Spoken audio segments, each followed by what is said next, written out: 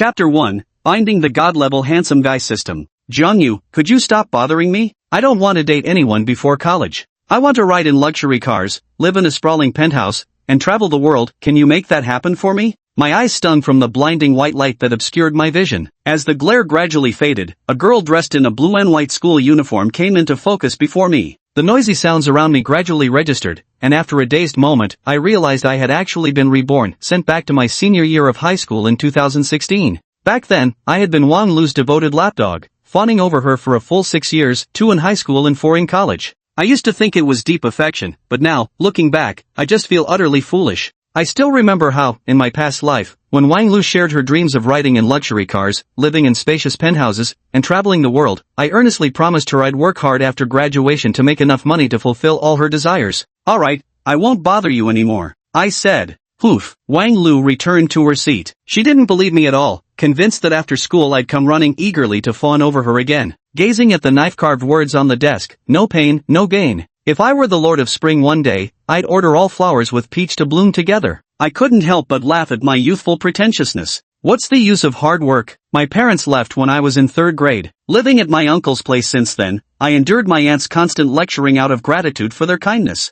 Only after finishing college entrance exams did I move out. After graduation, I worked diligently despite overtime and my boss's unreasonable demands, yet achieved nothing. At 25, I drank myself into a stomach ulcer at a business dinner. As an IT programmer, I coded until my hairline receded from overtime work, yet still couldn't afford a house or car. By age 36, I finally saved up enough to buy a used Passat and mustered the courage to visit a foot massage parlor only to chicken out and leave after just 7 minutes and 12 seconds. As for housing, with Jiangqing's property prices soaring past 15,000 per square meter, I didn't even dare to dream. I pushed myself to the absolute limit, yet remained desperately poor. My uncle had it even worse. He raised 2 children only to discover through a paternity test, triggered by an offhand joke, at age 19 that neither was biologically his. His wife had been cheating with their lawyer. They manipulated the family assets, won the court case, and my uncle, whom I'd cared for throughout, eventually jumped to his death from depression. Jang Yu, can't you have a little more ambition? Lin Wancho snorted beside him. She was one of the popular beauties at 3rd high, standing at the ideal goddess height of 165 centimeters,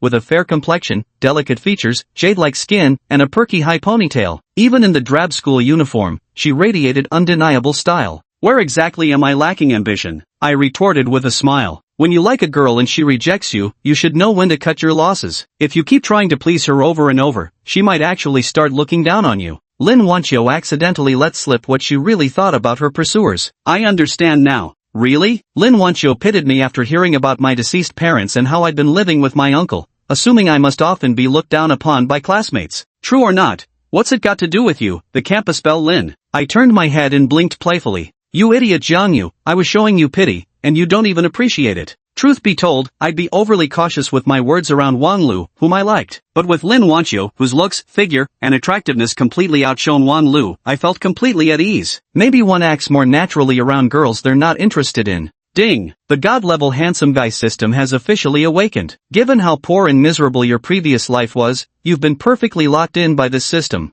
I'm the system administrator Xiao AI, delighted to serve you, host. After the initial excitement, I calmed down. After all, who hasn't read a few system novels? I knew that with this system bestowed upon me, this lifetime might not be so hard anymore. Immediately after, a line of data appeared before my eyes. Host, Jang Yu. Age, 19. Appearance score, 82, too thin, malnourished, severe insomnia, dark circles under eyes. Note, appearance rating includes behavior, etiquette, demeanor, confidence. Your every action may affect the score. Level, LV1, upgrade to LV2 requires spending 50,000 yuan, items, none. Balance, in debt, school belle Lin Wancho 382.5 yuan. Store, unlocks at system LV4. Ding! Level 1 privilege gift pack is bound to the system. Would you like to open it? Open! Congratulations, host, for obtaining the fully focused buff money-making privilege. A focused man is the most handsome. A focused man is the most charming. When you devote your full attention to a task and reach 100% concentration, you will receive a reward of 1 yuan for every second that passes. Note, level 1 privilege cultivates a male god's focus. Note, the male god tycoon cultivation system places greater emphasis on inner qualities.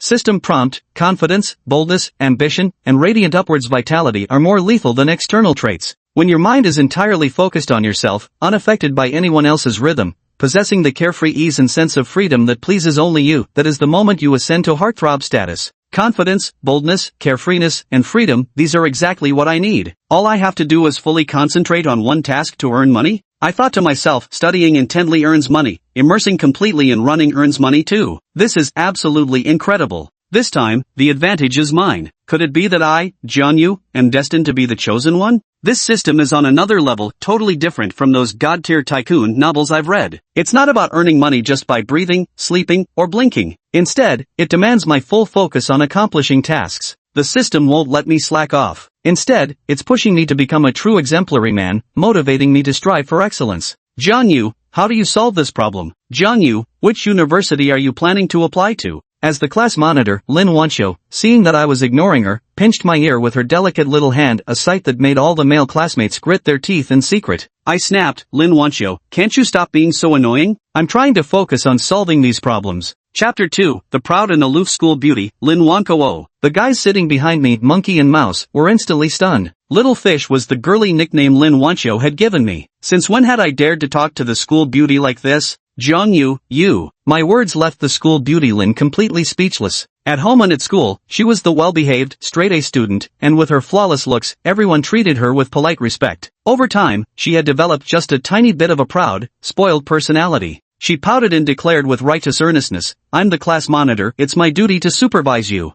I lifted my hand and threw my school jacket over my head. Jang Yu, I'm talking to you, are you listening? Loud and clear, it's not like I'm deaf. No sleeping in class. The class monitor has no obligation to police me. Then who does? The homeroom teacher? After a long silence, I said, Wifey dear, only my future wife has the obligation to scold me. You're not my wife, unless you're saying you want to marry me? Class president, I bet you're taking deep breaths right now. Don't be mad, it's Wanglu I like, not you. Teasing that Sunder a school bell was actually quite amusing. Jang Yu, you narcissist, who said anything about being your wife? She puffed up her cheeks in anger, glaring at me coldly. How had she never noticed before what a jerk I could be? I stole a glance at the furious Lin Wancho. No wonder she was considered the most beautiful campus belle in many boys' hearts. Her puffed cheeks when angry looked rather adorable. She smoothed back the loose strands of hair by her ear and forehead, then gave my motionless body a nudge. Pay up, she said. You still owe me 382 yuan and 50 cents. Pay you back? How could that be possible? I jolted upright in bed. With the most respectful attitude possible, I said, my apologies, class president. Which problem are you stuck on?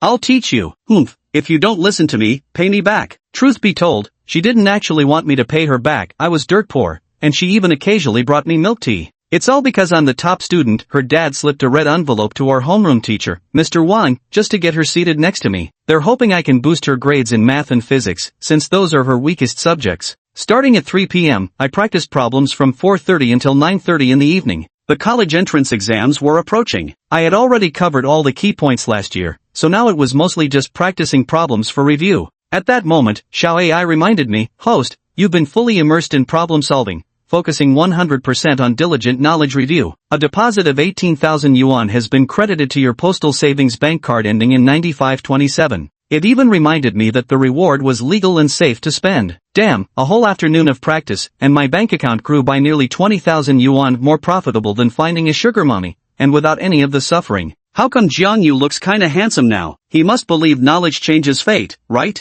A focused man is most attractive, and my charm just increased by +1 invisibly. Who can go 5 hours without using the restroom or drinking water while grinding through practice problems? I did it. My eyes were filled with nothing but thirst for knowledge. School beauty Lin Wancho was tidying up her desk and papers when her gossip-fueled curiosity sparked. She asked me, Jang Yu, doesn't your uncle treat you well? He treats me fine. I'm just working hard on practice problems. Shouldn't you, as class president, feel ashamed? You keep playing with your phone every now and then. Humph. Unable to retort, she spat out weakly, fine, you're amazing then. I'm heading out first, classmate Lin Wancho. Bye. I dashed out of the classroom in a flash. She pursed her lips, somewhat displeased. She had initiated the conversation with me, but I seemed rather indifferent, though to be fair, I was in the middle of solving practice problems. She was, after all, the aloof campus belle who never spoke to strangers first, yet here I was, brushing off her concern. To make matters worse, she even remarked, being so weak at 19 is ridiculous. A true top student should excel in both academics and sports. I feel like this body of mine is somewhat malnourished, with insufficient protein intake. After doing 30 push-ups and 20 pull-ups, I was already squatting on the ground, panting heavily. Then I ran 2 kilometers around the track, completely immersed in the joy of exercising. Ding! The host has been fully focused on exercising for 2 hours. Buff reward calculation in progress. You have received a total reward of 7,200 yuan. In an instant, the balance in the card showed 25,200 yuan. So exercising could bring such joy. Returning home, my aunt sat cross-legged on the sofa watching TV. Only leftover potato slices and garlic stems remained on the dining table. Beef was too extravagant for me. The kitchen was filthy, just waiting for me to come back and wash the dishes. In the living room, my aunt remarked, "What's the use of studying? Better to drop out early and start working. Even graduates struggle to find jobs these days, might as well stop studying." Uncle said, "Xiaoyu studies so well, I'll definitely pay for his college tuition." Aunt immediately countered, "If you pay for him, who's going to cover Shuer and Tao Tao's college tuition and living expenses when their time comes? Not go to college? Then what was the point of Xiaoyu spending years in high school? He's 19, legally an adult since last year. Even if we throw him to society, he won't starve."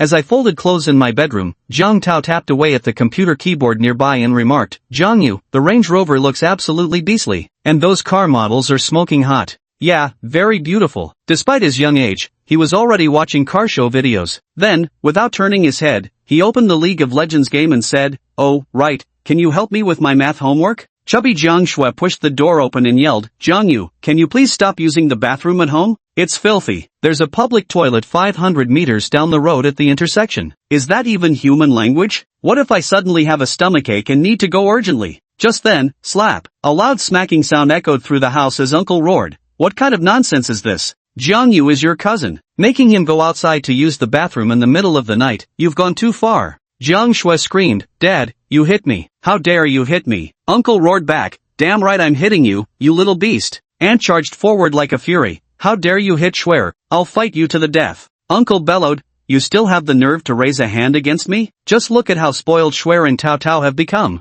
Jiang Yu is my own brother's child. Have any of you considered how I feel?" Feeling warmth spreading through my chest, I grinned and said, "Don't worry, Uncle. I'll move out tonight. You don't need to pay for my college. I can apply for student loans." "Absolutely not. You're not going anywhere. This is your home." "Uncle, I'm leaving. In a few days when the college entrance exams end, I'm going to drop a bombshell. But how should I gently break it to Uncle that he's been wearing a cuckold's horns for 18 years? Aunt shrieked, "Go then. Get out. You'll regret this. Just wait. Don't you dare come crawling back tonight." Regret? Me? Stepping out of my uncle's house, I felt an unprecedented sense of relief. I checked into a hotel near campus, ordered fried noodles for takeout, and even treated myself to 2 eggs and 2 sausages. The night's sleep was exceptionally sound. At 8 in the morning, when Xinhua Tower's library first opened its doors, I followed the crowd inside. Taking the elevator up to the bookstore, I picked out Lu Jinyun's A Word is Worth 10,000, found a corner, and sat on the floor immersed in reading. This book had won the Mao Dun Literature Prize, every sentence packed a punch. 2 hours flew by as I lost myself in the joy of reading. Concentrating deeply on the novel brought an unexpected reward. My bank balance increased by 7,200 yuan, bringing my savings close to 30,000. Ecstatic, my days of hardship were finally fading away. I went downstairs to the Shasen eatery by the library, thinking about how to level up the God-level handsome guy system. While eating my chicken leg rice, I wondered, should I dip into Huabei or take out a Meituan loan? I wanted to quickly upgrade the system to the next level to see if the level 2 money-making privileges would improve, but ding, Xiaoai gently reminded me that Huabei and loans couldn't be used for system upgrades. Well, money-making shouldn't be rushed. After a satisfying meal, I returned to the library and clocked in another hour, boosting my card balance to 40,000 yuan. As I walked downstairs, a light drizzle began to fall from the sky. Ignoring the glances of passers-by, I embraced the rain, letting it wet my face, yet feeling exhilarated. Then I bought an umbrella and walked beneath it to the nearby Tanfu Plaza. In my past life, I'd only owned 1 pair of AJ sneakers, a knockoff from Pinduoduo. This time, I first bought myself a pair of proper shoes, then several outfits from various brands, choosing the most comfortable ones to wear. A phone is a must. I visited Huawei's flagship store and selected the new Huawei Mate 9 Porsche Edition. Priced at a staggering 8,999 yuan, it was 2016, and at 18 years old, I was finally getting my own phone. Leveling up from LV1 to LV2 requires spending 50,000 yuan. Jiang Yu? Just as I stepped out of the mall, a familiar voice reached my ears. I turned to see today's campus belle, Lin Wancho, who had shed her youthful school uniform. She wore a light blue pleated skirt with pristine white stockings underneath, paired with a warm-toned beige t-shirt. Her long, straight black hair was tied up in a high ponytail. At the sight of Lin Wancho, 4 words flashed through my mind: youth is invincible. She initiated the conversation, asking, "Are you shopping for clothes alone?" I guess she must be thinking that her uncle treats me pretty well, yet I still act melancholic around her, playing the brooding prince, perhaps trying to catch her attention. I stopped walking and answered, "Yeah, what about you?" She shook her handbag and said, "Last time we were shopping, Xiaoxia really liked a dress but couldn't bear to buy it, so I secretly got it for her." Xiaoxia's full name is Xie Xiaoxia, her best friend. The two were practically inseparable at school. I complimented her, "You're truly the best kind of friend." Then, with a hint of bashfulness, she said, "Jang Yu, could you, maybe hold my umbrella all the way to the street?" It turned out it had been raining from yesterday evening until morning. Once the rain stopped, she went shopping without her umbrella, only to find the stores didn't sell any, so she had to wait under the entrance awning for the rain to pass. I teased, "I'm afraid people might misunderstand." She bit her lip and said, "Drop dead." I added, "What about your suitors? Wang Hao or Shui Tao, just reach out to either, and they'll come running to you in no time, won't they?" Wang Hao and Shui Tao had been aggressively pursuing her since freshman year, one fat, the other handsome, both barely qualifying as rich second-generation heirs, yet she'd rejected them both. Wang Hao weighed over 200 pounds, and Shui Tao broke out in acne last year. She wasn't the least bit interested. I gossiped, "I heard Wang Hao made this grand confession to you last week, 99 roses plus a solid gold necklace." She sighed helplessly, "What does his confession have to do with me? I've made it clear I won't date anyone before graduating high school. What can I do if they keep doing this?" The goddess's standard rejection line, "Only fools would believe that." I scoffed, "Damn, two pathetic simps." She rolled her eyes at me, "Please, aren't you the same with Wanglu? Practically a simp yourself? No? Humph, she used to lecture me, but I've cut my losses in time, I'm no simp now. When you're broke and poor, you're a simp." Wang Hao and Shui Tao came from wealthy families yet still pursued her relentlessly. Rich simps are still simps, and simps end up with nothing in the end. She glared at me angrily, "Are you going to hold the umbrella for me or not? If not, pay me back." Nothing gets me moving faster than hearing "pay me back." Instantly cheerful, I responded, "After you, campus bell Lin." She stepped down the stairs ahead of me with evident satisfaction, while I held the umbrella for her. But then she complained again, "Jang Yu, you're driving me mad, my clothes are getting soaked. Move the umbrella a little more over my side." I muttered, "My brand new short sleeves are soaked. Shouldn't we share the umbrella equally?" She scolded me, "What kind of man has no manners at all?" I lost my temper too, I won't put up with this anymore. In the blink of an eye, she was completely drenched. Crying, she cursed at me, "Damn Jang Yu, stupid Jang Yu, no wonder Wanglu doesn't like you, you clueless idiot." Then she hurriedly ran back into the mall, squatting on the ground with grievances, on the verge of tears. I quickly apologized, "Class monitor, I was wrong." She looked up with tear-stained cheeks, grabbed my arm, and fiercely bit into it. The pain shooting through my arm made me grimace and yell, "Hey, stop stop stop, keep biting and it'll draw blood." She shouted, "I'll bite you to death." But after finishing, she wiped the tears from the corners of her eyes. Looking at the teeth marks on my arm, I joked, "Well, now I have to get a rabies shot." She said shyly, "It's not that serious." I continued teasing her, "If a stray dog bites you on the street, wouldn't you need a rabies shot?" Finally catching on, she scoffed lightly, "You're the dog, you're the puppy." I laughed and apologized, "All right, my apologies. First time holding an umbrella for a girl, and you say I have no grace. You might be the little princess at home, but I'm the young master here." She asked me to accompany her shopping for clothes. When we entered the mall, I noticed her cheeks flushed pink, probably because she recalled our playful flirtation like a young couple earlier and felt a bit shy. But I remained composed, pretending nothing had happened.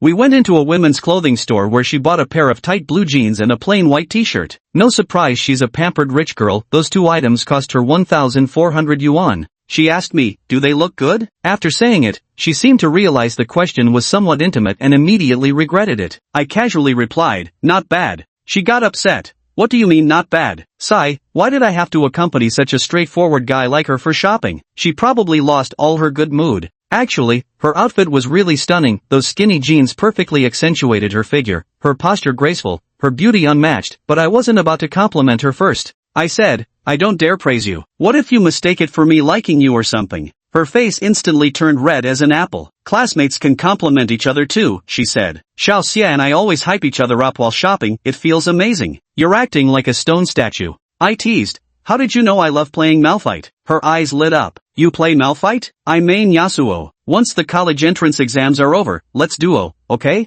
I didn't know how to answer her. She pressed on, "At the school gala last time, you couldn't take your eyes off Ning Ruoshi. Do you like her? Are you into her?" I answered bluntly, "Yeah, I do." Ning Ruoshi was the top student in class 1 and one of the 3 campus belles of number 3 high. Her looks were on par with Lin Wancho's, and her figure was even slightly better. She scolded me. Jang Yu, today feels like the first time I'm really seeing you. What a player, liking Wanglu while also having feelings for Ningruashi. I shrugged it off. Everyone appreciates beauty. What's wrong with me liking her? Just pure appreciation. I'm not like those sleazy boys who always think about getting a room and sleeping together. She pressed further. Then, between me and Ningruashi, who's prettier? I didn't hesitate. Ningruashi. The reason was simple, our school uniforms were loose. But even through hers I could tell Ningruashi had an impressive bust size that Lin Wancho couldn't compare to. Honestly, her asking that sort of question just showed how competitive she was. She complained, way to not spare my feelings. I said, just stating facts. She angrily replied, you're deliberately trying to provoke me. I responded, it's not like I have nothing better to do. Why would I want to upset you? She asked again, then tell me, what makes me less pretty than Ningruashi? As she spoke, she brushed aside a stray lock of hair from her forehead and flashed a faint smile. I grinned and explained, because Ningruashi has a big bust. There isn't a single guy in the world who doesn't like girls with big breasts. Happy now? Her face flushed red as she scolded me. Ugh, you pervert. I sighed helplessly. TCH, you're never satisfied no matter what I say. She glanced down and quickened her pace, saying, I'm not that young. I caught up and said, classmate Lin Wancho, could you lend me some money? I figured the fastest way to level up the system was to borrow money, and this little rich girl surely had some to spare. She pouted arrogantly, begged me. I immediately pleaded, please, class president. A man sponging off others can't afford to be proud. She grinned and asked, how much do you need? I replied, 10,000. She questioned, what for? I said earnestly, I want to buy a bracelet for Wanglu. Actually, I wanted to buy several pairs of shoes and clothes. I'd never worn new clothes since childhood. She exploded the moment she heard it. Jang Yu, are you trying to piss me off? My name is Jang Yu. Today, Lin Wancho generously handed me a bank card, saying there were over 20,000 in it with the password being 6/8. She also asked me to give her the umbrella. The moment I took the card, I was struck by the odd sensation of being a kept man. I handed her the umbrella and joked that letting the campus belle Lin get caught in the rain was entirely my fault. With a wave of her hand, she left me with nothing but the sight of her slender silhouette. For some reason, she didn't seem to mind my teasing. Compared to her other suitors, she appeared to enjoy talking with me more. I might have been her first male friend. I caught up to ask her when she'd asked me earlier who was prettier between her and Ningruashi, and told me to stop fawning over Wanglu if it meant she had feelings for me. That turned her face beet red. She called me a narcissist, and after teasing her, I ran off, which was such a thrill. Then, to my surprise, she quietly asked if all guys prefer girls with big breasts. I admitted it openly, and she blushed before scurrying out of the mall. Teasing the school beauty was quite amusing, and seeing her blush gave me an indescribable feeling. I didn't hesitate and went to the electronics mall to buy a new Alienware M14 laptop for 14,500 yuan. Since I graduated high school, having my own computer was perfectly normal, though I didn't dare splurge on anything too expensive. I still needed to spend 25,000 yuan to complete the task, but I had no interest in luxury brands. If I bought designer clothes, people would probably laugh at me for looking like a nouveau riche. So I went to a Chanel store and spent 22,000 yuan on a pair of underwear, then headed to a Prada boutique and picked out a pair of 3,000 yuan sunglasses. After completing these purchases, the system finished upgrading. My current info reads, host Jang Yu, age 19, appearance score 85, level LV2, items, none, privileges, fully focused money-making buff, financial status, debt, school beauty Lin Wancho 16,882.5 yuan, mall unlocks at LV4. At this moment, the system notified me that the level 2 privilege gift pack was being issued. After I accepted it, 5 cards appeared before my eyes. The level 2 privilege gift pack included a lucky spending cashback critical hit card, giving a 50% to 200% chance of cashback whenever I spent money. This excited me beyond words. Getting cashback critical hits just for spending? The system really knows how to impress. Next, I received the vibrant buff money-making privilege. Running can make you full of vitality, and outdoor jogging stimulates dopamine, enhances your demeanor, with the system rewarding 2 yuan per second of running, though treadmills don't count. The system also has a side quest. Complete a marathon and win first place to receive a 10 million reward. With my weak physique, I still have to run, might as well go for it. Rewind to an hour ago, outside the mall, Lin Wancho was hailing a cab under an umbrella when she bumped into Xie Xiuxie. Xie Xiuxie mentioned seeing her on a date with me, but Lin Wancho explained it was just a coincidence and that she had borrowed my umbrella. Xie Xiuxie then sarcastically remarked about seeing me comforting her, calling it a couple-like gesture. Lin Wancho angrily scolded me for my lack of gentlemanly manners, leaving her drenched like a soaked chicken. Judging by this umbrella incident, I must have left quite an impression on the campus belle, Lin Wancho. The next morning, I ran 6 kilometers on the campus track in 38 minutes, deliberately slowing my pace to earn more money, 2 yuan per second, plus the bonus from my full concentration money-making buff. My bank account swelled by 6,840 yuan. Who knew these two buffs could stack so perfectly? I was overjoyed. When class time approached, I rushed to a hotel, sweaty from my run, took a quick shower, grabbed breakfast, and then headed back to the campus classroom. Class 4 homeroom teacher Wang Haito was in the middle of an impassioned pep talk. I hunched over and quietly scurried back to my seat, with Lin Wancho whispering that I was late. I confessed that I'd overdone it playing Yasuo last night. After downloading the game on my Alienware laptop, I played until 2 a.m. with consistently negative KDA, eventually muting all teammate voice and text chats. Lin Wancho passed me a note saying gaming before Gaokao was too distracting. I immediately scribbled back, balance work and play, that's how the brain stays sharp. She replied, nonsense. Give me back my bank card. I teased, oops, left it at home accidentally. I'll return it tomorrow. She asked again, Jang Yu, did you buy a phone? Have you signed up for WeChat? Add me. I replied, yep. Here's my phone number, WeChat ID, and QQ number. Save them well so you can easily track me down when you want your money back. Accidentally spent over 10,000 of yours. Damn, 10,000 yuan. Seeing how heartbroken she looked, I felt a bit guilty too. This was her private savings account, 2 years worth of red envelopes from relatives,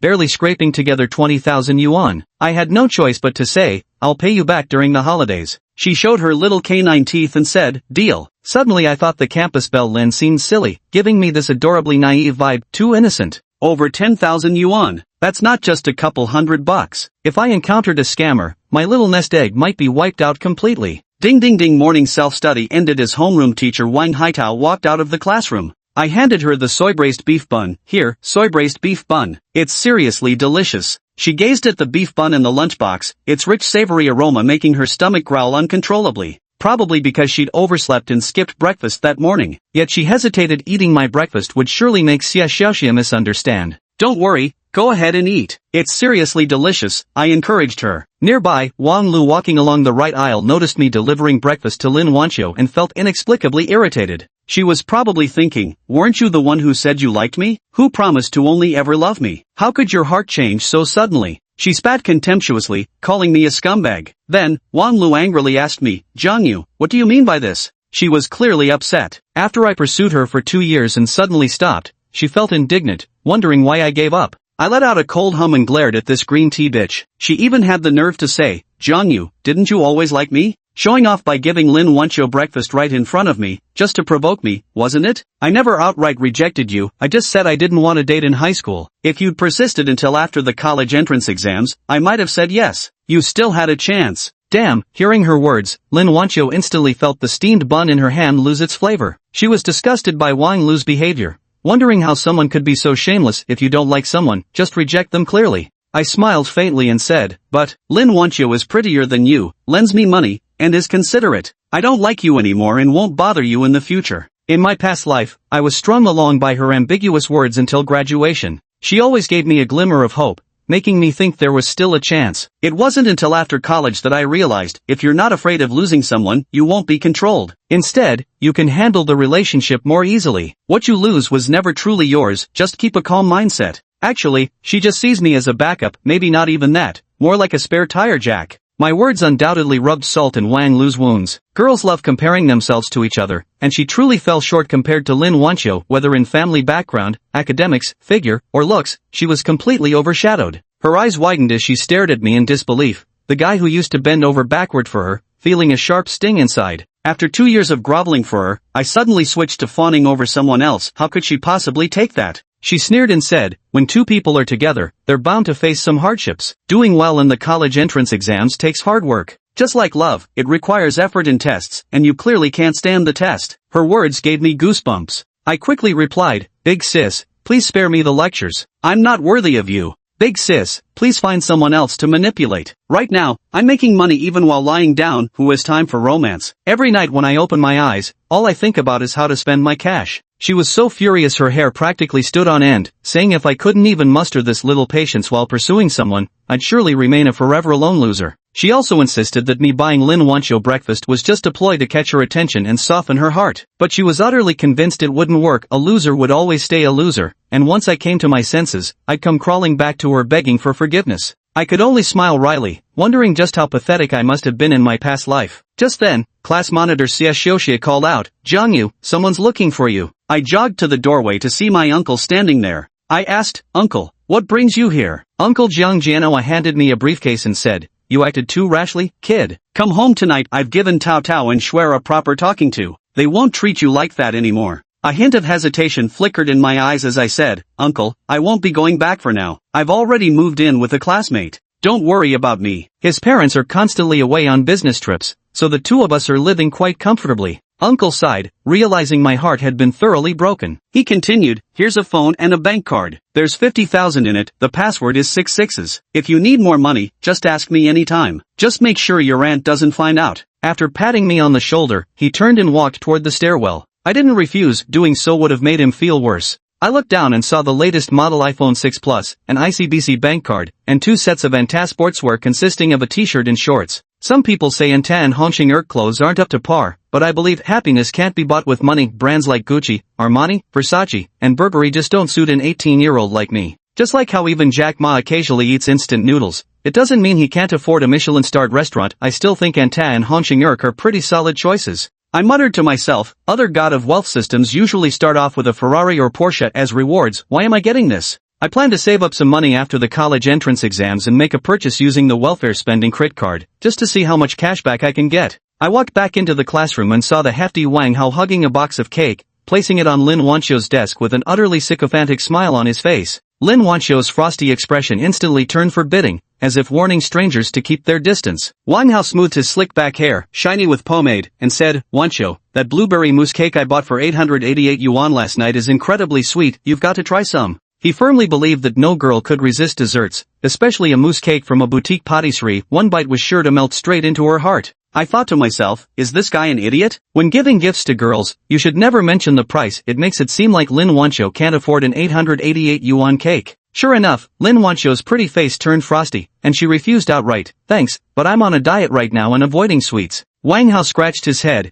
actually believing her excuse, and pressed on, alright then. By the way, after the college entrance exams, I'm planning a trip to West Lake in Hangzhou. Want to come along? Lin Wancho replied, not making plans for now. Crestfallen, Wang Hao walked away still clutching the cake. I couldn't help but laugh. He's really persistent. Didn't you reject him recently? This guy really has thick skin, just got rejected from his confession, and now he's shamelessly bringing cake again. Lin Wancho muttered, how would I know? He's insane, so annoying. In the blink of an eye, it was college entrance exam day. Throughout these 2 weeks, I'd stuck religiously to my routine, running 1 hour daily, studying seriously, doing push-ups, sit-ups, and practicing test questions for a total of 10 hours each day. The vigor buff earned me 108,000 yuan, while the deep focus buff racked up a whopping 540,000 yuan. 10 hours a day, 3,600 yuan per hour makes 36,000 yuan daily, multiplied by 15 days, totaling 540,000 yuan. Adding both amounts to the few thousand I'd saved earlier and the 50,000 yuan from uncle, my bank balance skyrocketed to an astonishing 700,000 yuan.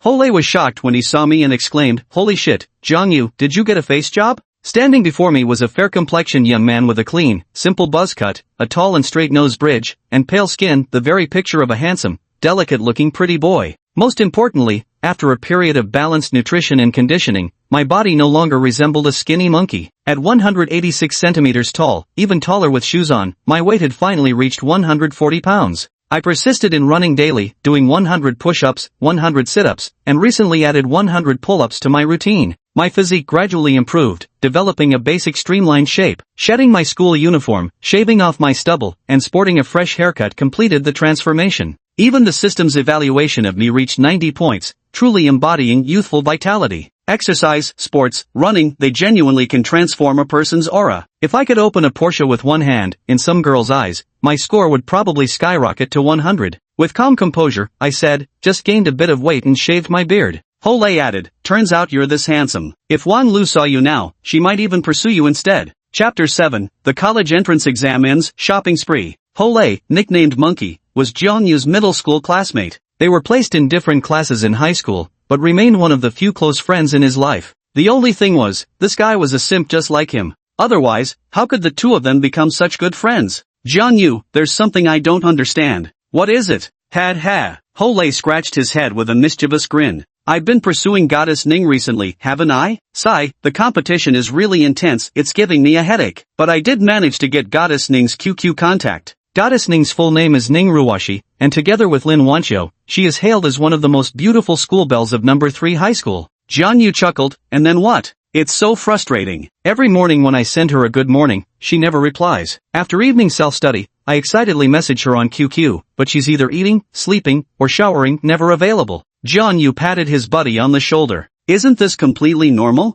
I get showering and sleeping, but is it really impossible to reply while eating? Sorry, buddy. She doesn't like you. Of course she won't reply to your messages. And you're still moping about it? What's even more annoying is that I buy her breakfast every morning, and she always says I've already eaten. Jang Yu said with a smile, pursuing someone is fine, but you've got to know when to advance and when to retreat. Just like cooking, timing is everything. Whatever you do, don't end up like me, acting like a lapdog. Heh, I'm no lapdog. Ning Ruwashi wished me good night yesterday. Sure, I asked her, what are you up to? And she just replied, I'm going to bed now, good night. But hearing her say good night made my heart melt with sweetness. Just look at that blissful expression on his face, still insisting he's not a lapdog? How's it going with Wanglu? I'm done chasing her. Dating's honestly no fun, way happier playing Yasuo. Hole enunciated each word slowly. You are pathetic. Pathetic beats being a simp any day. Jang Yu saw him on the verge of descending into the ranks of a simp and earnestly advised him. Monkey, give it up. Ning Ruwashi isn't right for you, you can't compete with others. Hole was straightforward by nature. Getting along well with him and often looking out for him, he was truly a great buddy. That's why Jang Yu didn't want to see Hole stray further down the path of simping, sinking deeper into hopeless obsession. It eventually turned into an obsession. Hole raised his voice, Old Jang, how could you be like this? Shouldn't you at least give me some advice? Fine. After a long silence, Jang Yu spoke slowly. When you talk to her, don't be nervous. Just chat with her like you do with me, keep it light and pressure-free. That way, Goddess Ning might actually respect you. You're the best. Hole revealed a sweet smile. Even if she doesn't reply to me, I feel incredibly happy just texting her. And when she does reply, it feels so sweet. I really think Ning Ruwashi and I are a great match. Damn. Jang Yu broke into a cold sweat. It's beyond redemption now. The monkey has completely become a simp. Given these circumstances, we'll have to wait until after the Gokao and take him to a foot massage parlor for some lighthearted relaxation. The entrance of Sanjong High School was packed with crowds. For most parents, the Gokao represents the day that could change their children's destinies. A springboard towards wealth and prosperity. Even the air seemed thick with tension. After exchanging a few casual words with Hole, Jang Yu stepped into the school. Ding! The college entrance examination began with the announcement, the exam has started, students may begin answering questions. It concluded with the words, the exam has ended, students must stop writing immediately. If any examinee continues to answer, the invigilator should promptly intervene. Once this recording played, it marked the complete liberation of the graduating seniors. Hole beamed with joy, it's finally over. I'm pulling an all-nighter tonight, playing Yasuo the whole night. Jang Yu smiled faintly. Hole grinned widely. What crap Yasuo? Let's play CF instead, snipe duel on the transport ship. I'll show you what the number 1 sniper from number 3 high can really do. Jang Yu? Lin Wancho exclaimed in surprise. After not seeing him for a week, why did Jang Yu suddenly seem handsomer? There was an indescribable air about him, was it refinement? Or perhaps a mix of untamed freedom and effortless grace? The school had given them a week off before the college entrance exams, so she hadn't seen Jang Yu for 7 days. For some reason, she actually hoped Jang Yu would message her on QQ or WeChat. But after Jang Yu added her as a friend, he never sent a single message. How did you do on the exam, class president? Jang Yu asked with a smile. Lin Wancho pressed her lips together lightly. My goal is to get into Xingqing University, but I'm not sure if there's hope. I performed pretty well today, how about you? Jiangcheng University is in the bag. Jang Yu snapped his fingers. Xiaoxia, let's head to the electronics mall to buy a laptop, but first, we're making a detour to the shopping center to get some lipstick. Lin Wancho chirped to her best friend with a playful grin, though her eyes secretly darted another glance at Jang Yu. Oh my, after 2 years of sitting together, I just noticed Jang Yu is kinda handsome. Dummy, hurry up and say, can I come along too? If you just ask, Jang Yu, I might reluctantly agree to take you shopping with me. My dad gave me $1,000 and promised to buy me AJs after the Gokao. Old John, maybe we could, tag, along, too? Hole stammered out his words. Such was Hosey, normally able to discuss anything under the sun with Jang Yu, even occasionally debating the Middle East situation. Yet the moment a pretty girl stood beside him, he'd get so nervous he couldn't speak without stuttering. Jang Yu pondered for a few seconds before chuckling lightly, let's go shopping with the campus belle Lin. Coincidentally, he needed to visit the mall anyway. He planned to spend all the money in his pocket at once to activate the welfare credit card and see how much cashback he could get. Even the refunded cash would have to be spent by Jang Yu. Without spending, the system wouldn't be able to level up. To level up from LV2 to LV3, you need to accumulate 500,000 experience points, which means he must spend 500,000 renminbi. School bell Lin, you wouldn't mind if we tag along with you, right? Well, since you're my deskmate, I guess I'll reluctantly agree. Chapter 8, and here you are acting all wronged. Jang Yu never expected that Lin Wancho and Xie Xiaoxia would go shopping at Tanfu Mall. This shopping mall was somewhat upscale, with the first floor entirely occupied by luxury brands like Louis Vuitton, Gucci, and Armani. It sold all kinds of beauty products. Guerlain, Tom Ford, Helena Rubinstein, Estée Lauder. Estée Lauder offers affordable products for everyday consumers as well as its premium La Mer line, billed as exclusively for high society ladies. Even amidst the crowd of affluent women on the first floor, Lin Wancho, draped in an ethereal white gown, effortlessly drew the gazes of many gentlemen. Baby, this Gucci bag is so gorgeous, will you buy it for me? I've had my eye on it for ages. It's too expensive. The price tag says 20,000. Let's go look at something else. The man wore a troubled expression on his face. The price tag on this bag read 24,000, while his monthly salary was only 8. How could anyone possibly starve themselves for 3 months just to save up for a crappy bag to give to their girlfriend? The woman flew into a rage on the spot, shouting, Feng-san, when you were chasing me back then, you promised to give me the life I wanted. Now buying a measly bag,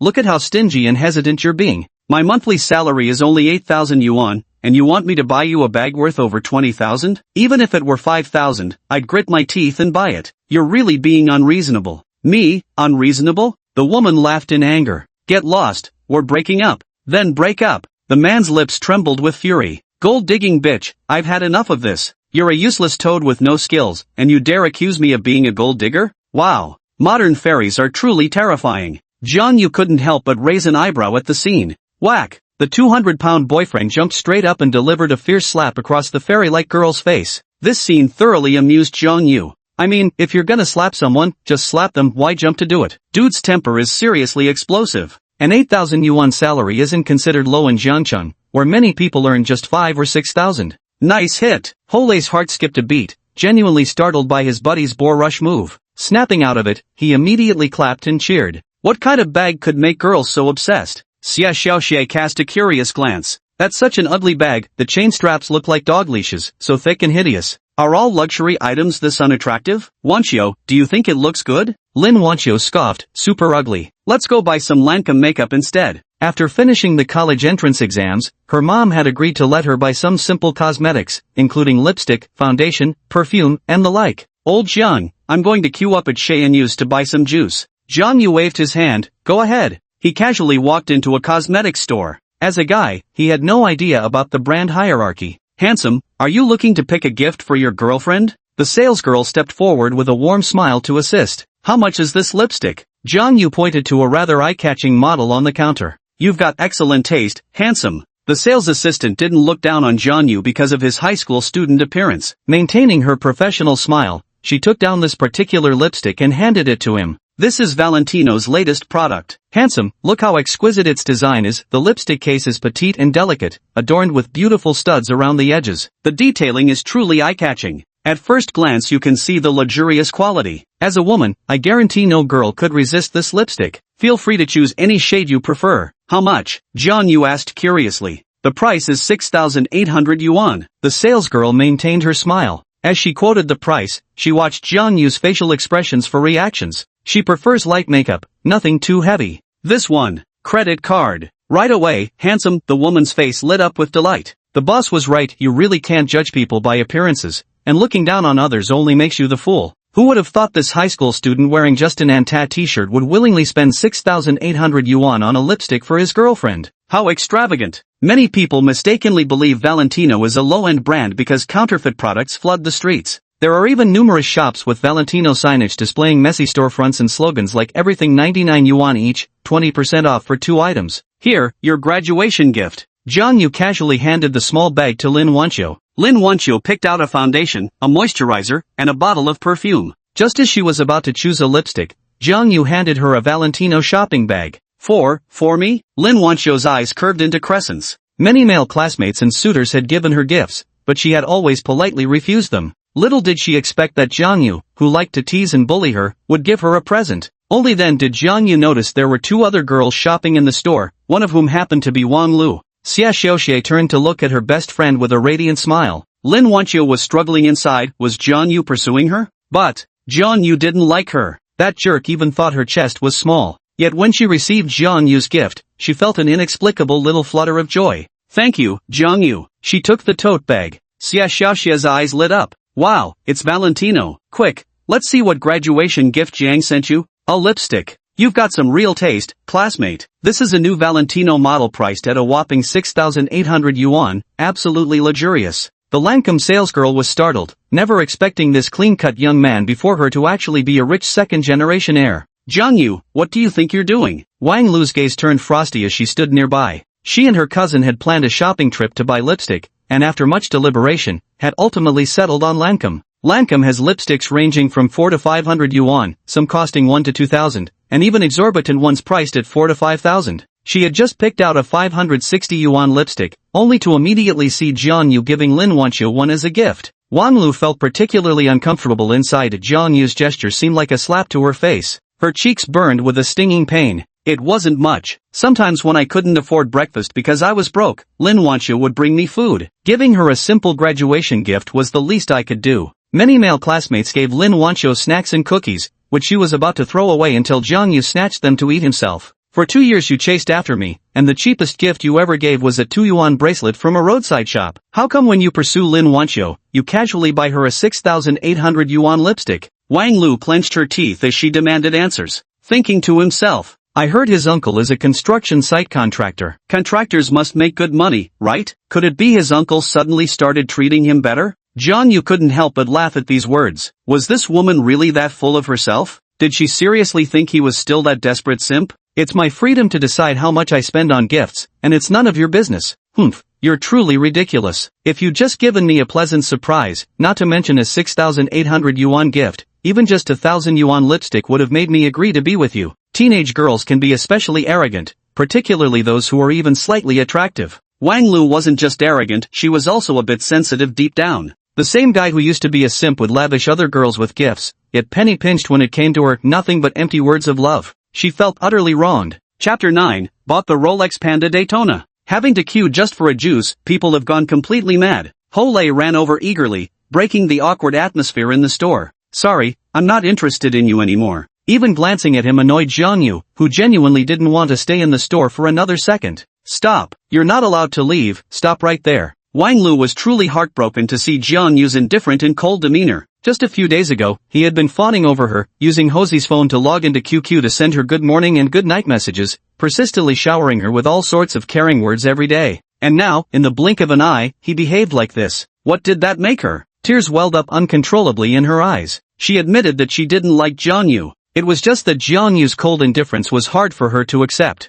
Even if she hadn't agreed to be with him, did he have to dislike her? In Jang Yu's eyes, she caught a flicker of annoyance, confirming that he truly didn't care for her anymore. The simp isn't licking boots anymore. So blue, want to cry. His previous life was wasted too much on the woman before him, but reborn Jang Yu bore no hatred towards Wanglu. He simply didn't want any entanglement with this woman in this lifetime. To be honest, her utterly defeated expression struck Jang Yu as rather amusing. My former goddess actually has such low standards, probably just a few bought gifts and a sprinkle of cash would be enough to lure her straight into bed. What a pity he no longer needed it. Jang Yu, slow down a bit. I can't keep up with your pace. Lin Wancho jogged lightly to keep up with Jang Yu. Xia Xiaoxia stamped her foot and hurried after them. Little hussy, you're not falling for Jang Yu over just a lipstick, are you? Hey, Lao Jiang, here's your juice. Lin, the campus belle, here's the juice I bought for you. Xia Xiaoxia, my fellow student, bro's treating you to some juice. Xia Xiaoxia pouted and snorted, humph, no thanks, I'm not your little sister.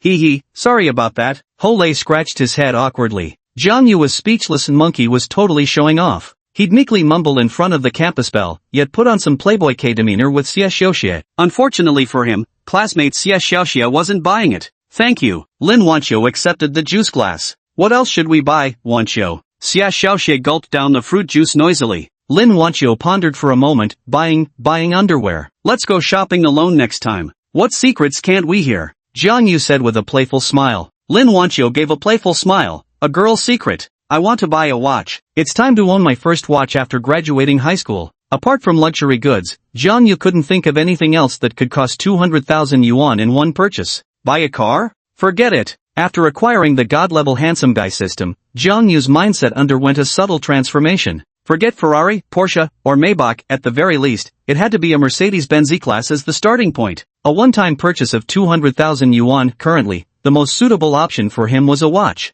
Hole shook the watch on his wrist, his eyes brimming with smug satisfaction. Casio, my dad gave it to me for my 18th birthday, cost him $2,400. Nice, it suits you perfectly. Hey Lao Jiang, what watch are you planning to get? Rolex. Jang Yu was the first to walk into the store. There were actually many famous watches at this price point of around 200,000 yuan. He had researched online beforehand. For example, the Elegant Overseas Collection, a prestigious line under Vacheron Constantin. There was also Patek Philippe's 5173 series, though Jang Yu wasn't particularly fond of small gold watches. A wristwatch that's too small looks cheap. This model pairs best with a pair of gold-rimmed glasses. As for Audemars Piguet and Blancpain, none of their styles appeal to me. What the hell? Buying a Rolex? Hole swallowed hard. The midday sun was blazing bright. How could old Jiang still be dreaming in broad daylight? Even if he knew nothing about watches, he understood that Rolex was a top-tier luxury brand. Even the entry-level models must cost at least 100,000 yuan, right? Good afternoon, sir. Welcome to Rolex. How may we assist you today? As the saleswoman in her black stockings and professional suit bent forward slightly, Hole's eyes instantly locked onto her.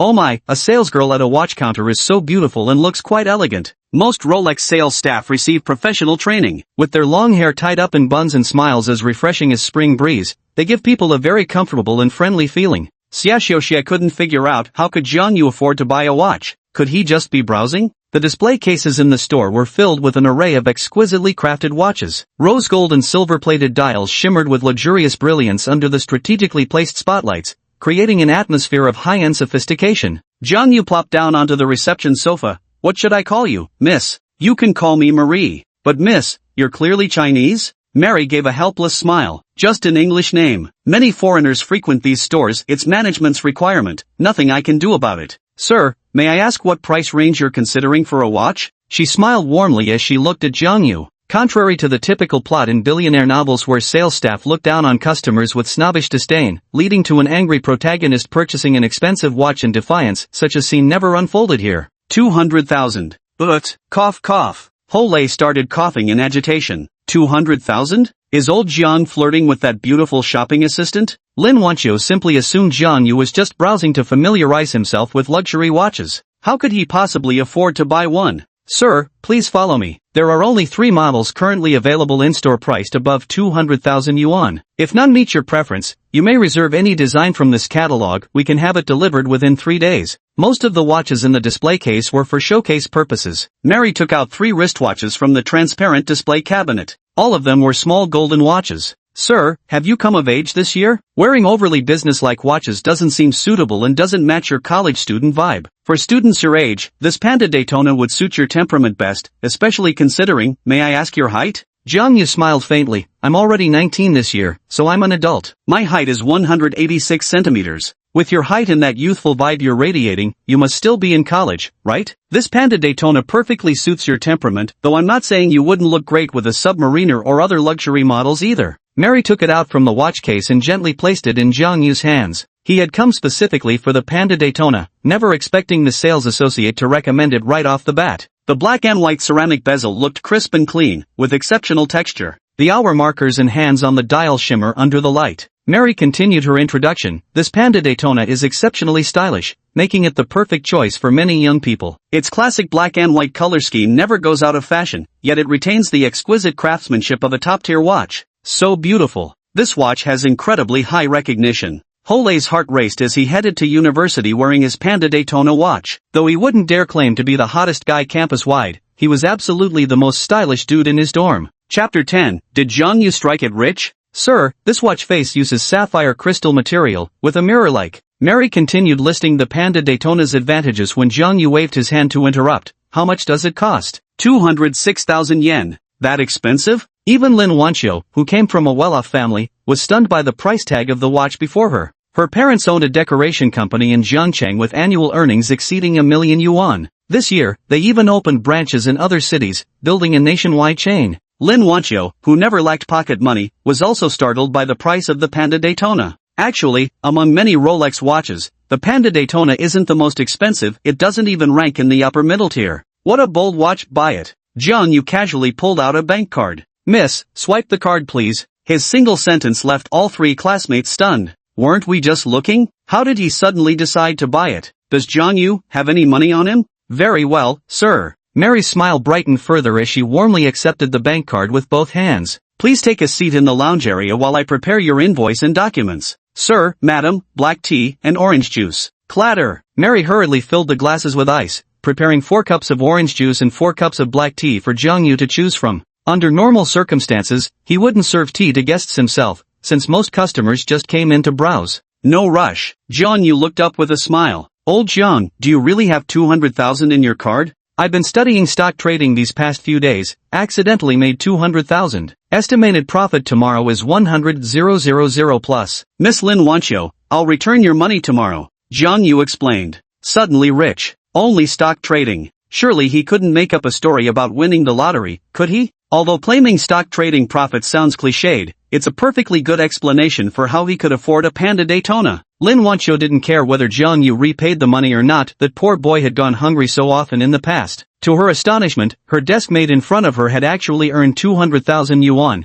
with another 100,000 coming tomorrow. This wasn't an exaggeration, because Jang Yu used the welfare strike cashback card. The return rate was 50% to 200%. It means that after this purchase, his pocket would gain at least 103,000 yuan, which is half the price of this Rolex. If luck is on his side, he could even get a critical strike of 200%, perhaps instantly earning a whopping 400,000 yuan. So amazing. Xia Xiaoxia looked at Jang Yu as if seeing him for the first time. Was this still the same Jang Yu who used to be insecure and overly sensitive? What shone on his face was unmistakably elegant and invincible confidence. Jang Yu. Lin Wancho stood with arms akimbo, looking down at her deskmate. What's up? Lin Wancho said earnestly, you shouldn't spend your earnings recklessly. Spend wisely. We've just graduated from high school. Buying such an expensive watch is too extravagant. Even buying a house or car would be better. Spending 200,000 on a watch seems so. Being able to drop 200,000 on a watch, isn't it just a timekeeping device? It's not the same, is it? If I gave you 3 100 yuan lipsticks from Pinduoduo, wouldn't you think they're cheap? Lin Wancho gritted her little tiger-like teeth. That's a completely different matter. I like it this way. You're not my wife anyway, so nosy. Jang Yu muttered under his breath. Fine then. She kindly reminded him not to spend recklessly, only to be teased by him in return. Don't you dare bite. Jang Yu took a step back. I will bite, and I'll bite you. Xia Xiaoxia teased. Wancho and Jang Yu are flirting. By the way, when a guy gives a girl lipstick, does that mean you like Wancho? Little Xia, you're so annoying. Pinch punch. The two beauties began playfully fighting, while Ho Lei stood by stupidly staring at the gorgeous sight before him. How could that be? After all, you're the icy campus belle Lin. I bet you'll have suitors lining up down 2 blocks once we're in college. Who would dare have feelings for someone like you? Ugh, mocking me. I'll bite you. Will you only bite me? I can pinch you too. Does that stinky Jang Yu actually like her or not? If he doesn't like her, why would he give her such expensive lipstick? When Jang Yu said he didn't like it, Lin Wancho felt a little unhappy in her heart. How was she inferior to Wanglu? The orange juice at the Rolex store is really delicious, even better than the one from Cayenne USA. Ho Lei ran to the juice machine and poured himself another cup. Holy shit! When my buddy suddenly flashed his Rolex, the Casio on my wrist instantly lost its appeal. Sir, please swipe your card here. Mary bent forward with a smile, extending her arm gracefully. She'd been transferred from the Hangzhou branch to Jiangcheng for a month. This was finally her first sale. She couldn't help but admire Jang Yu's good taste. Many people felt wearing a Rolex gave off a nouveau riche vibe, and basically no young people bought them. On the other hand, there were too many counterfeit Rolexes on the market. When young people wore Rolex watches, 90% would be assumed to be fakes. Most average watch enthusiasts only knew about the Rolex Submariner when it came to the brand. The Submariner was all the rage back then. Whether you knew watches or not, everyone had heard of it. She believed that this white dial with black bezel created the most classic panda color scheme, which was truly beautiful. Ding! Xiaoai kindly reminds you that your total expenditure this time is 212,800 yuan. Would you like to use the welfare shopping rebate card? Use. Congratulations, host. You have successfully used the welfare shopping rebate card and earned a total of 426,000 yuan from this purchase. Jang Yu's heart trembled. A critical hit with 200% cashback? He's practically the luckiest man alive. Not only did he get a free Rolex Panda Daytona watch, but he also made over 200,000 extra. Upgrading from LV2 to LV3 requires spending 500,000 yuan. The current balance in the card has reached an astonishing 900,000 plus, meaning I still need to spend another 300,000. By then, if I use the welfare critical strike card and get lucky like today, my savings would immediately surpass the 1 million mark. Little AI kindly reminds the host that you're still 280,000 yuan short of upgrading to LV3. Jang Yu, who had been poor all his life, never imagined that in this lifetime he would actually be troubled by having too much money to spend. What should I spend on next? Xiao AI, do the lipstick and watch I just bought count as one expenditure? Yes, host. Any purchases made within 2 hours can be counted as a single expenditure. Sir, would you like to wear them now? Wear it. Please have a seat. Mary bent slightly, supporting Jang Yu's wrist with one hand while helping him fasten the Panda Daytona with the other. Ho Lei gulped. As Mary bent over, there was just the slightest glimpse of something revealed. The Rolex sales associate Mary before him wasn't wearing a low-cut outfit, but professional attire. Yet she bent down far too low. Ho Lei's gaze wavered restlessly, torn between wanting to look and not daring to. By the time he turned his head, Mary had already straightened up. Jang Yu casually flicked his wrist and said, "So beautiful, let's go." Wearing a nice watch doesn't mean you should get cocky. Lin Wancho worried that Jang Yu might turn into an insufferable show-off like Shuetao. If anyone asks, I'll just say it's a 500 yuan knockoff, not the real deal. Problem solved, right? Yeah, gotta keep a low profile when you've got money. Xia Xiaoxia chuckled mischievously. Chapter 11. Now this topic will keep me wide awake. Would you like to go see a movie together? Lin Wancho looked up, her sparkling eyes meeting Jang Yu's gaze. She felt Jang Yu had changed from before. With a significant transformation in his demeanor, he now carried an air of an elegant scholar. There was also a carefree aura about him, untethered by worldly concerns, light as drifting clouds and serene as a gentle breeze. I need to stop by the hotel first. Since leaving his uncle's home, he had been staying at a small roadside inn. Tired of living here, let's switch to a 5-star hotel. Lin Wancho was left speechless, feeling slightly displeased. Jang Yu gave her a lipstick, and she wanted to invite him to watch a movie. This was her first time ever taking the initiative to ask a boy out for a movie, yet darn Jang Yu didn't seem very interested. I felt a tiny bit disappointed inside. Can we go to a bar? I'm really curious about what it's like inside. I promised Wancho we'd visit a bar after the college entrance exams, but we're both girls and a little scared. Jang Yu, could you and Ho Lei come with us? A bar. The moment this topic came up, Ho Lei immediately nodded with excitement. Hell yeah, Lao Jiang and I are definitely qualified flower guardians. That sounds awful. What kind of flower guardians? Jang Yu, are you even interested? Xia Xiaoxia looked at her classmates. Jang Yu repeated his usual line, let's head back to the hotel first. Alright, we'll go with you, right Wancho? Lin Wancho pondered for a moment before asking, Jang Yu, are you coming to the bar with us? Might as well go. We haven't had dinner yet. I'm starving. So the four of them headed to the Garden Hotel near 3rd High School. The hotel was quite small, with only 6 floors. To put it bluntly, it was just a cheap motel. As they reached the 4th floor corridor, the rhythmic, impassioned cries of a woman emanated from one of the rooms. Lin Wancho instinctively flushed, tightening her arm around her best friend's slender waist. As an exemplary student, Xia Xiaoxia had never been to such a place before. Just hearing the passionate cries of the woman inside made it clear what was happening in that room. Good heavens, could Jang Yu really be living in a place like this? The room was tiny, probably no more than 10 square meters, but neat and tidy. Lin Wancho, so boys' rooms can be this tidy too. I thought Jang Yu would be much messier. Let's go. Jang Yu packed his notebook into the backpack and stuffed his everyday clothes into the suitcase. Old Jiang, you're tossing all this? This whole desk full of study materials, third-year test papers, high school textbooks, everything?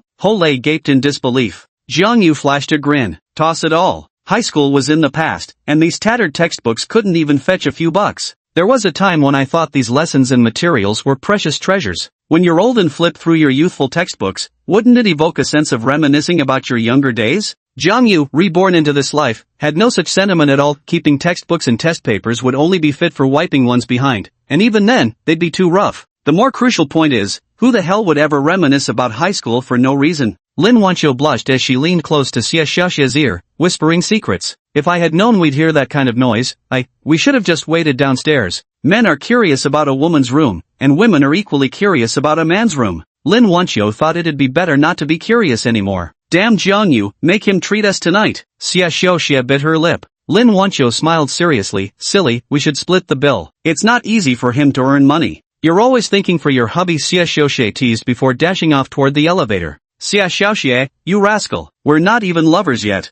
I'll bite you to death. Stand still and don't you dare run. Lin Wancho blushed furiously as she chased after him. Creak. The sound of a door opening rang out. Wang Hao, with his slick back hair, walked out of the room, accompanied by a girl carrying a school bag. Lin Wancho nearly collided with Wang Hao. Lin Wancho, CL classmate. When Wang Hao saw Lin Wancho, he was so startled his tongue tied in knots. He just had some fun with Jang Yu from class 5 in a hotel after the college entrance exams, never expecting to run into the campus belle Lin Wancho, whom he pursued for 2 years right after stepping out. Disgusting. A look of revulsion flashed across Lin Wancho's face as she coldly walked past him toward the elevator. It's over. Wang Hao couldn't fathom why Lin Wancho would appear at this cheap motel near their school. This is completely screwed now. A sharp voice came from Jang Yu beside him. Wang Hao, you came here with me to rent a room, but you're still thinking about Lin Wancho, aren't you? No, it's not. Jang Yu had seen Wang Hao with another girl in a rented room just a few days ago. How could he have changed partners in less than half a month? During his stay at this garden hotel,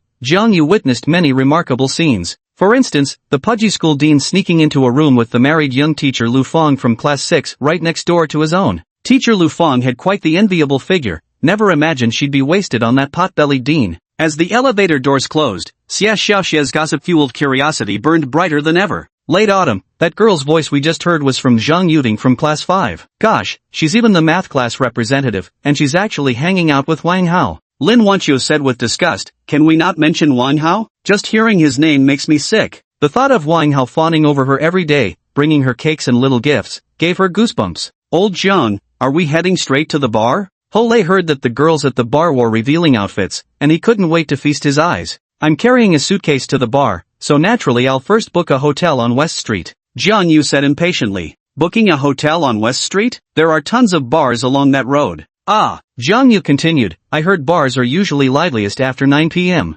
9 o'clock? Forget it then. My family's really strict, I have to be home before 10. Lin Wancho's delicate face showed a hint of hesitation. What if she accidentally stayed out too late? Wancho, let's just book a room. You can tell your mom you're staying at my place, and I'll tell mine I'm staying at yours. Lin Wancho smiled sweetly. Okay. Hole grinned foolishly, overjoyed to be walking with the school belle. The four of them sat in the same elevator. He turned away like a fool, breathing in the faint fragrance drifting from Lin Wancho. Lin Wancho indeed carried a lovely scent, a unique, subtle fragrance. As her deskmate for 2 years, Jang Yu had long grown accustomed to it. This is the one. The Hilton Conrad logo came into view before their eyes. This was a 5-star hotel, conveniently located right next to a bustling shopping and dining street. Jang Yu decided to stay here until university began. Every day, he would call Aditi to go practice driving, return in the evening to game, and occasionally head out to shop and spend a little. The hotel lobby wasn't exactly opulent in its decor, but it certainly gave off a high-class vibe. The 5 young women at the front desk collectively chimed, welcome. The soundproofing in a 5-star hotel must be better, right? Lin Wancho thought to herself. Hearing moaning sounds at night when you're trying to sleep can really drive you insane. When a girl and a boy do that sort of thing, does the girl always make noise? She felt a slight curiosity in her heart, but didn't dare to think further. She had never even held a boy's hand, still had her first kiss, let alone. Chapter 12, Checking into a Hotel. Welcome to Hilton Conrad. Are you checking in? The receptionist asked with a professional smile. Jang Yu handed over his ID card. Check me in for 10 days. The receptionist reminded him, all guests checking in are required to present and register their ID cards. Is Hosey staying overnight? Of course. Hosey swiftly flipped open his backpack to fetch his ID card. Never stayed at a 5-star hotel before, getting to experience it thanks to my awesome friend. 2 standard rooms, please. Jang Yu planned to cover Lin Wancho's room fee too, not because he was trying to show off, but because he believed the friendships formed during student years were the purest kind. Whether we can actually become a couple remains to be seen. The receptionist smiled apologetically and said, I'm sorry, handsome, all our standard rooms are booked. We only have suites and king rooms available. How much per night? Hole asked. The king room is 2,000 yuan per night, while the suite costs 4,000 yuan. Hole shrank his neck in fear. Why don't we go elsewhere? There are plenty of hotels on this street. I think Home Inn is quite nice. The receptionist smiled knowingly. All 4 of them wore backpacks. They must be students who just finished their college entrance exams. How could they possibly afford to stay at Hilton Conrad? Jang Yu Lin Wancho gently tugged on Jang Yu's sleeve. She also thought it was a bit expensive. Normally, shouldn't a hotel room cost around 400 or 500? Her card had 30,000 yuan in it, so she could afford it, but it felt unnecessary. 1 suite in 1 king bedroom, please. Jang Yu gave a faint smile and handed over his bank card, the Panda Daytona on his wrist gleaming dazzlingly. Alright, handsome. The receptionist didn't recognize it as a Panda Daytona, but she knew the attractive young man before her was wearing a Rolex watch. What now, little Miss Bossy? Jang Yu teased playfully. I'm ignoring you. Lin Wancho felt only a faint blush creeping up to the tips of her ears. For how many days? 10 days for the suite, and 1 day for the king bedroom. Xia Xiaoxia stopped Jang Yu. Wancho, the suite should have 2 rooms, right? We can share 1 bed, while Hole and Jang Yu can share the other. That should work, shouldn't it? A 2,000 yuan per night 5-star hotel? Isn't that too extravagant for today?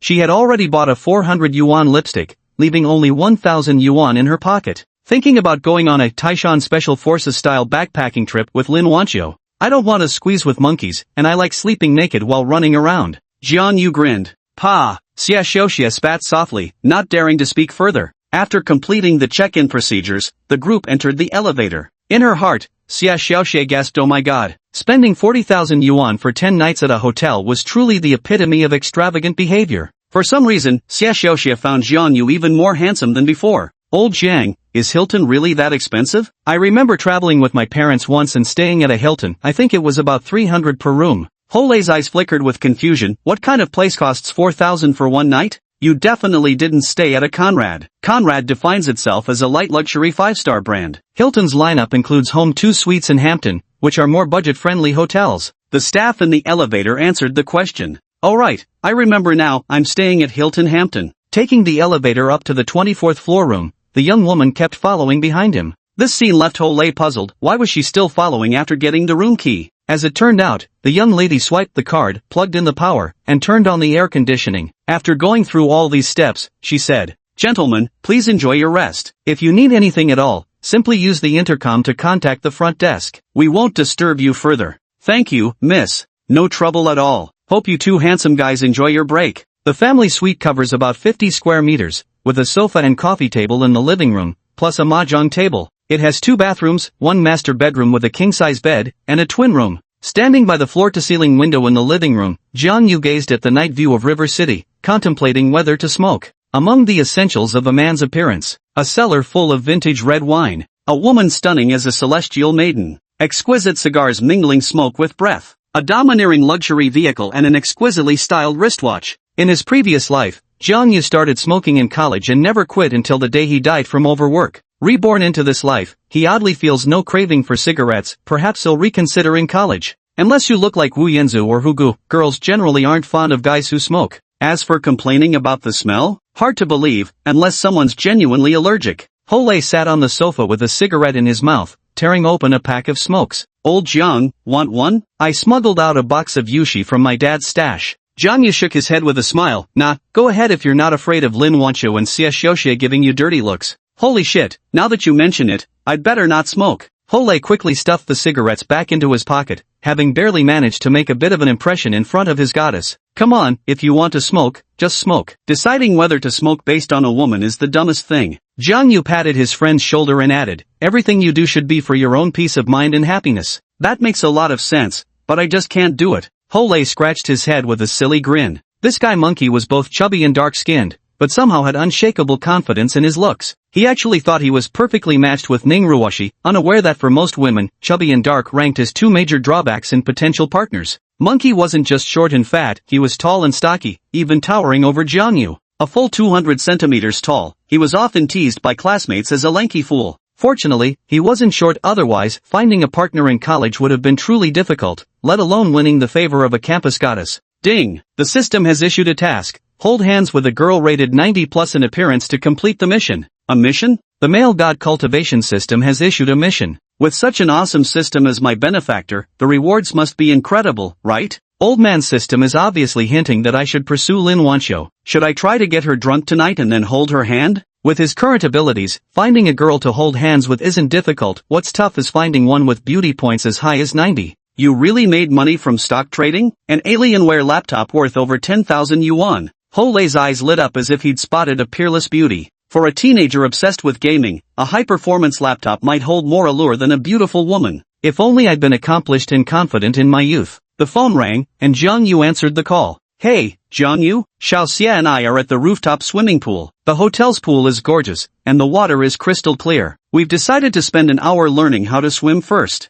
Swimming? Now that's something to wake me up. Jang Yu spoke with utmost seriousness. I'm an excellent swimmer specializing in butterfly and breaststroke, known as the little white streak in the waves. Would you 2 classmates like to hire a free coach? Really? Then come quickly. Xia and I are swimming for the first time and we're a bit scared, worried about choking on water. Lin Wancho's voice carried a hint of excitement. Plop. After hanging up the phone, Jang Yu opened the door and asked, "Monkey, wanna go swimming? The girls invited me." Swimming? No way. Got traumatized as a kid when water went down the wrong pipe. I'm gonna hit transport ship for some quickscope sniper duels. 3 minutes later, Ho-Lei was downloading CF, Crossfire. The next second, he abruptly stood up from his chair, slapping his face in stunned disbelief. Holy crap, Lin Wancho and Xie Xiaoxie going swimming will definitely wear swimsuits, maybe even super sexy bikinis. He rushed to the door and peeked into the hallway, but Jang Yu was already gone. Ah, forget it. Not knowing how to swim in front of the goddess would definitely make me look bad.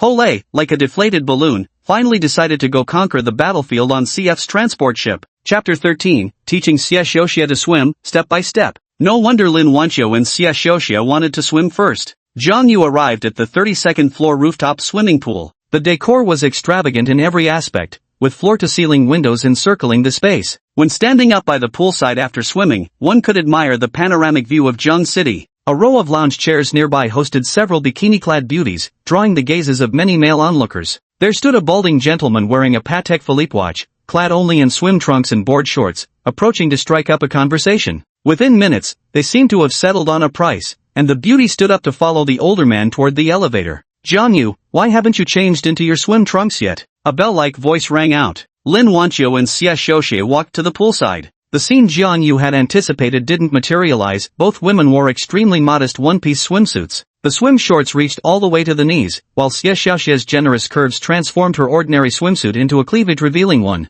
Even so, Lin Wancho still managed to dazzle Jang Yu. Her slender, straight legs were encased in a pure white one-piece swimsuit. One could say they were fairer than snow. If she were willing to participate in a leg modeling competition, she would undoubtedly win first place. Those gorgeous legs were truly beautiful. Jang Yu couldn't help but sneak a few extra glances. Lin Wancho felt slightly shy as she noticed Jang Yu's faint appreciation of her slender legs. She had 2 goals for this holiday break. First, learn how to swim. Second, get her driver's license. Where did you buy the swim trunks? Jang Yu asked. Lin Wancho rolled her eyes slightly. The supermarket on the first floor sells swimwear for both men and women, with plenty of styles. Hurry up and pick one, then teach me how to swim. The prices are outrageously expensive. A single swimsuit costs 500 yuan. I should have bought one from Taobao earlier. Xie Xiaoxie pouted slightly, feeling a faint sting of regret. The two happily decided to come to the hotel pool every day to learn how to swim. Since Jang Yu had already booked the room, he just needed to show the key card to the staff before entering.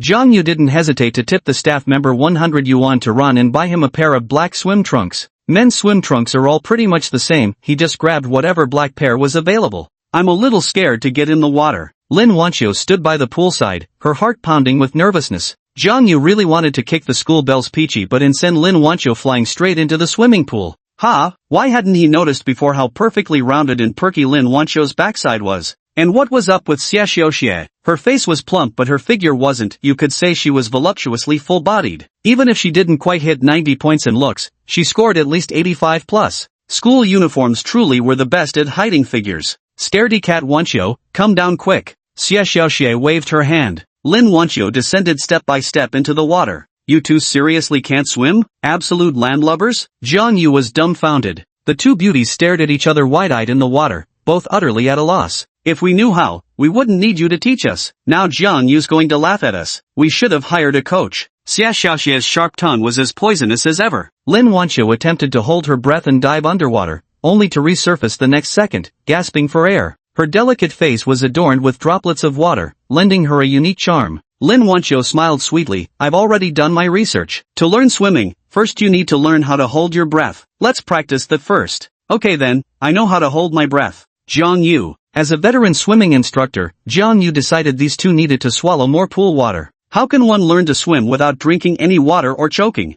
A few minutes later, after changing into his swim trunks, Jang Yu plunged headfirst toward Lin Wancho. Splash! The moment he entered the water, waves splashed up. When he emerged, his face was already just 20 centimeters away from Lin Wancho's. Their eyes met, and Lin Wancho's gaze froze in place. She felt as though time had come to a standstill, leaving only the sound of her own heartbeat. Thump, thump. Her heart was pounding so fast. Lin Wancho had never bought into those cliched movie tropes where female leads fell head over heels for a guy at first sight. How could anyone possibly develop feelings for someone after just one glance? Yet at this very moment, she genuinely felt her heartbeat quicken, her gaze towards Jang Yu growing slightly more bashful. one glance that felt like eternity. Jang Yu once thought that having been reborn into this life, his mindset had matured in every aspect and he wouldn't behave like a lovesick boy falling for every pretty face. Now gazing at Lin Wancho's breathtaking beauty from such close proximity, he realized how naive he truly remained. What 18-year-old boy wouldn't be drawn to a beautiful girl of the same age? If you want to learn swimming, you must first master floating and standing in water. Try floating first, both of you. Lin Wancho asked in a hushed voice, how do we float? Take a deep breath and lie face down in the water, then stand up. I'm a little scared. Xia Xiaoxie giggled, scaredy cat Wancho, with Jang Yu here you're still afraid? Would he really let us drown? Oh, Lin Wancho, slighted by her best friend's teasing, bit her lip and took a deep breath before floating face down in the water as her body gradually rose to the surface. But soon she couldn't hold her breath any longer. When she tried to stand up, she found herself unable to rise, her adorable little feet kicking helplessly in the water while her hands feebly splashed about. Jang Yu quickly grabbed her delicate hand, but surprisingly, he couldn't pull her up. I had no choice but to hold her slender waist. Phew, phew, Lin Wancho gasped heavily, her modest chest heaving violently. Stupid Jang Yu, can't you fish me out faster? I just experienced what drowning feels like. She pouted resentfully at the smiling Jang Yu beside her. I'm already moving as fast as I can. Don't wait until you absolutely can't hold your breath anymore before surfacing. Come up the moment you feel like you're about to run out of air. And you call me an idiot? Little Xia didn't even need me to pull her up. Jang Yu complained disdainfully. Seeing that her best friend had already mastered floating and could stand up effortlessly from the water, Lin Wancho, refusing to be outdone, took a deep breath and plunged into the pool again. Unexpectedly, she choked on several more mouthfuls of water. This time, Jang Yu stood right in front of her, supporting her slender waist to help her stand up. He could have just pulled her hand to help her up, yet Jang Yu insisted on supporting her waist instead. His reasoning was that it felt more secure this way. Her waist was truly slender and delicate, but Lin Wancho remained wholly absorbed in the joy of learning to swim. After a full 10 minutes of practice, Lin Wancho finally mastered floating and standing in the water. Jang Yu felt embarrassed by how much he was taking advantage of the situation. Jang Yu, I finally got the hang of it. Can we start swimming now? Look how amazing Xiao Xia is, she's already trying to mimic the strokes. Xia Xiaoxia choked on water and flailed helplessly as she couldn't hold her breath. You're so unworthy of praise. As a male coach by the poolside saw the beauty drowning and prepared to jump in for rescue, Jang Yu had already carried Xia Xiaoxia out of the water. Thank you, Jang Yu. Hold your breath moderately, stand up immediately when you feel you can't hold it any longer. Jang Yu reminded her before swimming back to Lin Wancho's side once more. Stinky Jang Yu, why did you have to hug Xiaoxie? Couldn't you just pull her up by holding her arms? An indescribable emotion welled up in Lin Wancho's heart, and the corners of her mouth unconsciously turned downwards. Chapter 14, Jang Yu takes Lin Wancho's hand initiative. Xiao Xia weighs more than you do, and the buoyancy in water is so strong. How could I possibly pull her up just by holding hands? Jang Yu couldn't understand why the young lady was in such a temper, but noticing her pouting lips and sour expression. Could it be, you're jealous because I hugged Xiao Xia? Jealous my foot? Who would ever be jealous of you? Having her thoughts exposed, Lin Wancho blushed and wanted to bite Sui. Yet her feet refused to move, and with an accidental slip, she tumbled toward the water instead. Fortunately, Jang Yu reacted swiftly, grabbing her delicate little hand and pulling her entire body into his embrace. Fooling around in the water isn't safe. Were you planning to bite me again? The gentle warmth of Jang Yu's breath against her nose made Lin Wancho realize she had thrown herself entirely into his embrace. Her eyes widened in surprise as crimson instantly flooded her cheeks, the glistening droplets on her flushed face making an exceptionally lovely sight. Jang Yu instinctively loosened his grip, never expecting her limbs to suddenly go limp. Lin Wancho? Throwing yourself into my arms on purpose, could it be you, like me? Jang Yu was amused. The girl's blush spoke volumes. Who would have thought this young lady would get shy? The sudden question left Lin Wancho's mind completely blank. Her heart had already been pounding wildly in Jang Yu's embrace, and now it was racing even faster. Who could like a boy who keeps teasing me and making me angry? Oh, is that so? That's good then. No more getting bitten every day. Jang Yu joked, patting his chest and even taking a step back. Whoosh! Lin Wancho's delicate face flushed red and pale in turns. Jang Yu, your tone is clearly full of disdain for me. I'll bite you to death. As one of the school flowers at number 3 high school, she never lacked suitors around her. Yet Jang Yu's slightly disdainful attitude made her feel somewhat angry and hurt. After that earlier eye contact, she realized she'd genuinely fallen for Jang Yu. To think that big dummy not only didn't like her, but even teased and flirted with her. Plop! Lin Wancho wanted to punch Jang Yu, bite Jang Yu, but unexpectedly lost her balance again and tumbled into the pool. Jang Yu had no choice but to pick her up, but this time he didn't let go. Their bodies were pressed tightly together, almost inseparable. Don't tease you anymore, silly, no fooling around in the water. I want to bite you. Who asked you to bully me? Did you just dislike me? She chomped down on Jang Yu's arm with an ow sound. Only this time she didn't dare bite hard, but gently nibbled instead. It hurts, let go. I already said I won't bully you anymore. Lin Wancho let out a huff of satisfaction. I wasn't even using much force. It was hard to tell whether the moisture on her face were tears or pool water droplets, but the faint redness around her eyes was unmistakable. Your canines are so sharp, they'd probably cut someone's tongue if you kissed them. Ah, Jang Yu, I'll fight you to the death. Jang Yu held her tightly, unwilling to let go, her youthful sentiments making his heart race. Lin Wancho noticed the ambiguous position they were in and struggled slightly, only to find Jang Yu still holding her waist in the water. That wretched Jang Yu, if he didn't like her, why did he have to bully her like this? And now he was taking advantage by holding her waist. Jang Yu ruffled her little head. If you keep playing around, little Xia will surpass you in swimming skills. Didn't you see she can already hold her breath and swim 10 meters in one go? You're the one who bullied me. She struggled free from Jang Yu's embrace. What a jerk, hugging her without her consent. Lin Wancho and Xia Xiaoxie, being beginners, lay exhausted on deck chairs after practicing for an hour. Only after seeing the two come ashore did Jang Yu feel safe enough to swim freely alone in the water. His swimming strokes resembled those of a little fish, joyfully gliding through the water. Light and nimble. Each paddle created surges of waves, as if swallowing miles in a single gulp wouldn't be an exaggeration. Phew! Jang Yu emerged from the water. Swimming is so joyful. After focusing on swimming for an hour, my account unexpectedly gained another 3,600 yuan. Money-making happiness. Happy money-making. Late autumn, when can we swim as gracefully as Jang Yu in the water? Watching Jang Yu's nimble strokes in the water, Xia Xiaoxie felt a twinge of envy. Lin Wancho pressed her lips together. Today we mastered floating, and you even learned to hold your breath while swimming. That's already amazing. Some people don't even dare to dunk their heads underwater on their first try. She was quite pleased with today's progress. With a few more practice sessions, she was sure they'd master it completely. Especially with Jang Yu, a swimming expert, giving guidance by his side. Let's skip the bar tonight. I'm tired. How about we go tomorrow? Xia Xiaoxie suggested. We'll go tomorrow. Let's go take a shower first. After showering and changing clothes, Jang Yu found the two women waiting for him by the locker room entrance. Languidly, he said, let's go. We'll grab some food first, then hit the bar. He used to be so skinny. Who knew he'd actually have such a good physique, even those streamlined muscles? Lin Wancho stole a glance before quickening her pace toward the elevator. 100 push-ups, 100 sit-ups, and 100 pull-ups every single day. When paired with a nutritious diet, even a skinny guy can develop a streamlined physique. Push-ups build the chest, sit-ups strengthen the core, and pull-ups work the back muscles. Jang Yu planned to stick with this routine for 2 months before hitting the gym after starting university. After their underwater flirtation, Jang Yu noticed Lin Wancho's gaze deliberately avoiding his whenever he looked at her. The two of them had just hugged and clung to each other underwater, giggling and playing around like a young couple. At this thought, Lin Wancho's cheeks involuntarily warmed up again. It's over. Wancho has really fallen for Jang Yu. Xia Xiaoxie felt a little unhappy inside. For some reason, a bittersweet feeling welled up in his heart. She didn't want her best friend to be with Jang Yu. Jang Yu, we're not going to the bar tonight. Wancho and I have plans for tomorrow. Sounds good. As they entered the elevator, Jang Yu naturally took Lin Wancho's delicate little hand in his. Seizing the moment while the delicate and ambiguous atmosphere lingered, he knew he had to take the initiative to strike while the iron was hot. Otherwise, he'd have to wait for another opportunity. Jang Yu held my hand, that big idiot, so domineering without even asking for my permission. Lin Wancho's heart fluttered with panic, and she instinctively tried to pull away, giving his hand a slight shake. But her small hand was held so tightly by Jang Yu that she gave up after struggling for a moment.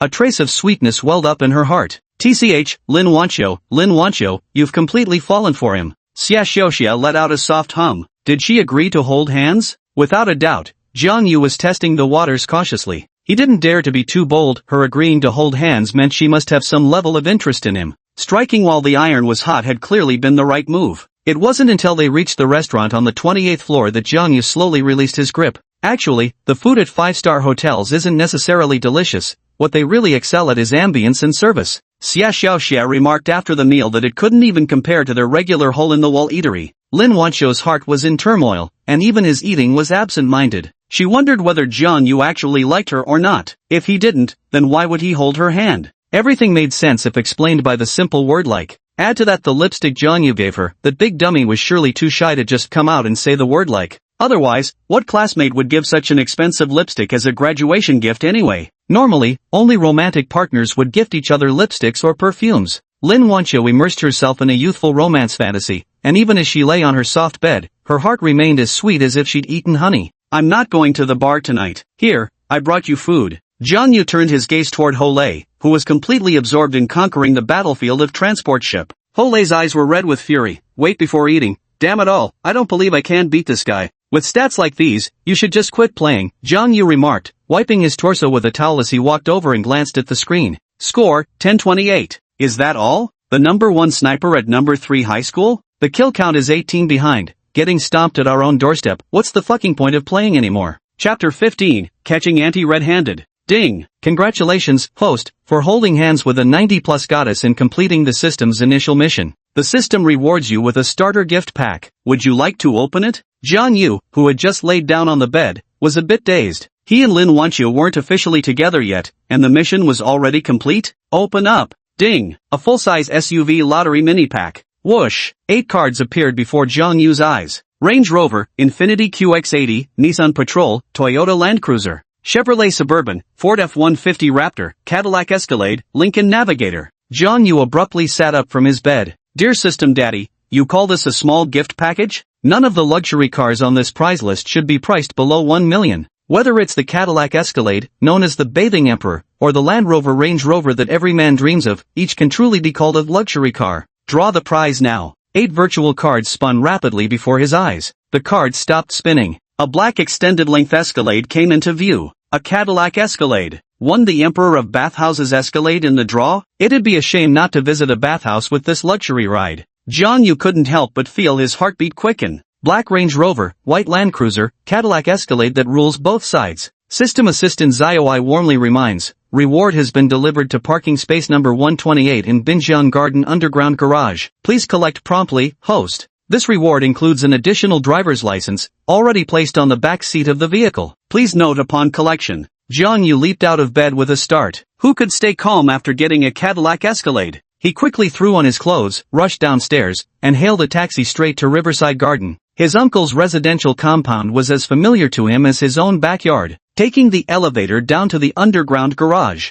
After some searching, he found the car that the system had rewarded him with. Indeed, for the almighty system, this was just a small gift. It's huge. It looks even more domineering than a Land Rover. Ruggedness and luxury are synonymous with the Escalade. The presence this Escalade exudes is truly overwhelming. Even without the exorbitant price tag of a top-tier sports car, the aura it radiates is absolutely unparalleled. Jang Yu circled the car body for a full inspection. The sharp body lines, multi-lens matrix headlights, and 22-inch blackened alloy wheels. The doors were unlocked, with the key left on the driver's seat. Jang Yu picked up the keys and plopped heavily into the seat, running his hands over the steering wheel. Front massage seats, soft closed doors, illuminated windowsills, adaptive air suspension, 12-way power-adjustable front seats, 4-way lumbar support for front seats, rear entertainment system, platinum interior trim, genuine leather steering wheel, AKG Studio reference 36-speaker sound system, electric pedals with LED lighting, and Cadillac-branded ground projection lights. Plus, it's equipped with a 6.2-liter naturally aspirated V8 engine,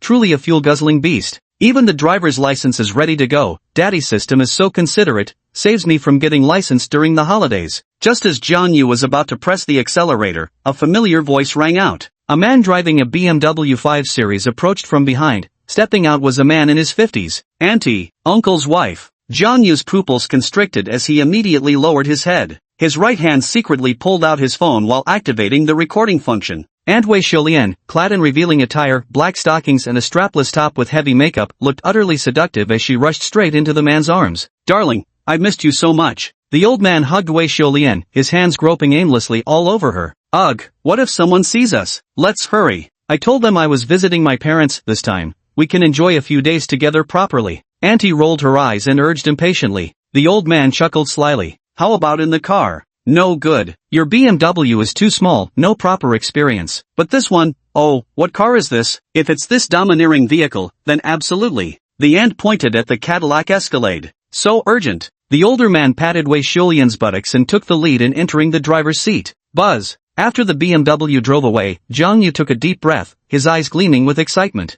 A thrill of catching infidelity surged through him. How could his uncle's wife, a woman in her 40s, still be so flirtatious? After reviewing the footage, he ignited the engine and swiftly chased after the BMW's direction. To his surprise, the BMW 5 Series stopped in the parking lot right outside the Hilton Hotel entrance. Jang Yu followed closely and parked behind, a cold smirk forming at the corner of his mouth as he slowly retrieved his sunglasses from the car and put them on. Holy crap, is this dude nuts? Wearing sunglasses at night? Sho, didn't you see he got out of a Cadillac Escalade? Guys who drive Escalades usually have short tempers. Jang Yu jogged into the elevator, turning his back to the older man and his aunt. Besides, he changed his hairstyle and put on some weight recently, no longer the scrawny kid he used to be. His aunt didn't recognize him at all. So Detective Jang Yu quietly followed the two, catching sight of them entering room 1412. He quickly headed to the lounge at the end of the hallway and called his uncle. The next second, Zhang Jianhua's voice came through the phone. Hey, Xiaoyu, your aunt just happened to go back to her parents' house for a few days. My ears are finally free, and she won't nag you either. Come back soon and keep your uncle company for a chat. Uncle, I saw Auntie at the Hilton Hotel. Zhang Yu got straight to the point. Ha? She went into a room with a strange man. What did you say? Really? Absolutely true. You stand guard by the room door for me. Which Hilton? I'm coming over right now. Damn that slutty bitch, why do I feel something's off with her? Putting on makeup at this late hour, I'll fucking kill her. Zhang Yu was startled. Uncle, you mustn't act rashly, keep calm. I'll wait for you at the entrance of the Conrad Hilton. Click. He had to stop his uncle from doing anything foolish. A wife's infidelity is a crushing blow to any man. Still, discovering that the son and daughter you've raised for 18 years aren't biologically yours is slightly less devastating compared to other scenarios. He remembered how his uncle remained eerily calm after the paternity test results, quietly filing for divorce instead of erupting in anger. In the end, neither Jiang Shui nor Jiang Tao called him dad anymore, and by the time he filed for divorce, all his assets had been secretly transferred away. The small-time contractor who used to earn 300,000 yuan a year abandoned his business, holing up in a rented room, drowning his sorrows in alcohol day after day. Drank until he became depressed and committed suicide. In less than 15 minutes, Zhang Jianhua ran toward the hotel entrance with an angry expression. Xiaoyu, where is that bitch? Which floor? Which room? Uncle, don't act rashly. Calm down first. Zhang Yu swiftly snatched the fruit knife from Zhang Jianhua's hand. If no one had intervened, this could easily have turned into a fatal incident. His face flushed crimson with rage. Zhang Jianhua roared. How could I stay calm when any man would lose his mind being cuckolded like this? And has probably been doing this for more than a day or two. Right now, you should gather evidence by filming through the door. Don't mention divorce, first find a lawyer to transfer all marital assets away. Zhang Yu analyzed. Actually, he shouldn't have said that. Even if it made his uncle angry, he'd have to accept it. Since it's already happened, he could just beat the guy up to vent his anger. But stabbing someone and ending up in prison would be too high a price to pay. I'm taking Jiang Shui and Jiang Tao for a paternity test tomorrow. Later, help me record the evidence, and give me the fruit knife. Zhang Jianhua's teeth were grinding together, his face as dark as a thundercloud, like an enraged lion. Zhang Yu shook his head. No, we can't resort to violence. Uncle, you must stay calm. I'm perfectly calm. Zhang Jianhua took the lead and dashed toward the elevator. Zhang Yu casually tossed the fruit knife into the trash bin by the door and jogged to catch up. Chapter 16, The Thrilling Scene. My man is nowhere near as capable as you, Wei Xiulian said while getting dressed. The old man took a deep drag of his cigarette. There's nothing quite like the thrill of fooling around with another man's wife. Forget the clothes, go shower and let's do it again. This time, we'll admire the beautiful night view of Jiangqing standing right in front of the floor-to-ceiling windows, outside the door. Is it this room? Zhang Jianhua looked up at room 1412. Arg. Zhang Yu nodded, knocked on the door, and called out. Sir, the hotel has specially prepared exquisite dinner petit fours for our VIP guests. Little cake, the service at this 5-star hotel is really something else. The middle-aged man lying on the bed chuckled, wrapping a towel around himself as he gently opened the door. What greeted him was Zhang Jianhua's size 52 foot. Bam! The old man collapsed straight to the ground. Daring to cheat on me behind my back. Wei Xiulian, where have I failed you all these years? Zhang Jianhua's eyes were bloodshot. He strode forward and delivered 2 sharp slaps to Wei Xiulian, who had just gotten up to bathe, sending her reeling in shock. When Wei Xiulian saw Zhang Jianhua appear, her mind went blank with a buzzing noise, her legs gave way, and she plopped down onto the ground. Zhang Yu turned on his phone camera to record evidence. Thankfully, his aunt was wearing a lace skirt underneath, or else it would have been truly inappropriate to look. Had fun with someone else's wife, didn't you? You bastard. You played around with my wife. You son of a bitch, you like messing with other men's wives, huh? Zhang Jianhua's emotions spiraled out of control as he punched the old man's face repeatedly. Uncle, calm down, don't take this to the point of killing someone. Zhang Jianhua vented his fury violently. The old man was thoroughly beaten senseless, with blood in his eyes and 2 teeth knocked loose from his mouth. He scrambled out of the room, not daring to stay for even a second. Getting caught sleeping with another man's wife could easily get you killed. Especially seeing Jiang Jianhua's murderous expression, his courage completely shattered. Wei Sholian pondered for a long while but still couldn't figure out how Jiang Jianhua had managed to track them down at the Hilton Hotel. And he even managed to find his way precisely inside the room. When she looked up and saw Jang Yu, she immediately realized something. Jang Yu, what are you doing here? Was it you who tipped them off? Jang Yu, you little brat, answer me. Was it you? After all I've done raising you, you ungrateful little bastard. Snap. Jiang Jianhua delivered a fierce slap across his face. You hit me, how dare you hit me? In all these years of marriage, you've never laid a hand on me. Having an affair behind my back, was it fun? Enjoying cuckolding me, was it? Jiang Jianhua forcefully suppressed the urge to kill the woman standing before him.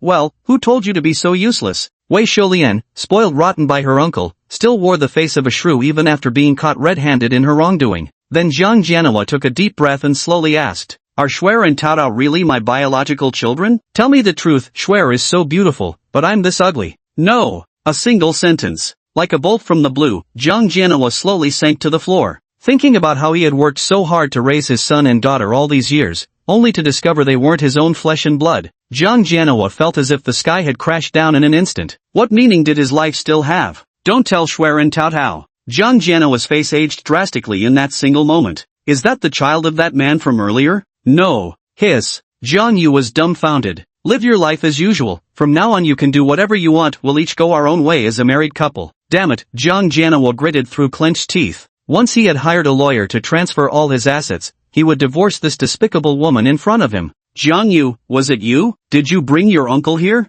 You little bastard. Watching Wei Sholian's furious expression, Jang Yu's lips curled into a cold smirk. He felt secretly pleased and couldn't be bothered to exchange another word with the woman. This counted as a small taste of revenge. Xiaoyu, how about joining your uncle for a drink? Uncle, I'll drink with you, but just a little, can't overdo it. The late-night snack lasted until 2 a.m., yet Jiang Jianhua's thoughts weren't about abandoning his wife and child. Instead, he planned to transfer the assets and then divorce Wei Sholian, intending to continue living with Jiang Tao and Jiang Shui. Choose between your son and daughter to see who's willing to go with you. He said he'd developed feelings for Jiang Tao and Jiang Shui after raising them all these years. Even if they weren't biologically his, they were as close as if they were. As long as Jiang Tao and Jiang Shui were still willing to call him dad, he'd gladly continue raising them. But that despicable woman before him? He'd lost all desire to stay together. The son and daughter weren't biologically his, and shockingly, they didn't even belong to that old man. One can only imagine how many men Wei Sholian had been with. How utterly tragic, the green hat on his head wasn't just one after all. Jang Yu felt deep sympathy for his uncle. At just 43 years old, his uncle was in the prime of a man's life. I hope he can pull himself together and find a wife for his uncle soon. As for Jiang Tao and Jiang Shui, one could describe them as utterly ungrateful. After learning that the uncle who raised them for 18 years wasn't their biological father, neither of them wanted to call him dad anymore. Old Jiang,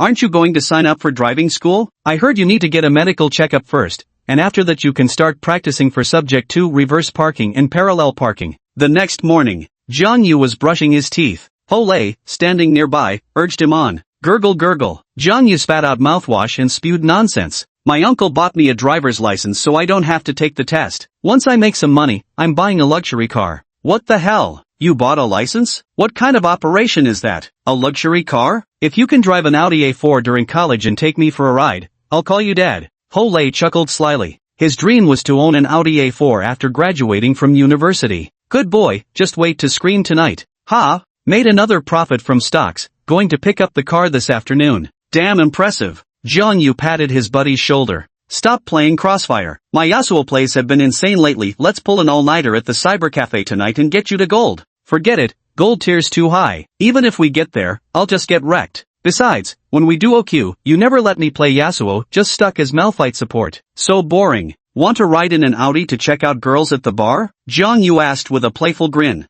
Ho Lei licked his lips, his heart racing as he said, from now on when we do OQ, you just focus on carrying with Yasuo. I'll be your loyal Malphite support sidekick. Knock knock. The sound of knocking came, and Jang Yu opened the door to look. Lin Wancho and Xia Xiaoxie walked into the suite. Stretching by the floor-to-ceiling window, Lin Wancho said lazily, 4,000 per night for a family suite. This is truly extravagant. Xia Xiaoxiao ran over and linked arms with her best friend. Let's go eat the buffet breakfast. It's included in the room rate. It'd be a waste not to eat it. What do you think, Jang Yu? Chapter 17, is driving an Audi S6 that impressive? No comparison, no pain. After breakfast, Xia Xiaoxiao and the other two went to practice driving, while Jang Yu found a library to read. Parallel parking is easy, but perpendicular parking is so hard. Wancho, should we bribe the instructor a little? Xia Xiaoxia looked frustrated, irritated by the coach's attitude. Lin Wancho held her best friend's hand. Up to you. Cash might not be accepted, but you could give the coach 2 packs of expensive cigarettes when you come for practice tomorrow. Ah, good idea, she giggled. Let's take a taxi. 7 kilometers won't cost much.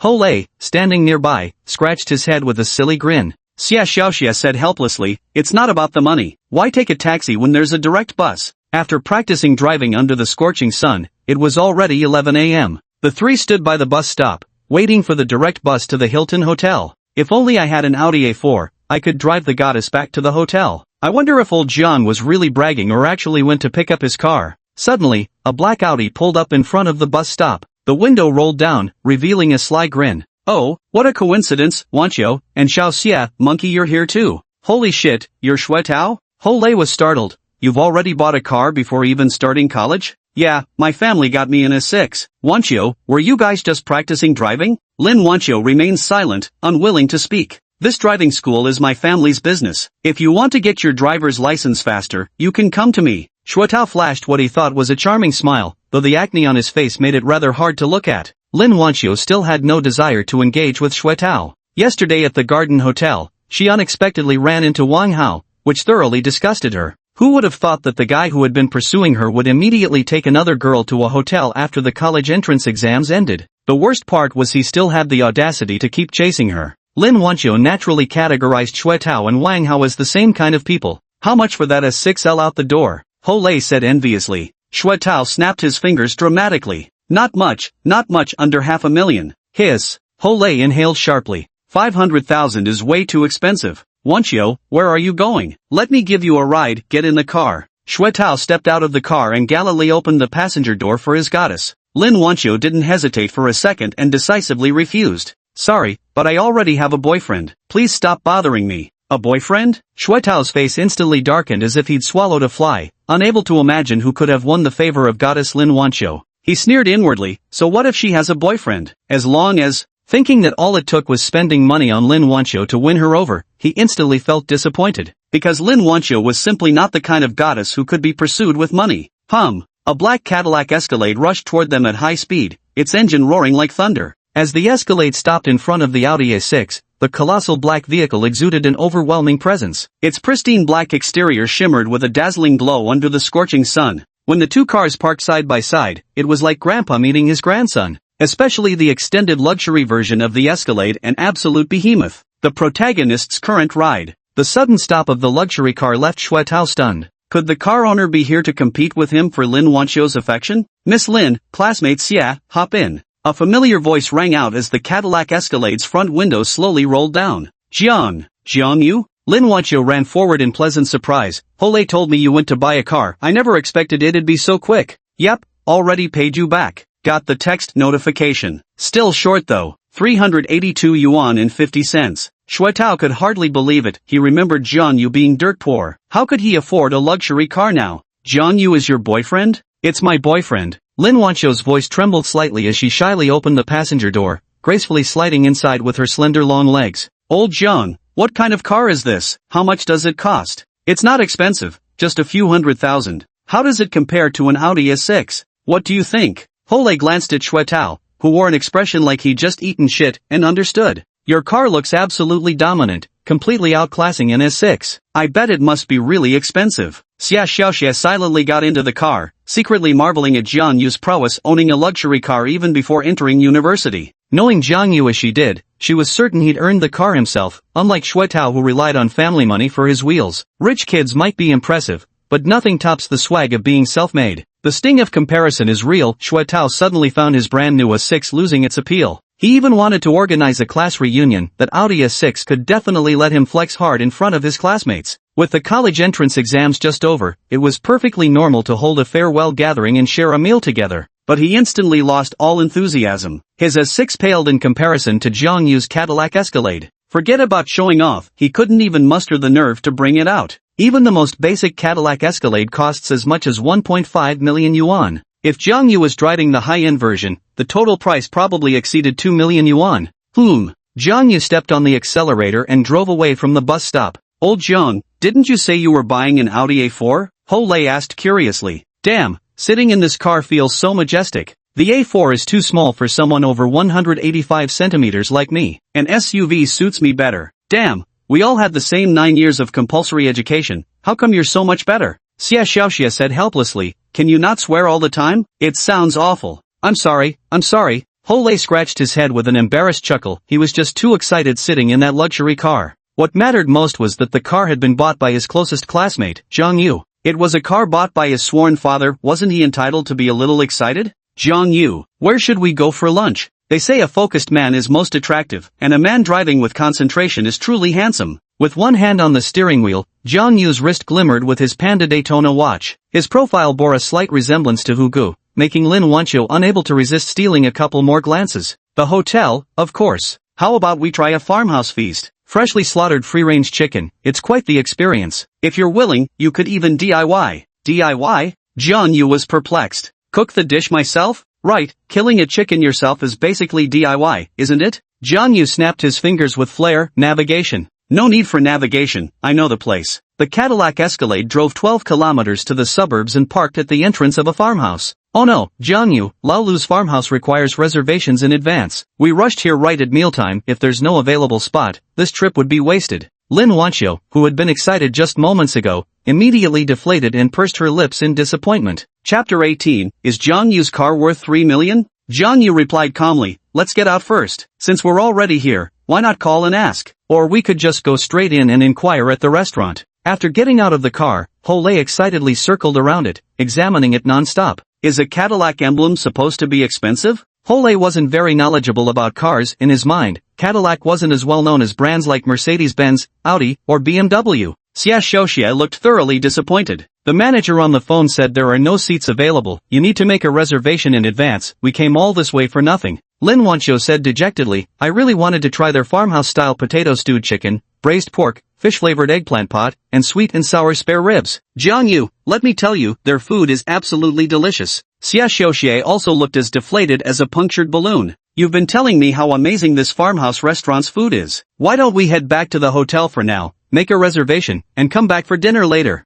That's the only option left. Jang Yu, let's go to the Xinjiang restaurant near campus for some lamb skewers and Xinjiang fried noodles. Are you folks here for dinner? At the courtyard entrance, a cheerful old man in flip-flops, shorts, and a tank top asked with a smile. He was dressed quite fashionably, wearing floral-patterned shorts and a floral short-sleeved shirt, casually fiddling with walnuts in his hand. Sure thing, old man, but unfortunately there aren't any seats left. Jang Yu chuckled. Come on in. The fashionable elderly man smiled and said, there's a small private room available in the yard, perfect for your group of 4. What's your honorable surname? Just Lu. So it's Boss Lu. Then I'll simply call you Uncle.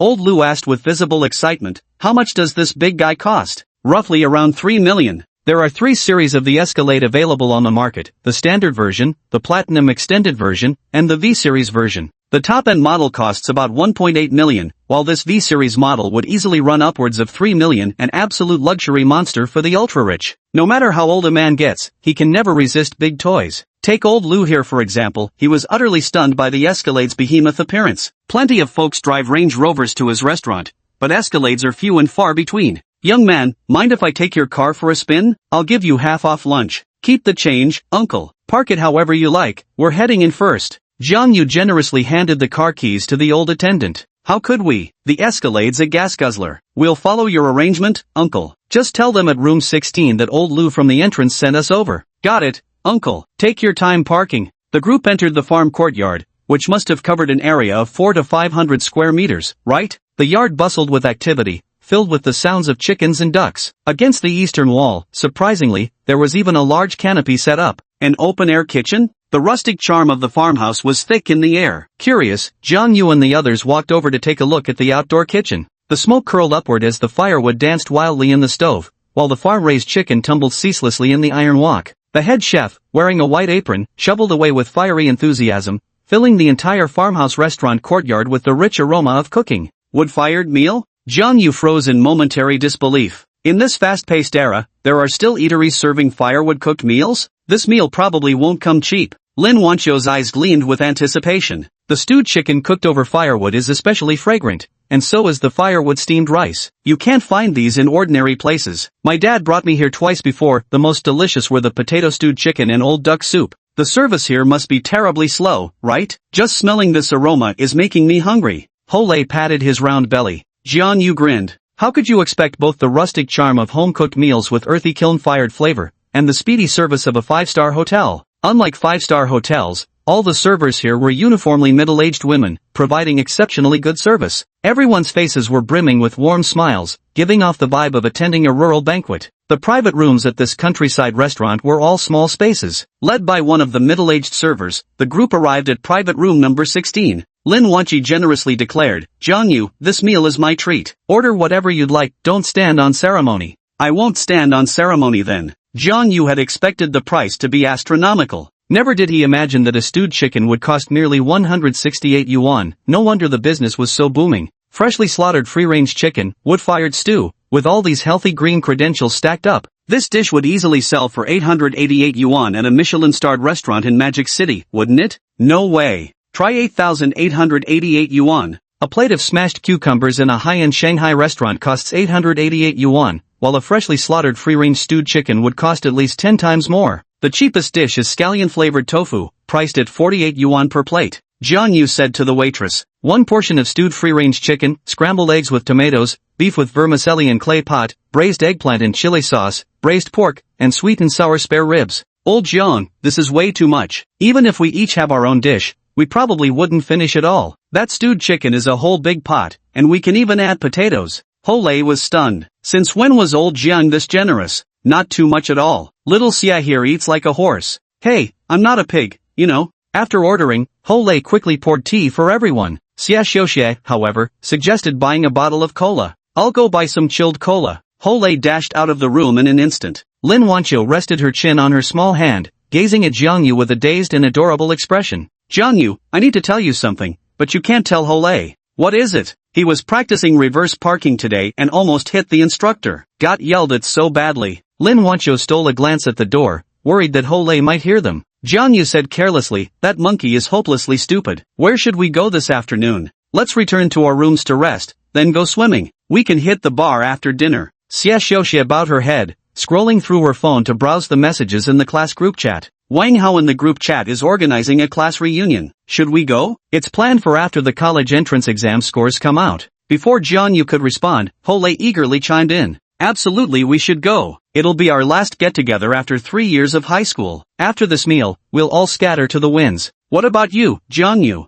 Lin Wancho gazed at the tall young man with crescent moon eyes. Jang Yu winked at her. If you go, I'll go. Must you be so lovey-dovey? Ugh, if you go, I'll go is disgustingly sweet. Xia Xiaoxie made a face of exaggerated disgust. Xiao Xia, you're awful. Jang Yu and I weren't boyfriend-girlfriend, and besides, he still has Wanglu on his mind. Teased by her best friend right in front of Jang Yu, the proud young mistress's cheeks flushed with a rosy hue. Xia Xiaoxie pouted her plump lips and muttered, I wonder who just said somebody already has a boyfriend. So tell me, who is this boyfriend of yours? I'm angry. Lin Wancho glanced at Jang Yu and, seeing his beaming smile, realized he was laughing at her. She shot Xia Xiaoxie an embarrassed yet angry glare. The group chatted idly about their high school routines before the conversation shifted to their university majors. Yet Lin Wancho couldn't help wondering, what did Jang Yu mean earlier when he mentioned 300 to old man Lu? Could it possibly be 3 million? Does he really make that much money from stock trading? Jang Yu, did you just tell old Lu you said 300? Does that mean the new car you drove today costs 3 million yuan?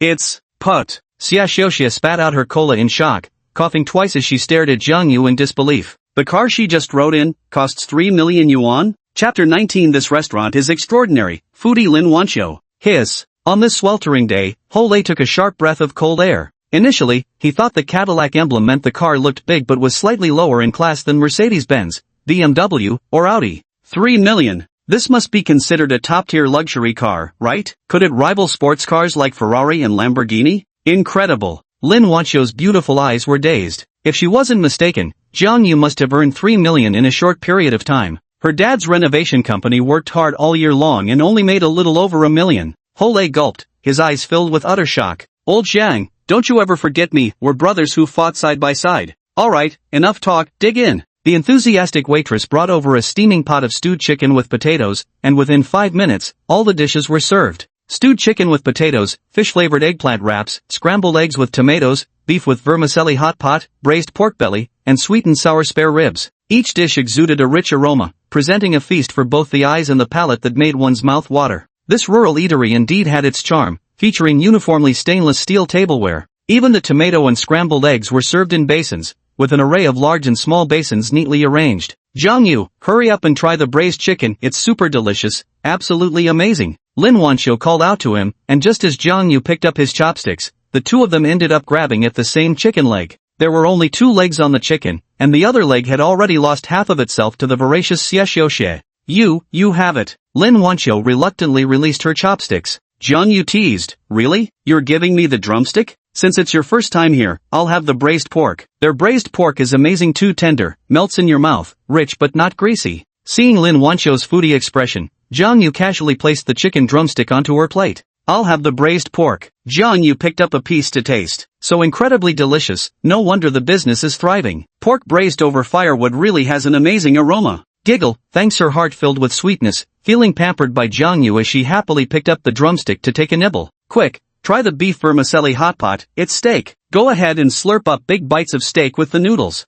Xiaoxie blushed and said, it's too hot. The shop doesn't have air conditioning, only fans. Absolutely amazing. The flavor of the eggplant clay pot is top-notch. Definitely gotta give props to the head chef in the kitchen. Firewood cooked rice outrageously fragrant. Right? See, I told you. Hearing Jang Yu praise the meal, Lin Wancho revealed a satisfied smile. Sharing delicious food with Jang Yu made her feel wonderfully happy inside. Hole chuckled, with such delicious dishes, how could we not eat rice? And so the 4 of them devoured the meal heartily, leaving not a single scrap of the 6 dishes. At first, Lin Wancho took small, elegant bites of her meal, daintily wiping her lips with a tissue after every few mouthfuls. But by the end, she'd transformed into a full-fledged rice devourer just like Xiaoxie. Go all out. When it was time to settle the bill, the 4 of them entered the small house at the entrance of the courtyard. The cashier was a young woman. Hello, handsome. Your total comes to 828 yuan. At roughly 200 yuan per person for a delicious wood-fired meal, the price wasn't too unreasonable. They were practically speed-eating, even Jang Yu ended up stuffed. It's on me, no arguments. Lin Wancho beat him to it by scanning the payment code. Left with no choice, Jang Yu could only stand there dumbfounded.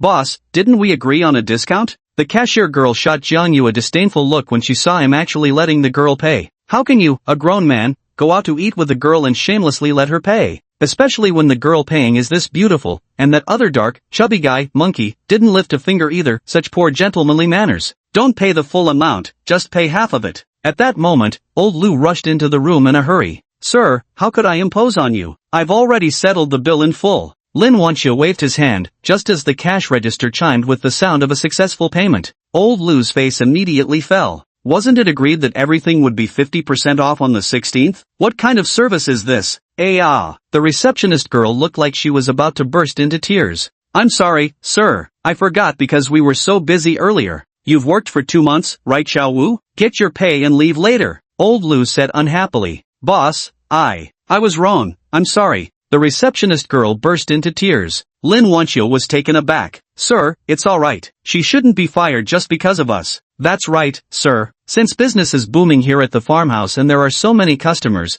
it's quite possible he simply forgot. Even Xiaoxie got a fright. Getting fired just because no discount was given to them, that would truly be too cruel. The 2 girls had simple thoughts, but Jang Yu believed the boss did nothing wrong. They were just insignificant customers. Had it been a distinguished guest, this girl would have made a grave mistake. Deduct 1 day's wages. Be more careful next time. Old man Lu turned with a smile and handed the keys to Jang Yu. Young man, your car is really impressive. It has such a strong presence on the road, practically turning heads at a 200% rate. Next time you come, we'll give you another discount, no reservation needed. Just drop by the courtyard for a meal anytime. Thanks, Uncle Lu. The young lady here has it tough enough, we're not exactly VIP guests. Jang Yu flashed a generous smile. Hearing Jang Yu's words, the receptionist girl instantly flushed with shame in her eyes. Just moments ago, she had looked down on Jang Yu for letting a girl pay, but now Jang Yu was speaking up for her. She only felt a fiery sting on her face, as if she had been ruthlessly slapped. It hurt so much, she wished she could find a hole to crawl into. Next time, just come directly. No need to make an appointment, I'll arrange it for you anytime. Such a large countryside restaurant compound always reserves 5 or 6 private dining rooms for regular customers or distinguished guests. After Jang Yu left, old man Lu glared at the cashier girl. Xiao Wu, do you know what car that young man was driving? A 3 million yuan Cadillac Escalade. An 18-year-old fresh high school graduate wearing a Rolex could afford a car worth 3 million? What kind of background do you think he has? Besides, there's a ruthless saying in the car enthusiast world. Black Range Rover, white Land Cruiser, the Escalade that gets both black and white. Jang Yu was absolutely no ordinary rich second-generation heir. You couldn't blame old Lu for thinking this way, that's just how the world worked, most people judging others by appearances. Cars, watches. These two are undoubtedly the ultimate symbols representing a man's status. Rolex, Escalade, a 3 million yuan car. The cashier girl was staring blankly, lost in thought. A 3 million yuan car? Even if she neither ate nor drank, just relying on her 7,000 yuan salary, she could never save this much money in her entire life. By nightfall, the three of them were still too full from lunch. By 9 o'clock, still feeling no hunger, they unanimously decided to skip dinner for the day. Jang Yu waited in the car ahead of time. Before long, Lin Wancho and Xia Xiuxie got into the vehicle. Where's the monkey? Xia Xiuxie asked. He was called home by his parents but will join us at the bar at 10. Lin Wancho stretched lazily in the back seat. The rear space in this car is so spacious, feels like I could stretch out completely. Jang Yu turned his head with a smile and said, if you fold down the 2 rear seats, they can merge into a row, forming a soft 1.8-meter double bed. That's right. When we have time, we can go on a road trip. Xiao Xia, we'll split the gas money with Jang Yu equally, right? Sure. If it's split among several people, the gas money definitely won't amount to much, right? The double bed in the car. Xia Xiuxie recalled a scene from a Korean drama where the male and female leads were making love with the car shaking uncontrollably, instantly making her blush crimson. Lin Wancho suggested, why don't we grab some grilled cold noodles first? I thought we weren't eating dinner anymore. Lin Wancho said with righteous indignation, I'm not hungry, but I'm craving a snack. Chapter 20, Bar Encounter, The Youthful Giant. EISMI in Wanglu. This was the bar Jang Yu had researched online, one of the most popular in River City. Parking this car won't be easy. Jang Yu had a problem that came with driving a luxury car. Just as a BMW 5 Series had vacated the roadside parking spot, his stretched Cadillac Escalade couldn't fit into it. So annoying. Xia Xiuxie urged anxiously, Jang Yu, hurry up and park. The Mercedes beside us is flashing its lights, it wants to steal your spot. Jang Yu accelerated toward the parking lot in trance. Who's the fool here? My car is the extended edition, it can't fit in one parking space, so I need 2 spots. I don't want to talk to you anymore. Hee hee, what a dummy, Xiao Xia. Oh, now that you've got a boyfriend, you're not going to side with your bestie anymore? After parking, the trio took the elevator and arrived at the bar entrance. A bunch of girls and guys dressed quite scantily, even rows of bikini-clad people walked into the venue. Lin Wancho wore light makeup, her red lips adorned with the lipstick Jang Yu had gifted her, draped in a fairy-like gown with jet black hair cascading over her shoulders, radiating an ethereal, goddess-like aura. Even at the bar entrance brimming with beauties, she stood out like no other. A beauty like you, alone? A pretty boy who looked every bit the part came up to flirt. Lin Wancho instinctively moved closer to Jang Yu. Jang Yu curled his lips into a faint smile. Buddy, how exactly did you see her standing alone? Sorry about that, thought you came to the bar alone, miss. We just got a table, want to join us? Xia Xiuxie gave a gracious smile. Sorry, we don't hang out with strangers. Oh, is that so? The man forced an awkward laugh. Jang Yu, should we head back instead? Lin Wancho poked Jang Yu's arm. How embarrassing. Just now there were women wearing bikini underwear everywhere. What's the difference from not wearing anything at all in her opinion? Now that we're here, why don't we go in and experience it? Hosey is on his way. To be honest, neither you, Xia nor I have ever been to a bar before, let's give it a try. Xia Xiuxie completely agreed with Jang Yu's opinion. Wancho, let's go inside and have some fun. If we feel uncomfortable, we can just come out. Wancho? Suddenly, a soft, pleasant voice reached their ears. Gulp. Lin Wancho shrank her neck in fear, grabbed Jang Yu's hand, and ran outside. Lin Wancho, you damned girl, stop right there. The woman chased after and blocked Lin Wancho's path. The woman chuckled playfully, oh, daring to come to this kind of place right after the college entrance exams? I'm wondering if I should tell my second aunt. And you even put on makeup and lipstick, are you really the Lin Wancho I know? I'm not going anymore. Jang Yu, let's leave quickly. Don't you dare leave. Since you're already here, let's have some fun. There are 3 of you, right? Perfect, we can make a full table together. Who are you so scared of? Jang Yu leaned close to Lin Wancho's ear and whispered. To the woman watching, their movements seemed intimate, their faces nearly touching, exuding both ambiguity and closeness. Lin Wancho muttered, my cousin. How could I not be afraid? Jang Yu sized up the woman. She wasn't tall by any means, standing at about 160 centimeters, with her hair tied up in a small ponytail. She was also wearing makeup and lipstick, but her face somehow looked like a minor? She had a delicate, doll-like face reminiscent of a porcelain Lolita. If you only looked at the face without considering body, appearance, or temperament, Jang Yu would have mistaken her for a middle school student. His gaze drifted downward, and he was instantly shocked. It was like the childlike face with ample curves trope from novels. Yet she didn't give off the vibes of a loli. Though she had the delicate, doll-like face of one, her every movement carried the aura of a mature woman. How to describe this feeling? It was an extreme contrast, embodied in one woman. The woman teased, "So you had puppy love back then? Your family always thought you were a good girl, and yet here you are at a bar. You can come, why can't I?" Humph. Lin Wancho turned her head away with a haughty air. "Could you introduce it to me?" Lin Wancho introduced, "My classmates, Jang Yu and Xia Xiuxie." Xia Xiuxie? What an interesting name. And who's this handsome guy? Could he be your boyfriend by any chance? No. Then why are you holding hands? Mind your own business. I told you we're just classmates. She admitted to herself that she had feelings for Jang Yu. She was looking forward to his confession, yet she absolutely refused to be the one to bring it up. Their current relationship was delicate, the way they looked at each other was full of affection, yet in front of others, they would insist they weren't a couple.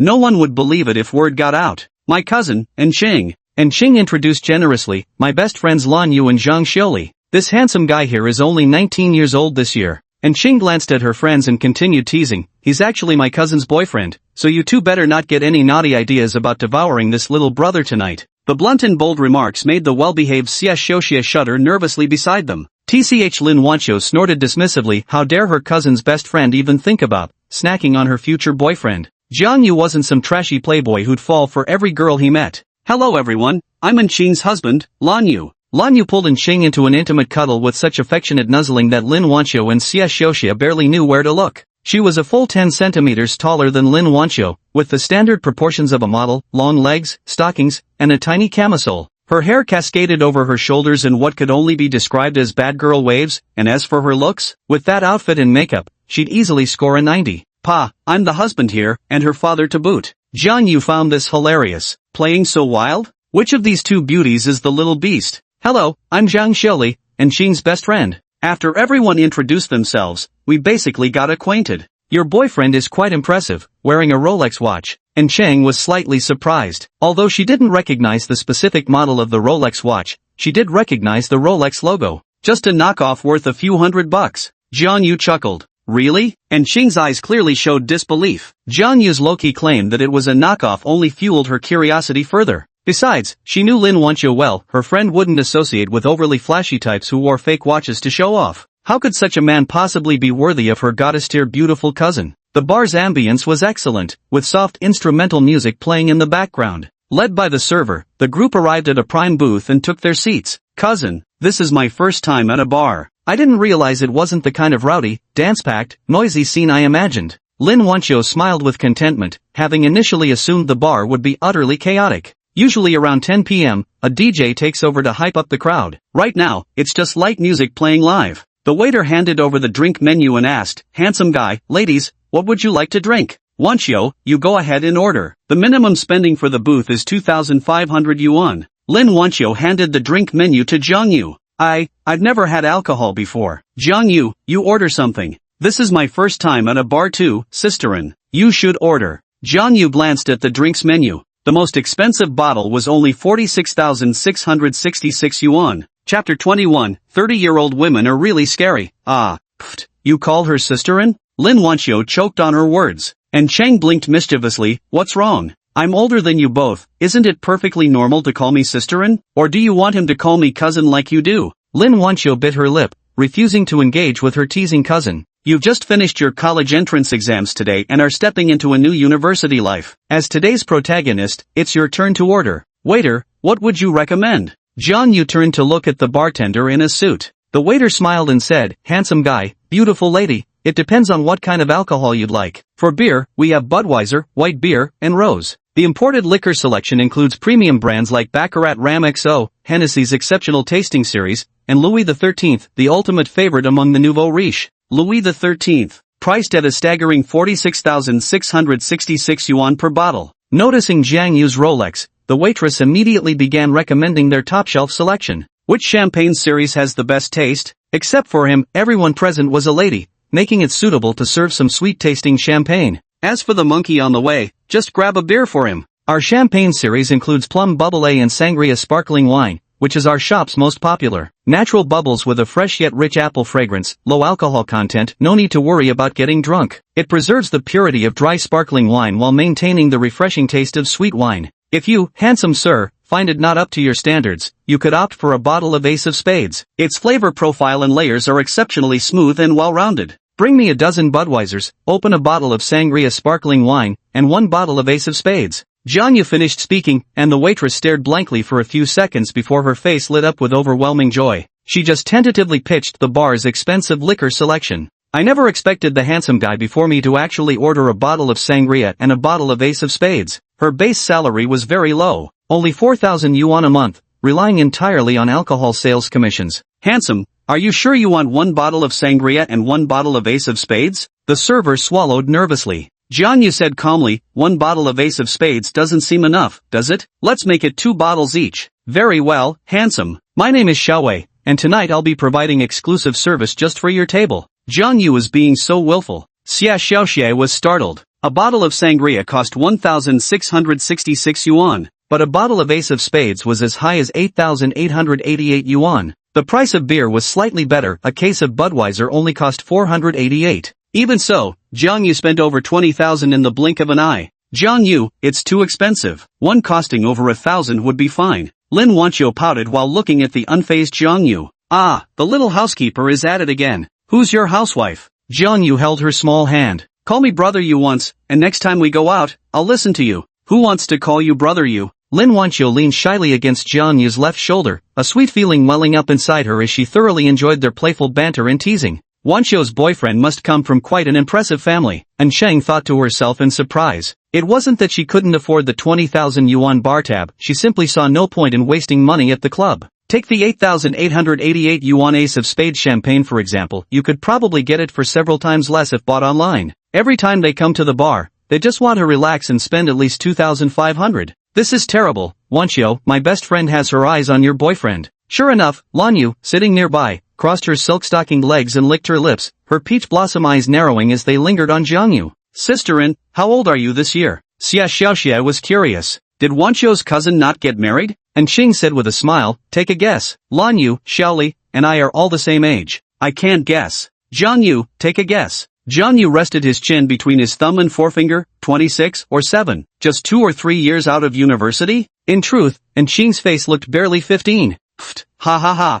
Anqing. Anqing laughed so hard that her bosom heaved wildly, the twin mounds of flesh swaying unsteadily with each chuckle. My cousin is already 30 this year. Lin Wancho pressed her lips together in amusement. Jang Yu, if you don't want to call her sisterin, you could simply address her as auntie. I'm certain she wouldn't object. Go away. Who are you calling auntie? I'm only 30 years old. God knows what it feels like hearing the words, this old lady, come from such an innocent, adorable face. The extreme contrast made Jang Yu's DNA tremble slightly. After chatting for a while, and Sheng pulled Lan Yu towards the restroom. And Sheng looked seriously at her best friend and warned, I'm reminding you Jang Yu is my cousin's boyfriend. Don't get any wrong ideas. A man who can casually order 20,000 yuan worth of drinks at 19, now that's what I call a treasure. Lan Yu said dismissively. Pfft, whatever. Just keep your filthy hands off Wancho's boyfriend. Though her cousin Lin Wancho was quite pretty, and Sheng found her too inexperienced. Lin Wancho was no match for a seasoned woman like Lan Yu, especially when it came to a 19-year-old boy who could easily be seduced by her charms.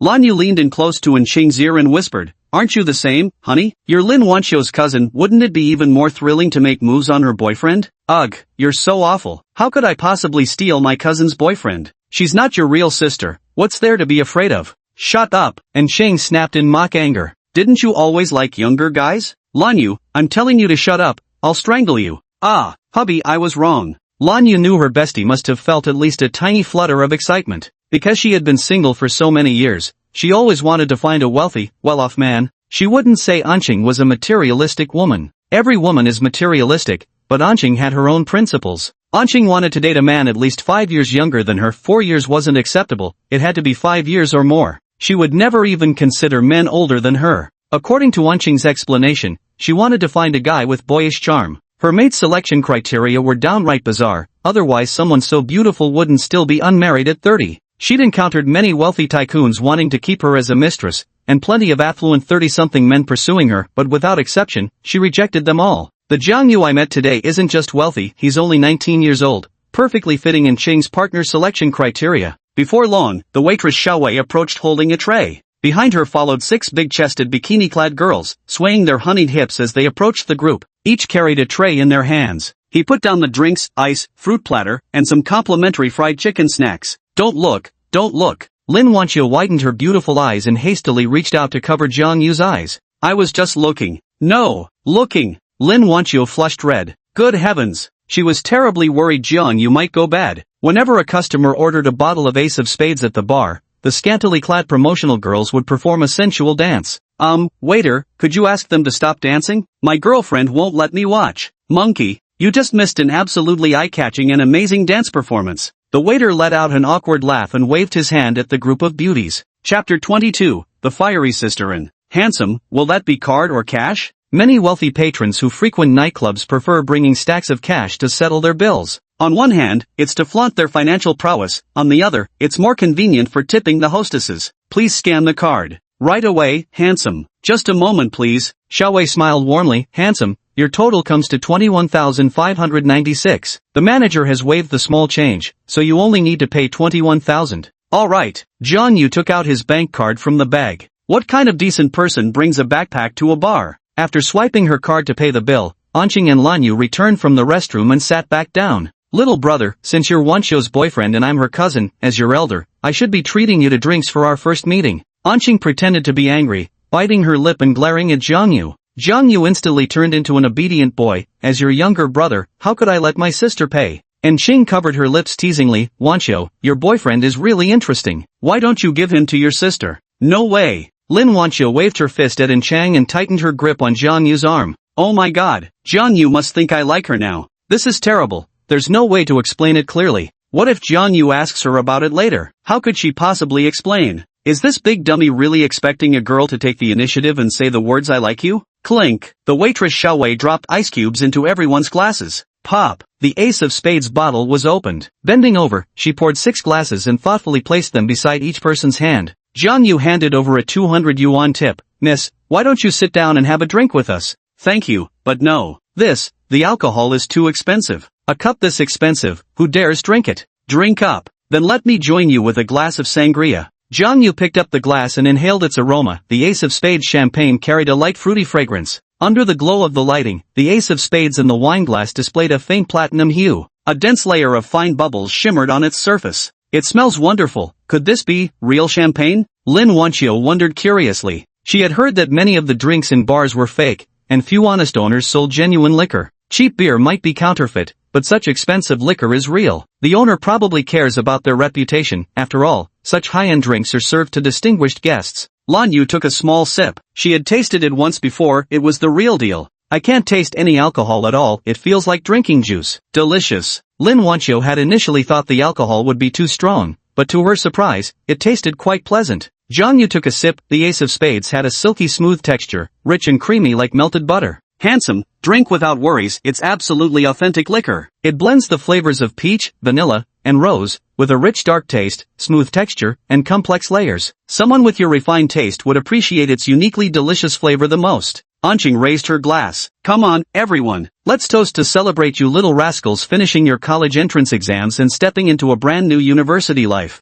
Cheers. They raised their glasses for a toast, while Lan Yu winked slyly at Jang Yu. Jang Yu couldn't help but steal a few more glances at Lan Yu's shapely legs clad in black stockings. Pervert Jang, stop looking. Lin Wancho reached under the table and poked Jang Yu's palm. Jang Yu seized her delicate little hand and began playing with it in his grasp. After just 1 second of token resistance, she surrendered and let him fondle her hand freely. And Qing set down her wineglass. Wancho, how did you do on the college entrance exam? Are you planning to leave Jiangcheng for university? Many students wanted to attend college in other cities after finishing their exams, and she guessed her cousin was no exception. I'm going to grandma's place. Xingcheng? Oh, my goal is Xingcheng University. What about you, kiddo? And Cheng blinked at Jang Yu with a playful smile. Jang Yu took a sip of the sweet and sour wine and replied, naturally, I'll be wherever Wancho is. Hearing this, Lin Wancho felt a surge of sweetness in her heart and leaned tightly against Jang Yu. Sometimes, relationships between men and women are truly mysterious. Perhaps spending a long time together doesn't necessarily create strong feelings. Sitting together for 2 years didn't spark any admiration.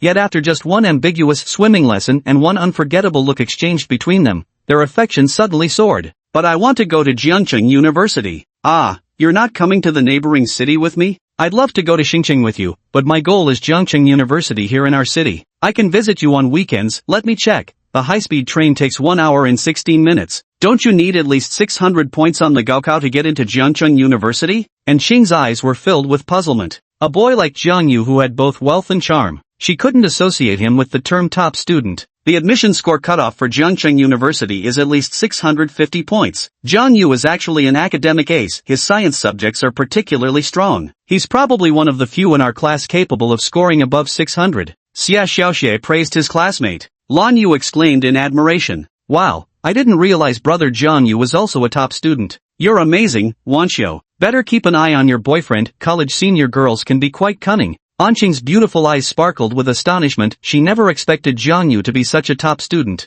Young, wealthy, handsome, and academically brilliant. Judging by her cousin Lin Wancho's shy expression, this young man clearly knew how to handle women. She knew her cousin well. This wasn't someone money alone could easily win over. At 10 o'clock in the evening, the bar's DJ took the stage, and the soft music turned into upbeat party tracks. The lights began flashing wildly, putting on all kinds of light shows that gradually dazzled the eyes. Monkey, over here. Jang Yu stood up and waved his hand. Ho Lei had gone home to change into casual clothes and put on the Casio watch he thought looked incredibly cool. When he saw 3 beautiful girls at the same table, he immediately hunched his shoulders and sat there drinking beer. Aren't you going to introduce us? My classmate, Monkey. Hello? Hello. And Xing thought to herself, this was the reaction a normal high school student should have. Old Zhang, come on, let's go dancing on stage. I'm not going to dance, you go ahead. At that moment, a familiar voice rang out. Jang Yu, what are you doing in a bar? Jang Yu frowned. If you can come to the bar, why can't I? Ha, drinking ace of spades now? And sitting next to campus belle Lin Wancho too? Oh ho, living off women now, are we?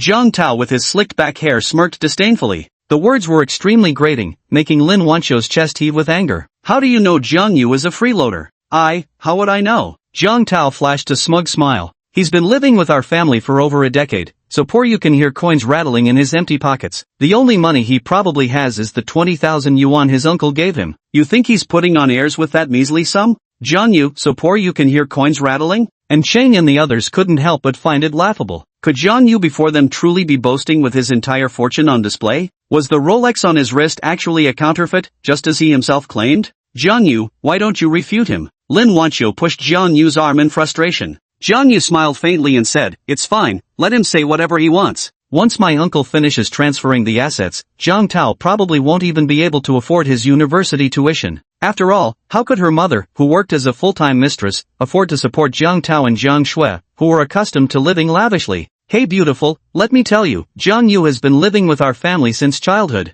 Whack! A crisp slap echoed through the air, and Xing frowned and snapped, I don't care who you are. Jang Yu is my brother. Get the hell out of here and stop bothering us. You. Monkey said coldly, Zhang Tao, you looking for a fight? Bring it on, let's take this outside. Zhang Tao immediately turned tail and fled back to his own pool table. Ho Lei scared Zhang Tao out of his wits just by his appearance. Standing at 198 centimeters with a burly physique and a fierce buzz cut, his dark skin exuded an overwhelming sense of intimidation. Though nicknamed Monkey, he looked more like a black bear, and Xing gazed thoughtfully, her beautiful eyes fixed on Jang Yu. That boy is mysterious, doesn't seem like he's pretending to be a rich second generation. I should ask Wancho about him later. Chapter 23, Who's Jealous? I'm damn well not. Ho Lei returned to the booth drenched in sweat. Damn, my first time clubbing is so exhausting. It's getting late, should we head back? We've got 1 bottle left, can we return it? Lin Wancho glanced at the waitress Xiao Wei. She never liked clubbing scenes. The DJ's mix made the bar instantly feel like a nightclub.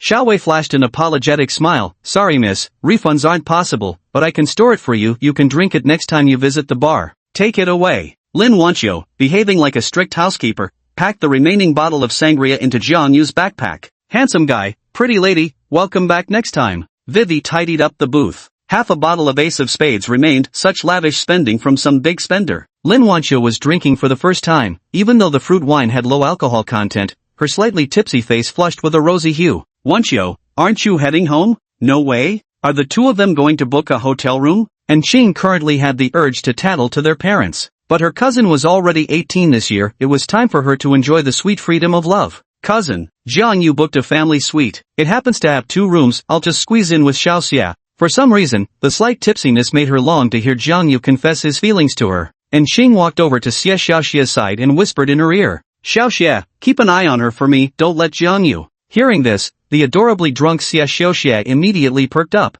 Don't worry, sisterin, I guarantee I'll complete the task. Old Jiang, I suggest we grab some barbecue? We're all starving after clubbing, let's split the bill. Monkey didn't want to go home so early with such an exciting nightlife. If Jang Yu hadn't been in a hurry to leave, he could have kept clubbing until 2 a.m. He even got so caught up in clubbing that he forgot to send his goddess Ning Ruoshi a goodnight message. Suddenly, he realized he didn't like Ning Ruoshi anymore. Instead, he preferred Lan Yu, who wore black stockings and had that mature woman vibe, totally conquered by the charm radiating from a mature woman. Xia Xiaoxie waved his hand and said, sorry, monkey, we've already had grilled cold noodles. Alright, fine. Hole instantly deflated like a punctured balloon. Handsome, thanks for tonight's treat. Lan Yu waved her hand. Jang Yu's gaze held pure admiration, completely devoid of that repressed lustful look typical of old perverts. This couldn't help but make Lan Yu feel somewhat disheartened. She wasn't as youthful and pretty as Lin Wancho. The only thing she took pride in was her model-level figure, achieved through strict dietary control and daily exercise. These kinds of boys are the hardest to flirt with. Cousin, sister Lan Yu, where are you going? Since Jang Yu needs to find a designated driver anyway, why don't we give you a ride? Lin Wancho asked with a flushed face. After leaving the hotel, she kept tightly clinging to Jang Yu's arm.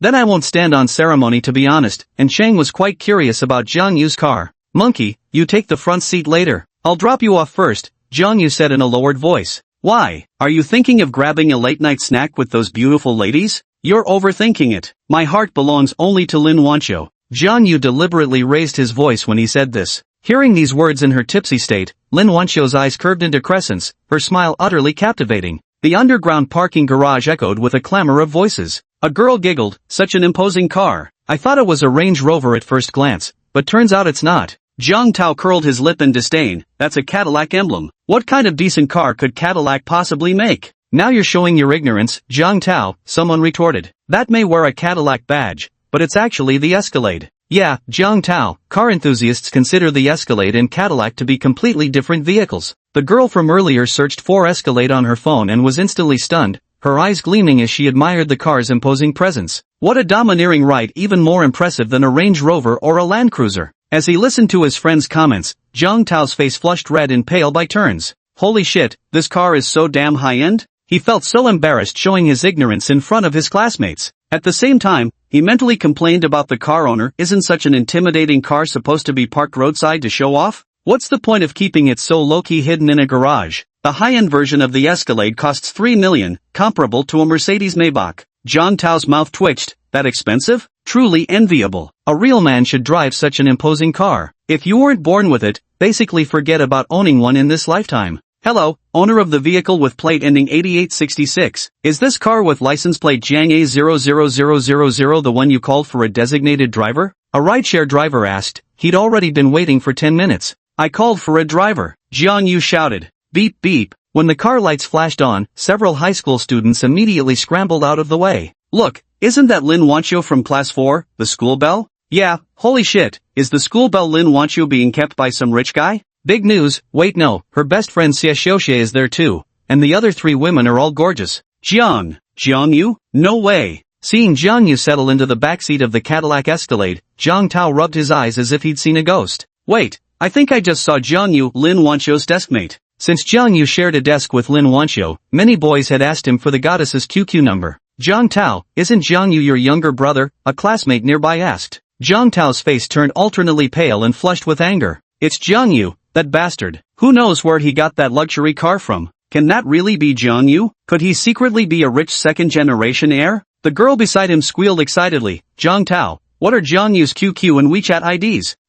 I don't believe it. That's impossible. That can't be Jiang Yu. There's no way Jiang Yu could afford a luxury car or be with the campus goddess Lin Wancho. Zhang Tao's neck flushed crimson as he shrieked hysterically. Hole rolled down the car window, stuck his head out, and let out a roar. Zhang Tao, you moron, see that? You'll never afford a ride like Jiang Yu's in your lifetime, yet you dared to look down on him. Monkey, stop wasting your breath with insults. For people who were insignificant and wouldn't cross paths with his future life, Jang Yu couldn't be bothered to mock them, it just felt pointless. That's really Jang Yu? Jang Tao, why was that basketball team monkey cursing at you? Jang Yu is your younger brother, right? Help me get his WeChat. Can you borrow your brother's car for a spin? A ride this bold would definitely turn heads on the street. Jang Tao's face turned deathly pale as he dialed Wei Shulian's phone number. Mom, I saw Jang Yu driving a luxury car. Did Dad secretly buy him a car? Am I your real son or is Jang Yu driving a luxury car? That penniless loser could never afford one. Tao, you must have seen wrong. How could this be? Where did Jang Yu get the money to buy a car? 3 million yuan, how could he possibly afford that?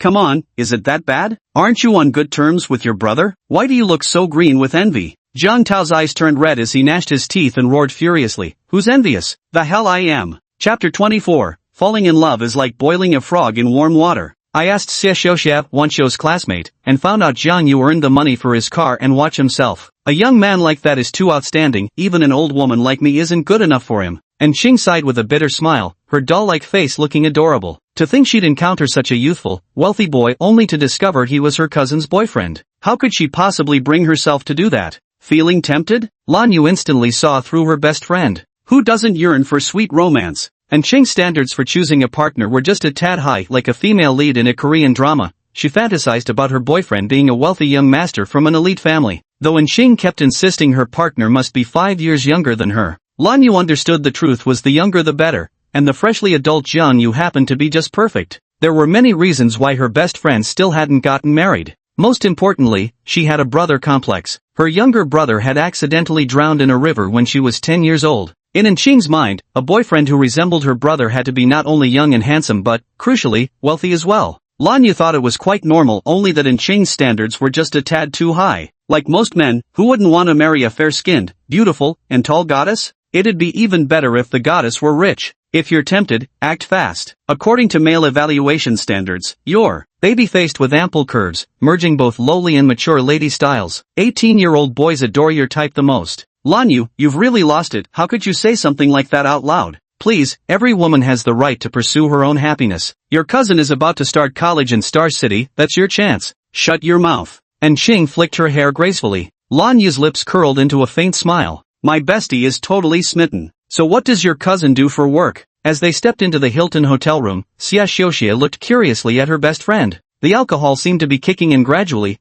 deepening the rosy flush across Lin Wancho's fair cheeks. My cousin works as a salesperson at a jewelry store. No wonder she's so good at conversation. Today I felt like a complete blockhead. Xie sticks out her tongue playfully. Jang Yu plops onto the sofa and asks, how are we assigning bedrooms tonight? Xie scoffed lightly. Obviously I'll be sharing a room with Wancho. You two aren't dating, so you can't stay together. Lin Wancho boldly pushed her best friend into the room. I want to whisper something to Jang Yu. Xiao Xie, you rest first. Oh no, Lin Wancho, you need to keep your cool. Xie could clearly tell her best friend was truly drunk and smitten. She'd fallen completely for Jang Yu. Lin Wancho, dressed in a white dress, sat barefoot beside Jang Yu. Wancho, your feet are absolutely lovely. Enjoying the view? Hope you choke on the smell. Lin Wancho stretched out her little foot and kicked toward Jang Yu's stomach. Jang Yu caught her delicate little foot in his hand and began examining it closely. Let go, what's so interesting about feet anyway? Lin Wancho squirmed,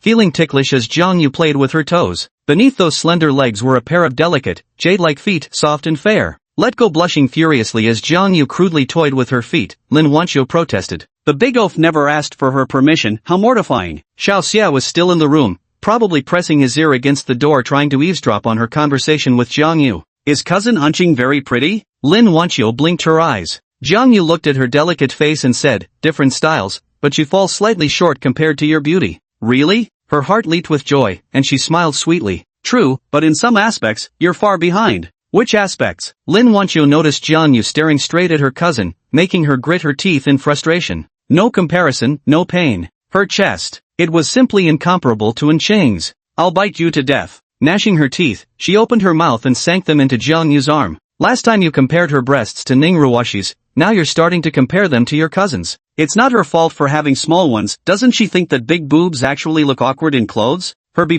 size is perfect just as it is. It's not like they're mini steamed buns. Ouch, that hurts, stop biting. She released her bite, pouting angrily. Jang Yu pulled her into his embrace in one swift motion, her body soft and carrying a faint, refreshing fragrance. Do you like me? You told Wang how I was your boyfriend, and you did the same in front of your cousin. Admit it, you do, don't you? Here it comes. He finally asked the question. Do you like me? She shyly lowered her head. No, I like women with bigger chests. I'll bite you to death, say you like me right now. She actively wrapped her arms around Jang Yu's neck and cooed. Jang Yu said softly, no, you say it first, then I will. When pursuing a woman, the man can take the initiative. As for confessing feelings, does he have no shame? Is this real? Her breath caught as her heart pounded wildly. I like you too. The next second, she buried her face in Jang Yu's chest and refused to come out. The campus belle's delicate face flushed scarlet. Oh heavens, she'd actually confessed to a man. Say it quickly. Lin Wancho lightly pounded on Jang Yu's chest. Shall we finish this bottle of sangria champagne? If you say so, I'll drink with you. Bottoms up first. You drive me crazy. Lin Wancho's eyes welled up with tears of frustration as she pouted at the tall boy. Was he just toying with her during her very first confession to a guy? Seeing the perfect moment, Jang Yu reached out to wipe the tears from the corner of her eyes. I like you. Will you be my girlfriend? Lin Wancho responded with a soft, affirmative hum. Jang Yu's head slowly leaned in as Lin Wancho closed her eyes. With dominant assurance, he pulled the girl into his embrace and pressed his lips against her crimson ones. Pressed against Jang Yu's kiss on her fragrant lips, Lin Wancho felt her body go limp, her mind utterly blank, not knowing what to do. Jang Yu didn't immediately launch into a storm-like passionate kiss, but instead slowly savored the softness of the school belle's crimson lips. A hint of sweetness, soft like the silky smoothness of jelly. Moreover, it was Lin Wancho's first kiss, completely devoid of any kissing experience. Kissing passionately when suddenly a little tongue slipped into his mouth. She couldn't help giving it a playful nip, then sucked gently, so soft and sweet. Oh, so that's how it's done? So she offered her own fragrant tongue in return. Both were experiencing their first kiss, gradually exploring the wonders of kissing together.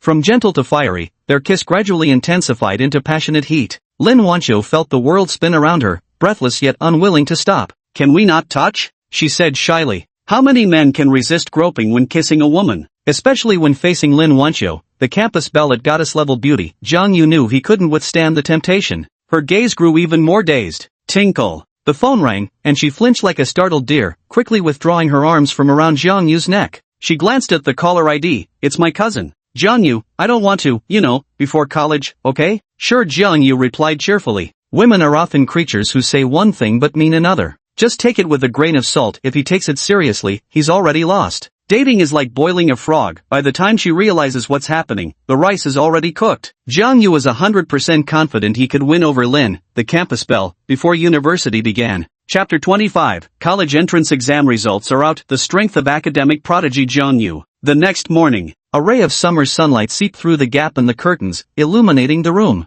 Knock knock. Jang Yu was startled awake by knocking at the door. Rubbing his bleary eyes, he rolled over and opened it. Let's go get breakfast. I'm starving. Since she had driving practice that morning, Lin Wancho swapped her long dress for fitted jeans and a light long-sleeve tee, tying her shoulder-length hair into her signature perky high ponytail. Her gaze towards Jang Yu carried a hint of shyness. Having offered her first kiss last night, looking at Jang Yu today gave her a rather peculiar feeling. This first intimate contact in their relationship let her experience the thrill of love, with an added tinge of excitement in her heart. Go get dressed already. Lin Wancho ran out of the room with a flushed face. Jang Yu wasn't wearing pajamas, he actually had only his underwear on. When she woke up in the morning, she wished she could have stayed nestled in Jang Yu's embrace a little longer. She couldn't help thinking how nice it would have been if Xie Xiuxia had come home last night. The hotel breakfast could be described as luxurious, with dozens of main dishes alone, not to mention the abundance of desserts. Jang Yu only ate one basket of steamed buns, a bowl of soy milk, and 7 eggs. He discarded the yolks of 6 eggs, eating only the whites for protein.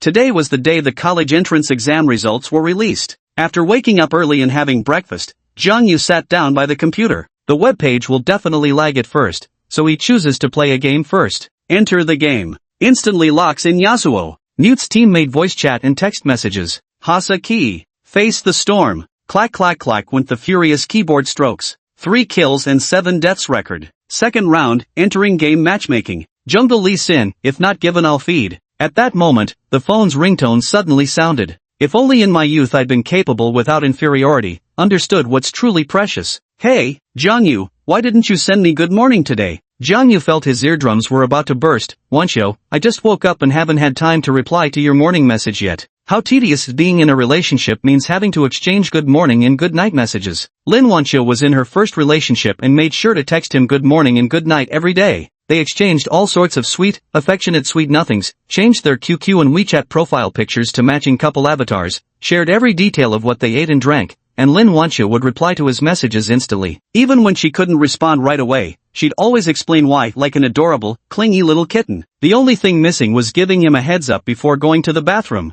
Lin Wancho lay sprawled on the bed, her little feet swinging back and forth. Hurry up and check your results. Guess how many points I scored? Judging by how happy you sound, you must be really satisfied with your college entrance exam scores. Jang Yu maneuvered blind monk into the enemy jungle. 622 points, 10 more than during the mock exams. My congratulations. What are you doing? You sound so perfunctory. Playing games? No more games, quickly check your score. Jang Yu switched web pages to access the site and entered his admission ticket number. I scored 658 points. He couldn't help but feel a surge of joy and pinched his thigh hard. He scored 18 points higher than in his previous life. Wow! Jang Yu, your score is over 650, that's amazing. Click. His eardrums vibrated from the noise, causing his phone to fall to the ground. Picking up the phone and switching to speaker mode, what are you shouting for? Your voice almost deafened me. My score was within expectations. After the college entrance exams, he estimated his score would be around 650, and indeed, there wasn't too much deviation. I'm just showing my surprise. I have my driving test for subject 2 today,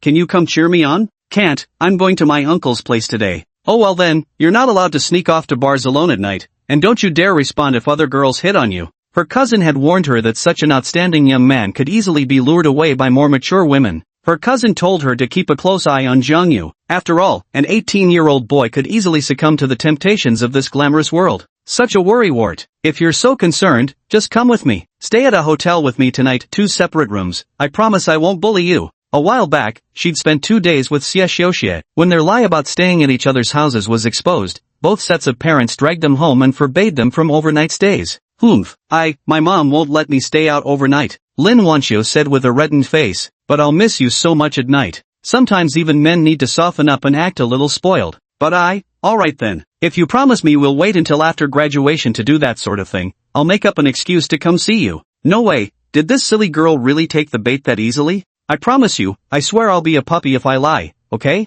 I'll give it a try. Lin Wancho stole a glance at her parents eating breakfast at the dining table. By the way, I'm going to Grandma's house next month. We could go to Star City a few days early and play around, that way I can stay overnight outside. Star City? Sure. Jang Yu agreed. Taking a trip to the neighboring city didn't seem like a bad idea, especially since he'd get to spend the night alone with the school beauty, Lin Wancho. Lin Wancho giggled. Tomorrow evening is Ruwashi's birthday party at the KTV. Will you come with me? Ning Ruwashi? Jang Yu was slightly surprised. You're both considered campus belles, does that mean you know her? We grew up together, childhood sweethearts without secrets, raised side by side, only Xiao Xie knows about this. Then why don't you just marry her instead? Ugh, who'd want to marry her? I'll come find you at 3 p.m, bye. Just as Jang Yu hung up the phone, the ringtone sounded again. Hey, uncle. The college entrance exam scores are out. How did you do, Xiao Yu? Jang Yu grinned broadly. Zhangcheng University is a sure bet. Good, great job on the exam. Your grandfather and I will go back to the countryside to visit your grandpa today. I'll call your grandpa first with the good news. You come over to your uncle's house now. Your aunt and uncle are moving out today, so you'll be coming back to live here.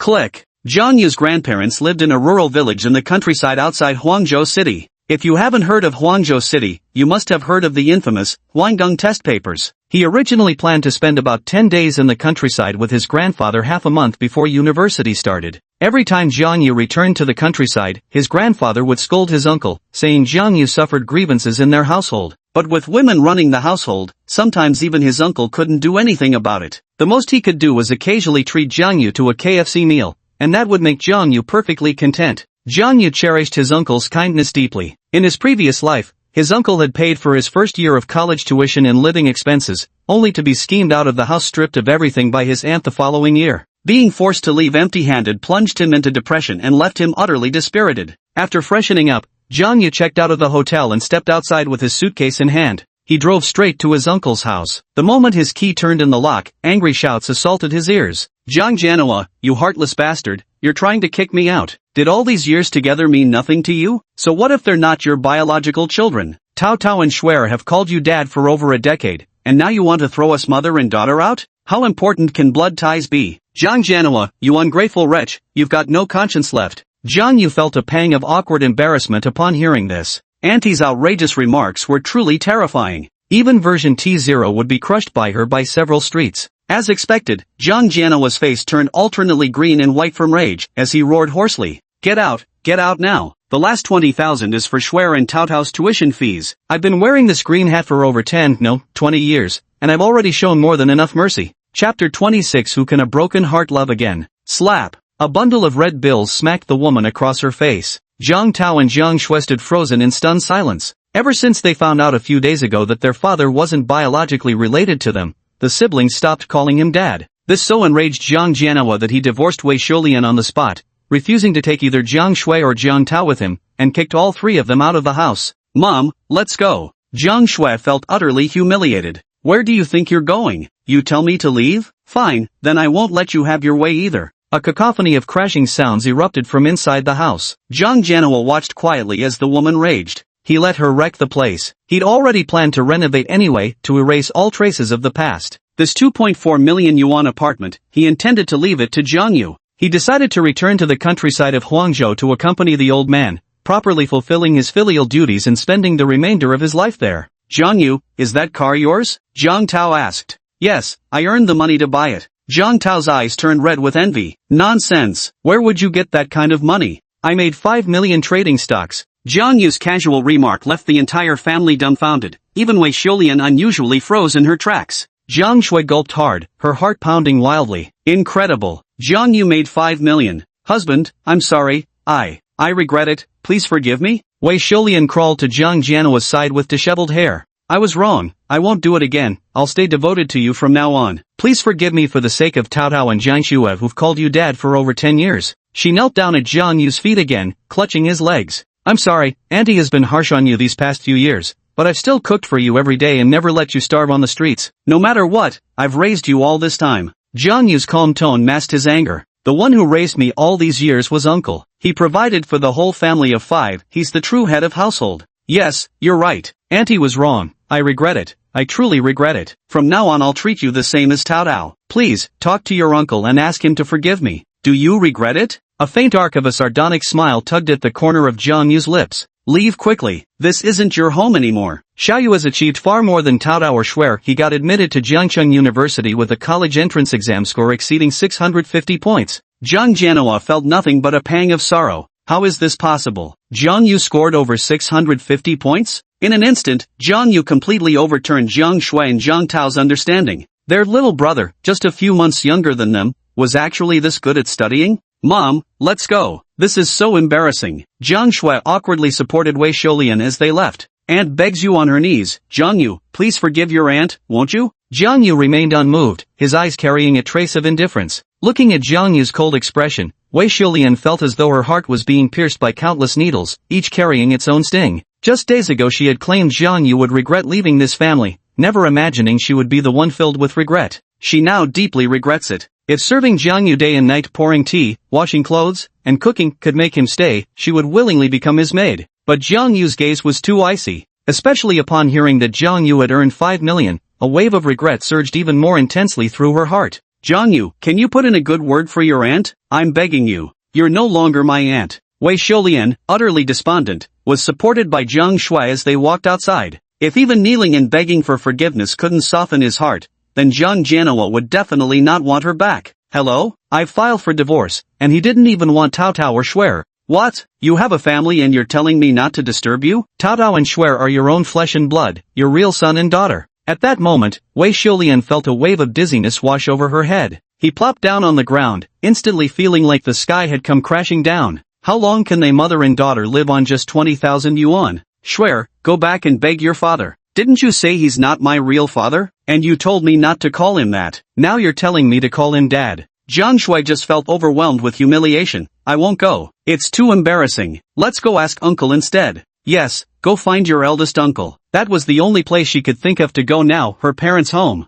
Huff. Inside the room, Zhang Jianhua lit one cigarette after another. Zhang Yu quietly stayed by his uncle's side. Right now, they needed to let their grandparents comfort their injured son. Xiaoyu, Tell me, haven't I been good to Taotao? Haven't I been good to Shuer? After raising them for so many years, they just stopped calling me dad. Don't they have even a shred of gratitude in their hearts? And your aunt, I give her 10,000 a month just for food and drink, yet she's still not satisfied, sneaking around behind my back. Zhang Jianhua roared with a vicious expression. Uncle, I suppose you could say you've met with misfortune in your choice of companion. Ah, Zhang Jianhua let out a long sigh. Uncle, I suggest you go back to the countryside and spend some time with Grandpa while relaxing. You're still young, only 43, your life is just beginning. Is 43 years old, with 1 foot already in the grave, really still considered young? Zhang Jianhua surveyed the messy house and asked, you're tearing everything apart to renovate. Did you really just say you earned 5 million? It's true, Jang Yu replied with a faint smile. Good, that's impressive. Your grandparents would be overjoyed to know you got into Jiangcheng University.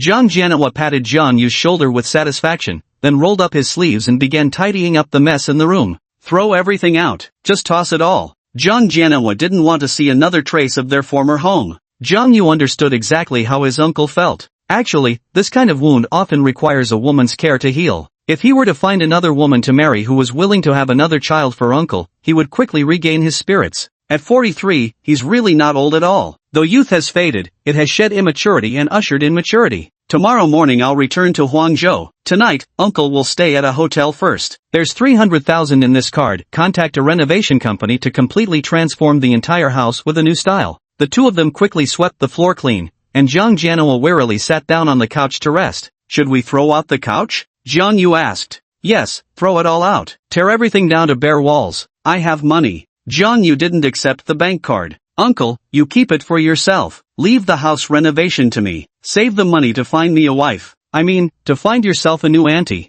Zhang Jianhua sighed melancholically. Where in this world can one still find a good woman? A wounded heart no longer knows whom to love. Zhang Yu. After a brief conversation with his son, Zhang Jianhua went out to drown his sorrows in liquor. The fact of being cheated on couldn't be changed, but at least in this life, his uncle managed to keep a house and the 50,000 yuan deposit in his hands. Although he appeared utterly dejected, it didn't reach the point of depressive suicide. Renovate the house? This apartment is quite good, a 150 square meter 3-bedroom unit with 2 living rooms and 2 bathrooms. Zhang Yu searched online for local renovation companies and made a phone call. A middle-aged man's voice came through the phone. Hello, this is Shangbang Decoration Company. I have an apartment that needs renovation. Would it be convenient for you to come take a look? Pre-owned or brand new property? The second-hand apartment is ready to be stripped down to bare walls. Might be quite an extensive renovation process. Alright, add me on WeChat and send me the address. Zhang Yu searched and added the other person as a friend via WeChat. Shangbang Decoration, Lin Yaodong. Lying lazily on the sofa and playing with his phone, Zhang Yu pondered how he should spend money next to level up. Including his hotel expenses over the past half-month, he still needed 260,000 experience points, which meant he had to spend 260,000 renminbi to reach level 3. His card balance had accumulated to 1.32 million yuan, with 4 welfare critical strike spending cards remaining. As he pondered how to spend the money, his phone rang with a pleasant chime. It was his girlfriend Lin Wancho calling. Holding the phone at arm's length, he answered the call and switched on speakerphone. Just as expected, she always started by yelling whenever she called. Zhang Yu, I passed. Got my driving test on the first try. Wow! Zhang Yu exclaimed in surprise. That's amazing, just what I'd expect from our class president. When Lin Wancho wasn't shouting, her voice carried the melodious sweetness of a lark. Are you still at the hotel? Let me come find you so we can go shopping together. I'm so excited. I'm at my uncle's place. You can come find me. I have to wait an hour before I can leave. Are you going alone? Alright, Xiao Xia and I will come get you. Coming, I'll send you the address. Monkey failed his driving test, subject 2. He took the test with us and seems really upset. Go comfort your good bro quickly. Chapter 27, Running into my future father-in-law. What kind of mess is this? Old Jiang, I'm so upset I failed my driving test for the second time. Let's hit the internet cafe and play some games to unwind. Transport ship, sniper duel. Not going. What's there to fear? I'll spot you 10 kills to start with. I want to play LOL, not Crossfire. You've mooched off my internet cafe visits dozens of times. This time you're treating me properly. Book the best VIP room. Let's just go to a proper esports hotel instead. Jiang Yu suggested. Hole curled his lips. Might as well go home and play. Going to an internet cafe is about enjoying the atmosphere of gaming together with friends there. Do you get the difference between that and playing games at home? Got a date with my girlfriend today. Can only team up with you another time. Jiang Yu let out a light chuckle. Damn it, you're such a traitor. Hole roared. Ditching your bro the second you get a girlfriend. Gotta go. Jang Yu raised his head to look at Lin Wancho stepping out of the taxi, accompanied by her quirky best friend, Xie Xiaoxie. Lin Wancho had a bit of a poor sense of direction, worried she might not be able to find the exact building number. So she asked her boyfriend Jang Yu to meet her at the gate of Riverside Garden residential area.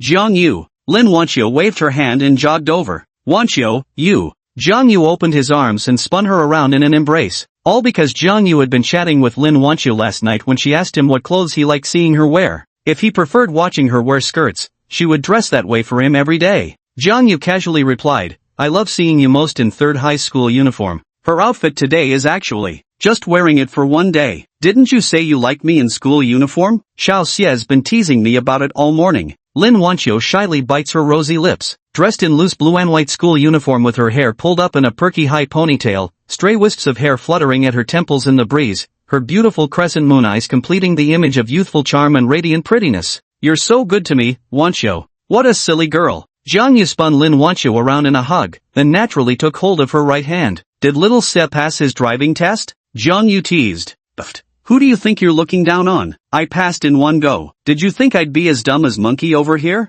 Jang Yu's mouth twitched. Poor monkey. Just a little subject 2 test, crushed it easily. Booked subject 3 for next Monday. If all goes well, I might just get my license before school starts. Lin Wancho excitedly waved her little fist. Jang Yu immediately delivered flattering praise, so impressive, as expected from our class president. The three of them walked into Binjiang Garden chatting and laughing, where a black Mercedes-Benz E300 was parked at the entrance. A grim-faced middle-aged man stepped out from the driver's seat, while a young woman exited the passenger side. Lin Yaodong currently felt like he'd stepped in dog shit. On this Sunday, most company staff were off duty, with only a few employees out negotiating decoration projects. Left with no choice, he brought along a designer and personally took charge. But just as his car pulled up at Riverside Gardens entrance, he unexpectedly witnessed his own beloved daughter Lin Wancho throwing herself into some young man's embrace. Seeing how intimately close the two were, there was no doubt they were in a relationship. He even suspected that during those few days Lin Wancho hadn't returned home after the college entrance exams, she must have been sticking to Jang Yu like glue.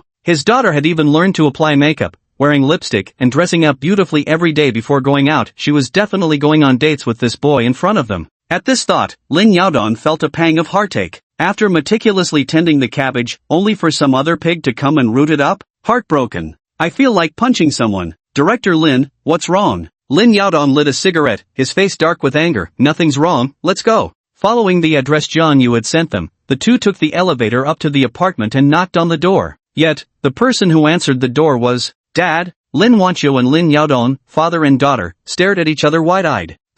Jang Yu's right ear twitched as he briskly sat up from the sofa. Was his future father-in-law here? Weren't you supposed to be taking your driver's license test? Lin Yaodong felt darkness descend before his eyes. Lin Wancho pouted coyly, passed subject 2 in one go. Pretty impressive, huh? You're truly a top student, impressive indeed. Hello uncle, I'm Xie Xiaoxie. Hello. Dad, what brings you here? Lin Yaodong looked into the room and asked, who is Mr. Jiang? Jang Yu responded warmly, Uncle, I'm Mr. Jiang. You can just call me Xiao Jiang. Lin Yaodong from Shangbang Decoration, with the same surname as Lin, clearly marked him as his future father-in-law. Watching her boyfriend behave so obediently, Lin Wancho couldn't help but burst into laughter. Are you planning to renovate your house? Lin Yaodong sized up Jang Yu, noticing the young man's handsome and dignified appearance. Judging by his looks, he was indeed worthy of being matched with Lin Yaodong's daughter. Jang Yu nodded with a faint smile and replied, Yes, uncle. I plan to strip the entire house down to its bare walls and completely renovate it. Tear it down to bare walls? Young man, the modern minimalist style in your place looks quite nice, and the furniture doesn't seem too shabby either. Converting it to bare wall renovation won't come cheap. Wanting a change of taste to remodel into pure European style. This home isn't a large flat floor apartment, otherwise traditional Chinese decor would look most impressive. Only, if the floor area is too small, going with Chinese style would end up looking rather cramped and tacky. Lin Wancho finally realized that Jang Yu wanted to renovate his house and had coincidentally contacted her father. Dad, so Jang Yu made an appointment with you to discuss renovations? He's my classmate, could you give him a discount? Just a simple classmate? Lin Yaodong frowned. Yeah, classmate. Lin Wancho's voice was weak and unsure. If she openly admitted Jang Yu was her boyfriend, there'd be no chance of taking that week-long trip to Star City early. And don't even think about staying out all night. If you're already hugging and clinging together, are you still just classmates? Lin Yaodong didn't expose his daughter's thoughts, but said seriously, strip it back to bare walls? What about all the furniture in the house? Throw it all out and get new ones. Jang Yu didn't hesitate for a second. Everything had to be completely transformed. That way, Uncle wouldn't be reminded of those awful memories. Lin Yaodong's eyes immediately caught sight of the Rolex on Jang Yu's wrist. Young man, don't waste money just because you have some. A perfectly good sofa, TV, and bed, throwing them all away? I suggest you sell all the furniture secondhand first. Uncle, when they're doing the renovation, just let the workers take everything apart if they want it. Jang Yu's words made Lin Yaodong slightly displeased. This kid must be relying on his family's wealth, looking down on the money from selling second-hand furniture. You could find a second-hand furniture market owner, Jang Yu, and have them come pick it up for recycling. It wouldn't take much effort. Jang Yu grinned. Alright, I'll do as you say. You big dummy. Lin Wancho shot her boyfriend a glare. Lin Yaodong introduced. This is designer Xiao Wu. Discuss with her how you'd like the place decorated. Renovating this home won't come cheap. Lin Wancho immediately said with a cheerful smile, Dad, Jang Yu is my good friend. Give him a discount, okay? Just don't make any profit from him. You're not allowed to rip him off. No profit? No ripping people off? How is a renovation company supposed to make money without ripping people off? Ahem, since you're Wancho's classmate, I'll naturally give you the lowest price. Thank you, Uncle. With all the furniture smashed by my aunt, we couldn't even offer a cup of tea. Classmate Jang Yu felt slightly awkward. Lin Yaodong smiled and asked, Young man, how did you do on your college entrance exams? What's the big deal about wearing a Rolex? So what if he's rich? As long as his college entrance exam scores aren't as good as my daughter's, I can find a reason to break them up. Though somewhat underhanded, as a father, he truly couldn't bear to see the flower he'd cultivated with such care being ruined by some man. Jang Yu curled his lips into a faint smile. Did alright, scored 658 in total. Chapter 28. Xie Xiaoxie is also a naturally gifted player. Cough, cough. Lin Yaodong coughed from choking and laughed. Young man, with a college entrance exam score over 650, you could apply to Tsinghua or Peking University, couldn't you? Young people should speak responsibly and not make things up. Dad, Jang Yu really is a top student. Ask Xie if you don't believe me. Lin Wancho felt slightly exasperated with her old-fashioned father. Xie Xiaoxie nodded repeatedly like a pecking chick. Jang Yu wasn't boasting or lying. He truly scored 658 points on the exam. However, there's still some gap from getting into Tsinghua or Peking University, which would require at least 690 points. Not bad at all. Lin Yaodong awkwardly praised before continuing. For the specific details about the renovation, you can consult Xiao Wu. She's our company's top designer. I have something to attend to, so I'll take my leave now. Uncle, let me see you out. Stop, don't come any closer. Lin Yaodong walked out of the room and casually closed the door behind him. Xiao Wu smiled slightly. Mr. Jang, you can add me on WeChat, and we'll discuss the specific renovation details in detail. I love the pure wood cream style. What do you think, Jang Yu? Jang Yu held her delicate little hand. Up to you. Why don't you just add the young lady's WeChat to discuss the renovation plans? Is that true? Lin Wancho smiled sweetly. She quite enjoyed designing houses, finding it quite fulfilling. Jang Yu blinked playfully and teased. Well, for our future marital home, we'll definitely have to listen to you. Who said anything about marrying you? Lin Wancho blushed coyly. Sister Wu, please don't tell my dad I'm dating someone. Don't worry. Xiao Wu nodded in agreement. Too late. Way too late. She and President Lin had already seen the young miss hugging Jang Yu intimately on the street. Jang Yu decided to entrust the entire house renovation project to Lin Wancho for assistance. All I needed to do was pay up. As for Uncle, I might as well buy him another apartment. After all, while the decoration style had changed, the layout remained largely the same. Moving in might revive painful memories for Uncle. Jang Yu, come shopping with us. Tonight's Ruwashi's birthday party is booked at a business KTV that combines dining and karaoke. Xiao Xia and I need to get Ruwashi a birthday present. After finalizing the renovation plans, Lin Wancho took Jang Yu's arm, her eyes brimming with the sweetness of new love.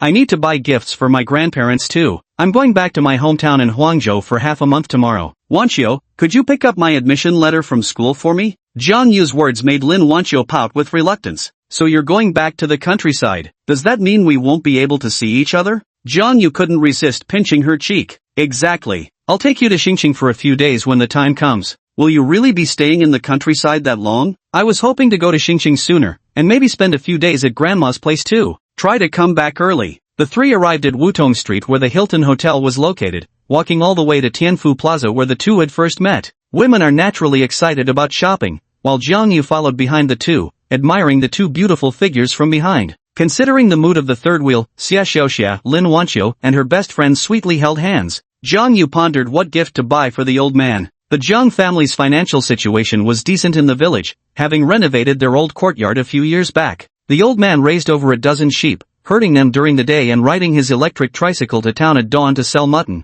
He recalled the old man also kept several pigs, slaughtering one each year for the spring festival celebrations. Stepping into a Chanel cosmetics store, Lin Wancho suggested, "Xiaoxia, how about you gift perfume and I'll buy the lipstick?" "Okay, but isn't Chanel too expensive? My budget is 500 yuan. With 500 yuan, we can only get Chanel sample sizes." Xia Xiaoxia puckered her lips worriedly. "Then you buy the lipstick, and I'll buy the perfume." Chanel lipsticks range in price from the affordable classic series at 350 yuan to several thousand yuan. After the two girls finished picking out a gift for Ning Ruoshi, Jang Yu grinned and asked, "The birthday party, do I really have to go?" Lin Wancho said proudly, "You're going. You're my boyfriend, and I want to properly introduce you to Ruoshi. I like girls with curves like bear. Aren't you afraid I might fall for you, Ning Ruoshi?" Jang Yu leaned down and whispered softly by her ear. Lin Wancho pinched the soft flesh at Jang Yu's waist and snorted, "You wouldn't dare." Yet a tinge of unease rose in his heart. His close friend Ning Ruoshi had also been admitted to Jiangcheng University. What if they're together? No way, impossible. My best friend isn't that kind of person. She planned to ask Ning Ruoshi to help keep an eye on Jang Yu undercover when university starts. "Don't let Jang Yu fool around outside, so we can have a long-distance relationship with peace of mind." "Do I need to give a gift?" Lin Wancho gave Jang Yu a disdainful look. "Of course not. By the way, weren't you going to buy gifts for your grandparents? We've already bought ours. Let's find a jewelry store to browse first." The trio entered a jewelry store whose name began with Zhou. Jadeite bracelets, jade bracelets, prices ranging from a few thousand to 20,000, 50,000, even 100,000. Jang Yu examined the prices of the jade items. "Miss Un?" At this moment, Anqing, dressed in a professional black-stockinged office lady suit, stepped forward. "Jang Yu, Wancho and Xiaoxia. Cousin, so you work at this jewelry store? Jang Yu is here to help you meet your sales target." "Oh, Xiaoxia, look how beautiful these earrings are," a dainty little bow dangling from a long gold chain. And Chang blinked playfully at Jang Yu and said, "Oh really? Then I must thank my dear classmate Jang Yu for helping his big sis meet her sales quota. So, what would you like to buy?" She lowered her voice again. "Are you planning to give Wancho a present?" "It's a gift for my grandma." "Ahem." And Xing coughed lightly. "I noticed you've been staring at the jade. Come here and lean over the counter." "What for?" And Xing's lips leaned close to Jang Yu's ear, her voice soft and melodious. "Don't buy jade. Gold has its price, but jade is priceless. Never touch jadeite if you don't understand it. I know money's no object for you, but don't be a sucker." The perfume from the woman wafted into Jang Yu's nostrils, but his attention was fixed on Anqing's décolletage. It was so full and magnificent, one could hardly resist burying his face in those soft, welcoming curves. "Thank you for the reminder, Sister Anqing." Jang Yu was also contemplating. With jade, ordinary people truly can't grasp its nuances. Even when purchased from reputable gold stores, it's easy to become a sucker. Yet he believed the saying "jade nurtures its owner" wasn't fabricated by jade merchants without basis. "Missin, take a look at this gold pendant." "Certainly." And Cheng opened the cabinet door and reached for the golden pendant Jang Yu had pointed out. She absolutely despised the professional attire mandated by the company. Every time she had to bend over to retrieve jewelry for male customers, she had to use her left hand to cover her chest to prevent any accidental exposure. Yet, facing Jang Yu, Cheng deliberately chose not to shield herself. Instead, she bent down very slowly to pick up the necklace, deliberately dragging it out for about 30 seconds. Then she suddenly lifted her head to look at Jang Yu. His lecherous gaze immediately transformed into the clear eyes of a young man, and he couldn't help but gulp audibly. On purpose. Anqing was absolutely doing it on purpose. Is she trying to seduce her cousin's boyfriend? Jang Yu's composure began to waver. Chapter 29. Oh no, I've been targeted by that young wolf. TSK. The 19-year-old wolf pup instantly put on a gentlemanly act, making Anqing inwardly chuckle. She reached out and handed him the golden pendant. And, sis, do you have any pendant recommendations? Jang Yu took the pendant guiltily, weighing it in his hand. The style is beautiful, but it doesn't seem right for his grandmother. For elderly people, flashy pendants aren't suitable. This one would be much better. Anqing bent down and took out another piece. Are you really not recommending jade ornaments? Jang Yu asked softly, and Cheng nodded with a smile. 10 or 20,000 is acceptable. I wouldn't recommend anything more expensive. Let me take a look at this 18,000 yuan jade bracelet. Alright. Anqing took out the jade bracelet and placed it in Jang Yu's hand. For some reason, she felt an irresistible urge to tease the young man. So, with subtle movements, her delicate fingers lightly scratched Jang Yu's palm. Jang Yu felt a shiver run through his entire body, thoroughly captivated by Anqing's flirtatious gesture. Big sisterin, take a look at this one too. Little pervert, still not satisfied? Want to see more? And Qing instinctively thought Jang Yu's interest in the jade bracelet was just a pretense, and that what he really wanted was to take a look at her ample curves. Give him a little sweetness. That brat keeps wanting to take advantage endlessly. And Ching saw her cousin Lin Wancho approaching and, bending over while clutching her chest, took out a jade bracelet. Not bad. If someone's willing to be a sucker, then so be it. Elderly folks surely prefer jade bracelets over golden rings and pendants. Jang Yu handed a jade bracelet and a gold pendant to Cheng. Are you sure you want to buy the jade bracelet?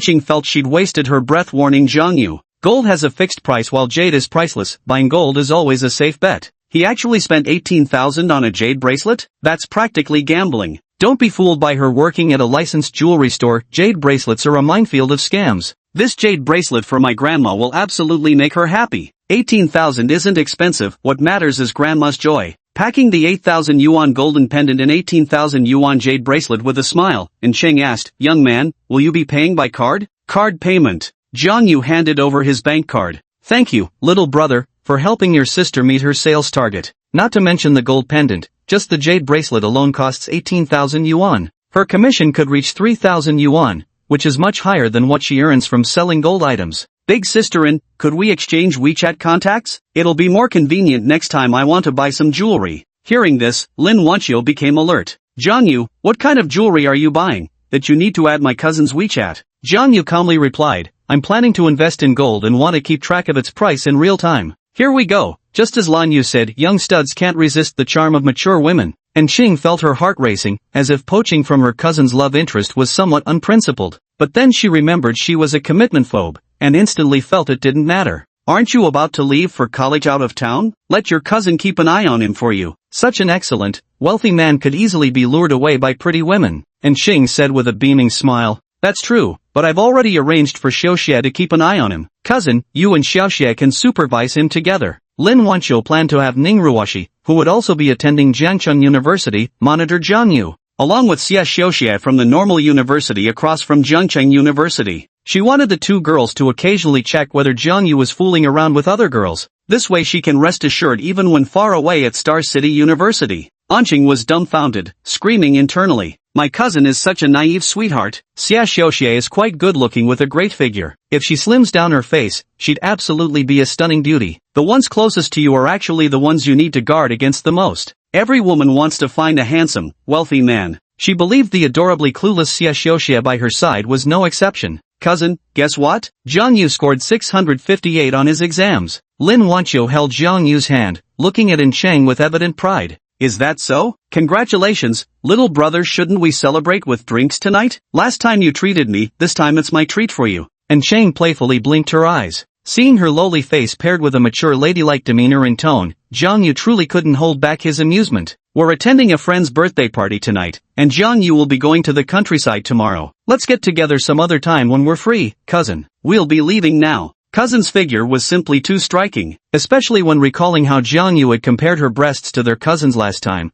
Lin Wancho couldn't bear to stay another minute in the jewelry store. So insecure. Oh, I see. By then. Jang Yu waved his hand. Goodbye, sisterin. I wonder if Jang Yu would come out drinking with me alone when Wancho goes to Star City for university? Thinking this, Ching felt her heart racing wildly. An indescribable thrill surged through her. Jang Yu, did you make money from stocks again? Seeing Jang Yu casually spend 30,000 in the blink of an eye, Xia Xiaoxie felt her eyelids twitch with shock. When choosing a lipstick, she always had to check her wallet and stick to her budget. Jang Yu shopped without batting an eye. 20 or 30,000 yuan passed through her card as lightly as 200 or 300. Jang Yu paused before casually replying, don't worry, I've still got around 200,000 left. If I spend it all, I'll just earn more. Though since profits go up and down, what if one day I lose everything? Wancho, would you promise to take care of me then? Of course, I'll work and support you. Lin Wancho felt sweetness welling up in her heart. Only a little over 100,000 yuan remained in his possession. Are you for real? Xia Xiaoxie gulped, feeling a tinge of envy toward her best friend.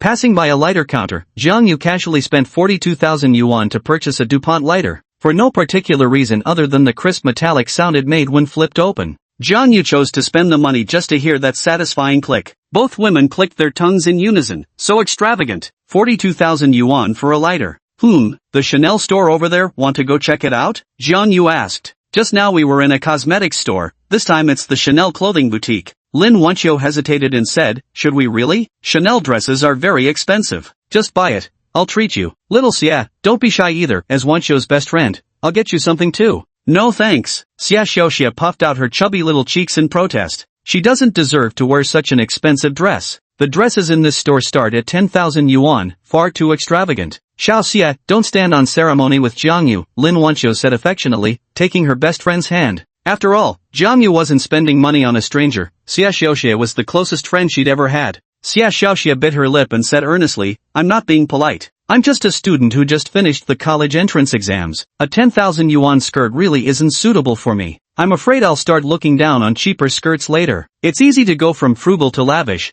but hard to go from lavish back to frugal. Jang Yu glanced at Xia Xiaoxia, slightly surprised by her pear-shaped and slightly plump figure. This chubby girl actually has this kind of awareness? How rare. Forget it, let's go buy some milk tea instead. Chanel clothes are expensive, and Lin Wancho didn't want Jang Yu to spend money on her. Chapter 30, The Naturally Gifted Xia Xiaoxia. Only 240,000 yuan left to spend before leveling up to LV3. Jang Yu felt rather impatient to upgrade the system. After leveling up from LV3 to LV4, he eagerly anticipated the system's new privileges. Wancho, I've thought of a great investment opportunity. Jang Yu held Lin Wancho's hand as they walked into a jewelry store. It wasn't a gold shop, but rather the king of luxury brands, Hermes. Investment? Invest in what? Lin Wancho's beautiful eyes trembled. The salesgirl enthusiastically asked, Sir, madam, what would you like to buy? Miss, my girlfriend wants to buy a bracelet. Do you have any recommendations? Jang Yu glanced at the dazzling array of jewelry on display. Sir, this bracelet would perfectly complement the lady's elegance. It's Hermes' new summertime design, a platinum bracelet studded with diamonds.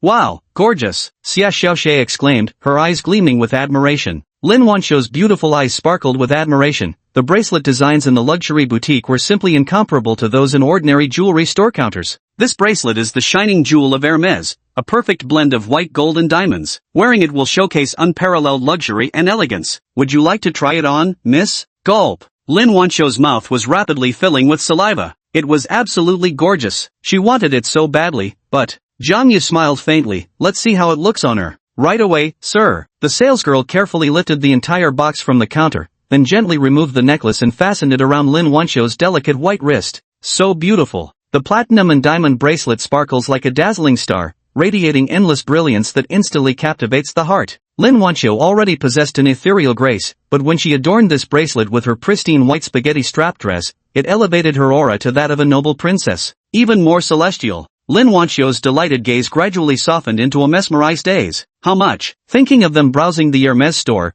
Lin Wancho's foggy mind sobered up a little. Its price is quite affordable in our store, only costing 248,000 yuan, just 2,000 yuan short of 250,000. Affordable? Xia Xiaoxia was stunned by the sales assistant's words. My heart screamed, affordable my foot. No thanks. Lin Wancho snapped back to reality instantly. Grabbing Jang Yu's hand, she dragged him out of the store, afraid this impulsive guy might actually buy it. Though she didn't know the exact balance in his bank card, the fact that he dared walk into a Hermes store meant he absolutely had the means to buy this bracelet. Can we not buy it, please? Her voice bordered on pleading. Jang Yu nodded. Alright, let's go. Jang Yu, didn't you say you only have a little over 100,000 left? Xia Xiaoxia mumbled. In just one short afternoon, I made another 200,000 yuan. What? Xia Xiaoxia's eyes lit up. That's incredible. Will you teach me how to trade stocks too? Sweat. He didn't know the first thing about stock trading, it was just an excuse he'd made up. Last night I lost 200,000 yuan in 1 minute. Are you sure you still want to learn? Hearing this, Xia Xiaoxia shook his head like a rattle drum. No more studying, no more. Can't afford to learn. Let's go to the tropical rainforest arcade to play with game tokens and grab some plushies, Lin Wancho suggested. You finished shopping? Now it's my turn. I need to go to Uniqlo next door to buy a maxi dress. Staring at the dress Lin Wancho was wearing, a trace of envy flashed in Xia Xiaoxia's eyes. Compared to the well-off Lin Wancho, her family was just average. My mother and stepfather ran a small grocery store that hardly made 300,000 a year, so my allowance was pitifully meager. The 3,000 yuan she had asked her parents for her holiday trip was almost completely spent. Spending time with Lin Wancho makes me feel like I'm turning into a vain girl. Xia Xiaoxia quickly grabbed her best friend's hand. Xiaoxia, sorry about that, I totally forgot about you. No worries, I feel like a giant third wheel. Next time you two go shopping together, don't invite me, I've had enough dog food, meaning seeing public displays of affection. Ah, my bad Xiaoxia. Xiaoxia, let me treat you to bubble tea. Giggle, I'll have the strawberry flavor. The intricacies of relationships between women.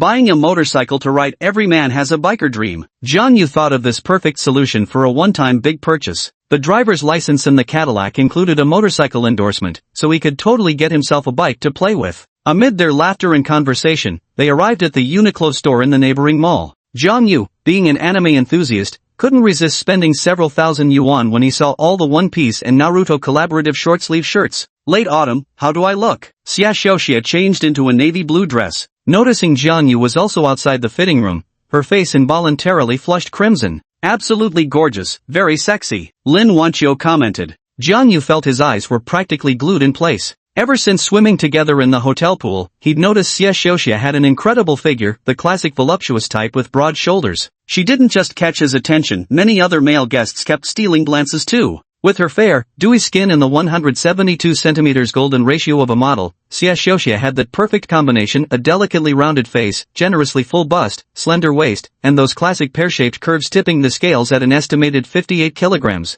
The crucial point is her extraordinary natural gifts, her peachy bottom slightly upturned, perfectly hugged by the black maxi dress, making her figure truly invincible. This dress somewhat resembles what netizens jokingly call a stepmother dress. Could it be that the dress size is too small? Lin Wancho noticed that the dress Xia Xiaoxia was wearing clung tightly to her peachy curves, clearly outlining the shape of her bottom. If paired with black stockings, it would be the perfect outfit for a young married woman. Too sexy, not suitable for close girlfriends. One size bigger won't do, needs to be 2 sizes larger. Noticing Jang Yu's gaze, Xia Xiaoxia cursed inwardly, "You big pervert, with such a beautiful Wancho right beside you, and you're staring at me instead." Jang Yu felt something was wrong with his mindset. How could he be openly staring at his girlfriend's best friend like this? Amatba, forgive me, forgive me. Soon after, Xia Xiaoxia changed into a loose black dress. "You two look quite matching, black and white pair," Jang Yu commented. "That's right, Lin's wife." Xia Xiaoxia wrapped his arm around Lin Wancho's slender waist. Lin Wancho was dumbfounded. "Xiaoxia, you've gotten naughty. Does this dress really look good on me?" "It looks great. Makes your butt look less perky this way." "Ah, Jang Yu. What are you talking about? Your butt is so perky and round, all the older men love your type." "Ah, Lin Wancho, I'll fight you to the death." Jang Yu grinned. "It's not just older men who can't resist you. Even high school boys can't handle a natural talent like you." Chapter 31 System Upgrade. Unlocking the System Store. "Handsome, anything you need?" Inside the Hermes store, the sales associate looked at Jang Yu, who had rushed in hurriedly. "Pack up the bracelet my girlfriend was just trying on." "Wow. What kind of dream boyfriend is this? Little sister really wants to ask big brother, do you need a mistress to keep you company? Handsome, are you paying by card?" Swiping the card. The way a man pays is just too handsome. The shopping assistant's eyes gradually grew fervent. She really wanted to ask for his WeChat ID, but by the time she hesitated, Jang Yu had already dashed off. Boyfriend buys a bracelet worth 200,000 plus yuan. The girlfriend refuses, but the boyfriend insists on buying it. What a dream man in every woman's eyes.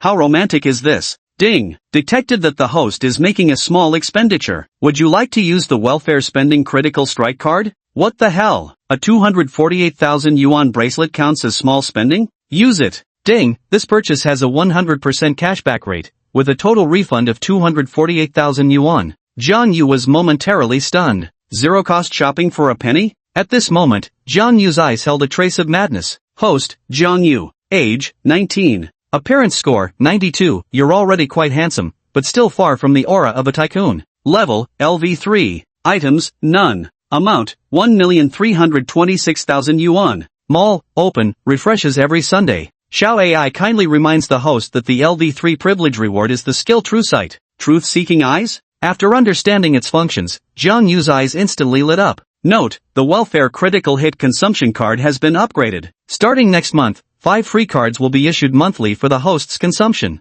Jang Yu glanced at the welfare critical hit consumption card. Its multiplier range had increased from 50% to 200% to 100% to 500%. Simply put, even if he immediately spent all 1.18 million yen in his card to buy a luxury car worth over $1 million, the lowest probability would be getting the full amount refunded within 1.18 million seconds, effortlessly scoring a top-tier luxury ride for free. Truly worthy of being called the almighty system dad, Jang Yu was thoroughly impressed. System Mall unlocked. 6 golden glowing cards. God-level driving skills. Superhuman stamina potion. Chess grandmaster. Golden kidneys double the power. Sky-striking technique. Divine hands. Among the 6 cards, Jang Yu was especially curious, what the hell was this golden twin kidneys thing? But clicking to check instantly made him drool uncontrollably. He could actually make an 80-year-old man instantly regain the fighting power of a 19-year-old teenager. This was truly terrifying, incredibly formidable. If he was already incredibly strong to begin with, acquiring the golden kidneys would cause his combat prowess to skyrocket explosively. A card selling for 800,000? That's totally worth it. Let's try the super stamina potion first. Host, are you sure you want to purchase the super stamina potion? Confirm. There was an extra 200 milliliter bottle of potion in his carry bag. Red potion? Any side effects? Little love assistant kindly reminds the host, there are absolutely no side effects. Gulp, gulp without hesitation. Jang Yu opened the small medicine bottle and drank it down. The orange-flavored potion tasted somewhat like Mirinda soda. The reason he chose to drink this extreme physical enhancer was that he planned to sign up for the Jiangcheng Marathon at the end of the month. This was one of the system's main quests. It had always existed, just that Jang Yu hadn't possessed the capability to complete it before. Whether it's a half marathon or a full marathon, just completing the task will earn you a reward of 10 million. What exactly is the heaven-defying skill? The cards in the system store were oddly strange, leaving Jang Yu filled with curiosity. Turns out, the heaven-defying skill meant he could acquire Stephen Curry's basketball abilities. On the basketball court, he achieves 100% shooting accuracy from beyond the three-point line, with an 80% success rate from half-court. Even the real skyfucker Curry couldn't possibly have a 100% three-point shooting percentage. After returning from the countryside, he started spending wildly. Jang Yu hurried to the entrance of Uniqlo, carrying his handbag. Jang Yu, where have you been running off to? We've been waiting for you for 10 minutes. It's time to head to the KTV. Lin Wancho changed back into her third high school uniform, placing the dress she bought into a handbag. Of course, Jang Yu waved the Hermes printed handbag in front of her. Did you buy that bracelet? Jang Yu pinched her cheek. Aren't you attending Ning Ruoshi's birthday banquet today? Wearing the bracelet would make you look more formal. Thank you. Jang Yu. Lin Wancho's eyes shimmered with emotion as she rose on her tiptoes and softly kissed Jang Yu's left cheek. Women are complex creatures. When she tells you not to buy something, you really don't have to. But if you buy it anyway, she'll be secretly delighted. Why did you switch back to your school uniform? Lin Wancho took the initiative to hold Jang Yu's hand. Although Ning Ruoshi has been my rival since childhood, she's also my best friend. Today I won't dress up too beautifully. If you ask me, Wancho, you're overthinking it. You should dress like a fairy and outshine Ning Ruoshi. The intricate relationships between women were something Jang Yu didn't quite understand. When Jang Yu opened her handbag, a card accidentally fell to the ground. Lin Wancho swiftly picked it up. Hey handsome, wanna be friends? The number on this card is my WeChat. A line of small text appeared in Lin Wancho's eyes. What is it? Don't look. Lin Wancho bit her lip. How vile, that wretched woman. The Hermes salesgirl actually tried to seduce her boyfriend. How shameless. Does it look nice? Jang Yu personally fastened the platinum diamond-studded bracelet around her wrist, each gem sparkling brilliantly. It's beautiful, but promise me you won't buy luxury goods next time, okay? Be good. I'll be good. Xiaoxiaoxia couldn't take it anymore. Those two were being too lovey-dovey and nauseatingly sweet. Truth vision activated. Jang Yu silently recited. Instantly, an electronic list materialized before his eyes. Name, Lin Wancho. Age, 19. Relationship, girlfriend. Actual appearance score, 94. Body score, 91. Affection level, 93, out of 100. Relationship status, in a relationship, married. Times of intimacy, 0. What the hell? Number of intimate encounters. As someone who had read countless wish fulfillment novels, Jang Yu immediately understood what number of intimate encounters meant. It referred to the number of times one had slept with men. Yet among the list of attributes, the item labeled true appearance score instantly sent Jang Yu's heart racing with excitement. Now isn't the 90s anymore. Practically every girl walking down the street wears makeup, especially those shopping at malls or hitting the bars. You should know that Chinese makeup techniques are ranked among Asia's for great dark arts. This means no matter how skilled a girl is with cosmetics, his ocular data always records her true appearance score. Makeup wizards are everywhere these days. Some bar girl with a natural 72-point face can visually hit 90 after contouring magic. Even a seasoned playboy wouldn't be able to distinguish a girl's true appearance under the dim, seductive lighting of a bar, too many alluring faces obscured by the shadows. He shifted his gaze to Xiaoxiaoxia. Name, Xiaoxiaoxia. Age, 19. Relationship, high school classmate. True appearance score, 88. Body score, 95. Favorability rating, 72. Initial, 10. Has a boyfriend, husband no. Number of intimate encounters, 0. Why does Xiaoxiaoxia have such high favorability toward him? It's probably because he's the boyfriend of her best friend. But why did this girl get a score 4 points higher than Lin Wancho in the system's evaluation? Could it be bare, peachy and plump, just right to grab? The three of them walked into the 8th floor of Hao KTV. As soon as they stepped out of the elevator, 4 young women in kipaos standing on either side of the entrance bent down in unison. Good evening, welcome to Hao. Lin Wancho clung tightly to Jang Yu's right arm. Jang Yu raised his eyebrows slightly. A business KTV. This place probably isn't cheap. The lobby was luxuriously decorated, with dazzling lights, exquisitely designed from the entrance to the corridors to offer business professionals an exceptional consumption experience. Looks expensive. Why would Ruwashi choose this place? There's a group package on Meituan 1,288 yuan for a 10-person dinner and karaoke combo. Not bad, actually. Well, that's not too pricey then. Chapter 32, The Other Stunning Beauty of 3rd High School, Ning Ruwashi. The three arrived at the private room's entrance, where Lin Wancho gently pushed the door open. The private room was spacious, equipped with a dining table, and on the sofas sat 8 women and 3 men. A group of girls were singing merrily when they abruptly paused their song upon seeing someone approach. Late autumn is here, along with little Xie. And who's this? Could it be little Xie's boyfriend? From the center of the sofa, a girl dressed in a pure white long dress stood up and waved her hand. As one of the school belles of 3rd High, her looks and figure were naturally flawless. Unlike Lin Wancho's delicate oval face, Ning Ruwashi had more of an aristocratic oblong face.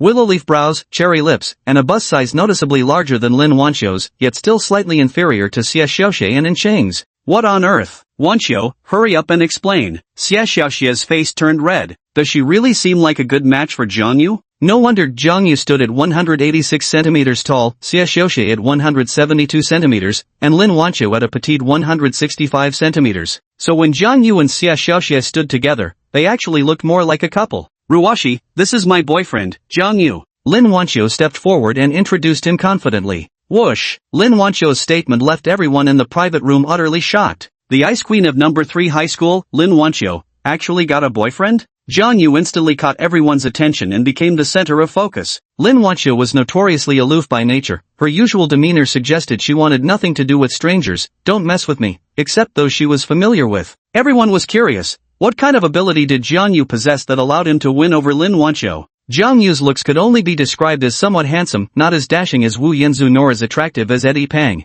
In terms of sheer looks, Jang Yu was simply unworthy of Lin Wancho's ethereal beauty. Ning Ruwashi tucked a stray lock of hair behind her ear and offered an apologetic smile. Oh, sorry, so you're Wancho's boyfriend. Lin Wancho, why are you still wearing your school uniform? Yeah, we're all about to start university. High school memories aren't great. Seeing you in that uniform reminds me of those all-night study sessions. Lin Wancho's lips curved into a smile as she explained cheerfully. I'm afraid if I wear a dress, I might accidentally outshine Ruwashi. Ning Ruwashi snorted dismissively. Pfft, I'm not scared of you, you're just a little beansprout. Little Lin, go change into that dress in the bathroom right now. Alright, today is Ning's big moment. I'll give you some face this time. What was little Lin's college entrance exam score? Did you get into Xinjiang University? Of course I got in. What about you? The cutoff score for Jiangcheng University was 642. Did you make it? I barely managed to score 648 points. I'll go to school next week to pick up my admission letter. Little Ning, this is my birthday gift to you.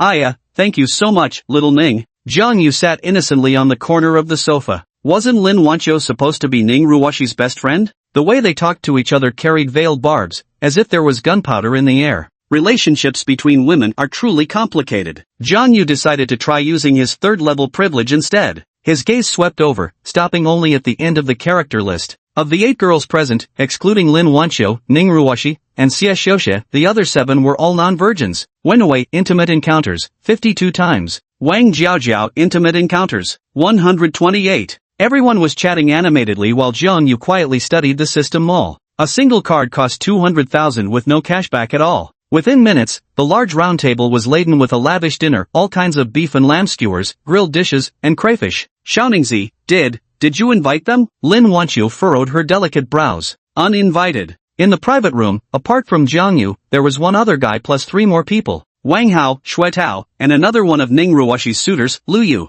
Cut the cake, sing happy birthday, and start the dinner. Halfway through the meal, Ning Ruwashi called out toward the door, Waiter. This girl seemed a bit reckless. How may I assist you today? A waiter in a suit and tie entered the private dining room. Let's order a few more dishes. The originally planned meal for 10 people would have been enough for the girls, but with 4 guys suddenly joining, it's clearly insufficient now. Especially that uninvited fatty Wang Hao, wolfing down skewers like a pig, so disgusting. Jang Yu glanced at the menu. The prices weren't exactly wallet-friendly. Cucumber salad, 88 yen. Lamb skewers, 20 yen per stick. Ning Ruwashi ordered over 700 yuan worth of additional dishes. Wenwei suggested, Ruwashi, this is too expensive. Why don't we just order takeout instead? It's okay, I have a small appetite. The cake already filled me up. Lin Wancho nodded, I'm full too. Let's order less. Ruwashi, don't hesitate, order anything you want, plus some drinks. Tonight's bill is on me, Shuetao. Shuetao, quit showing off. Ruwashi and I are classmates, I should be the one paying. Wang Jiaojiao, with her heavy makeup, glanced at the menu, a sly smile flickering in her eyes.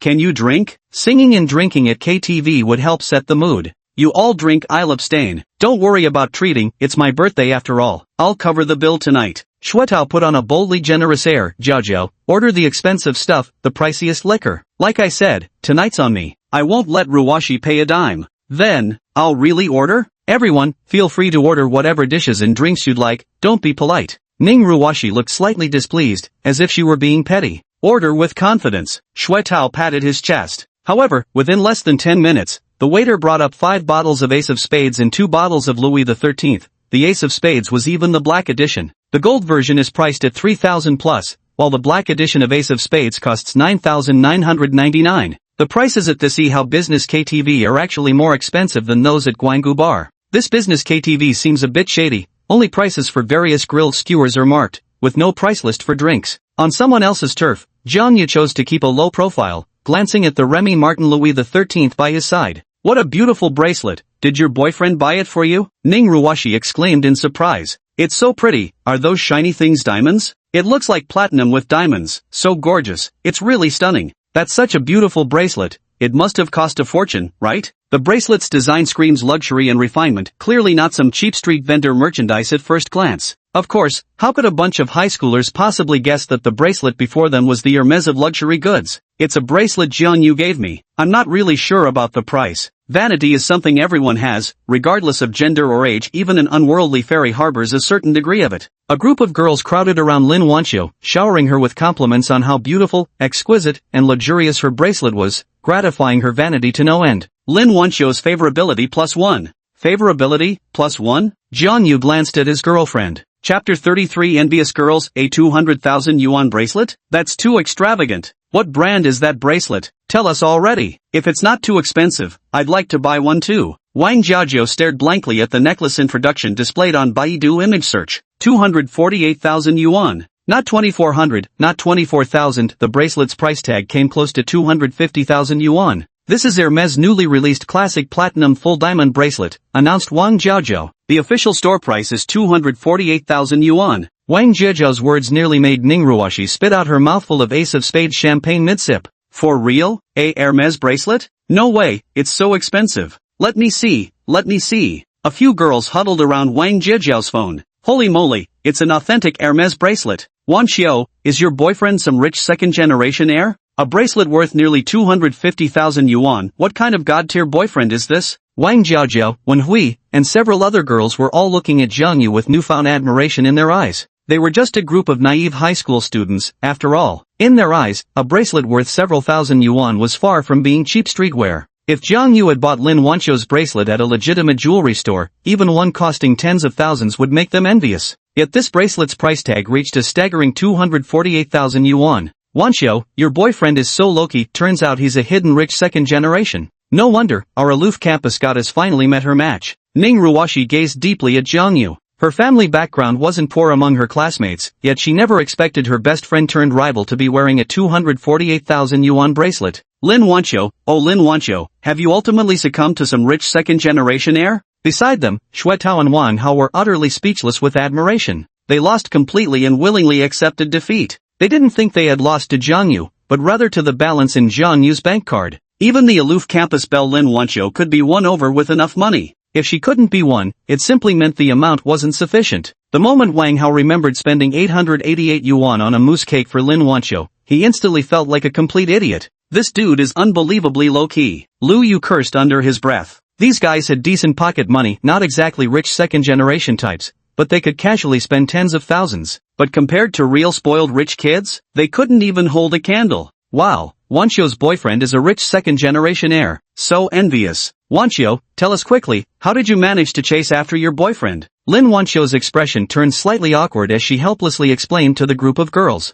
Jang Yu isn't a rich second-generation heir. He was my deskmate, all his money was earned by himself, not a penny from his family. Earning this much money at just 19 years old? Jang Yu replied with a faint smile, just made a small investment. What kind of investment could yield such returns? Stock trading. Straight-A students are truly impressive. The dinner lasted a full 3 hours. After everyone had their fill, the waitstaff cleared the table, leaving only the wine glasses behind. Wanghao couldn't wait to seize the microphone first, pushing all the songs he'd picked to the top of the queue. He put on a flirtatious show for the gathered goddesses, belting out tunes with great enthusiasm, though his vocal skills left much to be desired, his pitch wandering wildly off-key. Wancho, you wouldn't just like Jang Yu for his money, would you? To be honest, Lin Wancho falling in love was more surprising than her scoring 700 points on the college entrance exam. The two grew up together as childhood sweethearts, attending the same kindergarten since they were 3 years old. Ning Ruwashi knew Lin Wancho all too well, her standards were anything but ordinary. She doesn't like ugly guys or handsome guys, she only likes boys who can make her feel something.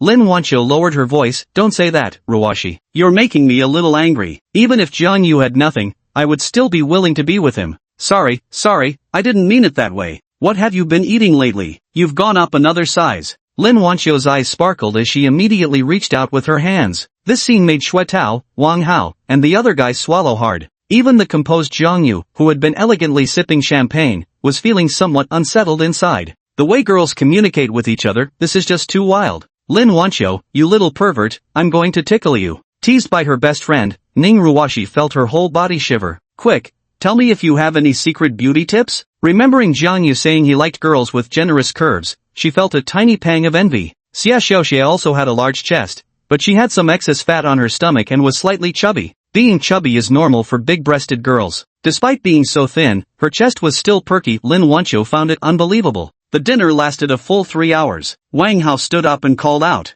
Ruwashi, none of you need to argue. Tonight's expenses are on me. Shui Tao scoffed dismissively, Howsy, quit pretending. Save your money for a hotel room with your girlfriend. Bullshit. I'm single, since when do I have a girlfriend? Lu Yu, eager to impress the goddess, waved at the waiter by the door. Waiter, should I pay at the front desk or can I do it here? Sir, you can pay right here. Okay, let's settle the accounts. Lu Yu snapped his fingers. Wang Hao and Shui Tao immediately pounced forward. Ning Ruwashi felt annoyed. She had already verified the 1,288 yuan group discount voucher at the front desk. Probably, another 1,000 yuan should be about enough. The waiter smiled politely and handed over a bill. Sir, your total comes to 126,800 yuan. Will you be paying by card or? What? Over 120,000? Shui Tao swallowed hard. He had just over 10,000 on him, plus a credit card with a 50,000 credit limit. But even combined, it still wasn't enough. How can it be so expensive? Wang Hao was stunned. Upon glancing at the bill, holy cow, one bottle of Remy Martin Louis XIII was priced at 46,000. Just now, a group of girls had gathered to order drinks. It wasn't Ning Ruwashi who placed the order. So who exactly ordered this bottle? I initially thought the price of a bottle of wine would be a few thousand at most. I never expected it to cost over 10,000. Lu Yu's face turned ashen, and with trembling hands, he took the bill and passed it to Wang Hao. Wang Hao felt it burning his fingers and immediately shoved it to Shui Tao. Shui Tao paled, standing stiffly in place with an awkward expression. Could there be some mistake? Ning Ruwashi furrowed her brows. Madam, it's mainly the liquor charge. As long as your table orders one bottle of Louis XIII cognac, all dishes on the menu become complimentary. The lamb skewers and beef skewers you ordered later have already been waived by our manager. Ning Ruwashi snatched the bill over. Everyone had already drunk the alcohol, they couldn't very well refuse to pay now. Everyone, don't worry about it. I'll call my dad and have him come over to pay. The group of girls on the sofa didn't dare to say a word. Oh my god, how did this happen? A single meal costing over 100,000. Shui Tao, why don't we pool our money together? Wang Hao suggested. Alright, guess we'll have to pool together what we can. However, the few of them only managed to gather 50,000, still more than half short of the 126,800 yuan needed. The three of them stared at each other blankly, so embarrassed they wished they could find a wall to disappear into. Jang Yu, Ruwashi feels really awkward and a bit upset. Could you lend it to her first? It wasn't Jang Yu's place to play the fool at someone else's birthday dinner, especially since he barely knew Ning Ruwashi. Waiter, check please. Snapping his fingers with his left wrist sporting a Panda Daytona, Jang Yu handed over a bank card. Right away, sir. After completing the transaction, the waiter smiled as he returned the card to Jang Yu. This is a complimentary fruit platter for everyone. We hope you all have a wonderful evening at Ihao KTV. Chapter 34, Showing Off in Front of the Future Father-in-Law. Ning Ruwashi's Favorability +2. Ha! Ning Ruwashi didn't feel like staying any longer. It's getting late, everyone should head home. Thank you all for your birthday wishes, she said. Ruwashi, let me drive you back, my car's in the parking lot, Shuetao said with shameless persistence. Ning Ruwashi's delicate face frosted over as she replied icily, no need. I'll take a cab. Seeing Ning Ruwashi's obvious displeasure, Wang Hao and Lu Yu wisely chose not to invite further rejection, promptly making themselves scarce. The girls who'd planned to keep singing took one look at Ning Ruwashi's stormy expression and promptly called it a night. Little Ning, wait for me at the door, I need to use the restroom first. Jang Yu headed straight for the restroom, with Lin Wancho trotting after him. Jang Yu, Ruwashi is a very proud and face-conscious person. She will definitely pay you back. Having Uncle Ning pay for dinner would only embarrass Ning Ruwashi even more, so she asked Jang Yu to settle the bill first. It's alright, isn't she your good friend? This meal is my treat for her. Lin Wancho murmured, she hates owing favors to others and has a much stronger personality than me. Who ordered such expensive wine anyway? How annoying. I think she's kinda like a tiger lady, Jang Yu analyzed. Shoo, you noticed it too? Her mother married into Jiangcheng from Liaoning, probably has a bit of that northeastern temperament. At first glance, she looked like a sweet girl. His looks and physique were flawless. The moment he opened his mouth, there was this rough around the edges, no-nonsense vibe to his words. The name doesn't suit her at all. Ning Ruwashi. What a poetic name. Pfft, hee, she's got a really straightforward personality, total ironclad straight girl. When some guy in class tried to flirt with her, she walked right up and slapped him twice across the face. Is this straight? This is clearly a fierce warrior. How bold, and there are actually guys chasing after her, that's so bizarre. Yeah, Ning here has a bit of a violent streak. Scary. After relieving himself, Jang Yu stood by the bathroom mirror adjusting his collar. The young man reflected in the mirror stood 186 centimeters tall with long legs, a straight posture, and handsome features. His slightly messy layered haircut somehow remained stylishly unkempt. He wore the Jack and Jones shirt Lin Wancho had bought him, not luxurious, but still costing 680 yuan for a short sleeve. The Rolex on his wrist was particularly eye-catching, while his refined eyes betrayed a hint of wildness. Money nurtures people, truer words were never spoken. Lin Wancho washed her hands and brushed aside the strands of hair on her forehead. Her cheeks were flushed, her eyes hazy with a hint of intoxication.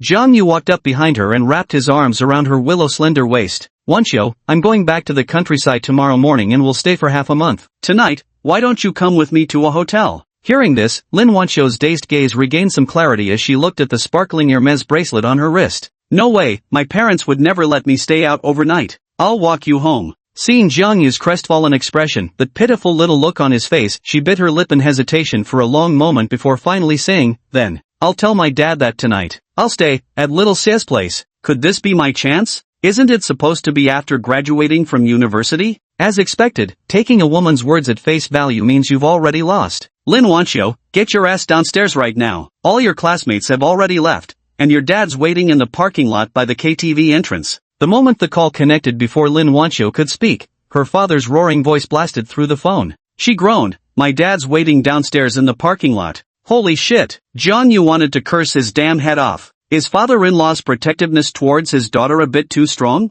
Alright then. Jang Yu let out a slight sigh. Come here. Seeing Jang Yu seemed somewhat unhappy, she took his hand and led him to the bathroom, locking the door behind them. Lin Wancho lightly jumped onto Jang Yu, her slender legs wrapping around his waist while her arms encircled his neck. After some time when we go to Star City, let's stay at a hotel together, okay? Got comforted and flirted back by the girl? When it comes to dating, this round's advantage is mine. Okay. Jang Yu barely suppressed his laughter. Kiss me. Her eyes glazed over as she offered her fragrant lips. This time she took the initiative, offering her delicate little tongue during the kiss. 10 minutes later, Lin Wancho adjusted her disheveled collar as they walked downstairs hand in hand. Dad, what are you doing here? Lin Yaodong leaned against his Mercedes-Benz E300, smoking a cigarette. When he saw his daughter approaching, he immediately stomped out the cigarette. It's not safe outside after 10 o'clock at night. Dad came to pick you up. Lin Wancho muttered, where's the danger? Besides, Ruwashi and I live in the same neighborhood. We can just share a taxi back. Meanwhile, Jang Yu didn't acknowledge Lin Yaodong and walked straight to his own vehicle. What an enormous car. Ning Ruwashi was instantly awestruck by the colossal vehicle before her when she saw Jang Yu opening the driver's side of the Cadillac Escalade. Jang Yu, thank you for tonight. I'll pay you back tomorrow, Ning Ruwashi said with sincere determination. Don't mention it. You're Wancho's best friend, this meal's on me. A few hundred yuan doesn't matter, but over 100,000. No way. Anyway, Thank you. Let's exchange WeChat contacts. She took out her phone and said, you scan me. This girl's got a pretty interesting personality. I'm afraid adding you on WeChat might make Wancho misunderstand. Just then, Lin Wancho walked over. What? Ning Ruwashi raised an eyebrow defiantly, saying brashly, you're afraid Wancho would misunderstand? Or are you worried this lady might try to seduce you? Giggle, Jang Yu, if you can actually pursue and win over Ning Ruwashi, you have my approval. Lin Wancho's voice beside him made Jang Yu's heart race. This girl really dared to joke like that. Ning Ruwashi blushed and spat lightly. Pa, feeling daring, are we, little Lin? Who would marry a tomboy like you, little Ning? With his future father-in-law present,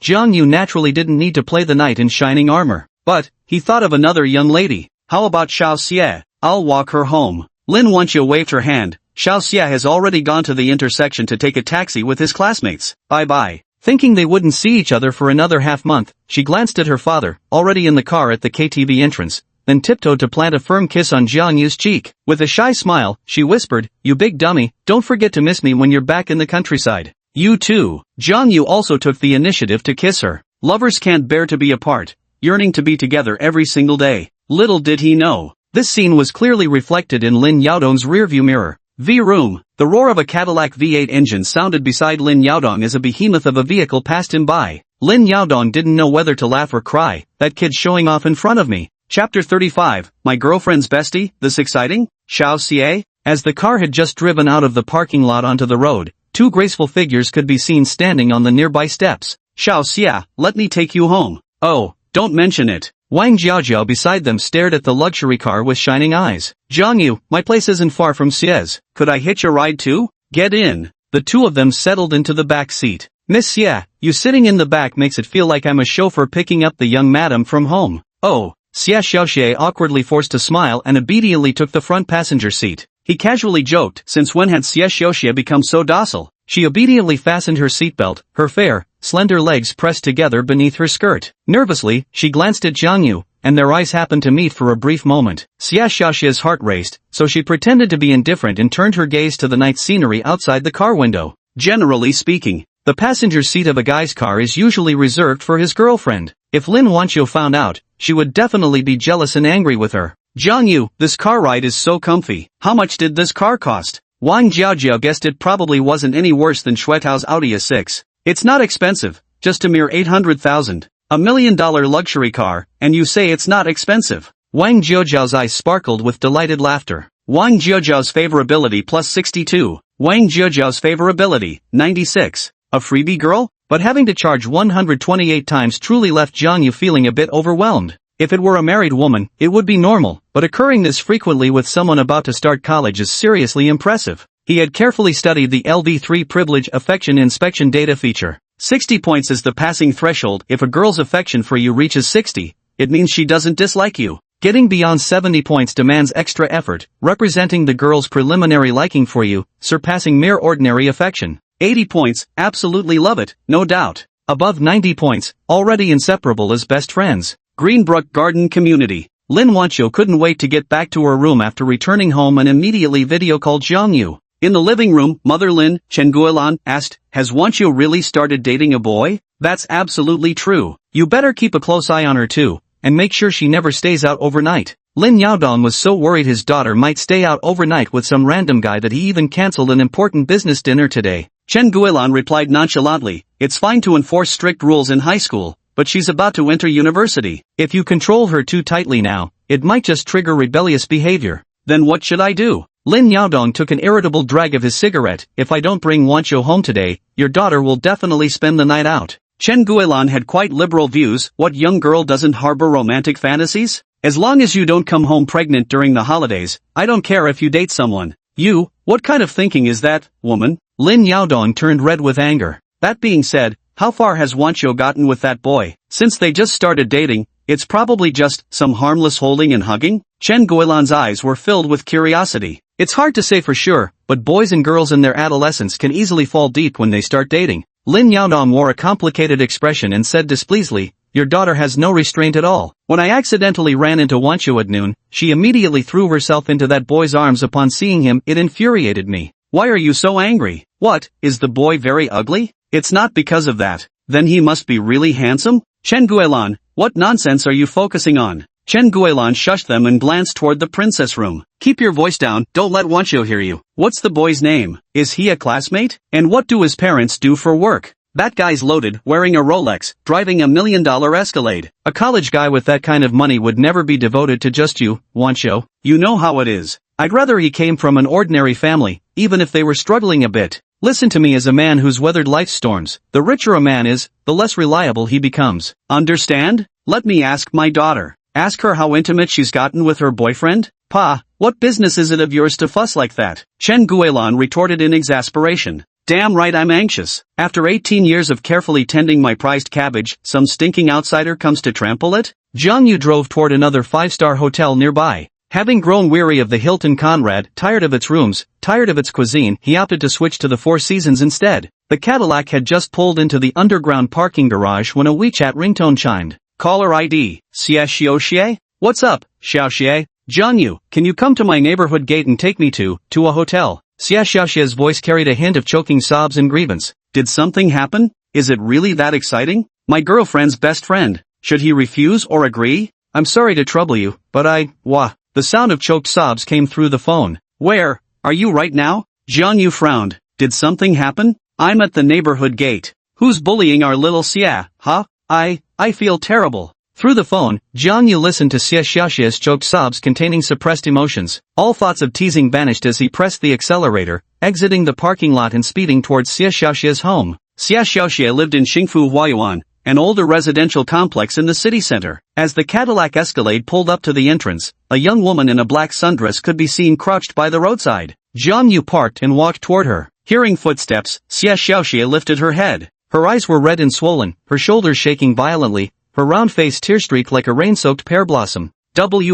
What's wrong? Jang Yu crouched beside her, handing over a tissue. Xie Xiaoxie choked out through hoarse sobs. My parents were fighting at home. Mom smashed everything and yelled at me, taking her anger out on me. Parents fighting? Whose parents don't argue? It's cold out, you should go home and rest. Jang Yu murmured softly in reassurance. My father is an alcoholic, my mother has a terrible temper. They've already fought 3 times this month. Jang Yu, being at home is so oppressive, I feel awful. Let me walk you home. Every family has its own cross to bear, even the wisest judge can't settle domestic disputes. An orphan like him could truly be called carefree. No, I don't want to go back. Could you lend me 2,000 yuan to rent an apartment outside for a month? Xie Xiaoxie looked at him with pearly tears streaming down her face, appearing pitifully charming. Get in the car, Jang Yu sighed. Xie Xiaoxie stood up, wiping her tears as she said, I feel awful. Will you come drink with me at the bar? No, it's too late already. Then how about barbecue? I really need a drink, please Jang Yu. Fine. Xie Xiaoxie's affection +2. Chapter 36, The Drunk Classmate Xie. Jang Yu, are you home yet? While searching for the barbecue shop, Lin Wancho's voice message came through on his phone. Hearing Lin Wancho's voice, Xie Xiaoxie couldn't help but shiver involuntarily. She felt like a bad woman, seducing her best friend's boyfriend to go drinking. But she felt so miserable. She desperately wanted someone to accompany her. Help me send Wancho a message. Just say I've returned to the hotel. Oh, okay. Xie Xiaoxie nervously took Jang Yu's phone with a guilty conscience. Old Soldier Barbecue. Jang Yu and Xie Xiaoxie arrived at the nearby night market street. The two ordered some skewers and beer. Xie Xiaoxie picked up a 500 milliliters mug of draft beer and downed it in one go. Jang Yu, I want to smoke. No smoking allowed. Oh, boss, another round. The boss chuckled and said, this young lady sure can hold her liquor. Xiao Xie, don't be so hard on yourself. Parents arguing is a common thing, whose parents don't quarrel. You'll be off to college soon anyway, and won't be staying home much longer. After we finish drinking, just go back home obediently. None of your business. She picked up the beer mug and took a sip.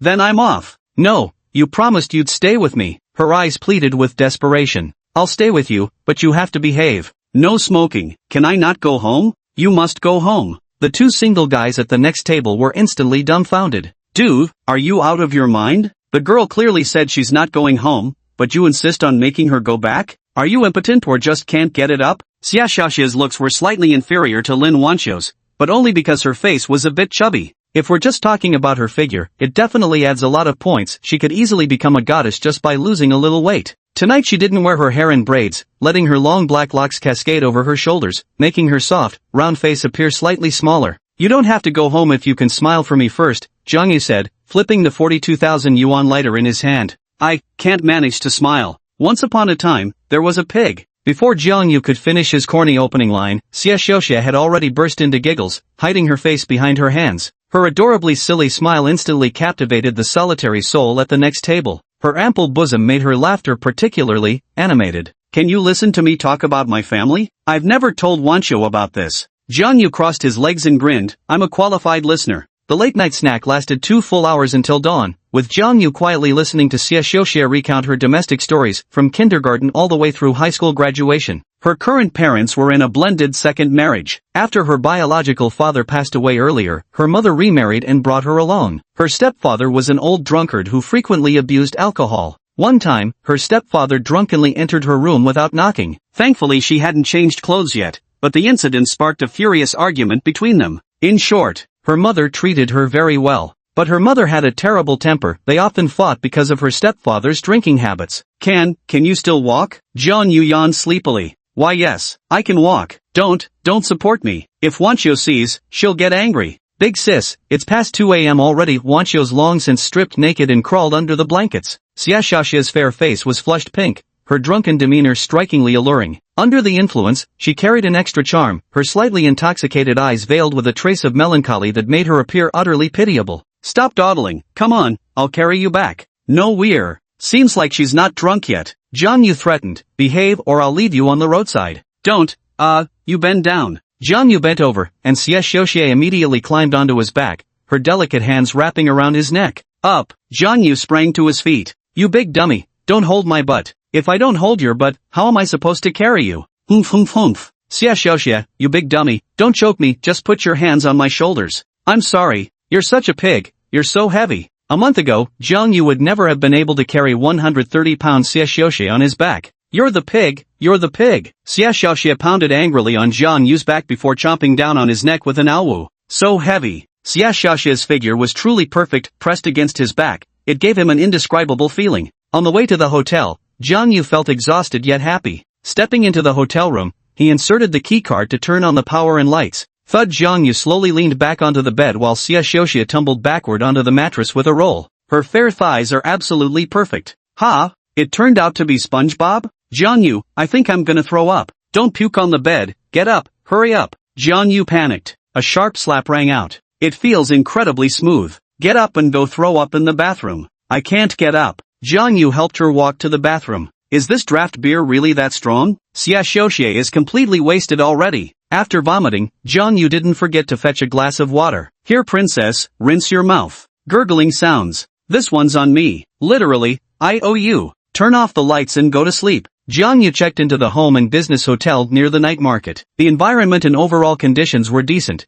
costing 388 yuan per day including breakfast. Considering Xiaoxia's alcoholic stepdad, he paid 7,760 yuan upfront for a 20-day stay. Counting the days, by August 28, 20 days later, he could head straight to college for registration. I drank too much last night, Xiaoxia muttered as she woke up. The hem of the dress had somehow slipped up to her chest, leaving her entire body exposed to the air. Ah, she gasped, immediately sitting up and pulling the blanket over herself. My head hurts so much. What happened last night? At Ning Ruoshi's birthday party, Jang Yu took her home. Coincidentally, she encountered her parents arguing, ran out of the door in tears, and contacted Jang Yu. She asked Jang Yu to accompany her for a drink. She kept recalling everything up to the drinking and barbecue, but after that, nothing came to mind. Jang Yu. Xiaoxia bit her red lips as she thought about how her skirt had ridden up when she woke up, exposing herself. Blushing with embarrassment, she covered her rosy cheeks with her hands. Oh no!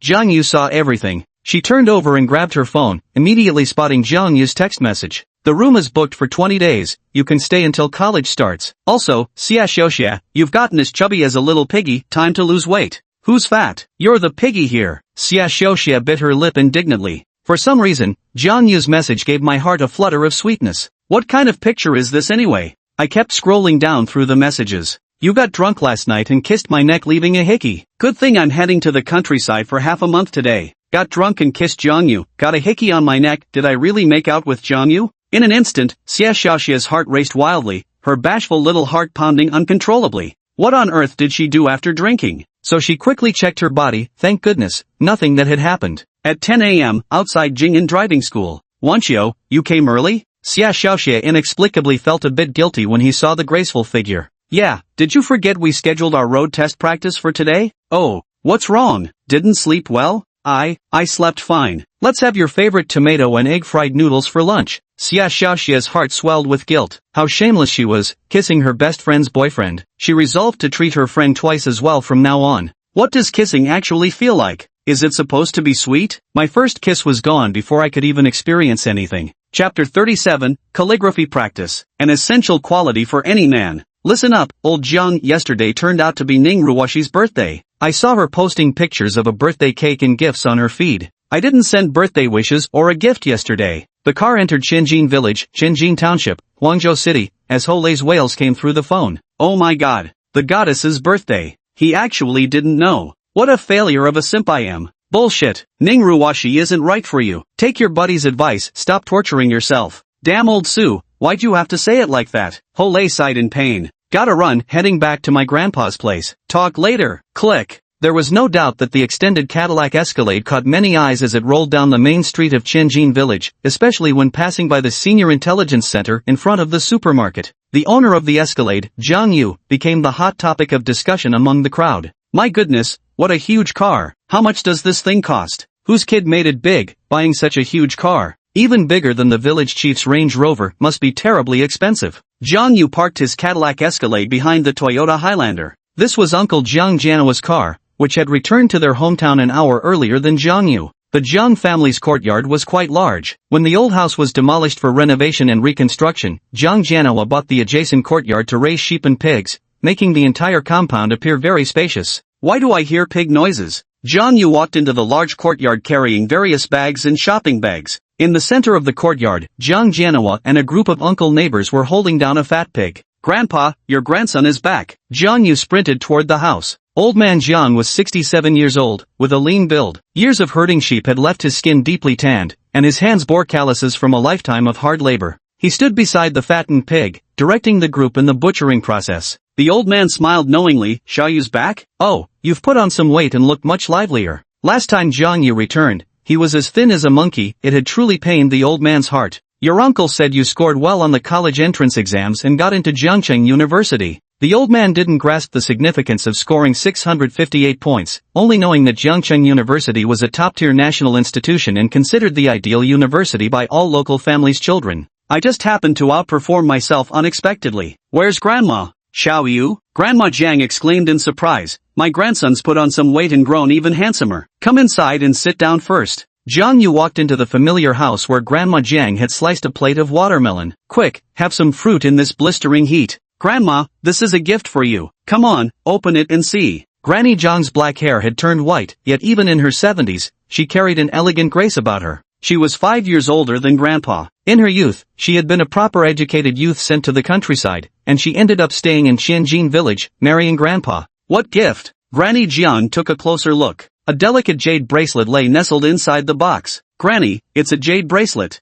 Child, what did you waste your money on this for? Granny Jiang smiled with delight. This is a gold pendant, Granny. Wear it and you'll be the most stylish grandma in the whole village. Granny Jiang chuckled as she slipped on the bracelet. Pa, you rascal. This old granny's too aged to go out anymore. The watermelon is so sweet. The refreshing juice filled his mouth as Jang Yu devoured slice after slice. Jang Yu wiped his mouth. This is for Grandpa clothes, pants, and shoes. Grandma, did Uncle tell you about Auntie's situation? He did. Sigh from now on, your grandma's only grandson left. You must be careful outside, don't get into fights at university, and if anything happens. Grandma Jiang kept nagging for quite a while. Jang Yu obediently nodded and smiled. In the courtyard, the fat pig's piercing squeals came to an abrupt halt. Why would my grandpa slaughter a pig? You got into Jiangcheng University. Your grandpa wants to throw you an admission banquet. Since we don't have many relatives, we're planning to invite some neighbors and villagers we're close with, about 10 tables worth. No need for a college celebration banquet, isn't that too much trouble? Jang Yu said lazily. Grandma Jiang smiled kindly. Let your grandpa enjoy himself if he's happy. Whose child wouldn't host a banquet after getting into a prestigious university?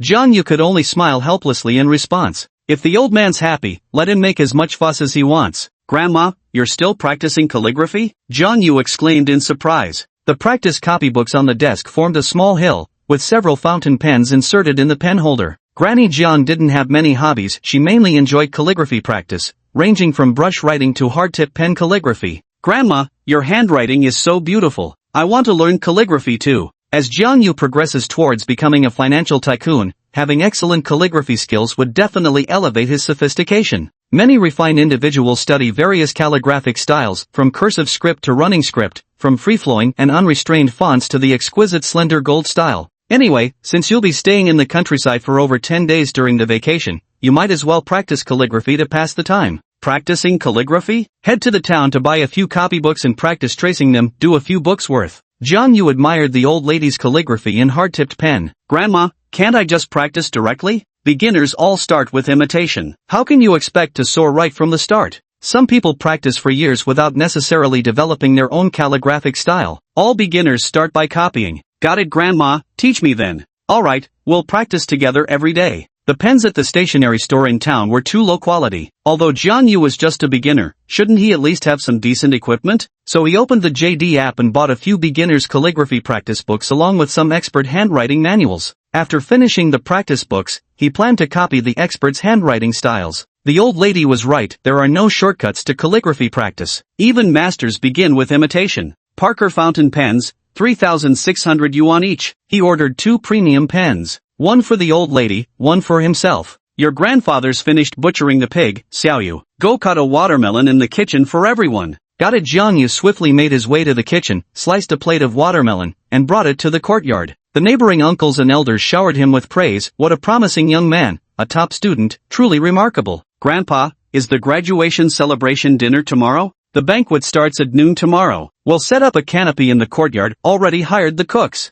The old man was delighted, carving up the pork with his boning knife. Let me help. Jang Yu rubbed his hands together. The old man glared at him. Help with what? Go enjoy the AC indoors and rest. Got it. Jang Yu scampered back inside, flopping onto the couch to play with his phone. What are you up to? Missing you, confetti. She took photos of her lunch and sent them to Jang Yu, along with the newly purchased one-piece swimsuit. Single-layered. Extremely sexy. Just finished slaughtering pigs, winking smile. Killing pigs? Lin Wancho, who was currently eating Xinjiang-style fried noodles, immediately became interested. She quickly replied, must be fun killing pigs, right? Take a video and show me. Have you considered the pig's feelings? Rolling eyes, Jang Yu responded speechlessly. Ding, a new message notification sounded from the message list. Send me your bank card number, I'll repay you 30,000 yuan first. Ning Ruoshi? It's me. Did you forget we became friends last night? After tossing and turning all night, Ning Ruoshi didn't dare tell her family that one meal had cost 130,000 yuan.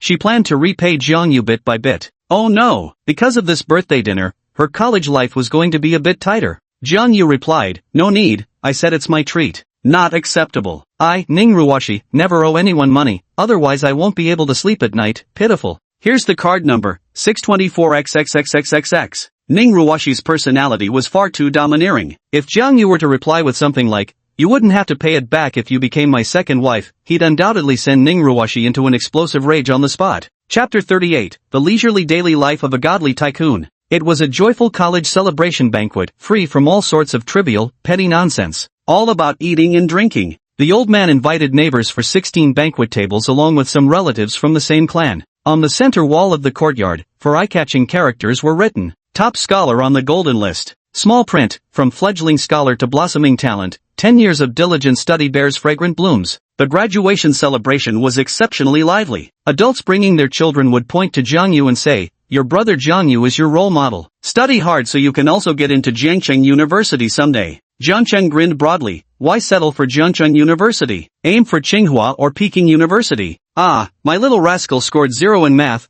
destined to herd sheep in the future. Herding sheep? That wouldn't be bad either. Do you know how high lamb prices have skyrocketed per pound these days? Running a proper sheep ranch is way better than graduating college just to become another corporate wage slave, isn't it? Little Yu's already 19 this year. In another 2 years she'll be ready for matchmaking arrangements. What nonsense are you talking? Xiaoyu is a college student and will pursue graduate studies. At the earliest, marriage won't happen until 27 or 28. The banquet dishes were impressively hearty: stewed lamb with clear broth, beef stew with radish, poached prawns, soy-braised pork knuckle, preserved vegetable with braised pork belly, red-cooked pork, lotus root and spare rib soup. From start to finish, there were only 2 vegetarian dishes. Each table was also provided with 2 packs of Huazi cigarettes and 2 bottles of Bayunbian liquor. Everyone, hosts and guests alike, enjoyed the meal to the fullest. Having grown accustomed to city dining, Jang Yu found this occasional countryside feast incredibly appetizing, and he dove into the food with unrestrained enthusiasm. If hotel chefs are disciples from renowned orthodox schools like Shaolin and Wudong in Jin Yong's novels, then rural chefs are like the mysterious masters in Gu Long's works of unknown origin but possessing unparalleled skills that defy convention.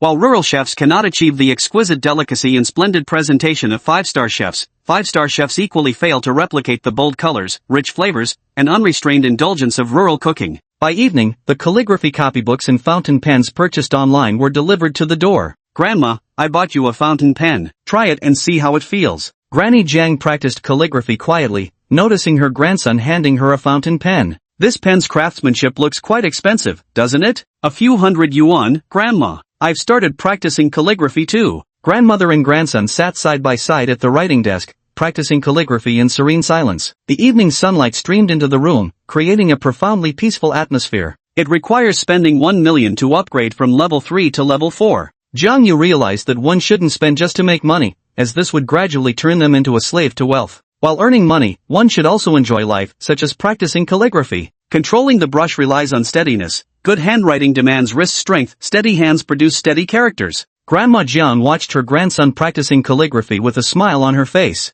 After finishing these calligraphy exercises, Jang Yu decided to write Preface to the Pavilion of Prince Tang 100 times, Ode to the Goddess of the Luo River 200 times, and Ode to the Cold Kiln 300 times. Ancient Yuzhong, new capital Hongdu. Light as a startled swan, graceful as a wandering dragon, radiant as autumn chrysanthemums, lush as spring pines. Fortune is fickle and unpredictable, and life changes in the blink of an eye. Xiao Yu's talent for calligraphy is truly remarkable. These characters are beautifully written. 15 days passed in the blink of an eye, with Jang Yu spending his time practicing calligraphy and running. In the mornings, he ran 20 kilometers around Xianjin village, while afternoons were devoted to calligraphy practice. Since drinking that stamina potion last time, Jang Yu's physical endurance skyrocketed, transforming him directly into a superhuman who could run 20 kilometers in one go without stopping. When writing occasionally became too dull, he'd open his laptop at night to restore the Han Dynasty, his playful term for gaming sessions. Total War, Three Kingdoms is much more interesting than League of Legends. "Nana, I want dumplings for lunch," Jang Yu called out. Alright, just like the saying goes, dumplings for departure and noodles for arrival. Dumplings it is. What filling would you like? Leek and egg, and pork with spring onion filling. Grandma's going to need the dough now. Jang Yu stretched his arms lazily. Lin Wancho's video call came through on his phone. "Jang Yu, when are you coming back? I'm so bored, I miss you so much." Lin Wancho in the video tucked a stray lock of hair behind her ear, revealing only half her face. For some reason, she always showed only half her face whenever they video called. "Did you pass subject 3 of the driving test?" "Passed it, hee. Heard monkey failed his driving test again." "Failed again?" Jang Yu rested his chin in his hand. This guy really is hopeless. Might as well give up trying to pass and just buy a driver's license outright. Lin Wancho bit her lip, looking pitiful as she pleaded, "I want to go stay at Grandma's house early. Can you hurry back? I miss you a little." "Sure, I'll head back in the afternoon." "Really?" Her face lit up with joy. "Then I'll pack my things and leave for Star City tomorrow." She thought about traveling alone with Jang Yu for a few days, thoroughly enjoying their time together as a couple, while also taking the opportunity to introduce her boyfriend to her grandmother. "We'll meet at the high-speed rail station tomorrow." "We're not driving this time." "Alrighty, didn't you say before that the back seats fold down into a 2-meter-long bed? I was still hoping to lounge in the back. If you keep chatting like this, I might change my mind." "You mean, we're spending the night in the car together?" "No, we could go to my grandma's house." Her eyelashes fluttered, her captivating eyes curved into crescents. "Too embarrassed to say the word hotel. Help me buy the ticket. I'll send you my ID number later." Oh, she smiled sweetly, looking forward to the couple's outing. Jang Yu planned to go to Star City to buy a motorcycle and ride it back alone on the return trip. As a grown man traveling alone, he only needed to bring one bank card and a mobile phone. "Gotta go now, I'm off to make dumplings." "Wait, you know how to make dumplings? What's so difficult about that?" "I can make dumplings, steamed buns, and mantual." "What can you do?" "Poor children learn to be independent early." "Next time, make dumplings for me to eat. Also, I love mantu. Will you give me your steamed bun?" "What's this?" Jang Yu suddenly remembered a saying. "The poor can only taste sweetness, while the rich get to savor saltiness." Steamed buns, dumplings. "Gotta go now, hanging up first." After ending the call, Jang Yu walked to the kitchen to help tend the firewood stove for boiling dumplings. Though every household in the countryside now uses gas stoves or induction cookers, the elderly couple always preferred the distinctive flavor from their traditional wood-fired stove. Steaming hot dumplings were cooked, and Jang Yu scooped up 2 plates with a large straining ladle. The dining table was laden with sumptuous dishes, stir-fried eggs with chili peppers, lotus root and pork rib soup, and stir-fried pork with chili peppers. The elderly woman said with a cheerful smile, "Study hard at university, find a nice girl to date, and try to graduate and get married so grandma can hold her great-grandchild." "Right, it's time to seize the moment and aim for a late marriage right after graduation," the old man said, sipping his wine. Zhang Jianhua scratched his head. "Forget about Xiaoyu for now, Mom. What do you think of Wang Xiumei from our village? She got divorced years ago, and after her ex-husband and child died in a car accident, she was left all alone." Zhang Yu's chopsticks paused midair. Had Uncle recovered so quickly from the pain of being cuckolded? Had he even set his sights on the village widow now? The old woman scowled and said, "No, marrying a widow is not acceptable." The old man chuckled and said, "So what if she's a widow? As long as she can still bear children, it's fine. Jianhua, if you're willing, you should find a matchmaker to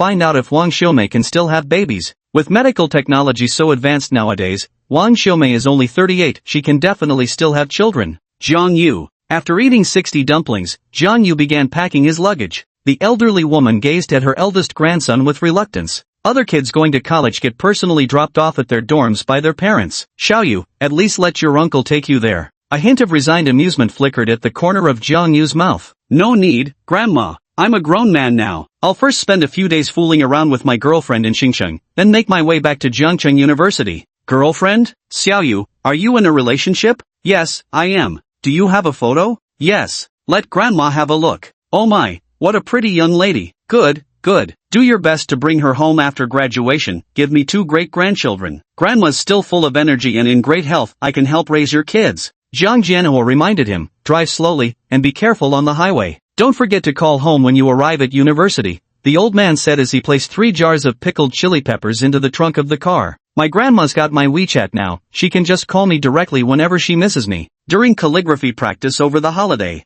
Zhang Yu bought the elderly lady an iPhone 7 Plus. "Time to go." Zhang Yu waved his hand. There are still 5 days until school starts. Xincheng accompanies Lin Wancho for 3 days of fun, plans to return to Jiangcheng University one day early to register, and then, properly experience college life. Journalism Department, Photography Major. Senior, I'm coming. Chapter 39, How to Choose. The Xincheng Trip. "Little brother, I heard you're going to Star City for a couple days." Teasing, teasing. Zhang Yu parked his car back at Riverside Gardens parking lot and received a surprisingly unexpected message. "Sister Anqing. Sisterin, how did you know about it? Your sister is from Xincheng. I stayed at Wancho's place last night. Should I bring her along to hang out?" Zhang Yu was slightly surprised and Chang was actually from Xincheng? "Senior sisterin, if I brought you along, what if Wancho gets jealous? I'm just your elder sister, not your lover. What reason would she have to be jealous? Having a stunning mature beauty with both figure and looks scoring 90 plus by your side would make the outing quite a visual treat, wouldn't it? Discuss it with Wancho." Then Zhang Yu replied. "We've settled it, you little scaredy cat. Your big sister won't eat you up, shy, shy." Feeling teased, Zhang Yu defiantly typed back. "Sisterin is both beautiful and adorable. I'm afraid I can't help but make a mistake." Conflicted. "Is that so? Young people making mistakes is perfectly normal. No matter what mistake you make, sister will forgive you." "Oh no, it's the feeling of falling for her." Zhang Yu's little heart instantly began racing wildly. He was genuinely being flirted with by the baby-faced bombshell mature beauty in Qing. "Sisterin, you're way too scary. Your little brother is feeling a bit intimidated. Don't be afraid, don't be afraid. Sister is about to set off. See you at the high-speed rail station." What's wrong with a young man making a few mistakes? Sister Anne's words struck a chord in Zhang Yu's heart. The next morning, Zhang Yu slung his backpack over his shoulder and hailed a taxi to the high-speed railway station. From afar, I saw a gorgeous figure standing at the entrance. "Little brat." And Qing, dressed in a short skirt and black stockings with shoulder-length hair, blinked playfully at the approaching Zhang Yu. Zhang Yu's heart fluttered involuntarily when he caught sight of those bewitching legs in black stockings.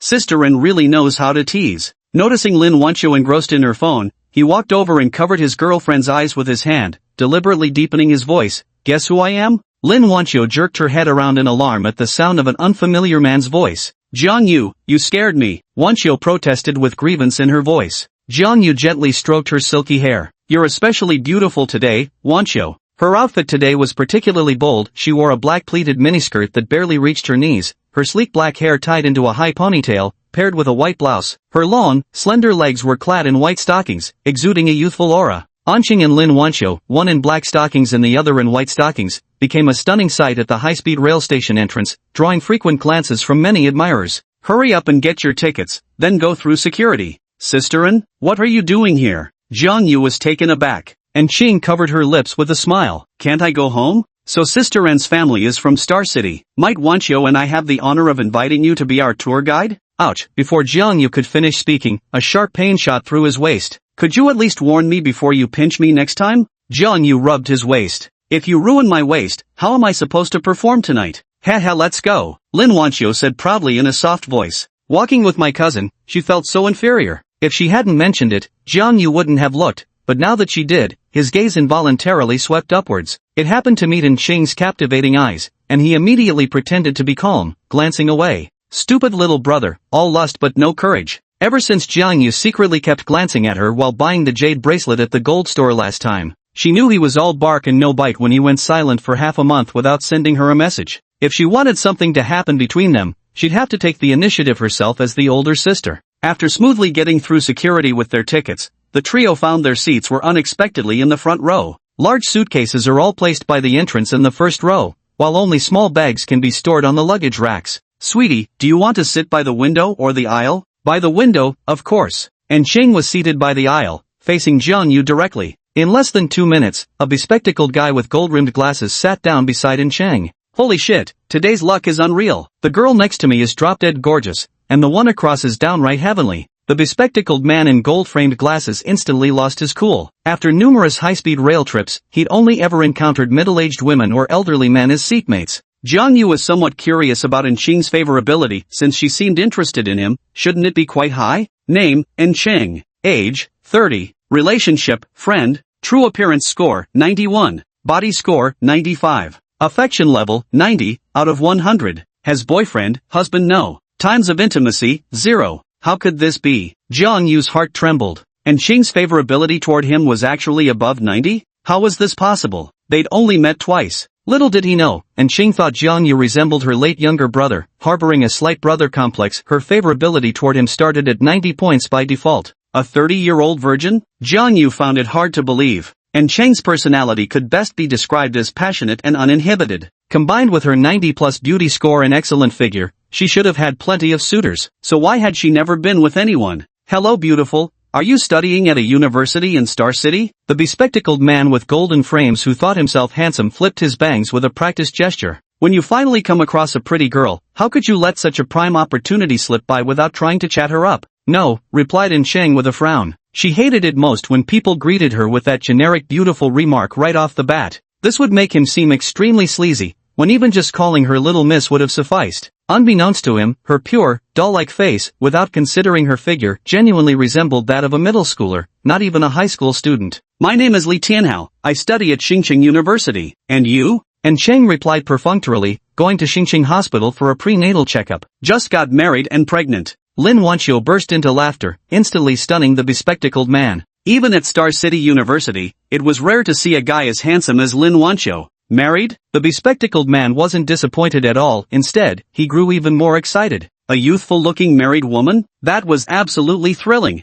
Beautiful lady, may I ask what you do for work? My husband is sitting right behind me. He's a national Sanda champion and gets extremely jealous, Cheng replied irritably. Jang Yu flashed an approving smile. This was hands down the coolest way to reject unwanted advances. Classmate, are you heading to Xingqing for university? The bespectacled man got a face full of dust, then turned his gaze toward Lin Wancho. Lin Wancho's tone was indifferent. How annoying, running into such a greasy pickup guy on the bullet train. Which university? Xingqing University. Oh, I'm also from Xingqing University, starting my junior year, so I guess I'm your senior then. Lin Wancho leaned intimately against Jang Yu's shoulder. Are we staying at a hotel tonight? Baby, I've already booked a room at the stylish Nicolo Hotel, known as the Sky City. Jang Yu turned his face and planted a kiss on Lin Wancho's delicate cheek. But we should visit Grandma's for lunch first, she said with a bashful expression. The bespectacled man looked awkwardly at Lin Wancho who was ignoring him, then gritted his teeth while gazing enviously at Jang Yu. What virtue or ability does he possess to deserve a girlfriend with fairy-like beauty?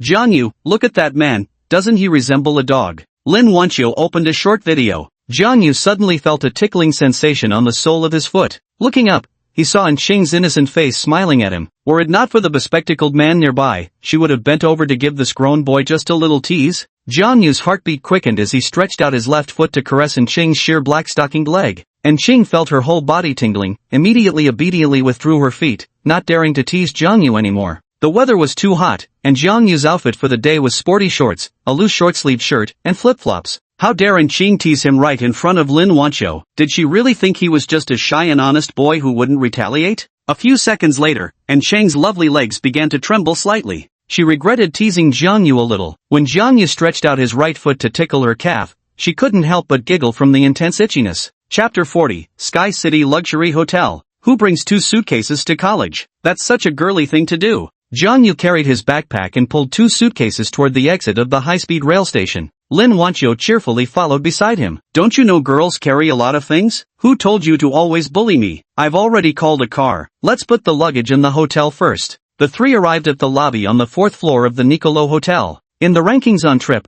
the Nicolo Hotel holds only the 2nd position, while St. Regis takes the top spot. Of course, Jang Yu preferred living up high. This hotel was dubbed the Castle in the Sky of Xingqing, with its 93 floors making it the city's tallest building. There's a line in the hotel reviews. When it comes to whether Xingqing's nightscape is beautiful, Nicolo has the most authority to answer. Sisterin, where's your ID card? I'm not staying over. Why would I need an ID? We got you a room too, so we can all hang out in Star City together. No need, cancel it. I'll go home tonight. Lin Wancho patted Jang Yu's hand. That's right, cousin is coming home to stay. You should quickly cancel one of the rooms. Silly stinky little brother. Big sister is really a little scared of you. Despite her bold teasing of the grown boy, the thrilling bashfulness she felt when Jang Yu countered still hadn't faded. Fine, fine. Taking the elevator all the way up to the 88th floor, they were greeted by breathtaking floor-to-ceiling windows the moment they entered. The living room came fully furnished with a sofa and dining table, while to the right was an extravagantly spacious master bedroom. This was the 88th floor, after all, though unfortunately the higher floors were already booked. Even so, the expansive view made them feel like they were standing atop the clouds. After placing the luggage in the suite, Jang Yu used the excuse of going to the bathroom to return to the 4th floor first. Sir, is there anything I can assist you with? A young woman approached him. Miss, here's the thing, Jang Yu whispered softly in her ear. Her eyes lit up immediately, and she promptly took out her phone to add Jang Yu on WeChat. Little brother, I'm so envious of your girlfriend for having such a romantic boyfriend. Jang Yu gave her 20,000 yuan, entrusting the young lady to decorate the room. 17,000 was to be spent on the room decoration, while the remaining 3,000 was a tip. Upon entering the suite, both sides of the carpet must be covered with rose petals. They should extend all the way to the foot of the large bed in the bedroom. Roses aren't limited to just one type, multiple varieties can be selected. Blue Enigma and Cappuccino roses, Louis XIV, Pink Beauty, and Maria roses. Additionally, scatter rose petals across the bed. No electric lighting is needed, just place red candles on every table and nightstand throughout the room. Prepare another bottle of Golden Armand de Brignac priced at 3,000 yuan in 2 wine glasses, with the remaining money serving as her tip. Lin Wancho kept insisting that before college, one shouldn't. Such sweet but empty talk, Jang Yu simply refused to believe it. He didn't believe any girl could resist this kind of top-tier romantic onslaught. Lin Wancho's grandmother lived quite far from the city center. It took an 8-kilometer taxi ride to reach her place. The neighborhood was called Green Stream Garden. Jang Yu originally wanted to buy some gifts, but Lin Wancho told him just to pick up some fruits and milk at the entrance of the neighborhood. Does your grandfather smoke? Jang Yu asked. Hearing this, she pouted in disappointment. Grandpa passed away years ago, and Grandma lives alone now, though she's in the same neighborhood as second uncle. I'm sorry, Jang Yu offered an apologetic smile. It's alright, when I bring my boyfriend to visit her, she'll be so happy. Jang Yu, let me tell you, Grandma makes the most amazing stir-fried pork with chili peppers, plus her pounded chili eggplants. I always end up eating 2 full bowls of rice. At the mention of her grandmother, Lin Wancho's face lit up with radiant joy. The two quickly reached the apartment building, saving themselves the trouble of climbing stairs since it was on the 1st floor. Lin Wancho gently knocked on the door, and it was opened by a young man with a buzz cut. Second sister? Oh, it's Hao Yu. Where's Grandma? Grandma went out to buy groceries when she heard you called saying you were coming. Big brother here, could you be my future brother-in-law? MHM. Holy crap, breaking news, second sis actually brought her fiancé home to meet the family. The young man named Hao Yu shouted at the top of his lungs. Stop talking nonsense. Lin Wancho rapped her younger brother's forehead. Grandma must have gone to the market to save money. Why weren't you with her? Go find her right now. Hee hee, I was just playing some games. Nice to meet you, brother-in-law. Jang Yu grinned. Hey there, how old are you? 16, a sophomore now, gonna be a senior when school starts. Hee hee, I'm going to find Grandma, second brother-in-law. He trotted out the door with a spring in his step. Lin Wancho explained to Jang Yu that her aunt's daughter was 3 years older than her, so she was the second sister. The boy with the crew cut was named Chen Haoyu. Seeing the LOL game open on the living room computer,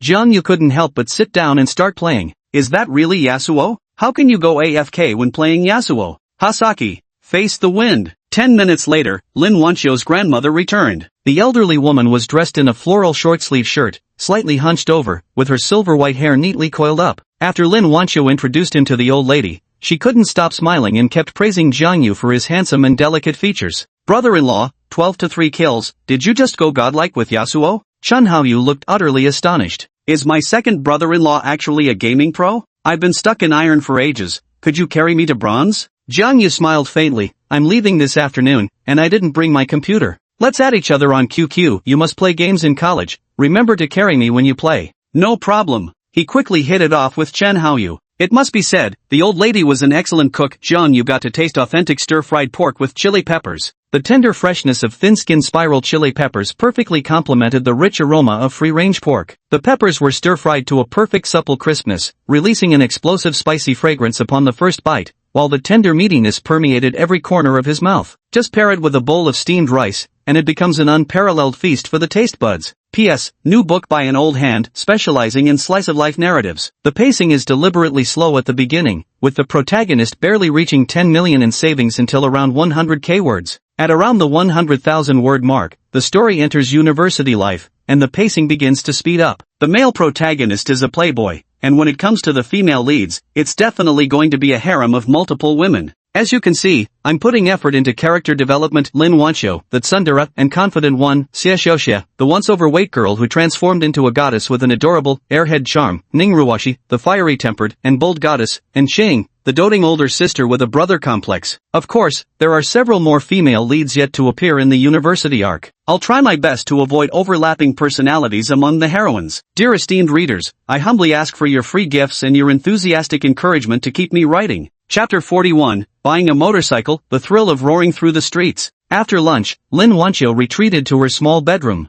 The grandmother specifically changed the bedsheets for her granddaughter and her future grandson-in-law. I'm heading out to buy a motorcycle, I'll pick you up tonight. Ah, Jang Yu, I think I'll stay at Grandma's place today. Are you really okay with me being out there all alone? I've heard the girls at Star City Bar are quite beautiful. Ah, you're not allowed to go. Stay at Grandma's with me, we can squeeze in together. Silly fool, the hotel room is already booked. Wouldn't it be a waste of money not to go? Lin Wancho flipped over and sat up, her small hands pinching and teasing Jang Yu's cheeks. I'll keep Grandma company, you go wander outside. Then come pick me up later. Speaking of which, should we eat out tonight? Jang Yu kissed her forehead. Alright, let's go out for Western food tonight. I'll head out first to buy a motorcycle. Who understands this bittersweet feeling of mixed annoyance and happiness? I spent a full 15-day vacation in the countryside, running 20 kilometers daily and practicing calligraphy with complete concentration for 2 hours each day, with the dual money-making buffs of youthful vitality and focused attention stacked together. The balance in my card once reached 1.68 million yuan. The marathon on the 31st offers a 10 million prize for the champion. No rewards are given for second or third place, whether you're running a half or full marathon, you must win first place. It's worth noting that currently in domestic marathon competitions, the awards are almost entirely dominated by African runners. If he wants to claim victory, he'll have to surpass those African athletes. Earlier when he took the enhanced stamina potion, he was completely confident about winning the championship. A 10 million yuan reward. How should he spend it once it's in his hands? Brother-in-law, where are you going to have fun? Can you take me with you? At this moment, Chen Haoyu pressed close to Jang Yu with a beaming face. Jang Yu patted the young man's shoulder with a smile. Alright then, come on, let's go shopping with me. Sounds great, brother-in-law. What are we buying? Jewelry for my second sister, perhaps? No, Jang Yu shook his head with a chuckle. A motorcycle, every man's dream toy. Every man has a motorcycle dream, and he's long had a strategy for purchasing one. Initially, he thought about buying a Kawasaki H2, especially after last year's Kawasaki H2R race. The competitors in that race were a Bugatti and an F1 car. As a result, the Kawasaki H2R completely surpassed the Bugatti and F1 race cars. Last year, a rider even reached 400 km per hour on the Trans-Sea Bridge in Istanbul, the capital of Turkey. Thus, the Kawasaki H2R became famous overnight. However, after doing his research, Jang Yu gave up on buying the H2R. Because it's defined as a MOS, belonging to the racing series, it only seats one person, making it impossible to pick up girls. If it can't help you pick up girls, what's the point of buying it just to show off? After careful consideration, Jang Yu decided to purchase a new Honda Goldwing GL 1800 instead. He hailed a taxi and took Yu straight to the Honda Goldwing dealership. "Sir, welcome." The salesgirl immediately stepped forward. "Miss, I'd like to see the new Honda Goldwing 1800. "Sir, please come this way." The salesperson smiled slightly. "These are all the latest Honda Goldwing 1800 models. Which color combination do you prefer, young man?" While Jang Yu was choosing his outfit, Yu beside him was utterly dumbfounded. The roaring sound of motorcycles on the LED screen in the hall practically blasted through his eardrums. Paired with the exhilarating song, it gave people a blood-pumping sensation, making them itch to hit the road on a motorcycle and experience firsthand the thrilling sensation of an engine's furious growl. Jang Yu patted the leather seat and said, "The Black Knight color is nice, but I prefer red. What's the price for the top trim?" "Sir, the top configuration price comes to 460,000 yuan, with 3 years of free maintenance and a motorcycle gas card included as complimentary gifts." The salesgirl noticed Jang Yu's Rolex watch and her eyes immediately lit up. Could today be the day she closes a deal? "Hey there, check out the Honda Goldwing 1800 trike. Compared to a two-wheeled motorcycle, this three-wheeler looks way more imposing and rides with rock-solid stability on the road. With its 6-cylinder engine, you'll never have to worry about power output." Three-wheeled motorcycle? How much is it? After the discount, the top-tier version comes to 700,000. "Sir, you might also consider the Nordic Goddess series. Could you introduce the specifications of this Honda Goldwing GL 1800? He wanted to spend $1 million in one go, but the most expensive touring motorcycle Honda had was the Goldwing GL 1800. Anything more expensive would be professional track models. Jang Yu wasn't going to buy a motorcycle that couldn't carry passengers. He rides the motorcycle purely for the thrill of the engine's roar. As for racing on the highway,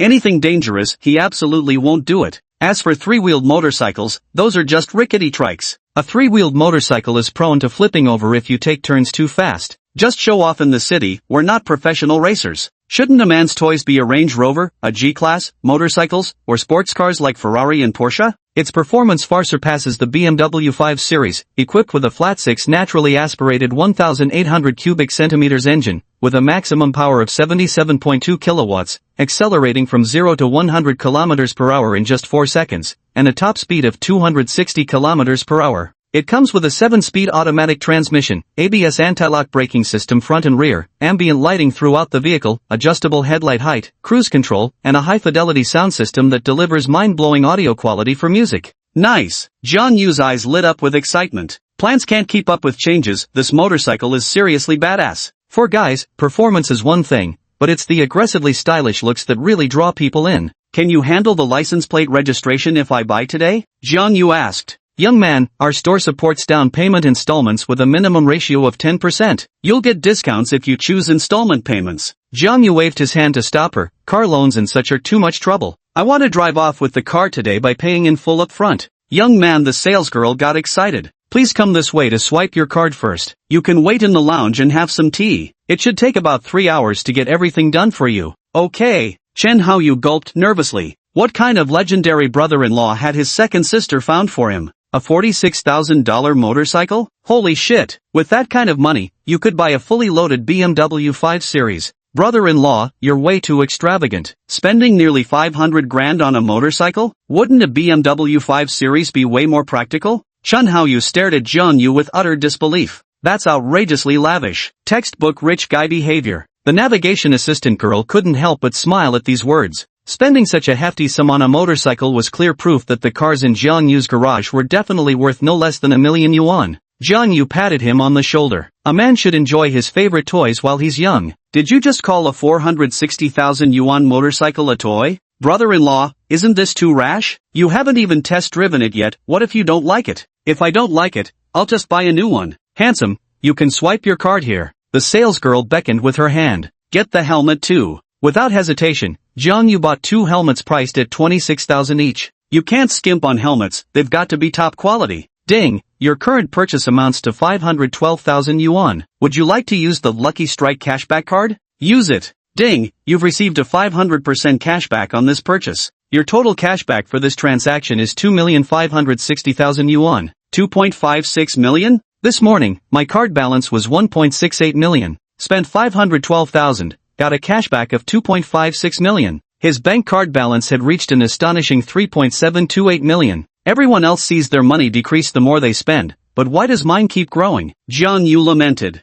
Currently, the system is at level 3. To upgrade to level 4, factoring in recent expenses, he only needs to spend less than 460,000. Just a few days ago, he was wondering how to spend 1 million, yet unexpectedly, a casual shopping spree easily cost him over 500,000. Money really doesn't go far these days. Young man, everything's been processed. Here's the license plate number you chose. The salesgirl handed over a tote bag with both hands. Inside were after-sales service cards, fuel cards, maintenance cards, along with complimentary knee pads and gloves. They even threw in 2 sets of sleek black riding outfits for free. Thanks, How You, hop on. While motorcycles might not charm the ladies, they sure can captivate the guys. Chen Haoyu beside him was already drooling, nervously settling onto the back seat. V-room. Twisting the throttle, the motorcycle roared like a wild beast, its twin exhaust pipes emitting a deep, resonant growl. Just having fun. Please don't roast me for the ugly ride, bros. I'll switch to a Ducati later, have mercy. Bro-in-law, are we showing off our ride? Chapter 42. I'm just a photography enthusiast. What kind of big shot am I supposed to be?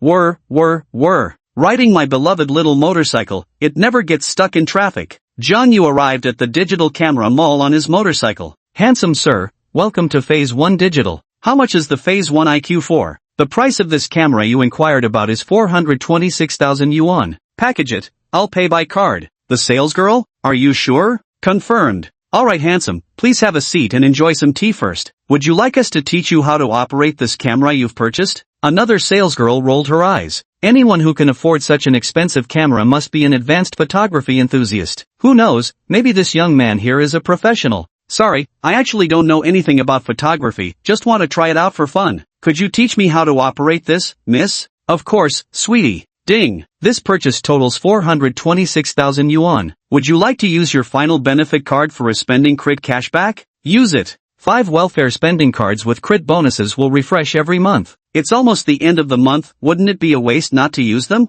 Ding. This crit bonus yields a 300% cashback. Host, you have obtained a total of 1,278,000 yuan. Jang Yu glanced at his account balance. 5.006 million. Holy cow. His savings had already exceeded 5 million. Jang Yu spent an hour learning photography, and the lovely girl kindly added him on WeChat, saying he could contact her if he had any questions. According to the system's understanding of what makes a male god, running, photography, and reading can enhance a person's inner charisma. This camera not only takes photos but also shoots videos. As for image quality, even photos taken with a 3,000 yuan professional DSLR camera can still vastly outperform those taken by 10,000 yuan smartphones. Poor people play with cars, the rich play with watches. They say photography makes your family poor for 3 generations, and DSLR ruins your entire life. It's no joke. Then there are even more expensive cameras further up the scale. He wasn't some professional director shooting TV dramas, nor one of those 91 porn celebrities. No need to splurge on outrageously priced cameras.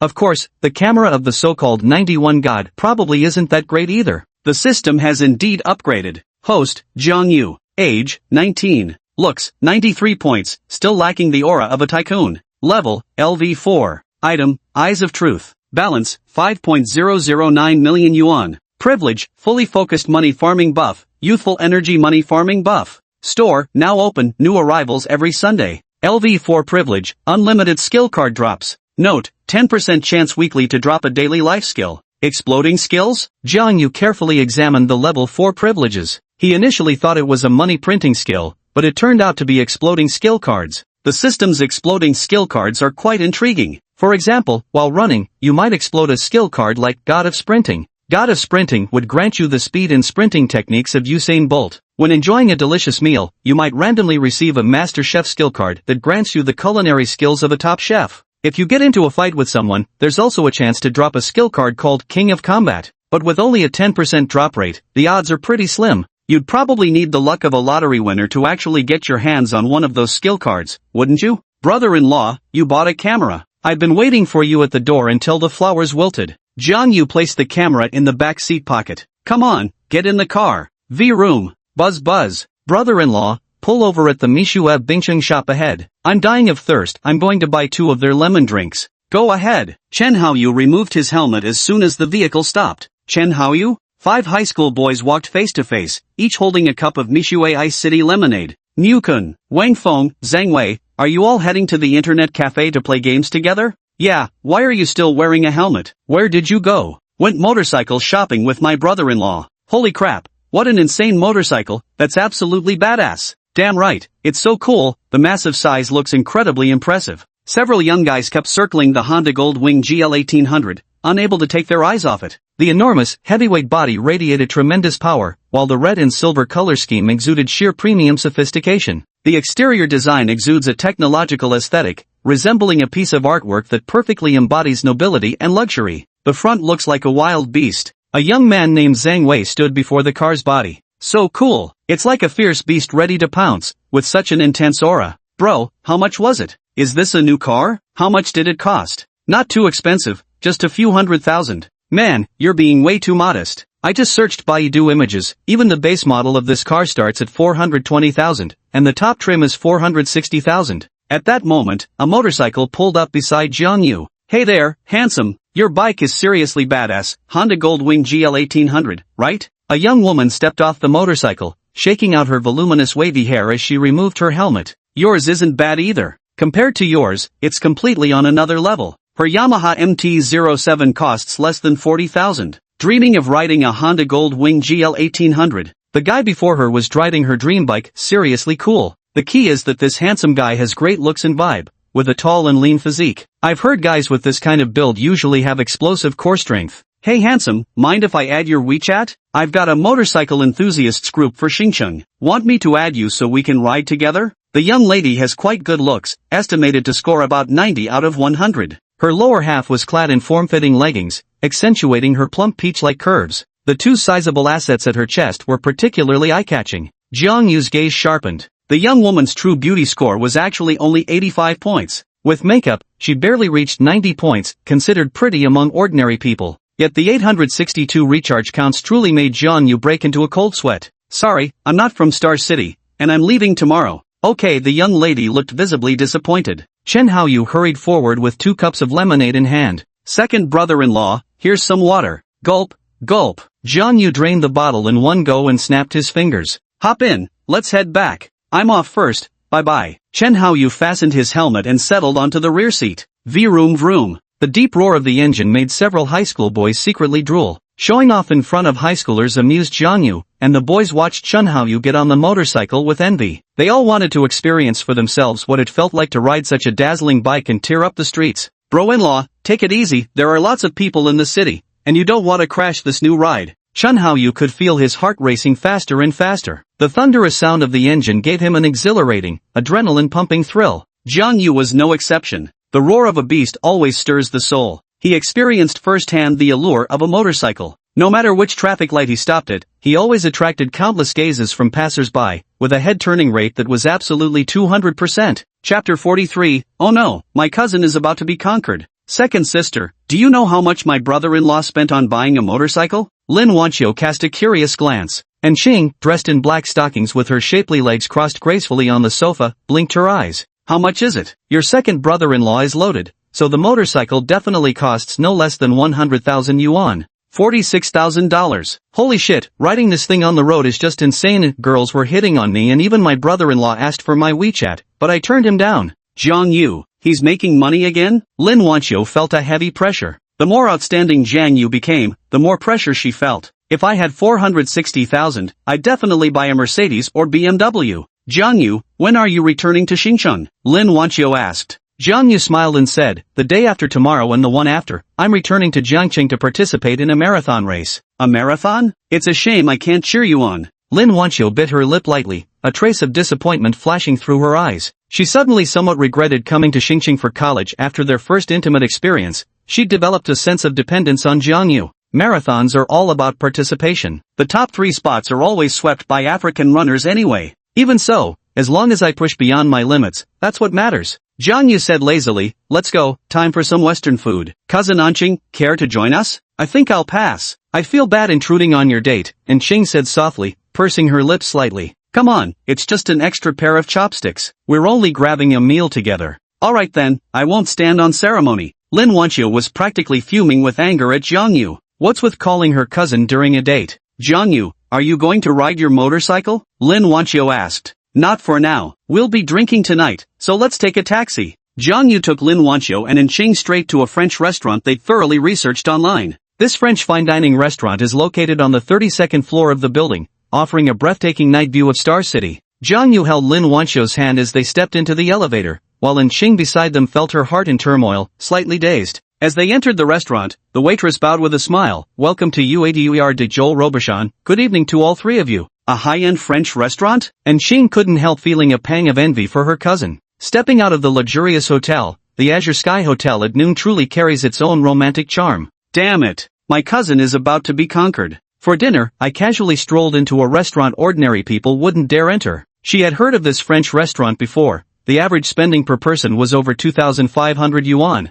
"Do you have any window seats available?" Lin Wancho asked. The waiter shook his head. "I'm sorry, but all window seats are currently occupied. If the three of you wouldn't mind waiting, you can wait here. We offer exquisite small gifts for every guest." "Jang Yu, should we wait?" Lin Wancho believed that dining at a Western restaurant always meant sitting by the window to admire the night view. This gave her the feeling of enjoying a candlelit dinner, creating a much more romantic atmosphere. "Up to you." Jang Yu replied indifferently. He didn't care about such things. To him, it was just about eating to fill his stomach. "By the way, I'll experience the service at the Western restaurant too. Cousin, can we wait for a bit longer?" Sure. Xing was also happy to sit by the window. After waiting for half an hour, the group finally got seats. Led by the young waitress, they arrived at a windowside table for four. As soon as she sat down, Lin Wancho couldn't wait to flip open the menu. Upon seeing the prices listed beside the items, "Jang Yu, it's so expensive. A glass of lemon water costs 80 yuan. No need to worry, order whatever you like."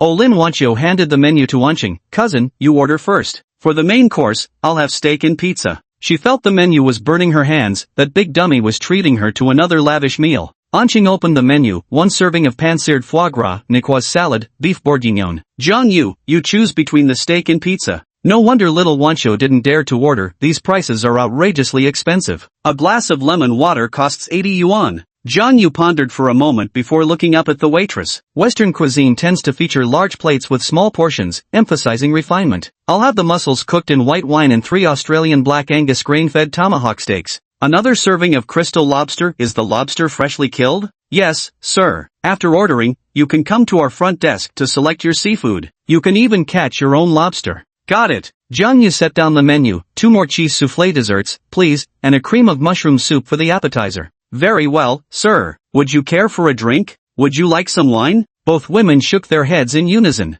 "Just a little sip," Lin Wancho murmured to herself. Otherwise, she wouldn't dare spend the night alone with Jang Yu. "Bring me a bottle of Bordeaux dry red." Western cuisine naturally pairs with red wine, and this bottle is priced at 1,688 yuan. The price is considered average on the wine list, which includes bottles costing tens of thousands, even 200,000 yuan. He couldn't tell good from bad when it came to red wine, so he figured he might as well just taste it. "Sir, these are complimentary foie gras egg tarts for you. Please wait a moment. I'll go pick out the lobsters. You two start eating first." Xing blinked playfully at her cousin. "What were you thinking dating Jang Yu long distance? A treasure like him should be kept firmly in your grasp. If I were you, I'd transfer to Jiangcheng University town. Why go so far away? Don't be surprised if some pretty senior steals your boyfriend one day." "He dares." Lin Wancho waved her delicate fist. "Grandma loves me best. Now that I'm studying at Xinjiang University, I can visit her on weekends." Hearing Xing say this, she immediately felt a sense of crisis. "Silly girl, you two should try to meet more often on Sundays.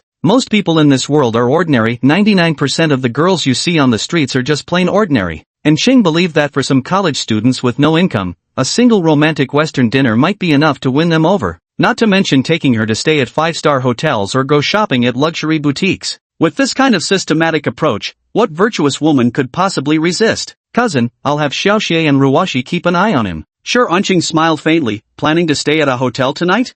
She gently bit her lip, her eyes filled with shyness. "Jang Yu promised me, only after graduation would we." "Ha!" And Xing, standing nearby, couldn't help but give her a thumbs up. "Wow, impressive. Silly girl, you can say that. But if you really do this, Jang Yu will 100% find another girl. What difference does it make whether it's now or after graduation?" And Xing sighed inwardly, thinking her cousin was too naive. Jang Yu definitely didn't lack girls chasing after him. If he didn't give them even a little sweetness, it might backfire. And Xing stood up and poured half a glass of red wine for each of them while tasting the complimentary pre-dinner dessert sent by the restaurant. "Cousin, are you going home after dinner?" Lin Wancho asked nervously. "Of course we'll go back. I'll come over tomorrow morning to be your tour guide." At that moment, Jang Yu returned to his seat and raised his glass. "Cheers. May Wancho have a smooth and joyful university life." Jang Yu, what about you? Have you decided which major to choose yet? The three lightly clinked their glasses together. Foreign languages and literature. Ah, Jang Yu, you want to learn a foreign language. That's quite good. But with your talent for science, focusing on languages feels like such a waste of your gifts. Lin Wancho looked at her boyfriend with confusion.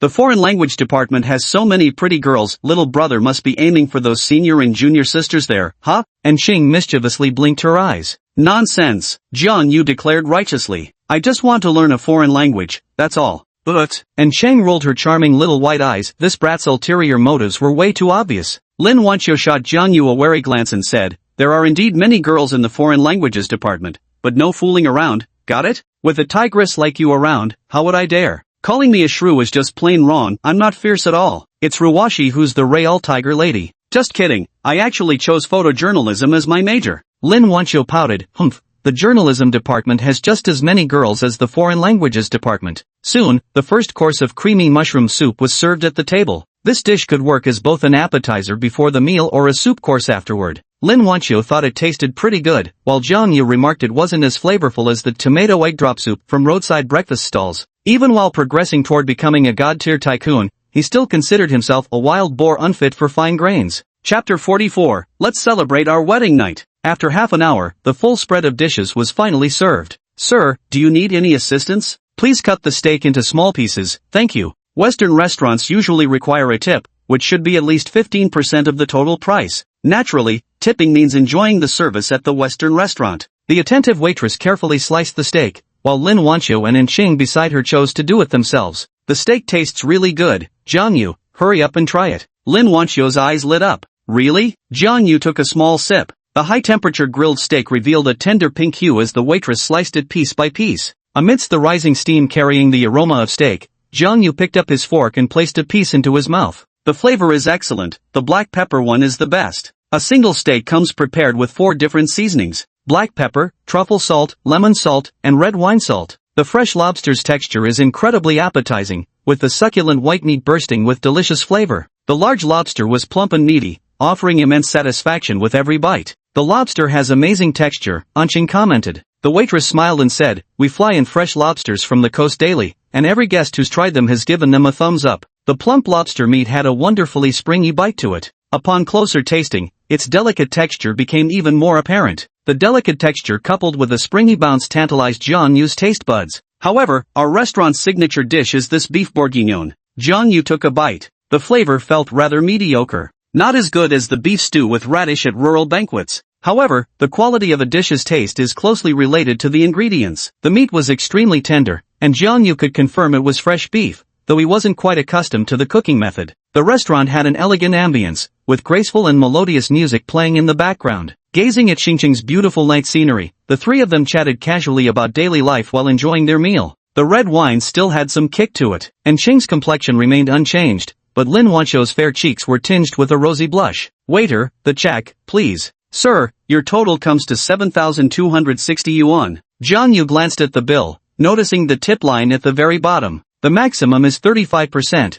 while the minimum is 15%. Many wealthy people enjoy high-end restaurants and tip based not on the service from the young ladies, but on their looks. Jang Yu felt the service was decent but didn't give the highest percentage. Instead, he checked the box next to 25%. Sir, we welcome you to visit again next time. After swiping her card to pay, Lin Wancho staggered drunkenly toward the bathroom. Jang Yu asked, is Sister N's home far from here? That's 7 kilometers, I'll just grab a cab later. Little brother, don't tell me you actually want me to stay? A smirk curled at Jang Yu's lips. If you stay, I dare you to come find me in the middle of the night. Ugh, what a player. Even with your cousin around, you're still not satisfied? She's a bit too young. And Qing caught the underlying meaning and gazed at Jang Yu with seductive, silken eyes. Wait till we return to Jiangqing City, sister will treat you to drinks. Let's see if you dare come. What's there to dare? Jang Yu glanced toward the bathroom door. Unless, sister N plans to devour her little brother whole? Little brother, this sister eats men without spitting out the bones, I'll be going first. Qing boldly stepped forward, stood on her tiptoes, and planted a kiss on Jang Yu's cheek, leaving him with a beautiful silhouette before walking away. Jang Yu trembled all over, feeling thoroughly charmed by Qing's mature yet lowly face. Big brother, the waitress nearby gulped hard. Jang Yu, where's cousin? 5 minutes later, Lin Wancho finally emerged from the restroom. She touched up her lipstick and freshened her makeup slightly, her innocent face gaining a hint of allure from the alcohol. Your cousin didn't want to intrude on our alone time, so she went home first. Oh, let's go see a movie, she said, taking Jang Yu's hand. Jang Yu shook his head. It's too late, and I'm exhausted from the long day. Let's just go back to the hotel. Hearing this, Lin Wancho's delicate face grew even more flushed. Reason told her it wasn't right. But she'd already rejected Jang Yu once in Jiangcheng. This time, as long as they didn't cross that final boundary, she'd let him have his way. The night was tranquil as water. Lin Wancho's steps became unsteady, her pretty face now wearing a drunken haze. Jang Yu, I want you to carry me on your back. Okay.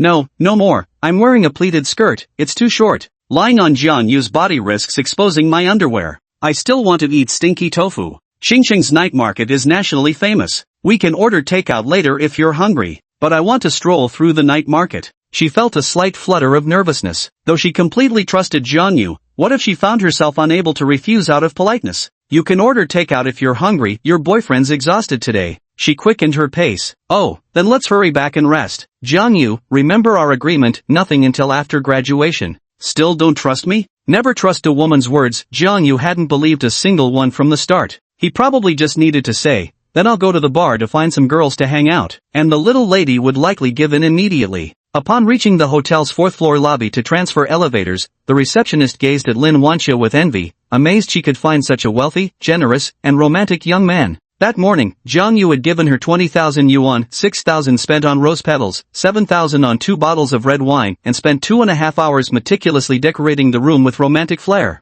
The elevator ascended straight to the 88th floor. Standing inside, Lin Wancho felt her heart racing wildly. Jang Yu swiped his card and pushed open the room door. After you, princess. Wow, such beautiful roses. Rose petals of various colors were scattered in every corner of the room, while the sofa, coffee table, and floor were adorned with a pathway made of roses. Jang Yu, did you do this? Do you like it? Lin Wancho's affection +2. Jang Yu checked, the affection level had risen to 95. No woman dislikes romance, unless she truly doesn't like you. The candle is so beautiful, absolutely stunning. Lin Wancho was stunned, throwing herself passionately into Jang Yu's embrace. Kiss me, I want you to kiss me. Alright then. Jang Yu had wanted to take a shower, but since they'd already rinsed their mouths with red wine, they skipped that step. Seizing the moment when Lin Wancho was emotionally moved, Jang Yu scooped her up, kissing her as he carried her back to the bedroom. Thump, they tumbled onto the soft bed together, surrounded by an enchanting atmosphere enhanced by the flickering red candlelight. Lin Wancho trembled slightly, feeling an itchy sensation all over her body. It turned out Jang Yu was gently caressing her legs.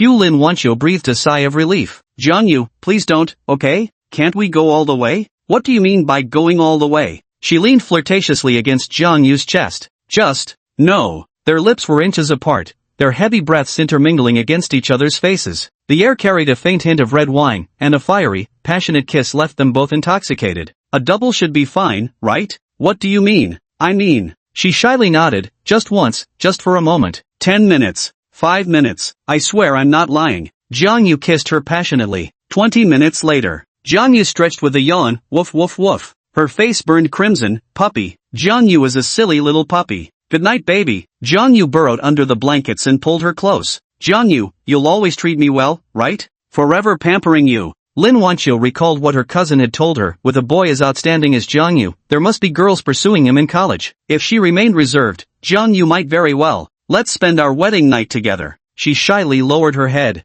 Hearing this, Jang Yu froze for a moment. Didn't we agree nothing was allowed before college? For real? Kiss me. Chapter 45. Jang Yu can barely handle it. The campus bell is too much. The battle raged on for an hour before finally coming to an end, though Jang Yu still wasn't fully satisfied. Lin Wancho's face was flushed crimson with both drunkenness and exertion. I'm exhausted. Let's rest and sleep, okay? Good night, Jang Yu muttered under his breath. I'm the one who did all the work. Early the next morning, Jang Yu woke up and glanced at the time. 9:12 in the morning. Lin Wancho was still asleep beside him. Jang Yu gently kissed her forehead. Jang Yu, what time is it? Lin Wancho's eyelashes fluttered. She opened her eyes, recalling last night's passion between them, her heart filled with sweetness and bashfulness as she rolled over to lay on Jang Yu's chest. It's past 9 o'clock. Let's go get breakfast, I'm starving. Okay, Jang Yu pinched her delicate little nose. Let's go. The room rate includes breakfast, it'd be a waste not to eat it. We've got to be frugal. Pfft, since when are you frugal? Turn around, I need to shower and wash my hair. Turn around for me. Lin Wancho's small hands pushed against Jang Yu's chest. Alright. Jang Yu had his back turned to her. She got up and trotted toward the bathroom. Jang Yu turned around abruptly, and their eyes met for a brief moment. "Ah, Jang Yu, you're bullying me," she exclaimed bashfully before darting into the bathroom. "Why are you talking about eyebrows?" "Eyebrows? I didn't even fill them in yesterday." 5 minutes later, a faint smile appeared at the corner of Jang Yu's lips. He walked into the bathroom and immediately locked the door, pulling Lin Wancho into his arms. "What are you doing? Stop it. I'm taking a shower right now. What do you think?" Jang Yu's hands crept up her slender willow-like waist. At 11 a.m., the tranquil room was filled with an ambiguous atmosphere. Lin Wancho dressed herself and tied her hair into a high ponytail, a sweet smile lingering at the corners of her mouth. "I'm hungry. Should we order takeout?" Jang Yu suggested. Damn this godforsaken system, staying fully focused during certain activities didn't earn him a single cent in rewards. He was clearly so focused, his mind filled with nothing but yellow thoughts, entirely undistracted, dedicating 100% of his concentration to that singular thing for hours on end. "No, I'll head back to Grandma's place later." At that moment, the phone on the desk rang. "Cousin, shh, is the little one awake yet?" "Yes, I'm up. Don't you see what time it is? The sun's already high in the sky. I had too much to drink last night. How does it feel? Enjoying your first time?" Lin Wancho cast a shy glance at Jang Yu before hurrying to the living room with her phone. "Cousin, what are you talking about? Didn't you give it to Jang Yu?" "I did." She bit her lip. "How many times?" "Cousin, I'm ignoring you." And Ching smiled playfully. "Wait, where do you two want to go today? I'll be your tour guide." "Never mind, we're having dinner at Grandma's this evening. Will you join us?" "I'll come find you tonight." My cousin is really shameless to ask such personal questions. "Jang Yu, is it okay if the sheets get dirty?" On the pristine white sheets, a crimson stain stood out starkly. The imprint had magically transformed into the shape of a heart. "Ah, Jang Yu, stop taking photos, you dummy," Lin Wancho grumbled through gritted teeth, puffing her cheeks in annoyance. Jang Yu stretched with a yawn. "Alright, I'm off. The AC's giving me a headache, need some fresh air outside." "Go downstairs first," she said while pushing Jang Yu out of the room.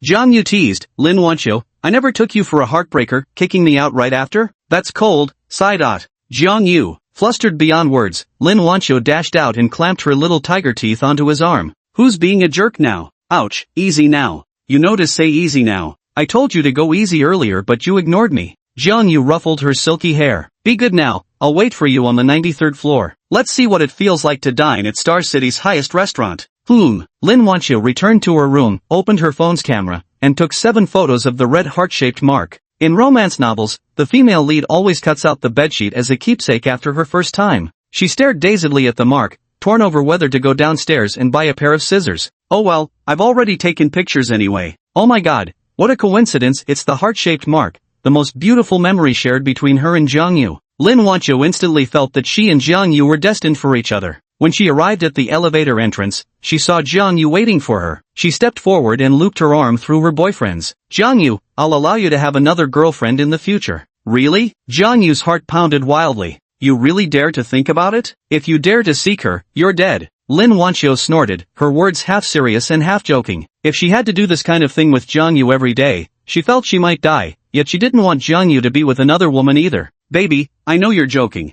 Taking the elevator up to the restaurant on the 93rd floor. Surprisingly, this restaurant blended Cantonese cuisine, Hunanese dishes, and Western fare together. 3 separate kitchens served the 3 culinary styles, with waitresses offering warm smiles as they presented the menus, saying, "Sir, madam, here are our menus." Jang Yu turned to his girlfriend and asked, "Shall we have Hunanese cuisine?" "Let's eat Hunan cuisine." Lin Wancho rested her chin on her small hand as she gazed at the man. The more she looked at him, the more she adored him, her beautiful eyes brimming with affection. Stir-fried pork with chili, sautéed beef with yellow peppers, steamed fish head with chopped chili pepper marinated eggs, and Hanyang-style fish noodle soup. "Alright, that's enough, we won't be able to finish all this." 1 order of Cantonese-style braised sea cucumber with scallions and 1 order of blanched choy sum, please. He ordered several Hunan dishes, all infused with chili peppers, each one packed with fiery heat, so he added 2 Cantonese dishes without any spice to balance out the flavors. As for whether he could finish all the food, the balance in his bank card didn't allow him to entertain such thoughts. Lin Wancho smiled and said, "I'm craving pizza. Jang Yu, why don't we share one together? Our Laogan flavor pizza at Cloud Top Restaurant is quite famous. Many customers come specifically to try our signature Laogan pizza," the waiter recommended. "Laogan pizza, give it a try, and bring a big bowl of rice too." Pizza was always a bit limp and unappetizing to Jang Yu's taste. He decided to stick with a hearty bowl of steamed rice instead. A whole basin? Yes. From last night until now, Jang Yu had expended 40% of his energy, leaving him so ravenous he felt he could devour an entire cow. Many had fantasized about spending a passionate night with the campus belle, and Jang Yu was no exception. But after experiencing the reality of last night, he realized his past imagination had been far too timid. The exquisite pleasure was beyond comparison with ordinary women, and Lin Wancho could truly be called a gifted prodigy in that regard. A sumptuous lunch was soon served, and Jang Yu took a bite of the stir-fried yellow beef. The meat was tender and succulent, with a spicy kick that was utterly satisfying. Another bite of the braised sea cucumber with scallions followed. The sea cucumber had a perfect, bouncy texture, and the aroma of scallions was rich and flavorful. Are we not staying at the hotel tonight? Jang Yu playfully blinked her eyes. No way. Lin Wancho stuck out her tongue playfully. I'm staying at Grandma's house. What about me? You stay at a hotel. Jang Yu was like an untamed beast, thoroughly frightening her. What if Jang Yu insists on doing it at Grandma's place? Wouldn't that disturb her rest? Oh well, I might as well go clubbing tonight, Jang Yu muttered mid-bite of his chili-marinated century egg. Who on earth came up with the idea of stir-frying century eggs with chili peppers? It's absolutely divine with rice. Jang Yu declares this dish has surpassed stir-fried pork with chili to claim the top spot in his Hunan cuisine ranking. It's simply too delicious. Lin Wancho instantly grew anxious. Biting her lip, she pleaded, You're not allowed to go, you meanie. Tonight you're coming with me to stay at Grandma's house. Chapter 46, Lin Wancho lost in the moment. Evening. Lin Wancho's maternal grandmother's home. Jang Yu smiled at the elderly woman and said, Grandma, the fish you cooked is truly delicious. How about I marry Wancho in the future and become your grandson-in-law? Upon hearing this, Lin Wancho shyly pinched the flesh on Jang Yu's arm. She was only 19 this year. What did you say? I'm hard of hearing, couldn't catch that. My second brother-in-law says he wants to marry my sister to be your grandson-in-law, Chen Haoyu announced loudly. This time the old lady heard him clearly and replied with a smile, No way, you're not handsome enough. Uffed, ha ha ha. Chen Haoyu burst into merciless laughter. You're too skinny. Gain some weight first, then we'll talk about marrying Wancho to you. Grandma, what are you talking about? A visible blush spread across Lin Wancho's delicate face. Jang Yu chuckled mischievously, then I'll eat more and strive to become a big fatty. After the delightful dinner, he suggested taking Lin Wancho for a drive. Lin Wancho wanted to spend time watching TV and chatting with her grandmother. Jang Yu then learned that Encheng and Lin Wancho weren't closely related by blood. Encheng was the granddaughter of the child of the elder sister of Lin Wancho's maternal grandmother. At 9:30 in the evening, the living room lights went out. After washing up, Lin Wancho buried herself under the covers. Little brother, want to go to the night market? Grab some stinky tofu and have a couple drinks? Jang Yu finished brushing his teeth and received a message from Encheng. Are you sure it's just a simple drink, sis? You're not trying to hit on me, are you? If you've got the guts, why not try courting your elder sister instead? She wouldn't mind having a little beau like you. Then should I come to your room now? Come over here? I roll. The three-bedroom apartment had Chen Haoyu returning to his own place to sleep, while Lin Wancho and Cheng and their grandmother each took a separate room. Jang Yu quietly stepped out of the bedroom and knocked on Encheng's door. Ding inside the room, Encheng paled with fright and immediately replied, Just kidding, you little rascal. Aren't you afraid Wancho might misunderstand? I knew you'd only tease your little brother, still saying I've got a lustful heart but no guts. A sly smile played on Jang Yu's lips, and Cheng was the type who loved to provoke him, but when things got serious, she'd immediately flee in fright. Sisson, I'm so bored. Want to grab a drink? Honestly? And Cheng's heart raced. Honestly. No, I'm sleepy. Good night. She realized her younger brother truly dared to take advantage of her, and immediately exited the chat window in fear. Ugh, how boring. Jang Yu turned off his phone and burrowed under the covers. Lin Wancho murmured sleepily, I'm tired. Sweetheart, your little husband salutes you. What little husband? She rolled over and nestled into Jang Yu's arms. What do you think? Jang Yu murmured while stroking her hand. Lin Wancho trembled uncontrollably, turning away from him in shyness. Stop. Grandma's still here, and cousin's in the next room. She used to wonder, when boys and girls sleep together, do girls really can't help but make sounds? Lin Wancho was now certain, sometimes things truly couldn't be controlled no matter how much one tried. How boring. Maybe I should go out for drinks. Don't go. Then, be gentle. Mecham, I won't lie to you. Jang Yu perfectly demonstrated what it means that a man's mouth is a devil's lie. If Lin Wancho's parents had been home, Jang Yu might have held back a little, but the old lady was deaf. What could she possibly hear through a wall? As for Encheng, let her enjoy the most beautiful sound in the world. Who asked that annoying older sister to keep teasing him? He had to torture her ears a bit. Cousin, didn't you sleep well?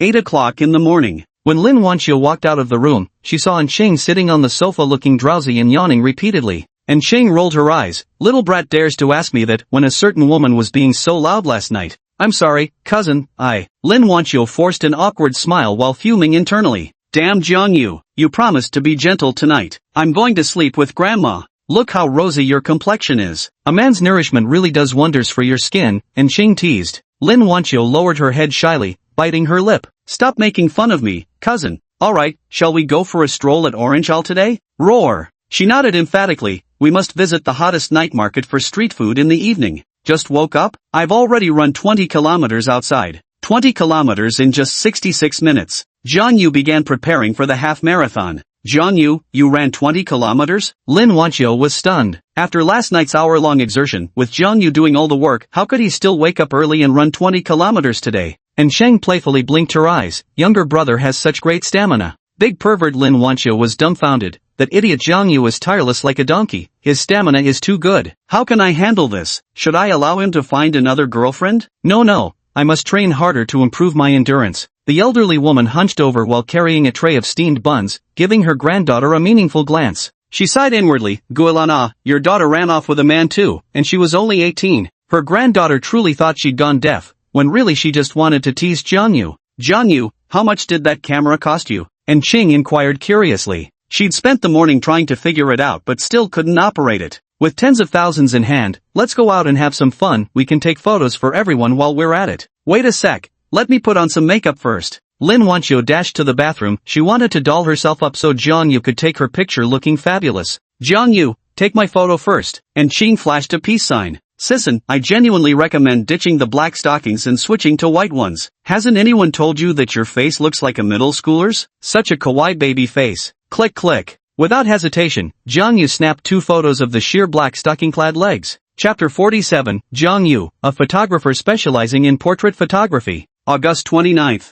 A ray of morning sunlight streamed through the gap in the curtains into the Four Seasons hotel room. The beauty on the bed murmured as she awoke. Jang Yu, are you leaving already? Lin Wancho's youthful face shed a hint of shyness as she confidently stood up in her undergarments. Had dinner with you. Jang Yu was already fully dressed by the side. He was about to ride his motorcycle, so he wore a full set of red and white Honda riding gear, paired with a pair of low-top Nike AJ sneakers on his feet. Lin Wancho changed into a long dress and hugged her boyfriend reluctantly. You have to think about me every day. Come on, it's just a long-distance relationship. Don't make it seem like a life-or-death separation. Jang Yu ruffled her silky hair and kissed her forehead. You promised to come visit me in Xingqing every Sunday when you're free. She pouted, her mood visibly downcast. Okay. Jang Yu, before you leave, love me one more time, please? After saying these words, Lin Wancho shyly burrowed under the blankets, leaving only her adorable little head peeking out. Oh, I'd love to. Draw the curtains. Let's go to the sofa, okay? And I want you to take the lead the whole time. She nodded shyly. After several experiences, she had already gained some initial skills. This time she exerted herself extraordinarily, showing uncommon initiative. Her waist swayed with exceptional proficiency. Jang Yu was thoroughly enjoying himself. Some are born to be natural talents. An hour later, after her shower and light makeup, Jang Yu had changed back into his cycling gear. Gazing at the camera on the table, a hint of excited smile curled at his lips. Sweetheart, could I take some photos for memories before I leave? Didn't we take plenty of photos while visiting attractions yesterday and the day before? Isn't that enough? She sat by the dressing table combing her hair. I want to take some portrait shots. Jang Yu's face grew slightly warm with a flush. He felt this request was a bit excessive. What photo shoot? Jang Yu leaned down and whispered a flurry of words into her ear. No, she shook her head vehemently like a rattledrum, her lips pressed together in bashful protest. I'm not some celebrity. Why take professional photos? So embarrassing. What if someone goes through your camera? Baby, please? I want something to look at when I miss you. Ordinary photos just don't cut it. Just taking the dress off is enough? Jang Yu's eyes sparkled with innocence as he openly admired Lin Wancho's perfect figure. She pointed at the window. Draw the curtains. Dummy, this is the 28th floor. There's no taller building across from us. Poor lighting will affect the photos. Oh, Lin Wancho's nightgown slipped lightly off her fragrant shoulder. A girl's bashfulness is undoubtedly the most exquisite scenery in the world. Summary, fair skin and striking beauty, with long, slender legs. A back as smooth and flawless as jade, elongated and fair legs, and perfectly rounded peach-like curves, undoubtedly a masterpiece meticulously carved by God. Do I need to pose? Lin Wancho asked, slightly hesitant to look directly at the camera. Jang Yu nodded. Just relax naturally. You don't have to look straight at the camera. The most important thing is a natural feel. In the industry, these kinds of photos are called artistic portraits. Click. The sound of a shutter echoed. Sweetie, turn around and arch your back. That's so embarrassing. No way. Silly, this is just our little couples game. What are you so shy about? You villain, you always bully me. She arched her back against Jang Yu. Done yet? Hurry up. Click. Jang Yu nodded with a smile. Done, now stand by the floor-to-ceiling window.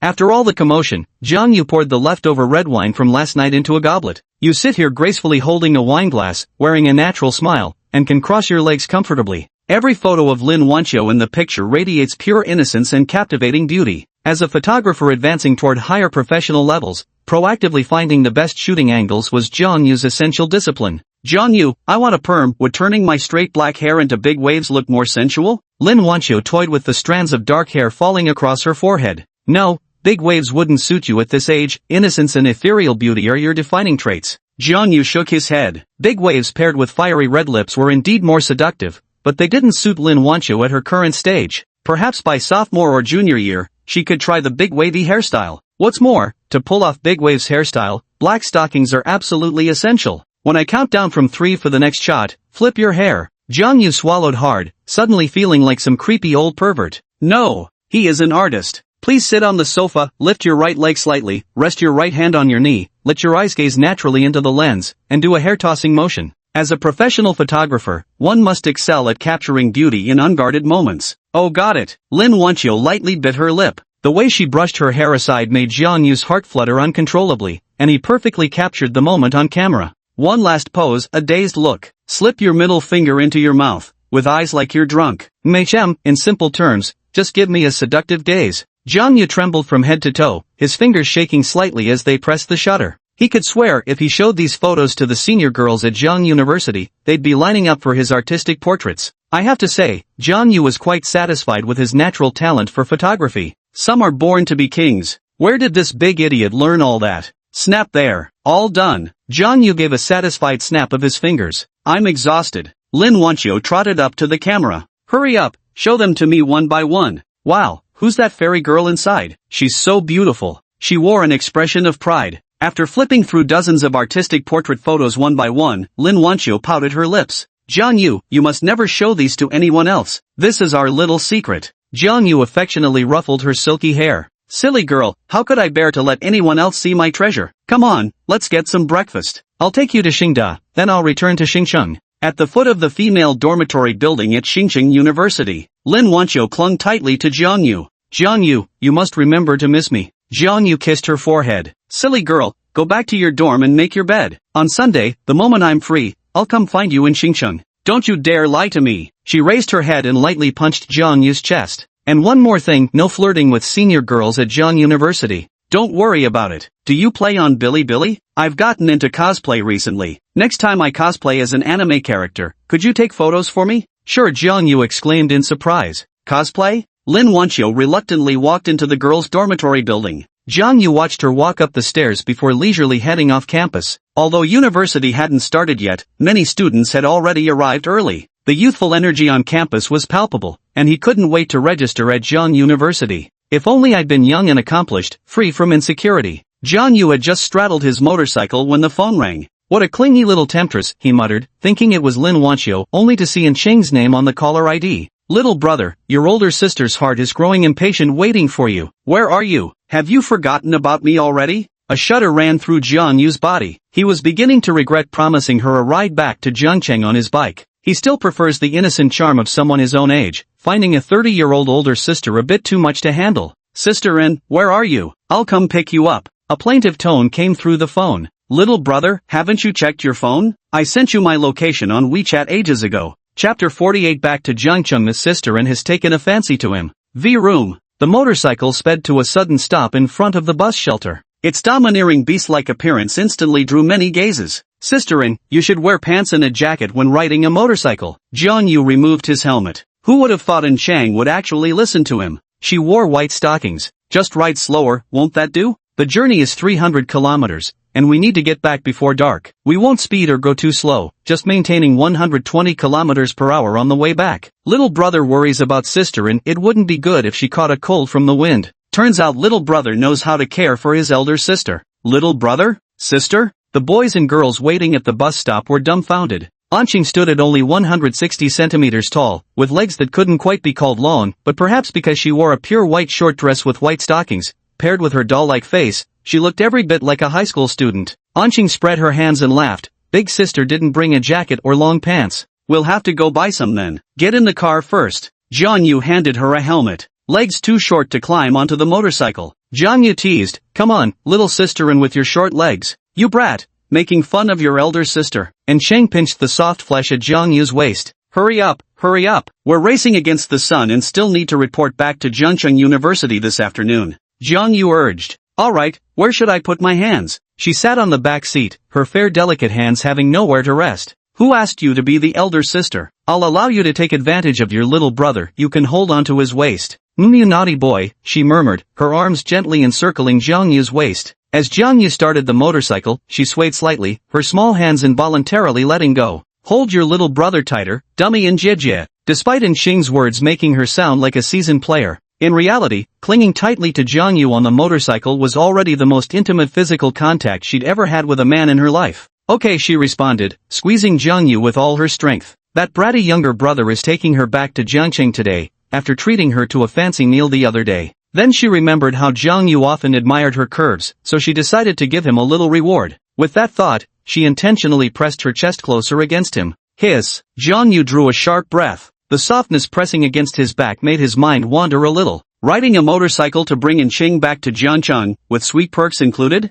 Indeed, prodigies are terrifyingly talented. Even Ningruoshi, whom Lin Wancho had always admired, couldn't compare. Among all the girls he knew in Jiangyu, only Xie Xiuxie could compete with Enqing. Vroom vroom vroom. The deep roar of the motorcycle reverberated through the entire street. Parking near the mall, Jang Yu got off and looked at Enqing. Sisterin, let's hurry and buy the jacket and long sleeves. Enqing dismounted the motorcycle and turned to Jang Yu with a bright smile. Little bro, do you really think white stockings suit me? But I'm already 30, isn't this the age for black stockings? Wearing white ones feels a bit strange. At her mention, Jang Yu couldn't help but glance at her shapely legs. Sisson, you look better in white stockings than black ones, but of course, it's best to switch between them both. What a naughty little brother, let's go. Upon arriving at the mall, Anqing headed straight for the Anta sports store, which slightly surprised Jang Yu. While Anqing was picking out pants and a jacket, he went to the Bulgari boutique on the first floor. Big sister and gave him a treat, so as her younger brother, he couldn't be ungrateful. Good afternoon, sir. Welcome to the Bulgari counter. The salesgirl stepped forward with a professional smile.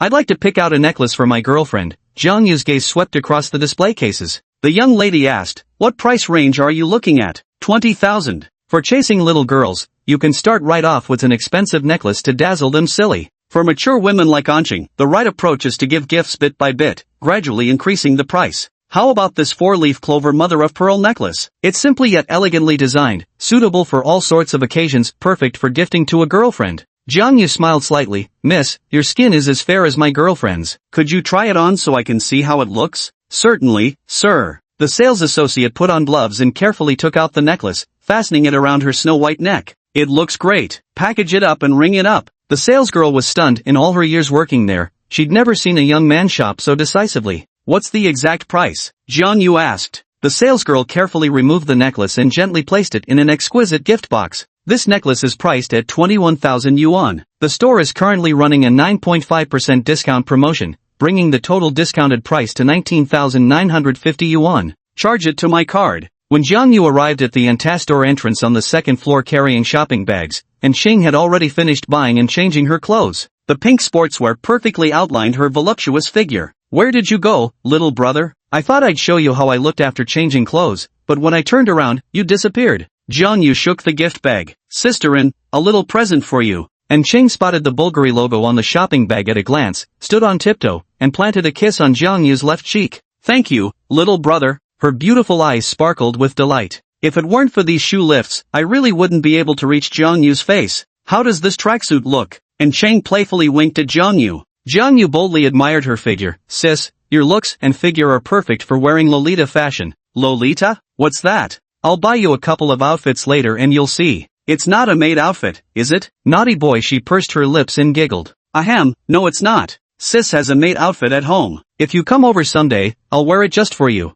Listening to her soft and playful tone, Jang Yu felt an itch in his heart, cursing inwardly. What a devilish little enchantress, even the white bone demon couldn't match your seduction. 4:28 p.m. Jang Yu rode the motorcycle back to Jiangcheng and dropped Anqing off at her rented apartment. He stepped on the gas and headed towards Riverside Garden, thinking about registering at Jiangcheng University in the afternoon, but realizing that new student orientations were usually held in the morning, he decided it would be better to go tomorrow instead. Oh, managed to cozy up to little Jang Yu? Just as the motorcycle stopped at the apartment entrance, Lan Yu happened to be returning from her blind date. Anqing rolled her eyes at her best friend. The little brother just happened to give me a ride, that's all. Ha! Still won't admit it? The Bulgari jewelry you bought, rings, bracelets, or what? I haven't even looked yet. Hurry up and see what it is. Lan Yu eagerly grabbed the gift bag to unwrap the packaging. Hand it over, girl. And Qing curiously opened the gift box. The Bulgari Serpenti collection, this must cost at least 20 grand, right?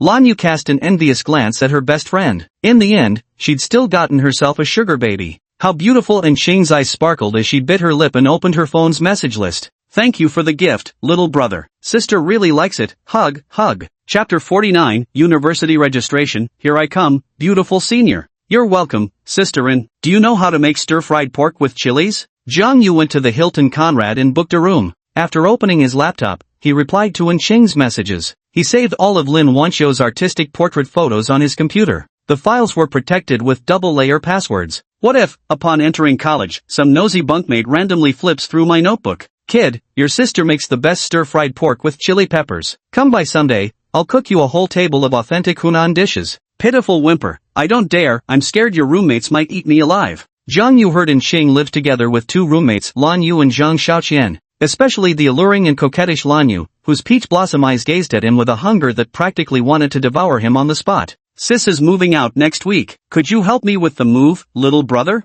Nervous face. Sure thing. Serving sister in is my absolute pleasure. The next morning marked the registration day at Jiangcheng University. New students report 3 days early. Today is the second day. At exactly 6:30 when the alarm rang, Jang Yu promptly sat up from bed. Normally, the alarm had to ring at least 3 times before he would get out of bed. In fact, waking up shouldn't be rushed. There's an old saying passed down from our ancestors. Getting up must be done slowly, never hastily. After waking, lie in bed for 2 or 3 minutes to prevent cardiovascular and cerebrovascular diseases. If you get up too quickly, there's a certain chance of sudden death, especially with that cursed iPhone alarm clock. After washing up, Jang Yu felt refreshed and invigorated. Carrying a newly purchased Prada backpack and dragging his suitcase, he arrived at the 16th floor restaurant. He served himself a bowl of millet porridge, along with 1 corn cob and 2 eggs. After leisurely finishing his breakfast, Jang Yu strapped the suitcase to the rear seat of his bike and retrieved a jar of pickled spicy peppers from under the seat. Granny Jiang brought him 3 bottles in total. Once opened, they had to be stored in the fridge, or they'd spoil within 2 days in the scorching heat.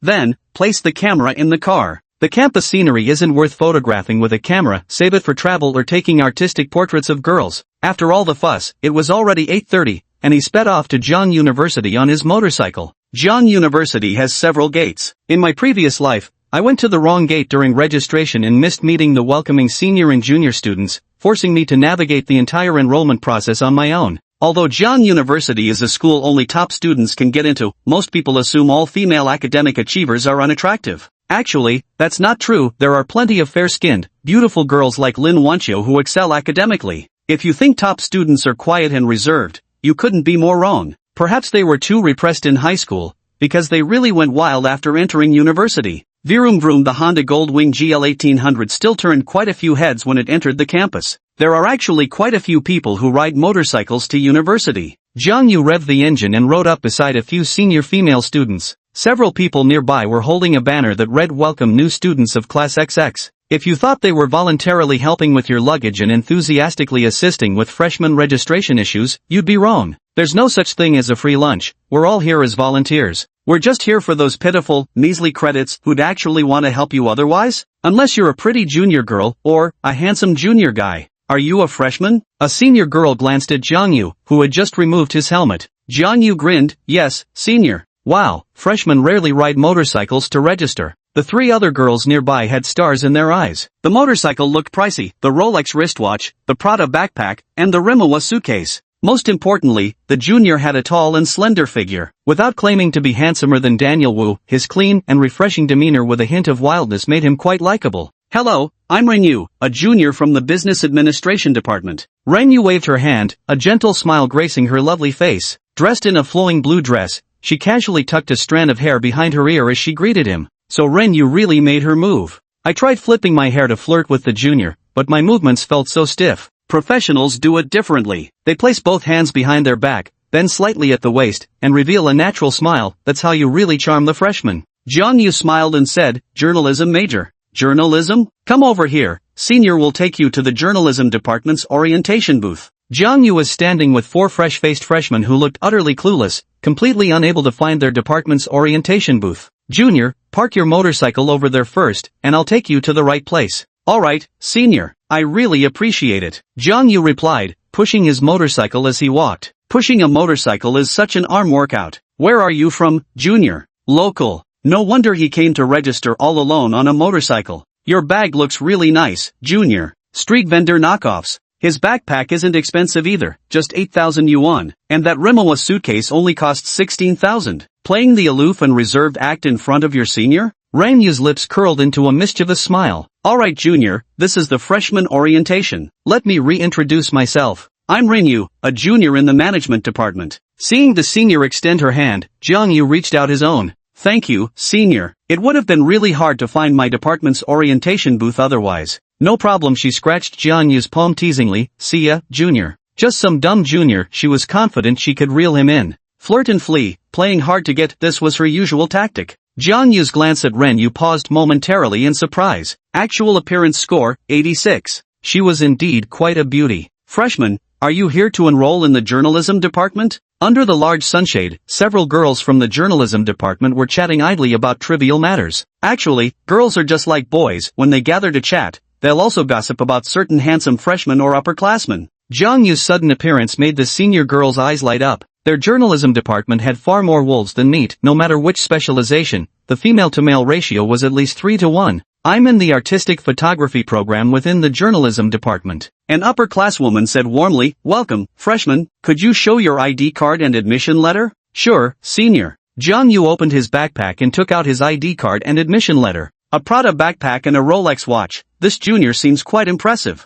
Another senior female student's eyes lit up as she enthusiastically explained the enrollment procedures. When Jang Yu planned to head to the dormitory himself, the short-haired senior warmly offered, Junior, let me take you there instead. There are too few handsome guys in the journalism department, and someone as good-looking as Jang Yu is undoubtedly a hot commodity in their eyes. You're causing too much trouble for me, senior. Don't mention it, sitting there must be tiring. She looked up at Jang Yu. This senior looks quite petite, probably only about 150 centimeters tall, with neat shoulder-length short hair that gives off a refreshing vibe. At first glance, Jang Yu could pass for an older male senior. Junior, care to learn more about swimming and fitness? Chapter 50, College Roommates. Sweet talk works wonders with the dorm supervisor. An senior student jogged over to Jang Yu's side, holding a promotional flyer for a gym in his hand. The senior was wearing a tank top, his well-developed biceps particularly eye-catching. Is this our school's gym? Jang Yu asked. The senior shook his head with a smile. No, just 300 meters beyond campus. I'm working part-time as a sales rep. Sorry, I prefer running for now, not really into weightlifting. Alright, the senior looked disappointed. Could it be that the junior wasn't envious of witnessing his well-developed biceps? So impressive. Many senior girls adored his massive muscles. Junior, where are you from? The shorter senior girl wasn't socially awkward at all, proactively starting conversation. Huangzhou City. Wow, Huangzhou City. I've heard their exam papers are notoriously difficult. The senior continued. Jiang University's dorm conditions are among the best in China. The environment is impeccable. Private bathrooms with separate wet/dry areas, personal refrigerators included. Air conditioning costs 120 yuan annually. There's a communal laundry area where each load costs 1 yuan. If you dislike sharing, you can pool money with roommates to buy your own washing machine. The dormitory fee is 1,320 yuan per year, though I'm not sure about this year's rate. Lights go out at midnight, and they also limit internet speed to prevent students from binge-watching videos instead of sleeping. How nice. Truly worthy of being a top-tier 985 university in the country. Jiang University's dormitory conditions are absolutely first class. Do you have to buy your own daily necessities? That's right, Junior. Items like extension cords, bedding, toiletries, and even wash basins can be brought from home. The supermarket downstairs is a bit pricey, so you can choose where to purchase them. For mops and brooms, you can discuss sharing the cost with your roommates. Our 5 major clubs at Jiang University offer everything you could imagine, with new organizations constantly emerging. The annual 100 Clubs recruitment event is always spectacular. The short-haired senior was enthusiastically introducing things, giving off a much more comfortable vibe than Lin Yu earlier. The junior senior's face was quite adorable, visually scoring about 85 points in attractiveness. Such a pity her little face was covered in freckles. Sexual encounters, one time. Damn it. Who the hell took my cute senior's first time? This is your dorm. Hope you enjoy your university life, junior. Thank you, senior. Jang Yu politely expressed his gratitude. You're welcome. By the way, senior, could I live off campus instead of staying in the dorm? The short-haired senior thought for a moment before answering. Normally it's not allowed. The school worries about students' safety when living outside. You should consult your counselor, fill out an off-campus accommodation application, and the school will inspect your living arrangements after approving. Thank you, senior. I'll treat you to a meal sometime. Gazing at Jang Yu's handsome face, the senior student's cheeks flushed pink. You're welcome. Goodbye, junior. Should I ask for his WeChat? Still couldn't say it. The junior girl bit her lip and took a long, deep breath. This was Jang Yu's second visit to Zhang University. The dormitory building he was assigned to had the best living conditions on campus. Private bathroom, separate shower and toilet, top-notch environment. But there was one downside: no more sleeping in. Because it's a full 1.8 kilometers from the dormitory to the teaching building. Hello, Auntie Lu, playing Do Diju. Jang Yu greeted her sweetly. Are you a freshman? And you already know my surname is Lu. The senior already introduced you to me. Dorm supervisor Aunt Lu is beautiful and kind-hearted, exceptionally good to the kids. Aunt Lu, who looked like the landlady from a kung fu movie, instantly beamed with delight. She rarely saw such sweet-talking freshmen. Young man, you're quite handsome yourself. Do you have a girlfriend? Got it. Never get on the dorm supervisor's bad side, always stay sweet with her. Because there's a real chance he'd be staying out overnight. Getting reported would be a huge hassle.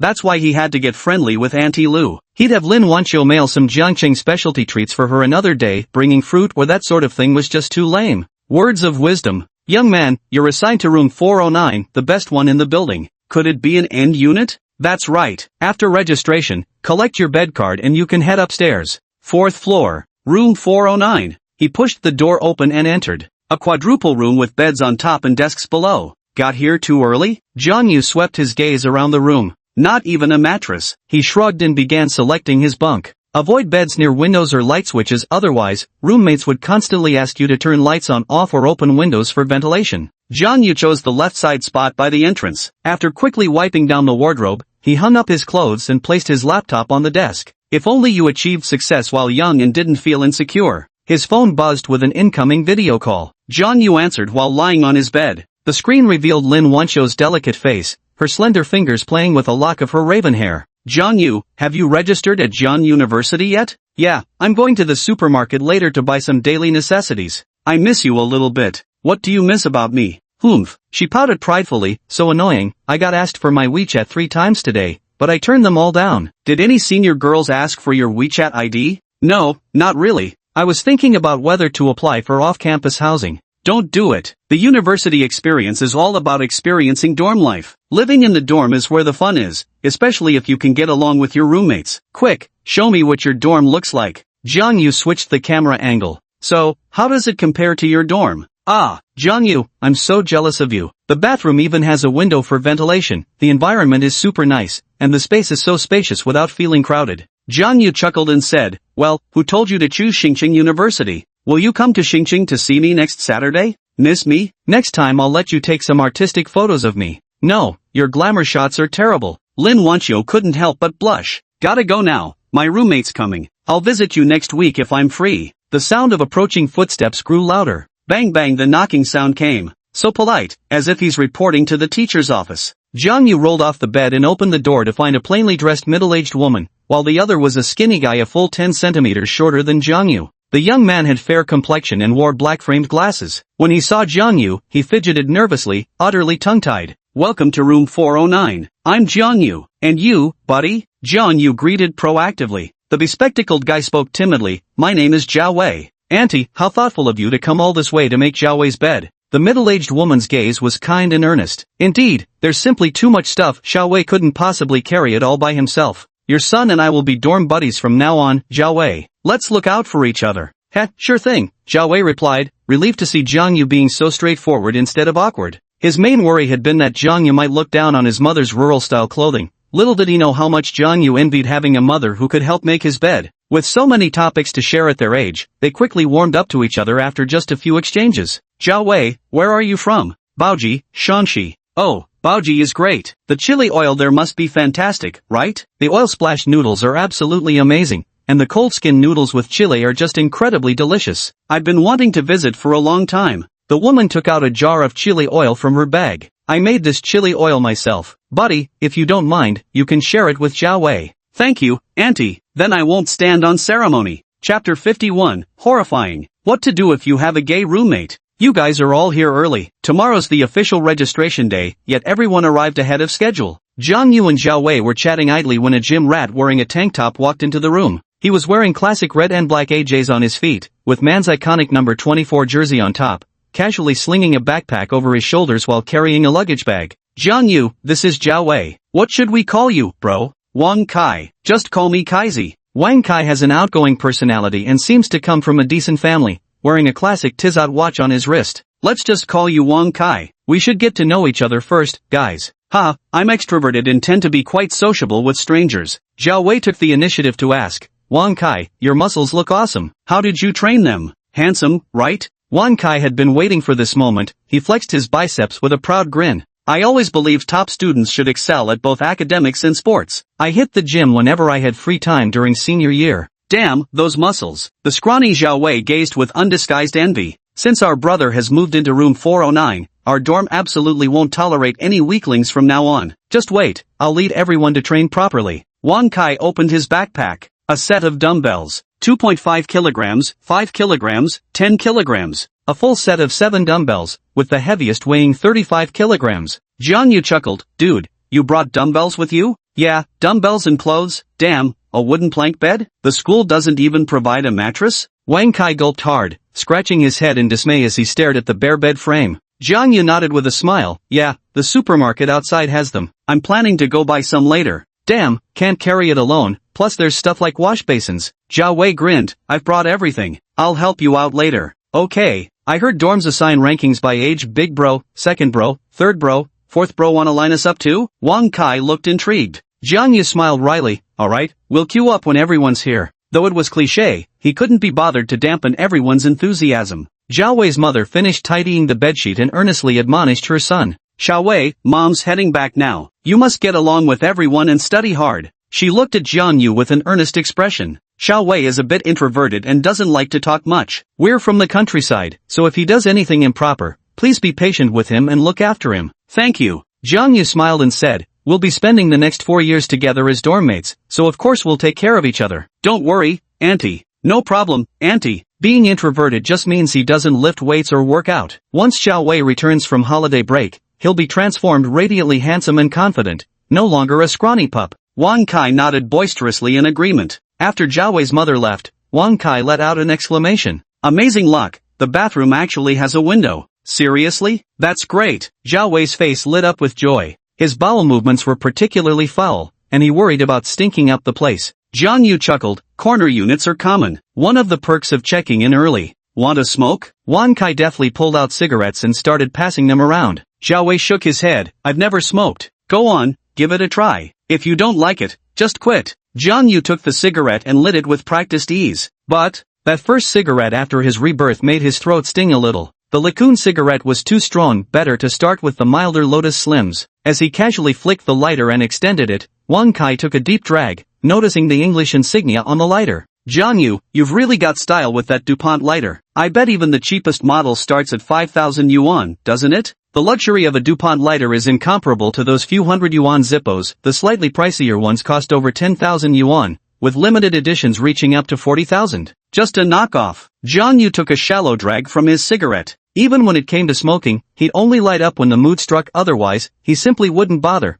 making sure never to develop a nicotine addiction. Counterfeit? No way, an Alienware laptop. Wait a minute. Wang Kai's eyes lit up as he stared at Jang Yu's wrist. Damn, Jang Yu, stop being so low-key. That's a Rolex, the Panda Daytona, isn't it? Jang Yu was astonished. A Panda Daytona? Wang Kai, you've got great taste. Of course, though I can't afford it. It's really gorgeous. Wang Kai swallowed hard. My dad wears a 90,000 yuan green Submariner, much lower grade than your watch, and he won't even lend it to me for school for a few days. Wang Kai asked cautiously, Jang Yu, can you let me experience what it feels like to wear a Rolex? It's nothing. Jang Yu took off his watch and handed it to him. Bro, take it easy. A watch this expensive, don't break it. The black and white Panda Daytona was indeed eye-catching. The exquisite craftsmanship and beautiful dial made Wang Kai handle it with utmost care as he held it in his hands. Forget it. I won't wear it. What if you accidentally bump and break it? I couldn't afford to compensate. Is it really expensive? Zhao Wei asked curiously.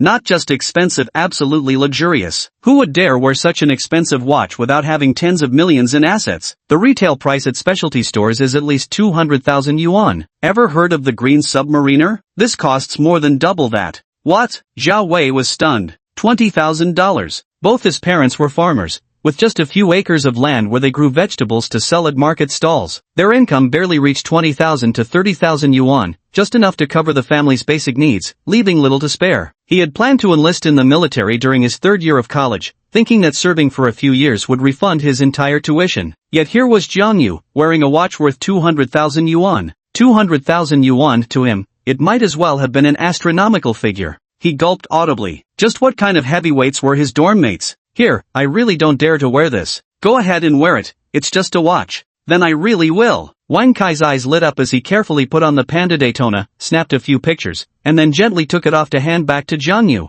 Pfft, cough cough. Zhao Wei smoked for the first time, coughing until his face turned red and his neck strained. Don't force yourself if you can't smoke, Jang Yu advised. Let me try again, Zhao Wei said stiffly, taking another puff. If all his roommates smoked, wouldn't he seem like the odd one out if he didn't? No problem. Wang Kai walked to the balcony. I came early to register for tomorrow's 7 a.m. marathon. Any of you guys interested in coming to watch? There'll be plenty of beautiful girls there. I signed up too. Holy crap, a fellow runner. Half marathon or full marathon? Half marathon. Actually, Jang Yu had the capability to run a full marathon. A full marathon is 42 kilometers, with the same rewards as a half marathon, so he couldn't be bothered to go through the hassle. Afterward, Zhao Wei accompanied Wang Kai to the supermarket to buy daily necessities, while Jang Yu went to the most luxurious mall nearby. The mall was called Runhao Plaza, a high-end, lightly luxurious destination, one of the top choices for wealthy shoppers. He didn't used to enjoy shopping much, but ever since acquiring the God-level handsome guy system, he kept wanting to go shopping whenever he had free time. Shopping brings joy to both body and mind. If price weren't a consideration, comfort would naturally be greatly enhanced. An Atour Planet mattress priced at 6,999 yuan? Buy it. A handmade silk quilt from Canhuan Yangyan, luxuriously soft and comfortable priced at 27,600 yuan? Buy it. A Goyatam Eagles long staple cotton towel from the Baltic collection priced at 2,262? Buy it. An Abiz beach towel priced at 2,788 yuan? Buy it. 3 words, buy. As for daily necessities like wash basins and toothbrushes, Jang Yu wasn't too particular. He casually bought a bunch of items costing a few hundred yuan each. Carrying so many daily essentials alone exhausted Jang Yu. In the end, he had to pay 200 yuan to a cleaning aunt who was finishing her shift to help deliver them to his dorm room. As noon approached and Jang Yu was about to go out for lunch, the last roommate arrived at the dorm. His name was Zhou Yu, hailing from the Sichuan-Chongqing region. Unexpectedly, he wore a pink short-sleeved shirt. What stood out most was his round face adorned with a thin mustache, coupled with his noticeably effeminate way of speaking. With an effeminate stance, hands on his hips, he scolded Wang Kai for smoking and choking everyone with the fumes. Old Jung, I can't take it anymore. Wang Kai swore silently in his heart and shot Jang Yu a glance. Jang Yu rolled off the bed and followed him outside. What's up, Kai? I feel kinda sick, damn. What rotten luck with our last roommate turning out like this. If he wants to smoke, do it on the balcony. We'll set some dorm rules later. You set the rules. I was thinking about all of us having a meal together. Should we still invite Zhou Yu? Invite him. Wang Kai lowered his voice. I suspect he's gay. Could be, but the one who should be careful is you, Kai. Zhou Yu's eyes light up whenever he looks at your muscles. Holy shit. Wang Kai's but clenched in shock. Old Jang, don't scare me like that. Chapter 52. The truly terrifying thing isn't that you're excellent, but that excellent people work harder than you. 1. Lights must be turned off by 11:30 p.m. After lights out, no sound is permitted from phones or computers. 2. After 9 p.m., smoking is prohibited to avoid disturbing others' sleep. Normally, smoke on the balcony or go downstairs to smoke. 3. Regarding meal deliveries, whoever asks someone to bring food must promptly transfer the money to them. 4. Toilet time limit is 10 minutes. Don't keep playing with your phone in the bathroom, and always flush. Always flush. This rule is absolutely crucial. 5. Washing shoes, underwear, and socks in the dormitory washing machine is strictly prohibited. Wang Kai looked up at Jang Yu for approval every time he listed a rule. In his mind, Jang Yu could instantly become the leader of their dorm just by owning that Rolex Panda Daytona. Jang Yu was slightly surprised, given Wang Kai's solid family background, his values were oddly upright. Old Jiang, see if there's anything else to add? Wang Kai put down his pen and looked up at Jang Yu. No problem, these points are sufficient. Let me add one more. Zhou Yu interjected while writing. Keep quiet when getting up in the morning, don't disturb others' rest. Wang Kai clenched his fountain pen and wrote it down. What else? Let me tell you what I'm thinking then. I want to keep a cat in the dorm. What do you all think? Let's not get one. Jang Yu was the first to object to keeping a pet. He really likes cats, but the dorm room is too small, totally unsuitable for keeping one. Even if we put the litter box on the balcony drying area, the smell would probably never leave. Cat poop is seriously stinky. I'm fine with anything. Zhao Wei scratched his head and smiled. He didn't dare offend anyone, so he maintained a neutral stance. Absolutely not allowed. I firmly object. Wang Kai said with unwavering determination. Zhou Yu's eyes gleamed as she stared at Wang Kai's muscles. Alright, I'll listen to you. If you say we shouldn't raise it, then we won't. Ugh. Wang Kai shuddered in disgust, feeling as if 10,000 grass-mud horses were galloping through his mind. For fuck's sake, when term starts I'm immediately writing a letter to the counselor to report this incident in detail. Jang Yu felt goosebumps crawling all over his body. Dude, it's fine if you're gay. Just don't go influencing others. Old Jiang, when you went downstairs earlier, did you meet that senior selling water cards at the dorm entrance? Wang Kai said excitedly. Met a senior with top-tier looks. Holy crap, that upperclassman is stunning, and she even complimented my muscles. I couldn't resist buying a water card from her. Zhao Wei blushed and nodded. The senior is really pretty and enthusiastic. Wang Kai excitedly tilted his head back. Girls in our journalism department are everywhere, my goodness, all top tier. There's hope for ditching singlehood. Foreign language department seniors have more grace, but our journalism majors aren't slackers either. Wondering about the quality within our own class. Jang Yu strongly agreed. Even the usually shy Zhao Wei got excited when this topic came up. After all, they were all freshmen who didn't fantasize about experiencing sweet romance upon entering university. Senior female students, pretty girls, and video games were always the hottest topics in boys' dormitories. Unexpectedly, Zhou Yu curled his lips disdainfully. Women? They're boring. The three of them had giant question marks written all over their faces. Lao Jiang, you're handsome and loaded, you must have a girlfriend, right? Yeah, long-distance relationship. Afraid of long-distance relationships? Wang Kai chuckled. A long-distance relationship is pretty much the same as a breakup. I must find someone this new semester, so I can flirt with freshmen next year. Scumbag. Zhou Yu snorted. Dude, please, just shut up, will you? Wang Kai scoffed. What scumbag? If you don't play others, others will play you. College relationships are nowhere near as naive as high school ones. Women aren't really interesting, just a waste of time. Zhou Yu's remark shattered the heated conversation instantly, leaving Jang Yu with no desire to continue chatting. Stretching lazily, he delegated tasks. Let's all clean up together, I'll sweep, Kaizi takes the balcony, Zhanghua handles mopping, and Zhou Yu's in charge of the bathroom. No problem, let's get to work. After tidying up, evening arrived when Wang Kai suggested going out for a barbecue feast. Among men, there's no better way to deepen friendships than sharing drinks, skewered delights, and swapping tall tales. However, Jang Yu suggested they first familiarize themselves with the cafeteria today. The marathon was scheduled to start at 7 the next morning, requiring an early night. So the group headed to the cafeteria where Jiang University's meals proved quite decent, and after eating their fill, they returned to the dormitory to rest. Jang Yu picked up a book from the desk and began reading earnestly. The book was titled Vegetable Roots Talks. Perceive deceit in others, but do not voice it. Bear insults from without showing distress. Gazing idly at flowers blooming and falling in the courtyard, unmoved by comings and goings, as contentedly as clouds roll and unroll beyond the horizon. The world has its warmth and coldness, yet I harbor no anger or joy. Life has its richness and blandness, yet I feel neither delight nor distaste. Whatever type of book it is, as long as you can immerse yourself in reading, it will definitely prove useful. Cultivating good reading habits is an essential quality every handsome idol must possess. What could be better than an activity that both earns you money and expands your knowledge? Old Jiang is terrifying. Wang Kai swallowed hard. He wasn't afraid of others being more talented. What truly frightened him was talented people working harder than him. Jang Yu was so engrossed in reading that he didn't even notice time passing, from 6 in the evening straight through until 9 at night. Terrifying. How terrifying. While exceptional people were working so hard, he was still fantasizing about how wonderfully smooth seniors' long legs would feel to touch. Break time. Jang Yu stretched wearily. Even tedious books couldn't stop him now. Jang Yu realized he'd truly grown. Moreover, his soul was already 30 years old. A heart shattered by life had long since settled. 3 hours of grinding earned him 10,800 renminbi. Sweet. Old Jiang, the books you're reading are so odd. Probably something only middle-aged men would read, huh? Wang Kai couldn't help but complain. You mere mortals could never understand the joy of reading. Ah, being so outstanding yet still working this hard, how is anyone else supposed to keep up? Wang Kai smiled wryly. He hadn't picked up a book since the college entrance exams ended. If he could manage to concentrate on reading for 2 hours straight, it would undoubtedly be titles like Summer of Aban and Huayu, Teacher by Jia's Self-Cultivation, or those cliché stories about masters descending from the mountains or army kings returning to civilian life. Ding! The God-level handsome guy system officially launches its self-cultivation buff series tasks. 1. Get 8 hours of sleep every day. 2. Maintain 1 hour of daily reading. 3. Cultivating habits begins with a pair of clear eyes. This series constitutes the primary mission for God-level handsome guy cultivation. Persist for 10 days to complete the task and unlock a brand new money-making buff.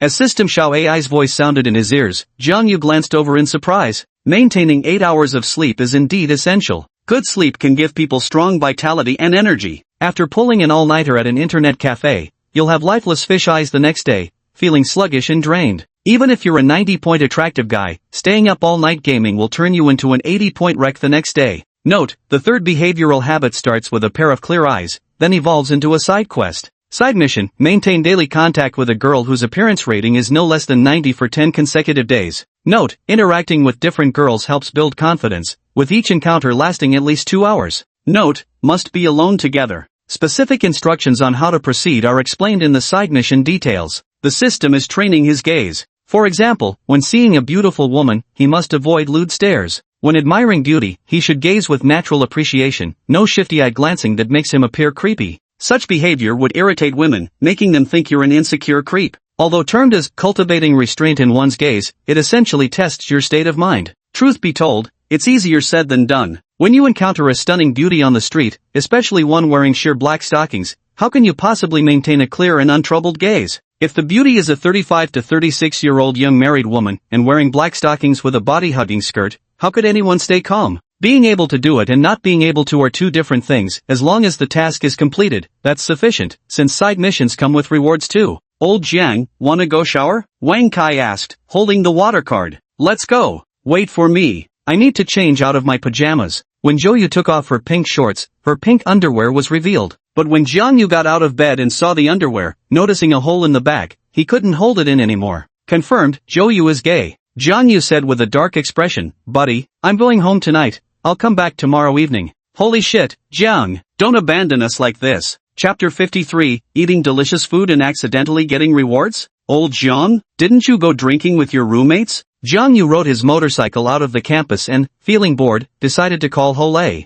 Cut the crap about drinking. There's a gay guy in our dorm. I can't stand another second here. Come out and keep me company. Directly opposite Zhang University stood the normal university. Hole's college entrance exam score was only 382 points. He was a sports student, having gained admission to normal university through basketball independent recruitment, which allowed him to join the campus basketball team directly. What's a gay? Homosexual. Holy shit, what the hell? Why don't you go apply for a dorm change with the counselor then? Be careful, he forces himself on you at night. Stop yapping. I'll wait for you at the entrance. Jang Yu hung up the phone. 15 minutes later, Hole came jogging up the path. Ha! This is killing me with laughter. Seeing Jang Yu's gloomy expression, Hole heartlessly burst into loud laughter. What's so funny? I can't stand staying here anymore. It's fucking disgusting. There's a gay guy in the dorm, and even the air seems to smell revolting. Especially that sissy Zhou's underwear having a hole, really made Jang Yu feel like cursing his mother. What's the deal with that hole in the back of the underwear? Monkey crouched beside Jang Yu and chuckled, just tell the dorm advisor and apply for a room change.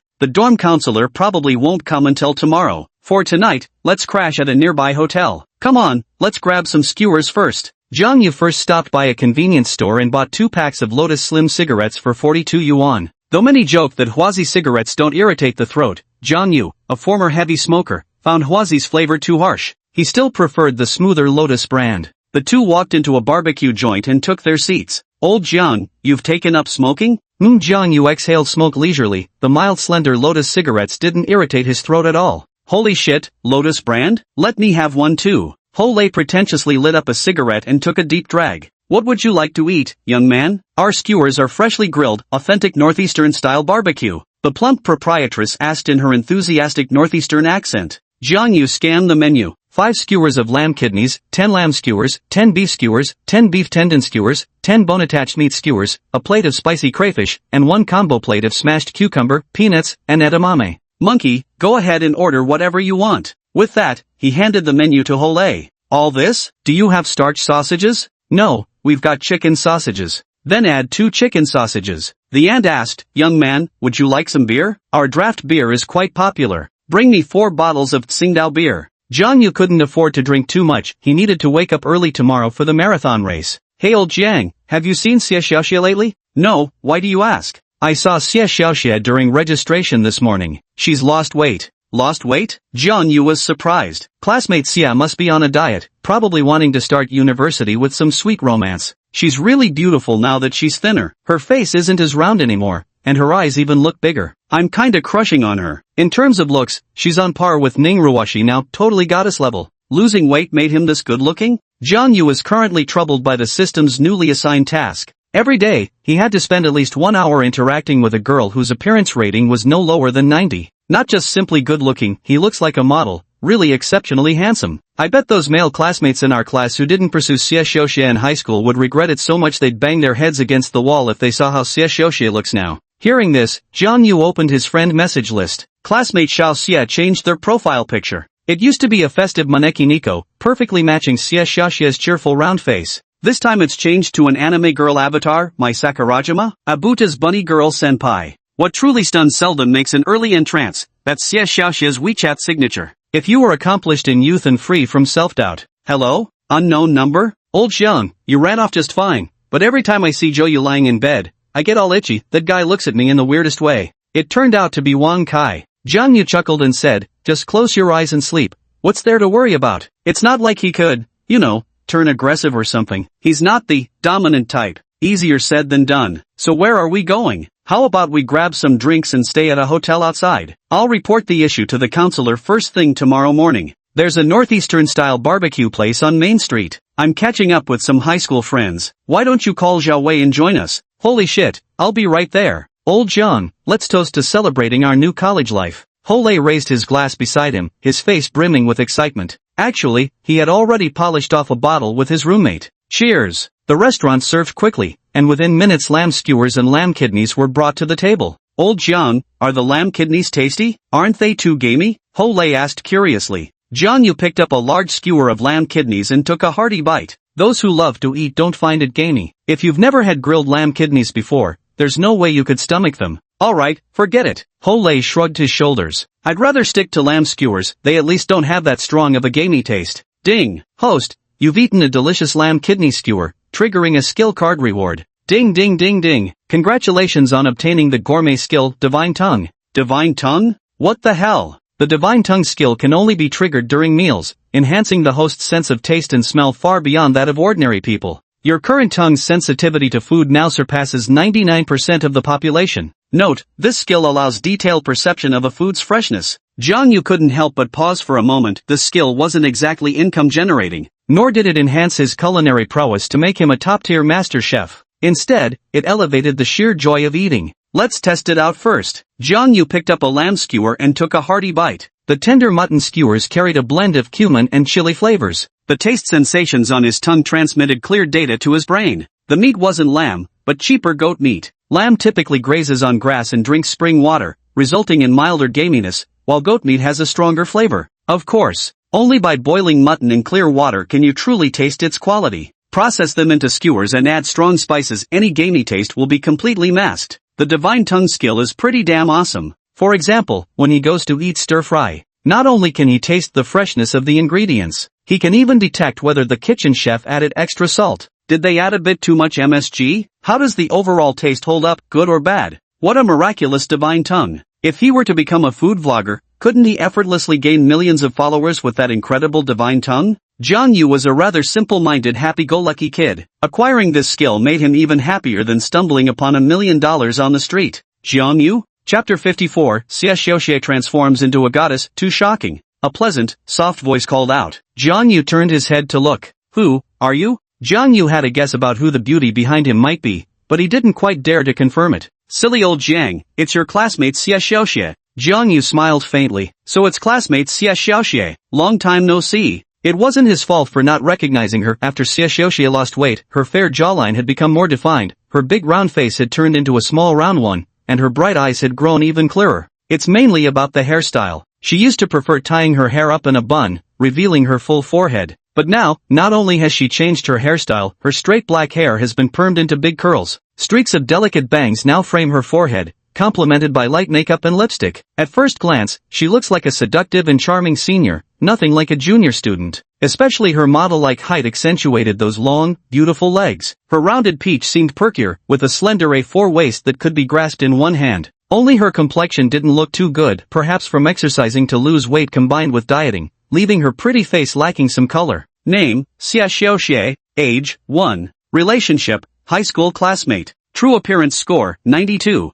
Body score, 96. Favorability, 90. Initial was 10. Whether has boyfriend, husband no. Number of intimate encounters, 0. Your body score increased by 1 point compared to last time. Even in Ching's physique score can't break 95 points. Xie Xiaoxie, you're truly a natural talent. But this favorability rating? How is it so high? Jang Yu was utterly astonished. Could it be that taking care of her when she was drunk last time increased Xie Xiaoxie's favorability? He really is just too outstanding. I only lost 12 pounds, could the change really be that dramatic? Xie Xiaoxie's pretty face lit up with amusement. Even my high school classmates didn't recognize me? Put. Oh wow, who's this handsome guy? Could he be Xiao Xie's boyfriend? Aren't you going to introduce him to everyone? The girl standing nearby looked at Jang Yu with a smile. Jang Yu, my high school classmate. Jang Yu only now noticed there were 3 girls sitting nearby. Xia, did you come here for barbecue with your roommates? Why don't we all eat together? Let's ask the owner to change to a bigger table. Yes, Xie Xiaoxie nodded softly and turned to look at his roommate. Wanna eat together? Let's eat together. Yeah. Setting aside Jang Yu's designer clothes, his beaming smile alone made people feel incredibly at ease. Clean-cut and elegant, with a smile at the corners of his lips, he resembled a refined noble son. Little did they know, Jang Yu's heart harbored a fierce beast. I have 2 roommates who'll be joining us later, Jang Yu mentioned. Xie Xiaoxie's long-haired roommate asked with a giggle, are they all as handsome as you? Absolutely, his muscles are massive. Young man, would you like to move to a private room? Change to a private room for 10 people. Thus, the waiter scrambled around, transferring the entire table of grilled skewers and beers into the private room. Xiao Xia, aren't you going to properly introduce this handsome guy? This is Jang Yu, and this is Monkey. My name is Ho Lei. The moment his nickname was mentioned, the tall and simple-looking Ho Lei flushed red. Jang Yu took the initiative to sit beside Xie Xiaoxie. Since we're all introducing ourselves, I'm Jang Yu. Strictly speaking, I'm studying in Jiangcheng, but I'm originally from Huangzhou City. Zhang Meng, from Yunqing, Coal Province. A short-haired girl standing at 1.5 meters tall spoke up. She still looked youthful, not resembling a college student in the slightest. Lu Ruyan, local from Jiangcheng. The long-haired girl's voice was as melodious as a lark. Yun Feifei, from Tiling, Liaoning, the end of the world. Everyone is welcome to visit Northeast China. The moment a northeastern girl opens her mouth, she commands the entire room. After introducing themselves, the girls placed their orders. Jang Yu couldn't help stealing a few more glances at Lu Ruyan. Could a small teacher's college actually produce such a rare beauty? Her skin was snow-white, her features exquisite, though her figure was slightly slender. Her perfectly proportionate breasts were just right, with her petite stature standing just over 160 centimeters. Her small, delicate frame resembled a kitten, making one instinctively want to cradle her dearly in their arms. Lu Ruyan had an exquisite aura. Such grace is something you sense at first glance. Could she be a dance student? Like the fairy-like aura radiating from Lin Wancho. Little Xia, have you been dieting to lose weight? You've lost that festive round-faced charm. You actually look better with a bit more weight. Jang Yu couldn't help but comment. Had I truly become a scumbag? Gazing at Xie Xiaoxia's rosy lips that looked as soft as jelly, he wondered, would a kiss taste sweet and feel pillowy? Would the experience be different with Lin Wancho? Xie Xiaoxia lightly scoffed, always sweet-talking me. When I was fat, you said I was fat, and now that I'm skinny, you say fat looks better. Exactly. Can't you at least praise Xiaoxia a little? He lost a full 12 pounds in just 19 days, that takes incredible willpower. Zhang Meng looked at him with undisguised envy. When did I ever say you were fat? This is injustice. Jang Yu wore an expression of pure innocence. At that moment, someone knocked on the private room's door. Come in. Wang Kai pushed open the door to the private room. Behind him was Zhao Wei, who immediately became awkward and bashful upon seeing the 4 girls inside. These are my roommates, Wang Kai and Zhao Wei. Wow, your muscles are so huge. Zhang Meng exclaimed in surprise. Everyone's gaze instinctively turned to Wang Kai. This guy was actually still wearing a workout tank top in the dead of night. Just SOSO, can't compare to the senior's impressive build. My name is Zhang Meng, Xie Xiaoxia, Lu Ruyan, Yun Feifei. Handsome guy, care to introduce yourself? Wang Kai plopped down next to Hole. I'm Wang Kai. Wang is in Imperial Kings, Kai is in Triumphant Return. Local from Jiangcheng. My name is Zhao Wei. Wang Kai chimed in, the Zhao from returning the jade intact to Zhao, and the Wei from Viagra. Swish. Hearing the word Viagra, Zhao Wei's face immediately turned red with embarrassment. Would you like some drinks? Jang Yu asked. Drink. A little is fine. I have to drink. Wang Kai grinned. Ever since I stepped out of the dorm, even the air tastes sweet. I just couldn't hold back any longer. Lao Jiang, you're really something, sneaking off alone to have dinner with a beauty. Jang Yu poured him a glass of beer. Didn't I call you over? Yun Feifei blinked her eyes, revealing a curious expression. Is the dormitory not good? Jiang University's dorms should be quite luxurious, right? I heard they have private bathrooms, much better than our teacher's college. It is nice, but there's a gay guy in the dorm. You know what gay is, right? What's a gay? Zhang Meng, the girl with short hair, asked with genuine curiosity. Yun Feifei curled her lips smugly. He's gay. A queer. That intense? The girls were dumbfounded. Hurry, tell us, how did you find out he's gay? Have you been targeted by him?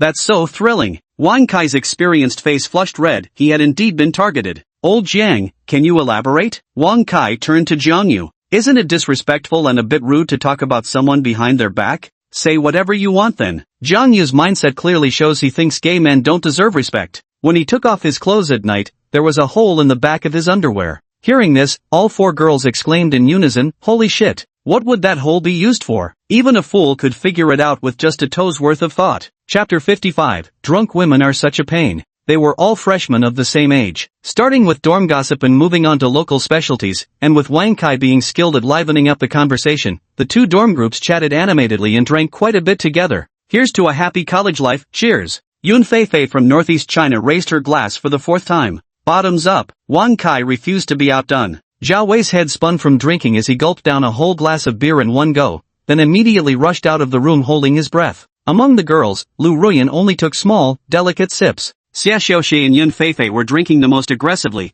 while Zhang Meng took her drinks half a glass at a time. Zhang Meng, are people from cold country all this hardcore? Even eating barbecue with vinegar dip? Wang Kai swallowed hard. Even Jiang Yu looked slightly surprised. Zhang Meng was practically a vinegar connoisseur, whether it was crayfish, grilled chives, roasted eggplant, or even chicken feet, he dunked them all in vinegar. Don't want to dip it in that? Then dip it in something else. Jiang Yu frowned and said, Xiaoxia, take it easy on the drinks. Xia Xiaoxia seems a bit off. He started chugging drinks straight from the first toast. The problem was she wasn't eating any vegetables or meat, just drowning herself in beer. What a way to wreck her health. Why should you be in charge of me? Xia Xiaoxia pouted, a flicker of sadness flashing through her eyes. Jiang Yu? When had he offended Xiaoxia? Wang Kai said groggily, old Jiang, maybe we should call it a day? If we keep drinking, I'm afraid I won't make it back to the dorm. Wouldn't it be too embarrassing to get drunk in front of women? Yun Feifei still wasn't satisfied. There are still 6 bottles left on the table. Let's finish them before heading back. Damn. Northeastern women can really hold their liquor. Wang Kai decided to stand his ground against Yun Feifei.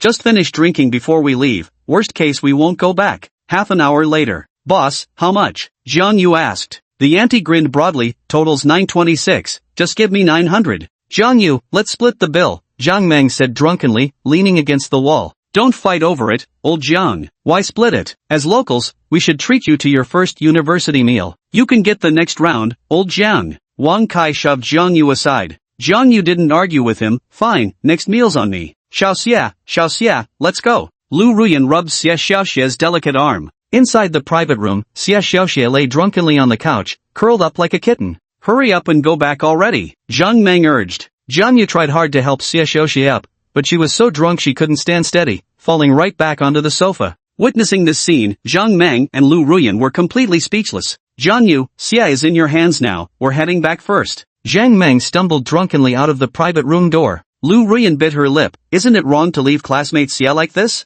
Zhang Meng, let me walk you out. Wang Kai hurried after her. Jiang Yu's eyebrows furrowed into deep creases. Zhao Wei, go take care of Wang Kai, he's had too much to drink. Eating no food or meat, just chugging beer, even the god of wine would get knocked out by this. Xia Xiaoxia, you're truly something else. Yun Feifei is still throwing up in the bathroom. Ruyan, could you help support her, please? Zhang Meng's voice came from outside the door. Jiang Yu, thank you for taking care of little Xie. After hesitating for a second, Lu Ruyan walked out of the room. Click. Puffed. Jang Yu calmly took a drag from his cigarette. After finishing a cigarette, he squatted down beside Xie Xiuxie. Little Xie?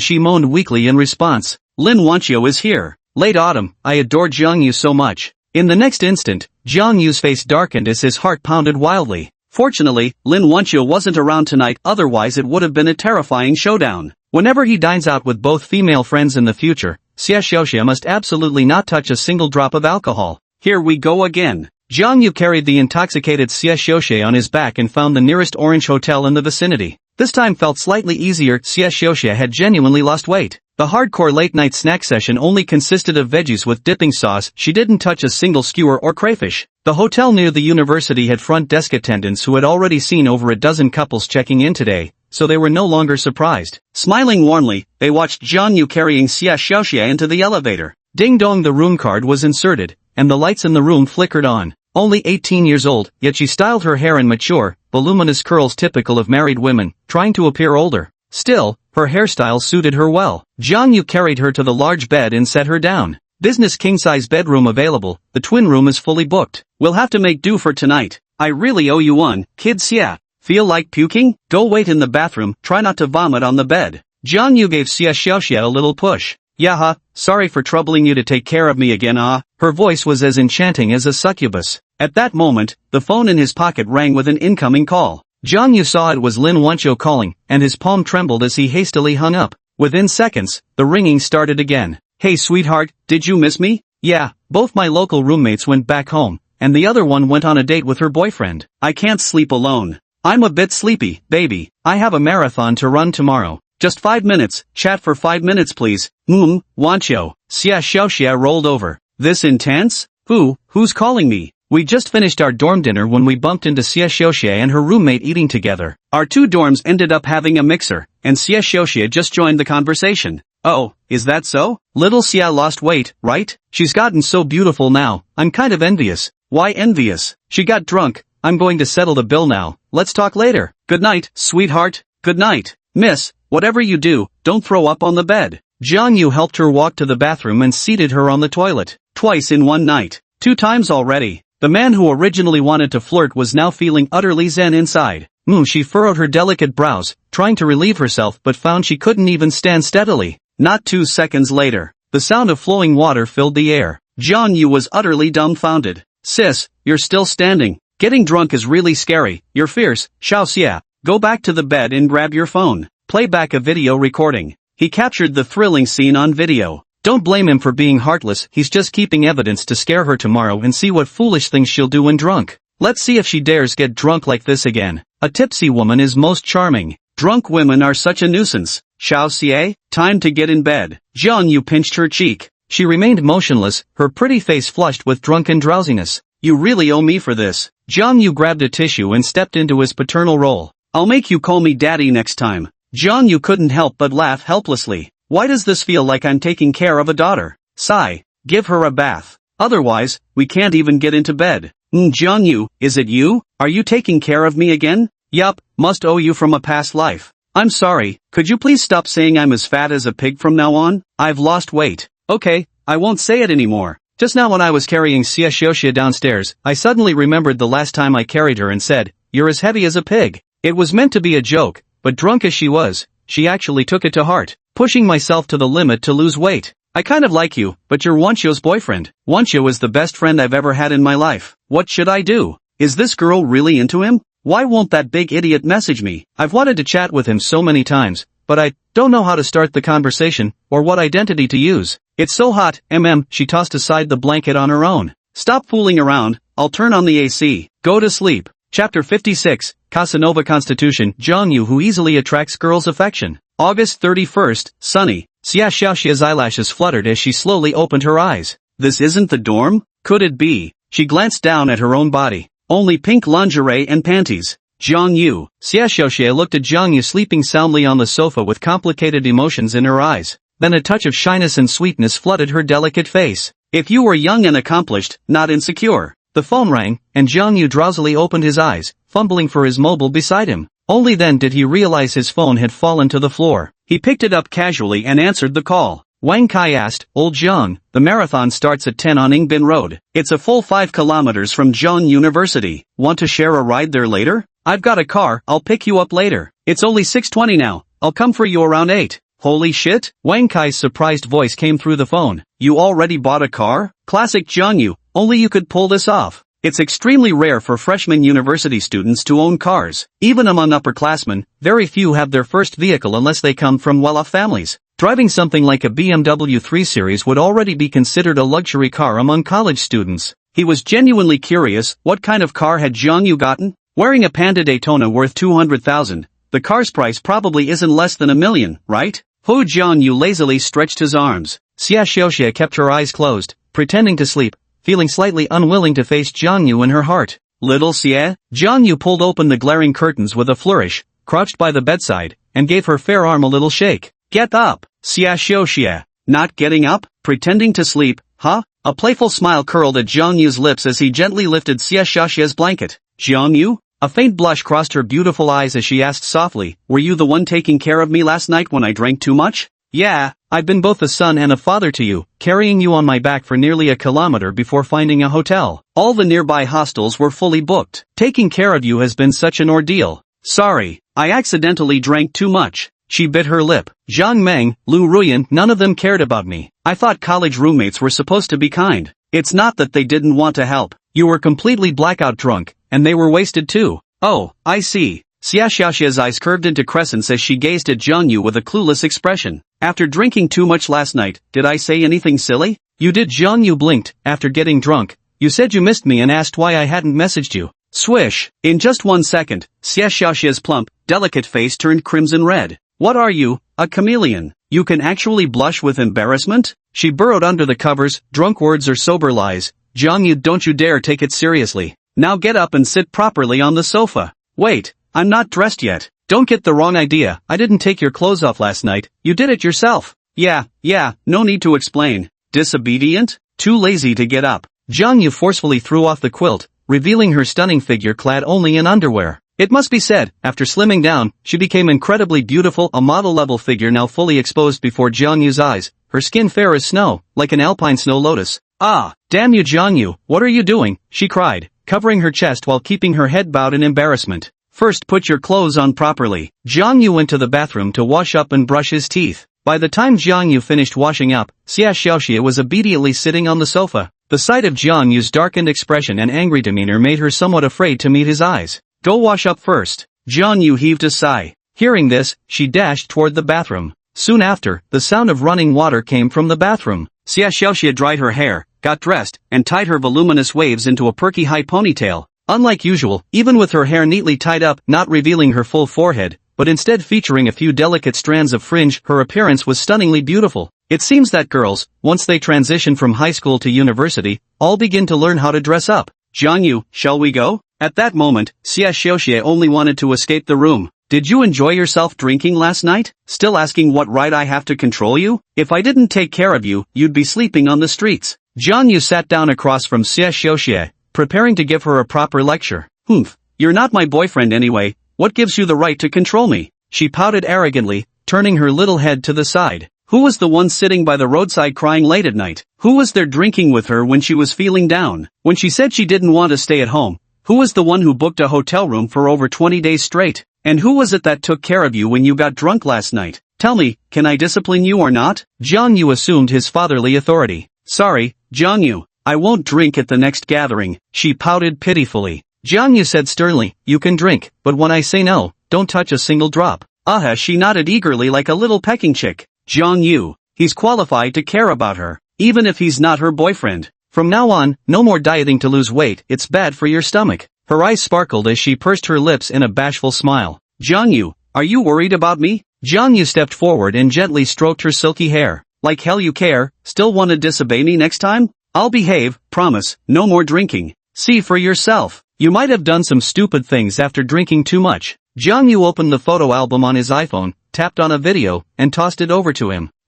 After watching the video, Xia Xiaoxia felt utterly embarrassed, so awkward he wanted to crawl into a hole. Biting his lip and letting out a faint whimper, he mumbled through lowered eyes, thank you for taking care of me. Dare to drink again next time? Since I've decided to be a scoundrel, I might as well go all the way. He pulled Xie Xiaoxia into his arms in one swift motion, wrapping his hands around her slender A4-sized waist. Being physically close to someone she liked, Xie Xiaoxia only felt a gentle warmth spreading through her body, so comfortable and utterly satisfying. Jang Yu observed her subtle expressions, noticing how she pursed her lips, her delicate face flushed with shyness. Her clear, bright pupils shimmered beneath gently arched willow leaf eyebrows, while her long eyelashes fluttered nervously. Her flawless fair skin carried a shy blush, and her delicate lips looked as tender and vibrant as rose petals. Will you behave from now on? Jang Yu playfully pinched her delicate, pink-tipped nose. Fresh from her shower, Xie Xiaoxia carried a unique fragrance that drifted into his nostrils. It smells wonderful. I'll be good. I promise I won't drink anymore. I hate women who drink too much. Hearing this, Xie Xiaoxia's face instantly turned deathly pale. A fair arm wrapped around Jang Yu's neck. Don't be angry, Jang Yu. I won't drink anymore, really won't. I'm sorry, don't dislike me. Alright, let's go for breakfast. Then I need to attend the marathon race. Ha! Xie Xiaoxia didn't get up, clinging tightly to Jang Yu's hand. She just wanted to stay a little longer in the embrace of the boy she liked. Silly girl, why are you smiling so sweetly? What are you thinking about? Nothing special. Jang Yu, do you know how I lost weight? Her eyes brimmed with laughter, as if saying, come on, praise me now. Chapter 57, Jang Yu's hegemonism, raising a daughter. Breakfast is just one egg, lunch is one egg plus half a cob of corn, dinner is the leftover half cob of corn from lunch along with boiled vegetables and one egg. No snacks in between, plus a daily routine of running 2 kilometers and doing 30 minutes of squats. What? Are you trying to kill yourself? No wonder you looked so pale at first glance yesterday. With this kind of extreme weight loss regimen, it'd be hard not to lose weight. Fasting is one thing, but going to the gym for squats too. Don't you dare risk your life to lose weight again, understand? Jang Yu affectionately pinched her cheek. Just from this intimate cheek-pinching gesture, Xie Xiaoxia's face was already flushed crimson. Her delicate face was completely flushed, as intoxicated and adorable as if she were drunk. She was too shy to raise her head. Let's go. Have breakfast together. She stood up. Do you like it? Jang Yu noticed that the adorable Xie Xiaoxia genuinely liked him. If he treated Lin Wancho like this, she'd definitely greet him with a set of little tiger teeth. Who said I like you bullying me? Xie Xiaoxia flushed and glanced away. Let's go. Fortunately, Xie Xiaoxia was tall and slender, so when walking together, Jang Yu could comfortably wrap his arm around her A4 waist. Her waist was soft and delicate, making it very comfortable to hold. Jang Yu, give me some time, okay? I'm just too shy. Xie Xiaoxia walked down the corridor with her waist being held, her body slightly stiff. She practically forgot how to walk properly. Alright. Jang Yu loosened his grip. Stinky Jang Yu, don't you know how to hold hands properly? After this night, Xie Xiaoxia's sense of guilt towards Lin Wancho deepened. Yet even as her guilt intensified, being held in Jang Yu's arms just moments ago made her feel even more exhilarated. The two took the elevator to the second-floor restaurant. Though the breakfast spread wasn't as lavish as a 5-star hotel's, it was decent enough, offering everything from small cold dishes to steamed buns, boiled eggs, milk, soy milk, and even fresh fruit.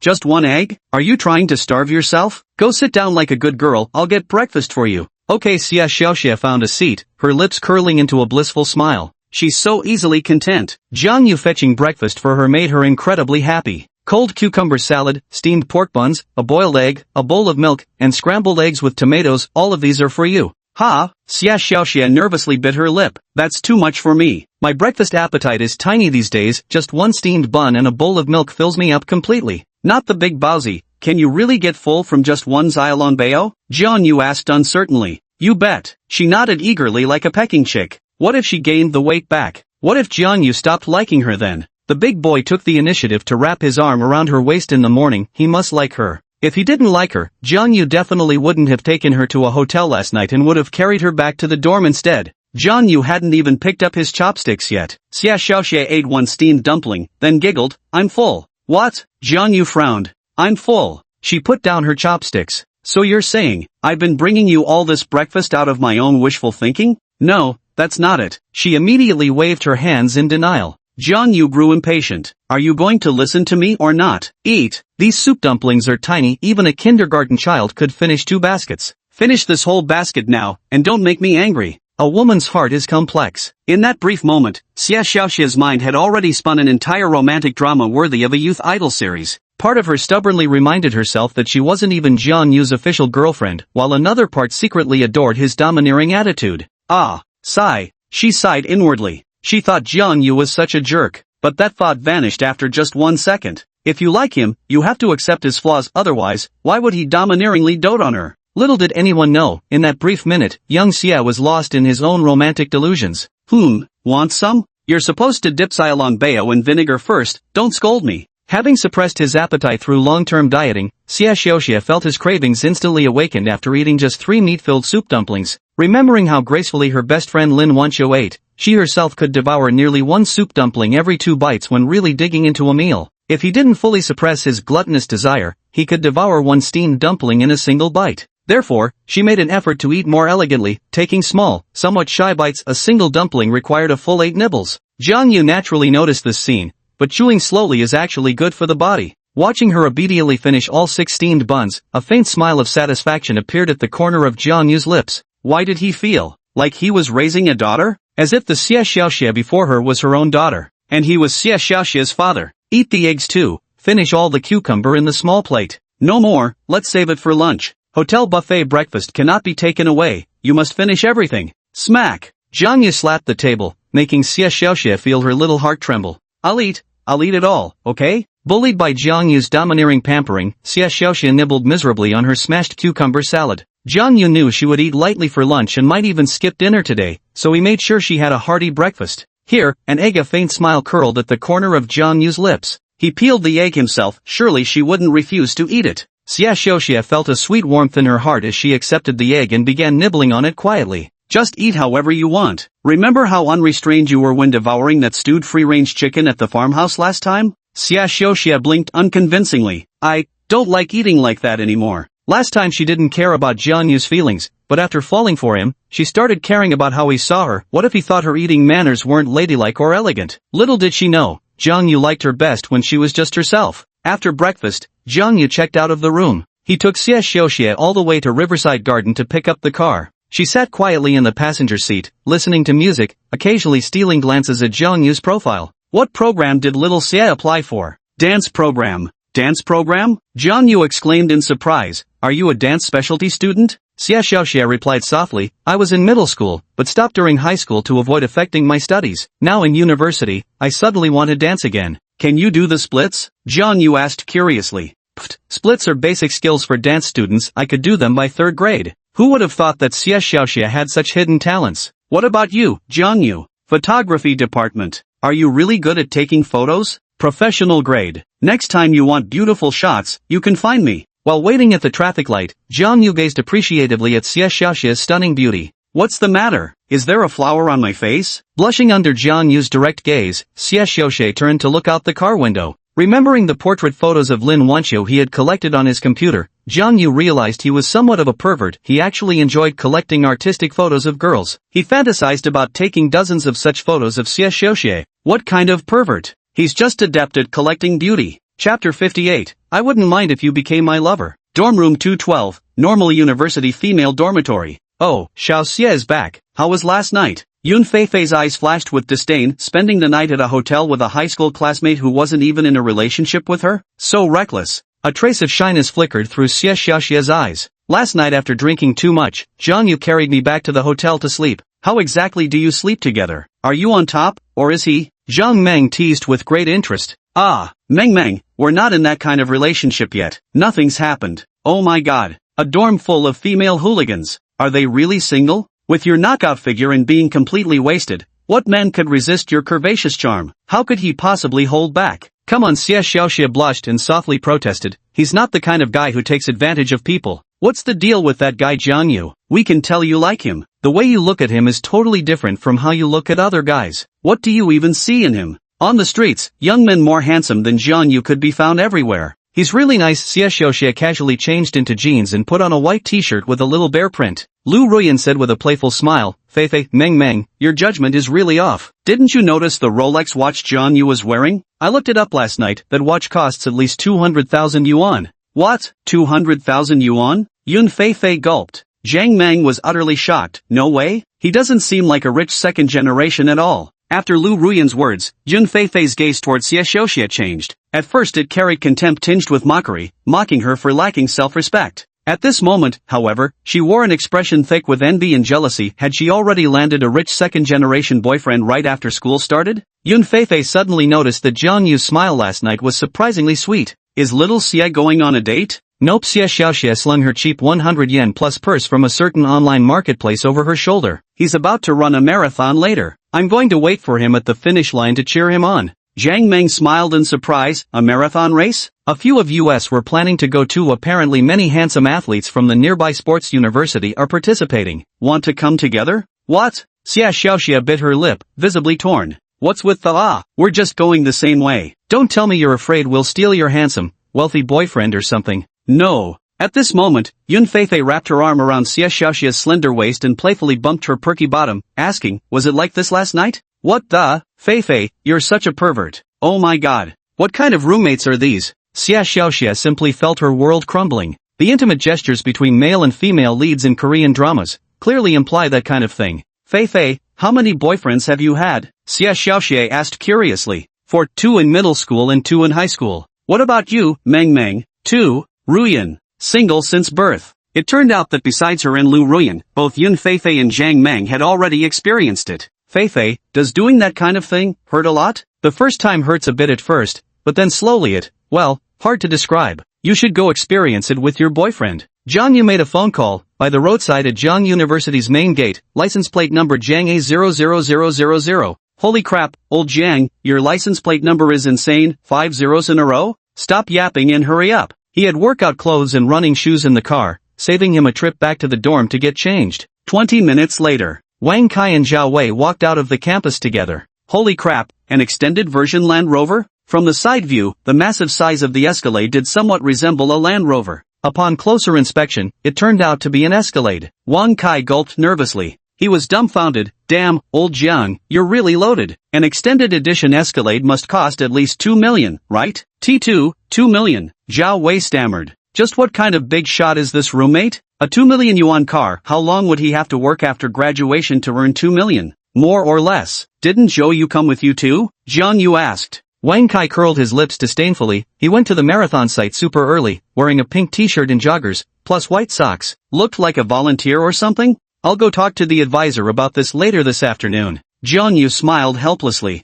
Otherwise, he genuinely wouldn't be able to stay the night. A man's asshole is just for shitting, isn't it? Got it. Wang Kai nodded. Our counselor is already at work. It'd be best if we could get Zhou Yu transferred out of the dorm, otherwise I'd be lying awake every night worrying. Zhao Wei laughed. What's there to be scared of? Isn't he, the bottom? It's not like he'd do anything to you. Fuck that, living in the same room would be disgusting. Wang Kai handed over a cigarette. Old Jiang, this car of yours is nicknamed the Emperor of Bathhouses. Don't tell me you're into hitting up those clubs for a little shoulder rub, back massage, or foot soak with the ladies? Never been. Seriously? I'll take you sometime. The massage girls there are all stunning. Parking this car in front of a bathhouse would definitely turn heads. No problem. Jang Yu chuckled heartily. Of course. He only goes to legitimate establishments to relax. After all, at unlicensed spa centers, the lady's primary skill set isn't exactly massage. If you want to truly enjoy a smooth, professional massage service, you still need to visit a legitimate spa center. The beauties are coming over. Old Jiang, did you invite them to the marathon site? Across the street, Xia Xiaoxie and Yun Feifei stepped forward with their group. Only called Xia Xiaoxie, not sure about the others. Zhang Meng gasped in amazement. Such an overpowering car. Must be worth $1 million, right? Holy cow, a stretched luxury car. Is it a Land Rover? Doesn't quite look like one though. At this moment, even Lu Ruyan's eyes betrayed a flicker of envy. Zhang Meng's eyes sparkled. Xia, does your boyfriend have any younger brothers or anything? Introduce me to them, will you? Meng, aren't you in a long-distance relationship? Yeah, then you. Zhang Meng sneered disdainfully. Long-distance relationships are pretty much the same as breaking up. I don't believe he can handle the loneliness at another university. Feifei, did you enjoy drinking last night? Want to continue today? Wang Kai teased. Yun Feifei said with a headache. We have military training tomorrow, let's behave ourselves. Jang Yu, they're planning to go to the marathon event together, Xia Xiaoxie whispered. Then get in the car. Yun Feifei asked curiously, can I sit down?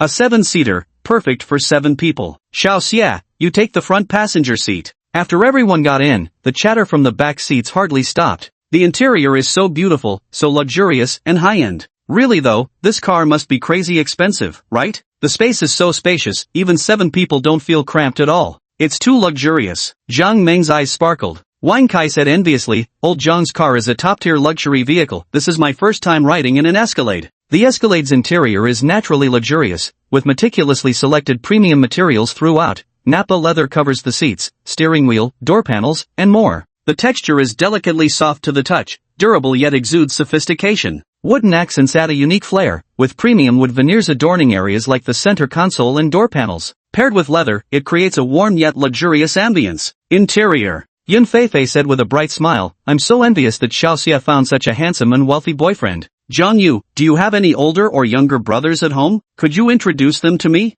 Jiang Meng's voice turned sweet and coy. Wan Kai's lips twitched. Damn, the feeling of showing off with a luxury car is just too damn good. If he were Jang Yu, he would probably be grinning from ear to ear right now, wouldn't he? Lu Ruyan's eyes sparkled as she said, Brother Jang Yu, do you still need a lover? Would you mind if I became your little sweetheart? Name, Lu Ruyan. Age, 19. Relationship status, none. True appearance score, 95. Body score, 93. Favorability, 75. Has boyfriend, husband no. Number of intimate encounters, 0. Really? If Ruyan becomes my lover, I'd absolutely have no objections. Hiss. Xia Xiaoxie gave Jiang Yu's arm a vicious pinch. That shameless Jiang Yu is such a pervert. Lu Ruyan has been practicing dance since childhood. She's genuinely trained in professional dance. With her fair complexion, beautiful features, long legs, slender figure, and the graceful temperament cultivated through years of dancing. Lu Ruyan's mind went completely blank in an instant. Why was it that when everyone was joking around, Jiang Yu only responded to her words? Ruyan, go for it. Yeah, if I were you I'd really become Jiang Yu's lover. Bashi bit her lip shyly and spat out lightly, Brother Jiang Yu, I was just joking. Don't take it seriously. Chapter 59, The Marathon Race, The Arrogant Black Runner Bob. The marathon venue was packed with a bustling crowd. The full marathon that began at 6:30 in the morning had already concluded, leaving just 20 minutes before the half-marathon race would commence. Sun hat, running shorts and t-shirt, running shoes, breathable socks. Jiang Yu hadn't prepared a belt, nor did he plan to carry energy bars or a phone. So many dark skins. Jiang Yu's gaze froze momentarily. This marathon competition is international in nature. Many clubs have sent professional runners to compete for the prize money. Over 90% of these prize-winning professional athletes are black. Old Jiang, we're really just here for the participation. No way we can outrun these black guys. Wang Kai smiled bitterly. They were just amateurs, while those black athletes made a living professionally from their running skills. Participation is what matters, Jang Yu said without any pressure. He had tested his own abilities at full speed. 56 minutes 3 seconds to complete the entire course. Keep in mind, the world record for a half marathon is just 57 minutes 31 seconds. He could effortlessly break the world record just by casually running. Wouldn't domestic marathons be a breeze for him to run? Old Jiang, 7 o'clock direction, check out the beauty over there. Such fair legs, so pretty, fair skin, gorgeous face, and those long legs. Wan Kai had an eye for spotting beauty. Not bad, she's indeed beautiful. Jang Yu seemed to have noticed the gaze directed his way. The beautiful woman glanced back, and their eyes met with mutual smiles. Jang Yu, are you also participating in the half-marathon? The stunning beauty proactively approached to greet him. The gorgeous beauty wore a blue sports bra paired with black double-layer shorts, with a short skirt over the tight shorts. Her fair, slender legs were straight and long, exuding an athletic charm beyond ordinary girls. Old Jang Yu. Wang Kai was dumbfounded. To randomly encounter such a stunning beauty when stepping out, and she actually knows Jang Yu? Yeah, I signed up for the half-marathon. Never expected Ning the beauty to be into running too, Jang Yu replied with a surprised smile. Ning Ruwashi gave a faint smile. Good luck. It's hard to compete with these black guys. Wang Kai sighed. Ning Ruwashi whispered, some black people can understand Chinese. Ning Ruwashi, what department did you apply for at Zhang University? The foreign languages department, of course. Are all the girls in the foreign language department as beautiful as you? Hook me up with one. Pfft, you cheating scoundrel. Ning Ruwashi rolled her petite eyes. Gotta bribe me first, you know? Wancho told me to keep a close eye on you. The moment I catch you flirting with another girl, I'll snitch on you immediately. Better start bribing me now. No way, that's too harsh. Jiang Yu grinned. Wancho? Wang Kai was dumbfounded, as if he had noticed something. How to bribe? Jiang Yu blinked. Well, that's up to you. Speaking of which, Ning Ruwashi playfully batted her eyelashes. Little Lin is too little. Why don't you dump her and make me your girlfriend instead? Ha ha ha. Ning Ruwashi burst into laughter seeing Jiang Yu's blank expression, finding it absolutely hilarious. How is that possible? My heart belongs to Wancho. But considering how generous you are, I suppose I could reluctantly make you my senior wife and let Wancho be the junior one. Ugh, What a sleazebag dreaming of having his cake and eating it too. As if. At that moment, a dark figure unexpectedly bumped into Ning Ruwashi. Ning Ruwashi immediately arched her willow leaf eyebrows in anger and said coldly, "Stop right there. Don't you know how to apologize?" "Ha!" Black Bob spread his hands. "What?" Then came a stream of fast-paced English speech. Ning Ruwashi's beautiful face was icy as she spoke in fluent English. "You just bumped into my shoulder. Don't you know how to apologize?" "I understand Chinese. I was just warming up." "Did I actually touch you?" said Bob the black man with an exasperated look. "Fuck you, nigger, picking on people, huh?" Hot-blooded Wang Kai had long been fed up with the black guy, and immediately launched into a string of native curses. "Oh, sorry, but I don't need to bully you. You Chinese don't need me to bully you. Soon when we run, you'll be left far behind, not even able to see my back." Bob shrugged and spread his hands. "Stop acting all high and mighty. The only thing you're good at is running. Are you from some African tribe? I heard the only way you people can afford to eat is by running. No running, no food." Wang Kai's cutting remark left Bob with an ugly expression on his face. "Wow. Whatever you say won't change the fact that you're about to get utterly destroyed by me. Damn you." Jang Yu patted Wang Kai's shoulder and said, "Calm down, don't resort to violence." "Lao Jiang, my cousin used to be involved in the underground scene. Want me to find someone to beat up these black guys?" He stepped forward and said, "Buddy, apologize to her." Bob pretended to be innocent. "What? I was just warming up. I didn't even touch her." "Apologize or not. If you don't, I'll break your legs and make sure you never run a marathon for the rest of your life." In this harmonious society, you can't buy lives, but spending 1 million to break a black man's legs, he believed many would be willing to do the job. The black man Bob saw the ruthless glint in Jang Yu's eyes. "Are you threatening me? You're welcome to test me. You make your living in our Xia country through running competitions, don't you? I'm sure you'll be at next month's Chengdu Marathon." "Alright, you win." Black Bob shrugged indifferently. "Sorry, my bad." "Hey beautiful, let's get acquainted. I'm William." A lanky black guy standing nearby gave Ning Ruwashi a flirtatious wave. Ning Ruwashi's eyes were filled with cold indifference. "Sorry, I'm not into dark-skinned men." While William gave a thumbs up, "We black guys are bigger than you Asian men, you know." Wang Kai gritted his teeth in anger. "Fuck you. Wanna drop your pants and compare? Never mind that, the running you guys do, this is exactly it." William flashed a thumbs up of disdain. Bob warned, "Be careful not to get disqualified, no unfriendly gestures." The next second, William glared at Jang Yu with displeasure. "Hey, boy, I'll keep pace with the rabbit and then outrun it. If you've got what it takes, try to keep up later. Otherwise, you're just trash. Don't worry, I'll also follow the rabbit. The first place in this half marathon will definitely be won by us Chinese. The rabbit is the pacemaker in every marathon race." "Ah, ha ha ha." Hearing Jang Yu's words, William burst into uncontrollable laughter. "Oh my god, that's the funniest joke of the century. No offense, mate. It's just that you're really not up to par, even if you sent professional long-distance runners." Jang Yu remained calm and composed. Meanwhile, Wang Kai standing nearby had a gloomy expression, feeling thoroughly humiliated. "Hey, which club are you from? I'm reporting you for that black guy using foul language and racist slurs against Chinese people. I demand your team be banned from competing." At this moment, a middle-aged man dressed in Irk sportswear frowned and reminded them. Sorry, we didn't mean to." "Yes, he said he wanted to surpass us and take first place." "Aren't we allowed to laugh?" "You know, uncle, nobody can outrun us, especially in international marathons." This marathon was an international event officially sponsored by BYD. The first prize comes with a whopping $50,000, second place gets $20,000, and third place takes home $10,000. At the current exchange rate, even third place could net you over 60,000 Chinese yuan. The uncle was left speechless by the retort. Indeed, the top 3 spots in the recently concluded full marathon were all taken by black runners. They won't participate if the prize money is too low. But this time, with the high reward of $50,000, many clubs sent professional experts. These experts are naturally black athletes who have an inherent advantage in running. "Uncle, don't waste your anger on them, it's not worth it. After all, that despicable and vile black race would starve if they didn't run." Wang Kai went all out, directly launching into racial mockery.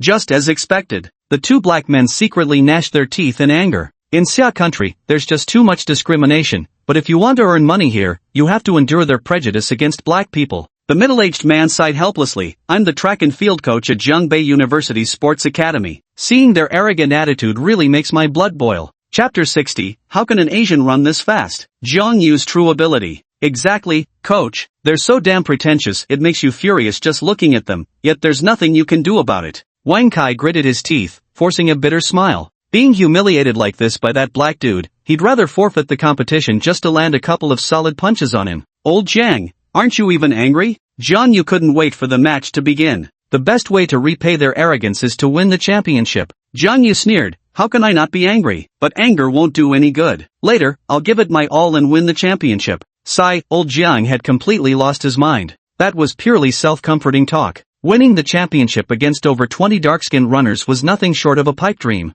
The track and field coach from the Sports Institute shot Jang Yu a surprised glance. Don't boast, young man, he said. For participants in marathons, the main goal is to challenge oneself and enjoy the thrill of running. I'm a freshman at Jiang University. What should I call you, coach? You can call me Coach Lu. Coach Lu, later take a detour to wait at the finish line and watch. I'll absolutely destroy these guys who insulted us. Coach Lu was left speechless. Damn, this kid's acting skills are on another level. If domestic marathons banned African runners, Jang Yu might actually have a shot at winning. What did you just say to him? Ning Ruwashi asked curiously, pressing close to Jang Yu. What on earth did Jang Yu say that made the black man actually apologize to her? I straight up threatened him, that if he didn't apologize, I'd break both his legs. Ning Ruwashi's beautiful eyes trembled in shock. You really said that? Would I lie? If you're gonna make a move, count me in. Girls shouldn't be resorting to violence, act more ladylike. Pfft, I forgot what being a lady meant when I was 3 years old. Ning Ruwashi smoothed her hair and rolled her eyes flirtatiously. Do you really dare to do it? I don't dare. Then why bother saying it? I may not dare, but that doesn't mean others won't. I'm willing to pay 500,000 for his legs. If 500,000 isn't enough, then 1 million. If 1 million isn't enough, then 2. If 2 million isn't enough, then 5. 5 million? It might just make Black Bob vanish from the face of Chinese soil. Upon hearing this, Ning Ruwashi's eyes sparkled with delight. Jang Yu was willing to stand up for her, whether it cost money or whatever means necessary, and her heart warmed at the thought. Can you really outrun a black runner? Ning Ruwashi blinked curiously. In her eyes, Jang Yu was a very steady person who generally wouldn't make boastful claims. What do you think? I don't believe it. Let's make a bet. How about a bet? If I come in first place, will the campus belle Ning Ruwashi become my second wife? Jang Yu's lips curled with playful mischief. Whether from the summer heat or her own bashfulness, Ning Ruwashi's cheeks flushed pink as she retorted defiantly. So eager to marry me home, are you? Fine, I'll give you one chance to chase me properly. Jang Yu broke into a cold sweat. An ordinary girl would either get angrily embarrassed or shy when hearing her say that. But Ning Ruwashi, that woman, was different from other girls. She flirted back with Jang Yu instead. You're so beautiful, having you as my wife would be a feast for the eyes. Stop teasing me, change the bet. She truly didn't believe Jang Yu could outrun the black runner. Why turn down a free bet? So she wanted to keep wagering with Jang Yu. Let's change the wager. Jang Yu's eyes glimmered as he stroked his chin in thought before clapping his hands. If I outrun the black runner, you'll call me little brother whenever we meet, and I'll call you Ruwashi sister. But no way. Ning Ruwashi bit her lip. How could an eagle-like woman like her possibly utter the words little brother like some green tea bitch? Boring. I'm out. Jang Yu shrugged and headed toward the starting line. Wait. Ning Ruwashi's beautiful eyes sparkled with mischief. If Jang Yu were in front of Lin Wancho, he might actually call her Ruwashi sis. Greater than over equal to less than over equal to, just the thought of it makes him overjoyed. He wasn't some track and field athlete. How could he outrun a black guy? Why wouldn't he take a bet that's a guaranteed win? What's wrong? Jang Yu turned his head to look at the dashing beauty. Playing hard to get with him? He didn't believe Ning Ruwashi wouldn't take the bait. I'll take that bet, the young lady declared. Pinky promise.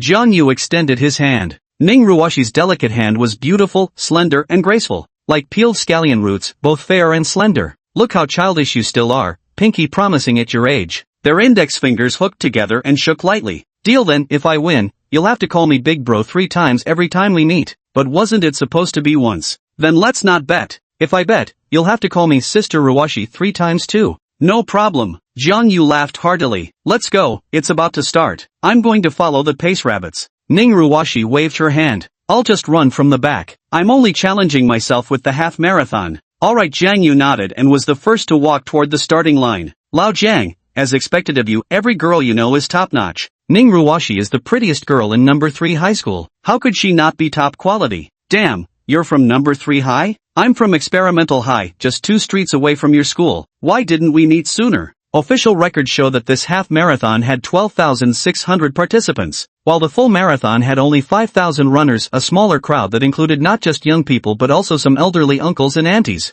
Even, there were all sorts of attention-seeking cosplayers at the front, cosplaying as Sun Wukong and Jubeji. There were even young women cosplaying as the classic lowly character Rem. What shocked Jang Yu was, someone dressed in the Xing Tian armor and Emperor armor became the most eye-catching figure in the entire venue with a single leap.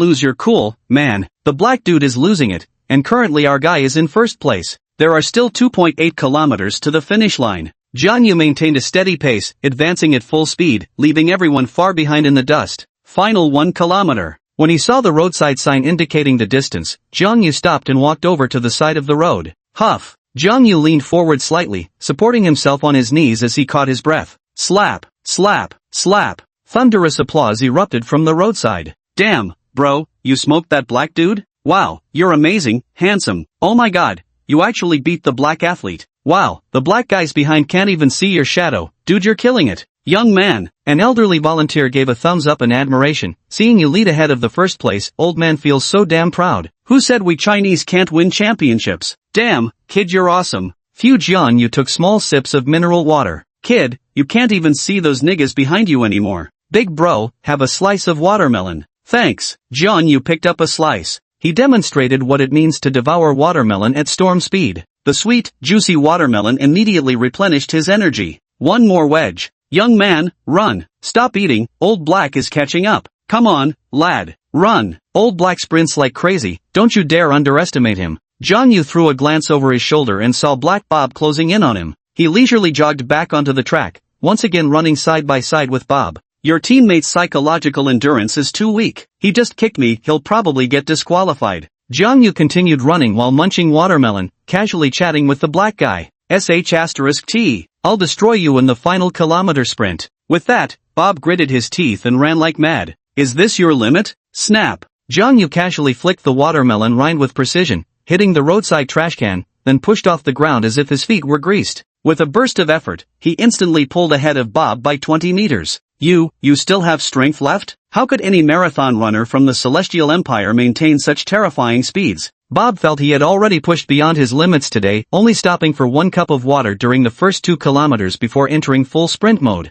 He believed he was about to break his personal half-marathon lifetime record. The spectators were utterly dumbfounded by this scene. During Jang Yu's final 1,000-meter sprint, his long legs moved so quickly they almost formed overlapping shadows, truly swift as lightning, fast as a storm. Go for it, young man, leave him in the dust. Crush that African runner. Wipe him out completely. News just came in from the starting line. The current first-place runner is a Jian University freshman named Jang Yu. Jang Yu, what a handsome name. Go Jang Yu, you're the best. 50 meters, 80 meters, 100 meters, 200 meters. The distance between Jang Yu and Bob grew farther and farther. Bob experienced for the first time what it truly meant to feel the gap. He could distinctly sense Jang Yu's sprinting speed increasing relentlessly, gradually leaving him completely behind. He was already gritting his teeth, pushing himself to sprint at full throttle, already at his absolute limit, yet there was simply no way to catch up to Jang Yu. Damn these arrogant Chinese bastards, mocking my teammates and now mocking me. He was deliberately eating watermelon while waiting for me, then sprinted alongside me only to effortlessly drop me at the end, pure humiliation.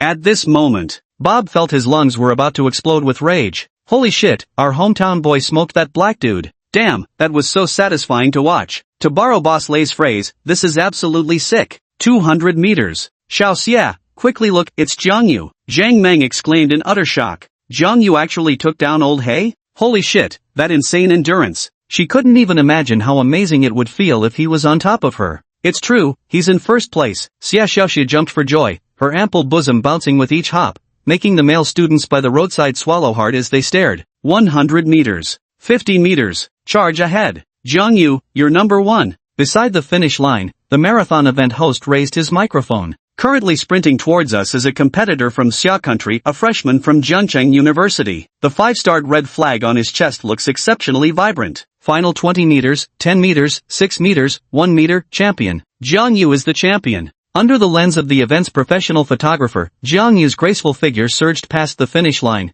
the red champion's ribbon fluttering onto him. The young man's silhouette shone as brilliantly as the red flag upon his chest. Oh hoo! Jang Yu roared. Damn that old He. So you dare mock the Chinese for not being able to run marathons. Chapter 62 shocked Ningruoshi. Did Jang Yu really win the championship? Jang Yu, did he really take first place? He won the championship? By the finish line, track and field coach Luerbo stood dumbfounded. At first, he thought Jang Yu was just joking. To everyone's surprise, Jang Yu actually smoked the black guy. Too fierce. He was still just a freshman. Such god-tier track and field running talent, what a waste not to enroll in their sports academy. Phew, Jang Yu panted lightly. This refreshing sweat feels absolutely exhilarating. Running 20 kilometers in one go. He intentionally held back a little, performing too extraordinarily might get him hauled away for dissection. Jang Yu, are you a professional long-distance runner? Before he could even catch his breath for half a minute, a beautiful reporter held a microphone to Jang Yu's mouth. No, Jang Yu shook his head. I'm just an amateur enthusiast. Wow, that's so cool. How do you feel after winning the championship? Jang Yu smiled and said, not much to feel, just exhausted. All I want is to wolf down a bowl of knife-cut noodles at a restaurant. He finished in 58 minutes and 34 seconds. Beside, the host's uncontrollable cheers erupted. What does this mean? The current national half-marathon record stands at 1 hour, 2 minutes, and 18 seconds. Jang Yu, a freshman from Jiang University, has broken China's half-marathon record, missing the world half-marathon record by just 1 minute and 3 seconds. To put it into perspective, this marks the first time a Chinese athlete has completed a half-marathon in under 1 hour. Running 20 kilometers in less than an hour, what an absolute superhuman feat. An average person couldn't even walk 20 kilometers in an hour, let alone run it. The host's ecstatic voice sent the entire crowd at the finish line into cheers. Record broken? Liu Erbo was dumbfounded. With such terrifying running talent, wouldn't it be a waste not to join the national track and field team? The organizers said you broke the record, coming within just 1 minute and 3 seconds of the international half-marathon record. Jang Yu, how do you feel about this? I'm the best. This was my first time participating in a marathon, and I'll strive to break the world record next time. After the reporter asked a few more questions, old-timer Bob was the first to cross the finish line, securing second place. The third-place winner wasn't William after all, but a student-athlete from Jiang University. His name was Wang Jingza, with a finishing time of 1 hour, 12 minutes, and 6 seconds. Jang Yu, you're amazing, so incredible. Jang Yu plopped down on the roadside steps to catch his breath. Xia Xiaoxia thoughtfully used a tissue to wipe the sweat from Jang Yu's forehead. Was it impressive? Amazing. So cool. Brother Jang Yu, would you like some water? Lu Ruyan considerately unscrewed the water bottle and handed it to Jang Yu. Jang Yu is simply incredible, a rich second-generation heir, wealthy, loaded, drives luxury cars, and can even win championships in marathons. Most importantly, his looks are absolutely unbeatable. How could this be just any ordinary tycoon? He's the epitome of a male god. Only a true male god could be this exceptionally perfect in every way. Not now, let me take a moment to recover. After wiping sweat for several minutes, Xia Xiaoxie opened a sports drink and handed it to Jang Yu. Xiaoxie is so thoughtful. After the award ceremony, let's grab a meal immediately, I'm starving. Okay, Xia Xiaoxie opened her purse and took out a wet wipe. Here, wipe your face with this, it'll make you feel much fresher. Alright then. At the award ceremony, Bob remained silent with a dark expression. Hey, Darky, didn't you say you were gonna smoke me? You're strong, I'm no match for you. Jang Yu is too strong, he's simply out of his league. Next time, don't act so arrogantly. Here in China, there's a saying, the real masters hide among the common people. Bob, the black guy, remained silent, his face dark with fury. This humiliating feeling made him want to flee the award ceremony. Jang Yu received a medal and a cash prize of $50,000 at the award ceremony, an honorary certificate, along with a thermos cup and a towel. Little brother, I underestimated you before. After receiving his award, Jang Yu prepared to leave. A middle-aged figure blocked his path. He grinned and said, that's normal. Anyone would think I was just bragging. Crushing these dark horses with real skills proves I wasn't spouting nonsense. You're only 18 years old, young man. Would you be interested in joining Jiangda University's track and field team? With your talent and abilities, plus my recommendation, you'd definitely secure a spot on the national team after some training. Track and field?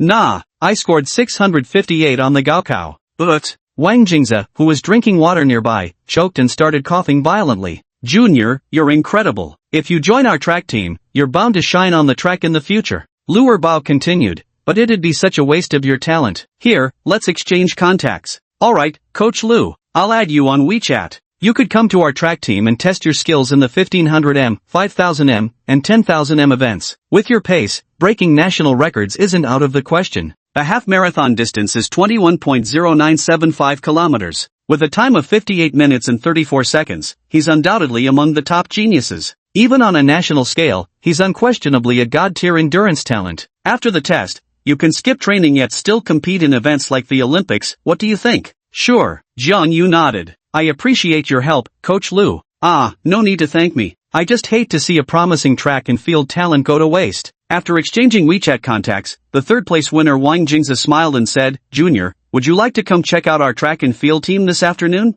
Forget it, Senior. I'm too tired today, and we have military training tomorrow. Let's wait until after the training is over. No problem. Let's add each other on WeChat too. By the finish line. Jang Yu, you're amazing, Zhao Wei praised. Jang Yu grinned. During the holidays in the countryside, I ran 40 kilometers every day. Incredible. Xia Xiaoxie and the others were dumbfounded. Jang Yu is truly a godlike figure. He's truly a tough guy, running 40 kilometers every day. Wow, someone with money who still works so hard, he's absolutely a dream guy. Zhang Meng and Yun Feifei were instantly so envious of their classmate Xiao Xie for having such a dream guy as a friend. Jang Yu glanced at the time. It's been an hour and 30 minutes already, how is Kaizi still not done running? He's just participating for the sake of it. Yun Feifei chuckled. You think everyone's as amazing as you? For ordinary people, finishing in an hour and a half is already pretty damn impressive. 10 minutes later, a graceful figure crossed the finish line. Ning Ruoshi jogged over to the aid station nearby and drank some water. She felt completely drained, even her underwear was soaked through. Ning University's campus bell? Jang Yu, how long did it take you? Their eyes met, and Ning Ruoshi's beautiful pupils trembled slightly. Less than an hour, and I accidentally won first place. Jang Yu spoke nonchalantly while swinging the championship medal hanging around his neck. A mouthful of water sprayed out as Ning Ruoshi's eyes widened in shock, her delicate face instantly freezing in disbelief. After a long pause, she finally reacted and asked softly, "You really won the championship? Took first place and completely crushed the dark-skinned opponent? That can't be fake." The volunteer girl beside them nodded with admiration. "Yup, the handsome guy named Jang Yu won the championship. So cool." Chapter 63, 1 million in hand, how should I spend it? Jang Yu, you're absolutely amazing. Putting that cocky black dude in his place. Ning Ruoshi froze for 2 seconds, then her face lit up with joy as she playfully punched Jang Yu's chest. Not bad yourself. Do you run often? Of course, this girl runs 3 kilometers every single day without fail. Gazing at the beauty's bold expression, Jang Yu's lips curved into a smile. Time to pay up on that bet, huh? Surely Ning University's campus belle wouldn't go back on her word? Of course not, little. This eagle of a woman felt particularly embarrassed when uttering the words big brother. She opened her crimson lips but couldn't bring herself to call out despite several attempts. Jang Yu's lips curled into an amused smile as he teased Ning Ruoshi, the tomboyish girl known for her blunt personality, into calling him brother in a coy tone. This extreme contrast gave him the most wicked satisfaction. Yet, the very next moment, Ning Ruoshi's voice suddenly deepened with a northeastern accent, Jilin-style vocal fry, big brother, peace out. In that instant, Jang Yu's pecker went completely limp. There she was, a perfectly lovely girl, doing that northeastern live streamer vocal fry thing. The strong northeastern accent was really hard to take. Compared to the unrestrained northeastern girls, she still preferred the soft voices of the southern water towns. Stop right there. Ning Ruoshi grabbed Jang Yu's wrist. Her voice dripped with sugary sweetness as she blinked her eyes. Big bro, you're so amazing. Winning the championship, you're so impressive. Jang Yu shuddered with goosebumps. Stop it. I'll let you off this time. Next time I'll make sure she calls me that in front of Lin Wancho. Ruoshi, you're participating in the marathon too? Xia Xiaoxie trotted forward with small hurried steps. Oh my god, Xiaoxie, you've lost weight.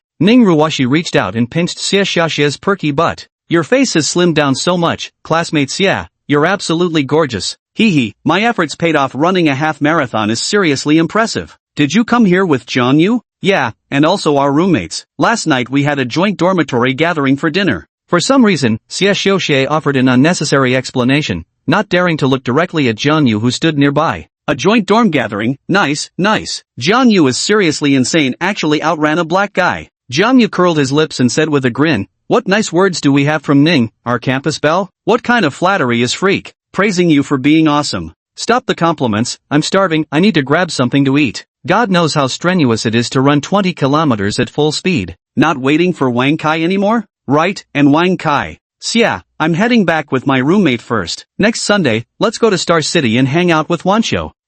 Hearing that she was going to meet Lin Wancho, Xia Xiaoxia's sweet smile faltered slightly with a hint of awkwardness. When is your birthday, Jang Yu? Ning Ruoshi's question left Xia Xiaoxia utterly dumbfounded. She nervously bit her lip, worried that she might have gained another formidable rival. Does Ruoshi like Jang Yu? If not, why would she ask about his birthday? Christmas, what about it? Does Goddess Ning want to pursue me? Jang Yu teased. Christmas, December. Ning Ruoshi playfully patted Jang Yu's chest. You're 2 months younger than me, so you should call me big sis. Well, little brother, congratulations on winning the half marathon. I'm heading out first. With that, Ning Ruoshi left Jang Yu with nothing but a stunning silhouette of her retreating figure. That woman talks with such a strong rustic accent. Little Xia, your voice is much more pleasant to hear. Really? She thought her own voice was particularly soft and sweet, like a little loli's, though her height had nothing in common with a loli's. Of course Jang Yu pinched her soft, tender cheek. Xia Xiaoxia nervously glanced at Ning Ruoshi, relieved to see she hadn't turned around.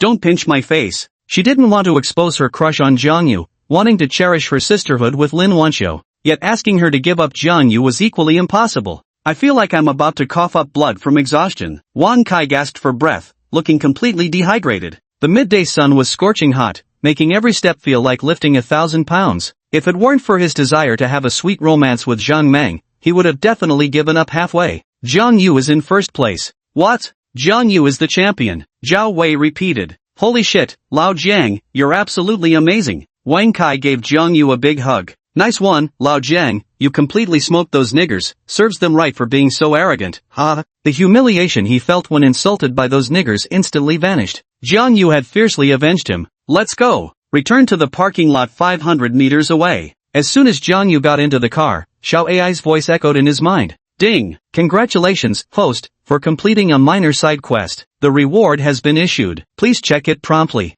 Opening his phone to view the text message, Jang Yu silently read the content in his mind. Ones, tens, hundreds, thousands, 10,000s, 100,000s, millions. Account ending with 9527 has received a deposit of 10 million yuan. Current balance, 14,686,000.62 yuan. When buying the camera earlier, my savings had reached 5 million. With recent spending and daily earnings of around 10,000 yuan, thanks to the fully focused money-making buff, plus this 10 million yuan reward, I'm just a few thousand short of hitting 15 million in savings. The fully focused money-making buff and vigorous money-making buff keep delivering deposits in the thousands. He no longer even gets a thrill from it now. Jang Yu had initially thought he'd lost interest in money. After all, he could easily earn over 10,000 daily. Yet the sudden deposit of 10 million still made him unable to contain his joy. What should I splurge on next? Buy a Ferrari after military training ends? Or perhaps a Lamborghini? For men, cars are merely toys after all. As for investing in real estate by buying property, Jang Yu didn't have such plans for the time being.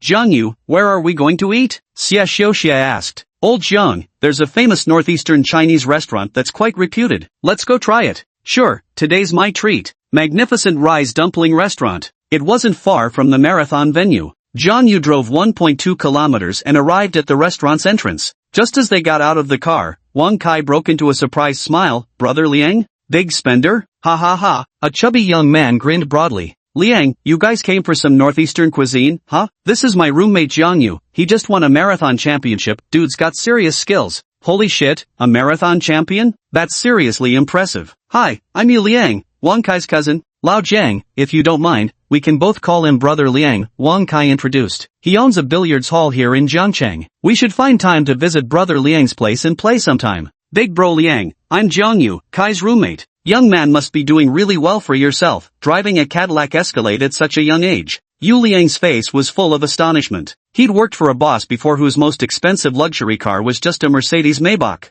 Family's got a little money, but I haven't achieved much myself. Jang Yu naturally wouldn't boast about making money from stocks. It would come across as trying too hard to show off. Yu Liang looked slightly surprised. He'd met many rich second-generation heirs whose arrogance and flamboyance were overwhelming. Unlike these, Jang Yu appeared easygoing, cultured, and low-key. His long hours practicing calligraphy and reading had genuinely cultivated an aura of refined elegance around him. Chapter 64, Why Skip a Free Beatdown? Jang Yu throws the first black-heart blow. He stepped into the old eatery. Old Zhang, there's no room in the private rooms. Let's squeeze into the main hall. Wang Kai sighed. Just squeeze in. Let's make do with eating at the lobby. 3 guys and 4 girls crammed around a 6-person table, with Wang Kai directly sitting in the aisle. Waiter, we're ready to order. The waitress, a cheerful auntie, said warmly, here's the menu, young man. Just write down what you'd like and call me when you're done. Please bear with us if the service is a bit slow. We're swamped today. Thank you. What would you like? Jang Yu turned to look at his classmate little Xia. Call me Xiao Xia. Xia Xiaoxia stuck out her tongue playfully. When it comes to northeastern cuisine,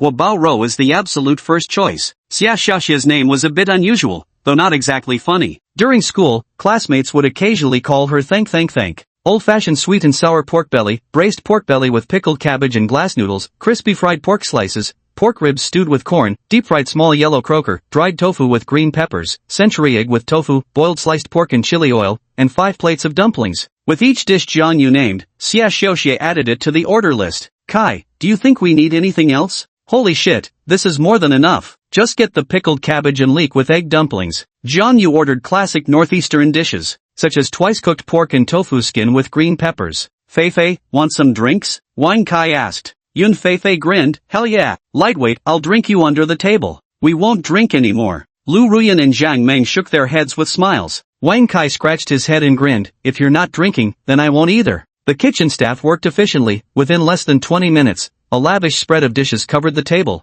The food was so delicious that even Lian Yunfei, a native of Liaoning, couldn't help but praise it, especially the sweet and sour guabao rou, which was absolutely superb. The group was enjoying their meal when a commotion broke out not far away. Old Zhang, look, several black runners from the marathon race. Jang Yu frowned and said, let's see what's going on first. Bob and his group of 4 other black men were pointing and making comments about the 2 girls at the next table. When their teasing attempts at small talk failed, they started speaking broken Chinese mixed with occasional English curses. The 2 girls kept their heads down, their faces flushed red. One of the girls, who wore her hair in a ponytail, gripped her chopsticks tightly. Elderly men and women at the nearby tables tried to calmly advise them to keep a low profile while in Xia country. To their surprise, several black guys kept swearing and directly insulted the elderly men as yellow-skinned pigs. The words were spoken in English. While the elderly men couldn't understand, the 2 girls did. They were furious but dared not speak up. Several black guys were teasing and bullying a girl. When she demanded an apology, they refused. The poor girl was so upset she cried. Many people nearby warned them but didn't dare to intervene. Zhang Meng said angrily,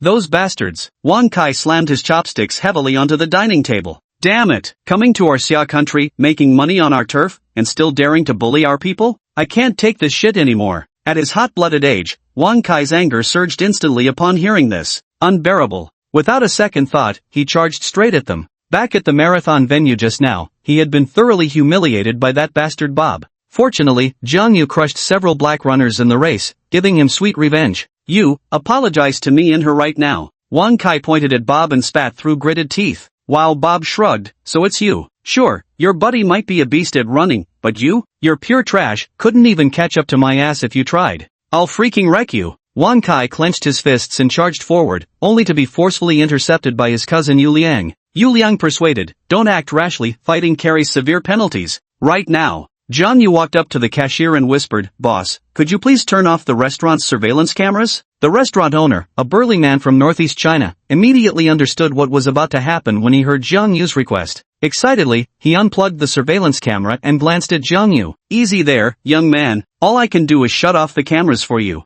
I'll cover all damages to the restaurant." A ruthless glint flashed through Jang Yu's eyes. He grabbed a beer bottle and quietly stepped forward. "Hey, you looking for a fight? You Chinese are terrified of police detention, right? Go on, take a swing at us. We don't give a damn about getting arrested." Bob's partner William wore an arrogant sneer. Whoosh! A whistling sound cut through the air. Smash! Jang Yu's right arm muscles bulged as the beer bottle in his hand collided viciously against William's dark-skinned scalp. The golden liquid of Yanjing beer streamed down his head, beer splattering everywhere. The sound of the exploding beer bottle rang out, leaving the 5 black men dumbfounded. Was there really a Chinese guy daring enough to throw hands? They were certain Chinese people feared jail too much to ever actually strike first, so he remained fearless and persistently maintained his arrogant attitude. The noisy northeast Chinese restaurant instantly erupted with exclamations of astonishment. Everyone in the room was stunned, especially the 2 girls who had been harassed by the black man. They were so frightened they froze, then became extremely agitated when they regained their composure.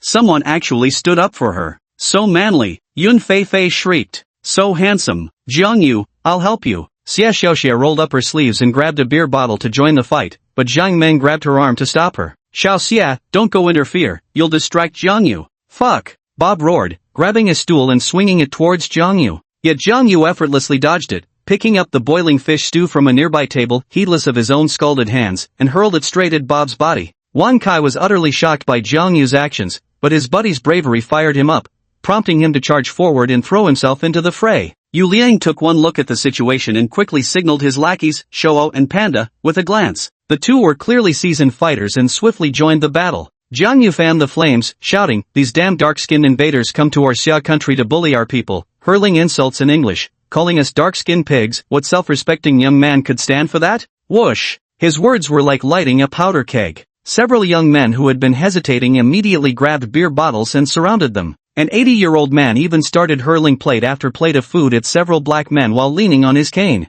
Even the 4 elderly ladies dining in the corner trembled as they stood up, raising their thermal mugs in unison. Whoosh! The thermal mug landed squarely on Bob's head. 4th update explosion. Seeking a wave of positive reviews and small gifts, my dears. This book publishes at least 3 guaranteed chapters daily, none of that lazy 2-chapter nonsense from other slackers. Your support keeps us going. Chapter 65, Ugh, Disgusting Lovebirds. In the blink of an eye, the chaotic fight turned into a one-sided beating, leaving the 5 black men lying on the ground covering their heads in utter humiliation. "I've got to take drastic measures," Jang Yu muttered under his breath as he disappeared into the crowd. He lifted the dining chair and smashed it hard against Bob's left leg. "Ah!" A piercing scream rang out. The next instant, Jang Yu swung his right foot and stomped hard on William's shin. Only the crisp sound of a crack was heard. William's leg was broken. He knew it all too well. Even if they get beaten badly, they'll still act like it's no big deal, just taking a beating, that's all. Looking at those black guys' demeanor, fights must be routine for them.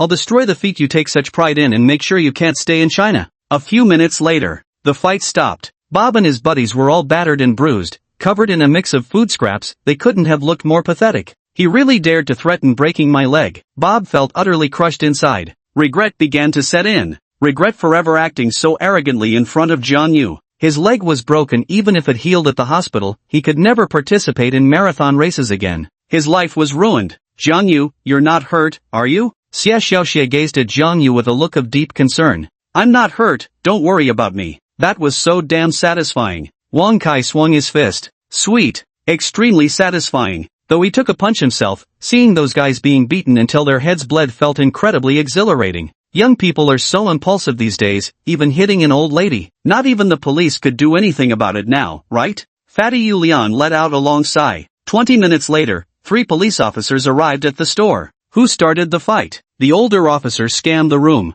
Several elderly men and women immediately stepped forward, righteously indignant as they recounted how the black man had insulted them as yellow-skinned pigs and dared to bully a Chinese girl. I did it. Jang Yu didn't back down. An old man glared at Jang Yu. Where did you lay a hand? It was clearly me who did it. Arrest me now. I threw the punch. I beat him up. I threw the beer bottle. I threw the pickled pork strips. It was me who smashed the sliced pork and sauce onto that black guy. Dozens of people stepped forward one after another, leaving the 3 police officers completely dumbfounded. Faced with this situation, there was simply no way to handle it. They couldn't possibly detain dozens of people, including elderly men and women in their 80s, could they? Especially when that foreign African had insulted them first. There was no other way. The officers had no choice but to take the 5 black men to the hospital. In an instant, the shop erupted in cheers. Consider that a free beating for them. Jang Yu went to the ATM next door and withdrew 20,000. Returning to the restaurant, he walked straight to the cashier counter. Brother, I've really caused you trouble today, delayed your business and damaged some plates and furniture. Here's 20,000 yuan to cover the losses, Jang Yu said as he handed over the cash. The middle-aged man quickly waved his hands in refusal. Young man, I can't take this money. The loss is nothing compared to your courage in stepping forward. I truly admire you. That won't do. Compensation must be paid. With all this commotion, we won't be able to continue business this afternoon anyway. Jang Yu placed 20,000 yuan in cash on the counter before walking out of the restaurant with easy confidence. Wang Kai jumped up with excitement like a gleeful monkey. Old Jiang, you're drop-dead gorgeous, you know that? Especially that moment when you smashed the beer bottle over his head. Damn, I nearly came right then and there. Jang Yu chuckled. Stay cool. Thankfully someone stepped in, or we'd both be hauled off by the cops. Brother Jiang, you've got some serious temper. Huh, I was just like you in my youth, but now with a family, I can't afford to throw punches so freely, Yu Liang praised. Young people should have some fighting spirit. Old Jiang, I'm sorry, I didn't dare to throw a punch. Zhao Wei's face was filled with regret. It's okay, not everyone knows how to fight. Thank you. At this moment, the 2 girls who had been harassed by the dark-skinned thug came over. You're welcome. Are you university students? A long-haired girl replied softly. I'm a junior in the Foreign Languages Department at Jiangda University. The Foreign Languages Department at Jiangda? Wang Kai exclaimed excitedly. Senior, I'm a freshman at Jiangda this year. Seeing this, Zhang Meng pouted and lightly pinched the soft flesh at Wang Kai's waist. Flirting with her by sending ambiguous messages, and now seeing your senior's eyes light up? Junior, thank you both. Can I add your WeChat? I'll treat you to a meal another day, sorry about earlier, and really appreciate your help. The long-haired senior spoke with noticeable excitement. Wang Kai immediately fell silent. Jang Yu, standing nearby, smiled lightly and said, just add my WeChat. The senior eagerly nodded. Jang Yu, are you trying to hit on that senior? Watching Jang Yu and the senior exchange contact info, Xia Xiaoxie felt a bit displeased. Not at all. Jang Yu shook his head with a smile. He had no intention of playing the hero saves the damsel trope. He was simply furious at the racist insults hurled by those black guys. Even if the victim had been male, Jang Yu would never have stood by and done nothing. Though he'd added the senior female student on WeChat, he planned to share her contact with Wang Kai after returning to his dorm. Let's all get on the bus first. The Cadillac glided down the highway, with the women in the backseat chattering away the entire journey. Listening as Zhang Meng, Xia Xiaoxie, and the others praised Jang Yu exclusively, Wang Kai felt a sour tinge of jealousy. He had pitched in and fought too, hadn't he? He even took a punch to the head from William. Old Zhang, that beating was satisfying, no regrets about breaking their legs. Let's see those arrogant brutes try to make a living in our Xia nation again. Yeah, next time we'll definitely break both their legs. No, make that all 3 legs. Did Jang Yu throw a sneaky kick in the chaos that even Wan Kai didn't notice? Damn right I threw some shady kicks, old Jung. Didn't want those bastards bullying our Xia countrywomen, so I took the chance to land some solid kicks between everyone's legs during the commotion. Hearing this, Zhang Meng and Yun Feifei cheered loudly at the satisfying revenge. Holy shit, you kicked that black dude's third leg off, that's even more brutal. Hee hee, Wan Kai snickered shamelessly. No one saw me kick it anyway, what's wrong with sneaking in a dirty trick? Damn, that's impressive, Zhang Meng exclaimed. Jang Yu turned around with a smile and said, I'm going shopping with Xia. We didn't quite get full yet, so we're heading to the mall for some McDonald's. Do you guys wanna head back to campus first? Feifei, heading back to school? Ah, didn't Jang Yu wanna go shopping? How about we just go watch a movie instead? Wang Kai sat in the back seat, secretly holding Zhang Meng's small hand. Right, let's go watch a movie. Just take us to a mall with a cinema. And so, V-room, the deep roar of the engine sounded. Jang Yu stepped on the gas and drove all the way to the Cloud Central Plaza near the school. After getting out of the car, he reached for Xia Xiaoxia's little hand. Xia Xiaoxia's heart swelled with sweetness as she silently allowed Jang Yu's gesture. Impressive, Lao Jiang. Just yesterday you were just high school classmates, and today you're already holding hands. Wang Kai was dumbfounded. How could things progress this astonishingly fast? Meng, let's pick the back row together. Great, did you buy the ticket? I've bought them. Tell me what you'd like to eat, and I'll get it for you. I want popcorn and Coke. Seeing Wang Kai holding Zhang Meng's hand, Yun Feifei couldn't help but let out a soft sigh of contempt. Ugh, what a shameless couple. That trashy girl Meng, how could you betray your long-distance boyfriend like this? Zhao Wei? He felt somewhat out of place. Chapter 66, Fashion Metamorphosis, when a tycoon shops like there's no tomorrow. Welcome to Chanel. What collection would you like to browse today? The salesgirl's expression froze for a moment when she saw Jang Yu wearing an Antat t-shirt, but the instant she noticed the Rolex on his wrist, her face instantly transformed into a warm smile. Having worked at luxury stores for years, her eyes were sharper than an evil revealing mirror. She could instantly tell whether a customer was just window shopping or genuinely had the means to make a purchase. Works? Jang Yu smiled slightly. Pick out a dress, little Xia. Go ahead and choose one. Ah, Xia Xiaoxia clung closely to Jang Yu, pouting as she said, no. I told you before, it's easy to go from frugality to luxury, but hard to go from luxury back to frugality. I'm afraid I'll start looking down on dresses that cost just a few hundred yuan. Chanel dresses are too expensive. Silly girl, Big Brother will spoil you. But, no buts, are you disobeying me? Jang Yu raised an eyebrow ever so slightly, immediately resorting to outright hegemonism. In less than 2 minutes, Xia Xiaoxia picked out a dress. She waved at Jang Yu. How does this dress look? All your dresses are white, right? Why not try a different color? Oh, you're right. Prompted by Jang Yu's comment, Xia Xiaoxia began earnestly selecting long dresses in other colors. But after searching around without finding satisfaction, her gaze eventually returned to white dresses only. Jang Yu, do you think off-the-shoulder dresses look nice? What she really wanted to ask was whether Jang Yu would accept her wearing a spaghetti strap dress. Compared to conservative dresses, spaghetti strap ones are slightly more sensual. With her ample chest, wearing one might show just a little too much skin. Sure, but make sure to wear sunscreen. Soon, Xia Xiaoxia changed into her favorite maxi dress. Lin Wancho's face resembled that of actress Zhang Runan, while Xia Xiaoxia bore some resemblance to Jing Tian. However, Xia Xiaoxia's figure was even more striking, somewhat reminiscent of Hong Kong star Amy Yip, whereas Lin Wancho naturally possessed an ethereal aura. Jang Yu silently compared Xia Xiaoxia and Lin Wancho in his mind. The spaghetti strap dress revealed fair, snowy shoulders, her flawless skin radiating a captivating allure. The white dress seemed tailor-made for her, her elegance reminiscent of a celestial maiden descending from the heavens. Her striking décolletage particularly commanded attention, rendering all the women shopping in the Chanel boutique insignificant by comparison. At first glance, she nearly stole Jang Yu's breath away. He swallowed his saliva with an almost shameful eagerness. So gorgeous, the salesgirl exclaimed, showering compliments. Miss, this maxi dress fits you perfectly. It looks absolutely stunning on you. I've rarely seen any woman wear this classic dress better than you. Thank you, Xia Xiaoxia twirled around. Jang Yu, do I look good? Beautiful. How much is it? She asked the sales assistant nervously. This is a classic long dress, priced at 16,000. Ah, too expensive, never mind. Jang Yu insisted firmly, absolutely must. But, wow, what a domineering boyfriend. The salesgirl's eyes lit up as she gazed at Jang Yu. Such a generous boyfriend, can we get a dozen more like him please? Yun Feifei and Lu Ruyan standing nearby were completely dumbfounded. A 16,000 yuan dress, bought just like that? This is too outrageously extravagant, utterly devoid of humanity. Silly girl really knows how to save him money, picking such an inexpensive dress. Chanel dresses most commonly cost 50 or 60,000, The slightly more expensive ones can reach 100,000. Go pick out a bag too. No need, she pouted.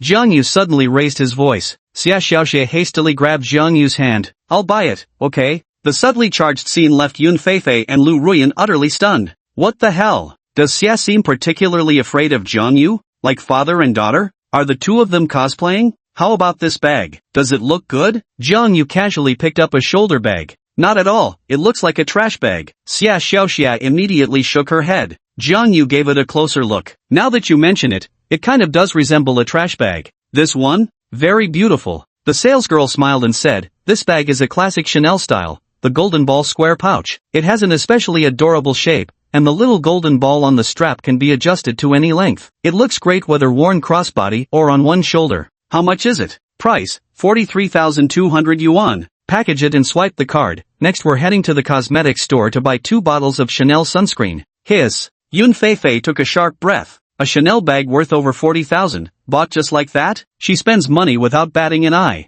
The look she gave Xia Xiaoxie was filled with intense envy. Oh my god, what incredible luck. Ruyan, hurry up and become Jang Yu's mistress. Then you can carry a bag worth 40,000 too. You should go for it too. I'm not as pretty as you. You're even more beautiful than Xia Xiaoxie, just a tad inferior in figure. The two murmured quietly. Lu Ruyan pressed her lips together, gazing at Jang Yu's handsome face with a wildly pounding heart. Jang Yu, bend down. Xia Xiaoxia's beautiful eyes brimmed with affection.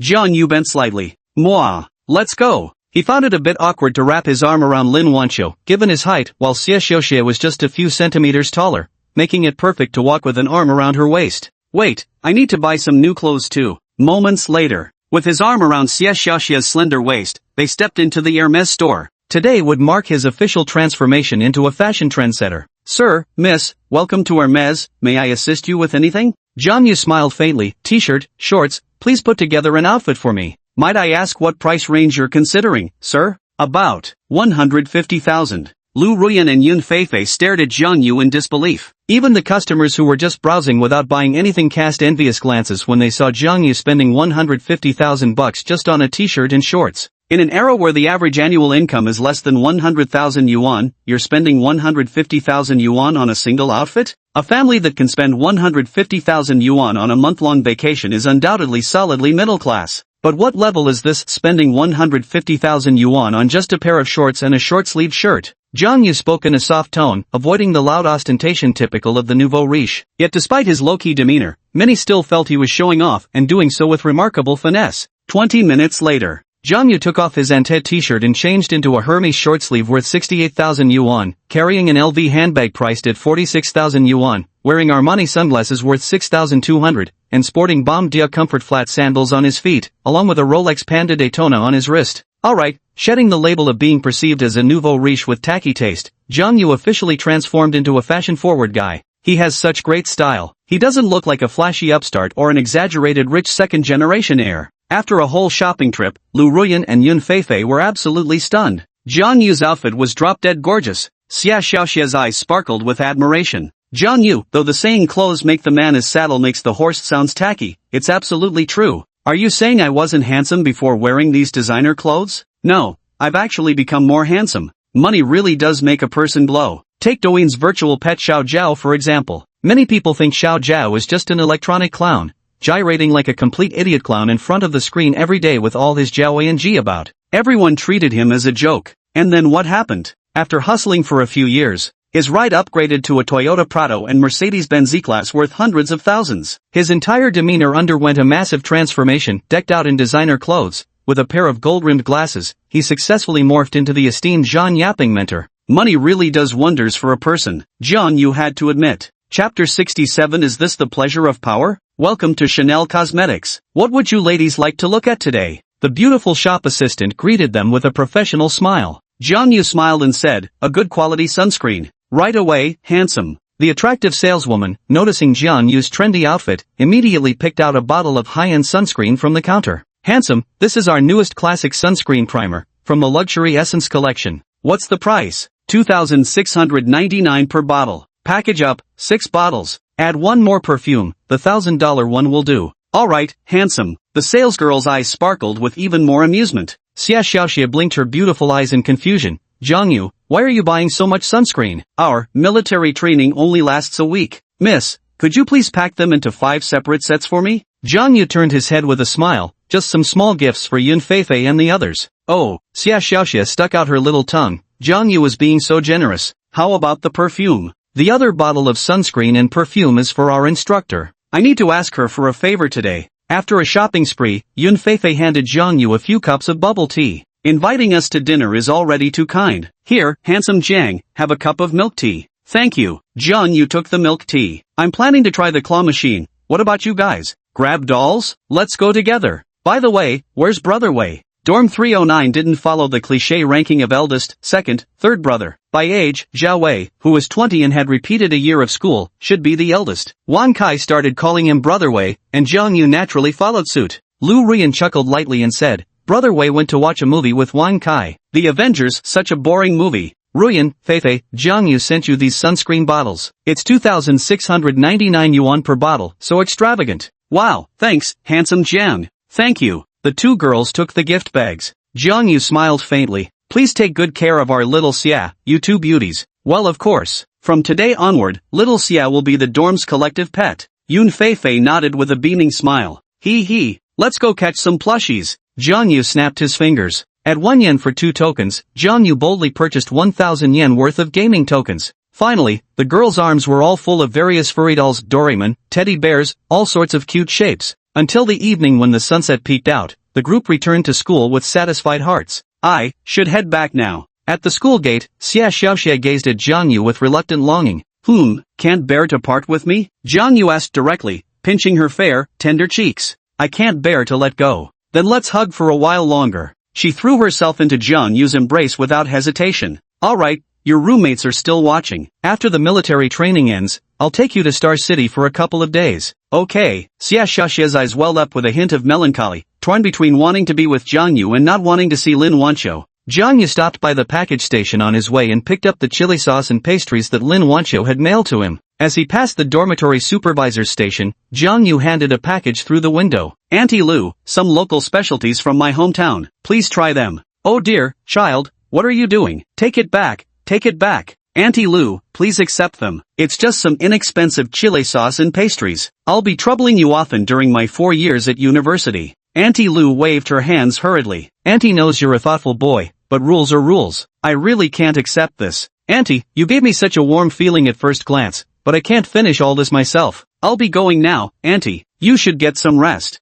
This kid, really, you're not allowed to do that again, okay? After making a noticeable impression, Zhao Wei and Wang Kai standing beside him were utterly dumbfounded. Jang Yu, are you trying to bribe, Auntie Lu? Zhao Wei asked in a daze. Wang Kai said dismissively, Bro Wei, that's too harsh. Calling it bribery? What's wrong with old Jang building a better relationship with the dorm supervisor? Kai's got the right idea. Don't you think Auntie Lu's smile is just so sweet? Is your auntie's smile sweet? Wang Kai's mouth twitched. Damn, old Jang, you're operating on another level, this is beyond me. Pushing the door open, they noticed Zhou Yu hadn't returned to the dorm yet, and the three of them unconsciously sighed in relief. Jang Yu had barely lain down for a few minutes when a knocking sound came at the door. Come in, the door's unlocked. Pushing the door open entered a woman dressed in formal attire, with a round and plump figure, plus an extraordinarily cheerful, round face and long hair. She didn't look very old. Hello? Jang Yu asked in confusion. Old Jang, this is our academic advisor. Jang Yu greeted politely. Nice to meet you, advisor. Let me introduce myself, Yun Lu, you can call me Teacher Yun. We'll be spending the next 4 years together. This is our class group chat where announcements will be posted regularly including class meetings and temporary notices. Those who haven't joined should scan the QR code now. The trio scanned the code and joined the group. In college, the academic advisors are the real teachers. As for the elusive homeroom teachers who are rarely seen, they're just figureheads with a title. Tomorrow at 10 a.m. sharp, gather at the sports field for the freshman orientation. Remember, at 8:30 in the morning, one male student representative should come to collect the military training uniforms from me. Who's volunteering? Yun Lu spoke with decisive efficiency. I'll go, Teacher Yun. Alright, your name is Jang Yu, right? Wang Kai quickly answered. His name is Jang Yu. Jang is in rivers and mountains like a painting, and Yu is in steadfast and unchanging. Good. Yun Lu smiled and said, don't forget to add me on WeChat privately. Professor Yun, I wrote you a letter last evening and delivered it to you this morning. Have you read it yet? Wang Kai inquired. It reflected Zhou Yu's genuine circumstances. Gay. Sleeping with fear and anxiety, hoping to have Yu transferred out. I've seen it. Regarding this matter, Yunlu's face showed a hint of hesitation. I'll try my best, but let's wait until the military training is over, she said. Ah, the group of guys were dumbfounded. Yunlu flicked her bangs aside. Alright, if there's nothing else, I'll head off first. I haven't notified the girls yet. Teacher Yun, I heard our advisor will be leading our military training. Here's a bottle of sunscreen, remember to apply it. It doesn't matter if us brats get tanned, but you need to protect yourself. When Jang Yu handed over the Chanel bag, Yunlu instinctively refused. Teacher Yun, would you kindly accept this? This, bribery, open bribery. She returned to her alma mater this year to work as a counselor. For the first time, receiving a bribe from a student. Oh my goodness, what should she do? The sound of the door opening interrupted her thoughts as Yu walked into the dormitory. Wow, Teacher Yun, you're here. Yunlu. Yu was dressed in a pink outfit, pink sneakers, and long white socks, coupled with an adorable round face and full beard, speaking with a slightly affected tone. Ahem. Wan Kai coughed from being overwhelmed by Yu's perfume.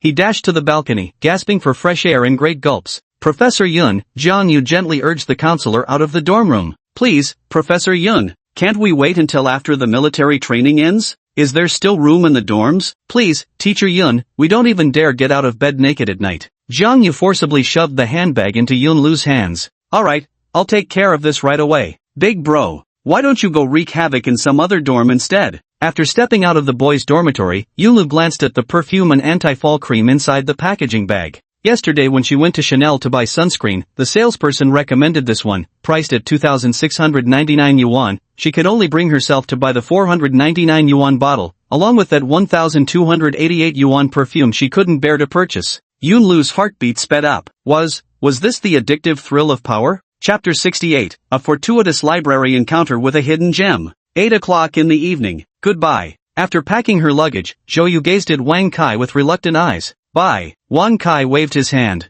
Jang Yu completely ignored Yu, lying on the bed playing with his phone. Wang Kai, could you help me carry the wash basin? Sorry, I'm sleepy. Wang Kai refused without a second thought. Jang Yu smiled and said, Come on Kai, go help Yu, otherwise he'll have to make several trips. He thought to himself, hurry up and go torment some other man. May you find a like-minded partner in your new dorm room. Alright then. Wang Kai smiled helplessly. Zhao Wei stood up and said, I'll go help too. After the two of them finished helping Yu move into the dorm. Wang Kai couldn't help but shout loudly. After Yu, whose underpants had a hole in the butt, moved out, even the air in the dormitory seemed sweeter. Hey Lao Jiang, do you play CF? Nah, I play LOL. Playing League of Legends is boring. Come duel me on shipment. I was the top sniper at experimental high school back in the day. Wang Kai deftly opened the game and logged in with his account. Top sniper? Jang Yu teased, remember that guy monkey we had dinner with the other day? He's always bragging about being the #1 sniper at third high. Maybe you two should have a showdown sometime to see who's really the best. Holy shit, we gotta go one-on-one. I've got monkey's WeChat.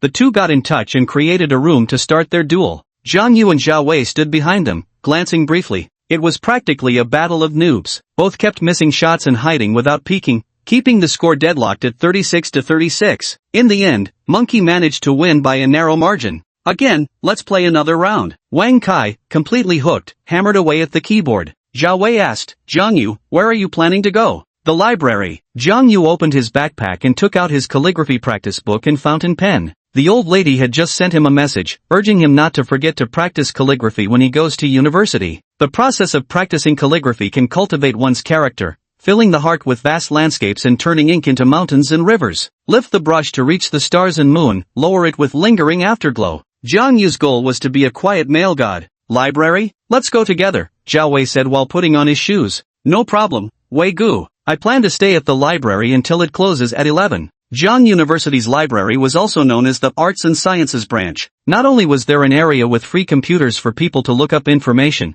but there were also sofa reading zones and desk chair areas. Jang Yu casually picked up a book on photography and returned to the desk chair area to quietly read and practice calligraphy. After immersing himself in calligraphy practice for 2 hours, it was already 9 p.m. Suddenly feeling the urge to urinate, he stood up and headed toward the restroom. Ah, thud! A soft figure crashed directly into her arms. The little girl let out a gasp as the books and materials in her arms scattered all over the ground, including her ugly pair of black glasses.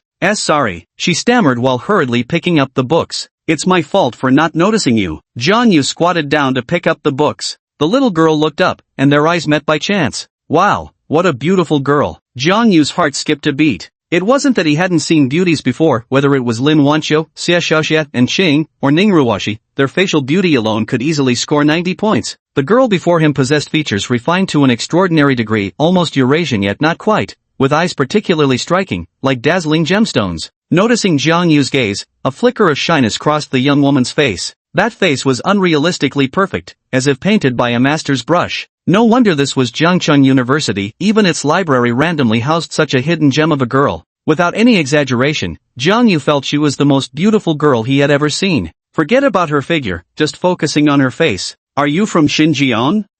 No. Many people think she looks like Gulnazer, but she's actually not from Xinjiang. Sorry, she picked up the black glasses from the ground and put them on. The next second, her appearance score actually dropped, from 90 plus straight down to 70 plus. Holy shit. Can glasses really suppress someone's looks? Senior? Or a freshman? She enunciated word by word. I'm actually a sophomore. So you're a senior after all, Jang Yu said in surprise. When the girl stood up holding her books, Jang Yu realized she wasn't even 160 centimeters tall. About 150 centimeters? She was a petite, doll-like upperclassman with a petite frame. Senior, haven't you noticed? You look really beautiful without your glasses? Jang Yu asked curiously. The girl was easily embarrassed, her face immediately flushing red. I like wearing glasses. Her mother had told her all men are unreliable philanderers. If you don't meet a guy you truly like in college, don't take off your glasses. Worried that she might catch the eye of some jerk who'd take advantage of her. So starting freshman year, she never removed her glasses except when sleeping.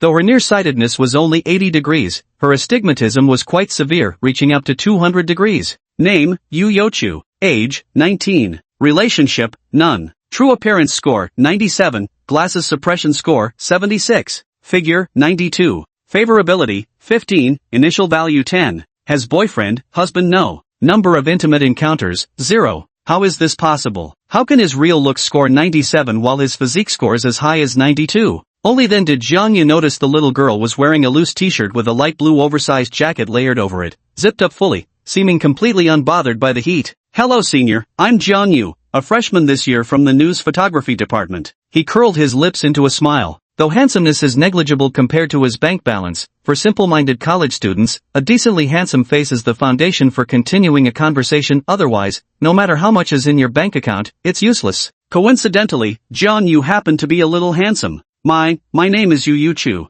Yu? It's the Yu from UG, Consort Yu. With a sweet, slightly dazed smile, she wrote her name for Jang Yu. Did you write these characters? Yu Yochu's beautiful eyes sparkled like little stars when she saw the calligraphy practice sheets on the desk. Jang Yu had progressed from hardtip pen calligraphy to running script cursive style, just like the man himself. His handwriting gave people a sense of grandeur and free-spirited elegance. Yes, my handwriting. Senior, do you have some interest in calligraphy? Jang Yu asked in surprise. I'm a beginner. I just started practicing during the vacation. Have you been practicing for long? Not too long, just a month. Her face remained flushed. Her nervous hands kept fidgeting with each other. Wow, amazing. After just a month you look like a professional. Your running script calligraphy is too beautiful. Chapter 69, The Lolita Senior, Glasses Sealing Beauty. Senior, are you nervous? Why does Yu Yuchu seem to be feeling at a loss? I'm nervous, sorry. Yu Yuchu gave a shy smile. During her first year of college, she had barely spoken to any boys. Many male students would ignore her because she was only 150 centimeters tall, considered too short, and wore an unattractive pair of large round black glasses. Not to mention, in her foreign language department, the male-to-female ratio was as lopsided as 1 to 9. Every boy in her class already had a girlfriend anyway. What maiden doesn't yearn for love? Jang Yu casually smiled and said, no need to apologize for this. Senior, I'll head back first. Oh, okay. Nearby. Playing all high and mighty, eh? After a whole year of pretending, you still ended up hitting on that junior with the Rolex. Yeah, right. She's actually pretty when she takes off those glasses, but she insists on wearing those hideous frames. Probably staged bumping into that junior to drop her glasses, just an excuse to flirt with the handsome guy wearing a Rolex and Hermes tee. 3 girls walked by, firing off a barrage of mocking remarks at Yu Yuchu. No, that's not how it is. The little girl nervously waved her hands in explanation. TCH, the handsome junior definitely prefers seniors who are at least 168 centimeters tall. Exactly, let alone a rich junior. How could he possibly like a beanpole like you? Yu Yuchu was on the verge of tears from anxiety. I'm sorry, I just accidentally bumped into him. She had been overjoyed initially, but after her roommate's remarks, she slumped over her desk in a daze, completely withdrawn. Because of his short stature, his little legs could swing freely in the air. I need to bravely ask the teacher to change dorm rooms, but last time, the advisor told us to try to get along better. His slightly chubby, round face showed a few traces of worry. Dazed for a few seconds, Yu Chu remembered Jang Yu's warm smile. She opened her phone and sent a message to her mother. Mommy, I just saw a junior who has an exceptionally sweet smile. Ha, surprised, has Chu Chu finally found someone she likes? I don't like him, I just think his smile is really nice, and his handwriting is so beautiful. Did you take off your glasses when you talked to him? Mei-chan, I did take them off. Surprised, did he get stunned by your beauty? I don't know. Mommy, I want to practice calligraphy with him. Did you get his WeChat? I didn't dare ask. Cheering you on. Chu Chu, you need to be braver. Only then can you find sweet love on campus. He's a freshman and will have military training tomorrow. Mom, do you think I should bring him some juice? You can give the juice to the boy when the military training is almost over. Before the training starts, you could buy him a bottle of Huoshan Jingqi water to prevent heat stroke. That way, the boy will think Chu Chu is very considerate and will remember you better. Huoshan Jingqi water? Yu Chu glanced at the time on her phone, placed the book back in the library, and dashed toward the pharmacy outside the campus on her short legs. Old Zhang, that junior girl without glasses, was really beautiful, like a fairy. Zhao Wei stammered, his face flushed. Libraries are definitely worth visiting more often. Just randomly coming here today, I met such a treasure of a girl, Jang Yu remarked with emotion. The next day, early morning, while collecting his military training uniform, Jang Yu finally realized how extreme the gender ratio was in his class. Out of a class of 34 students, there were only 8 boys. A classic case of yin overshadowing yang. However, upon hearing the news, Wang Kai flashed a mischievous grin. With so many girls in the class, wouldn't it be a waste not to have a sweet romance? Jang Yu was startled. I heard you held hands with Zhang Meng. Didn't you already find love at the teacher's college across the street? Can't I be like you, Lao Jiang, and win the hearts of 2 girls? After saying this, Wang Kai flashed a lewd grin at Jang Yu with exaggerated eyebrow waggles. You sure can. Jang Yu had nothing to say. Fellow travelers, let's learn from each other's experiences. If only you were accomplished, young and free of insecurities. The phone on the desk vibrated. Jang Yu glanced at the caller ID. Late autumn. Darling, did you miss me? Yeah, I did. The face on the screen, tied into a familiar high ponytail and wearing military training clothes, flashed Chung Yu a peace sign. I miss you too, sweetheart. Remember to apply sunscreen. The sun in Xing City must be even harsher than in Jiangcheng. Okay, sunscreens all applied. There's the welcome ceremony in the morning, and military training officially starts in the afternoon. Can I come find you after the military training? Great. If Ruwashi and little Xie come too, the 4 of us can hang out together. Okay. Your smile looks forced. Are you unhappy to be hanging out with me? The beauty in the frame pouted her lips. I'm so happy. I'll definitely hit you up when I'm free. Gotta run now. The freshman orientation is about to start. Jang Yu, remember to think about me. Reply to my messages promptly. You take forever to respond. Yet Jang Yu's thoughts darkened with worry as he played this ambiguous game with Xie Xiuxie. Take Xie Xiuxie along to hang out with Lin Wancho? How does this work? 9:40 a.m. Everyone gathered on the playground wearing their military training uniforms. Freshman assembly will now begin. Let us welcome. As a certain leader took the stage to speak, Wang Kai in the audience cursed under his breath. Damn it! Why are we baking in the sun while they give speeches under a shade canopy? Because they're the leadership, you see. Jang Yu thought otherwise. As it turned out, after an hour, Jang Yu started feeling decidedly uncomfortable. He and Wang Kai began cursing under their breath. If these long-winded speeches continued like this, they'd probably get heatstroke before military training even officially began. Finally, at precisely 11:26, the school administrators bowed in unison, announcing the conclusion of the freshman assembly speeches. Fuck, I'm so damn annoyed, those leaders just won't stop talking. Yeah, goddammit, how are we gonna get through this afternoon's military training? The next week is gonna be hell. Several other guys from Jang Yu's class started cursing up a storm. Old Zhang, with your marathon champion physique, handling military training must be a piece of cake for you?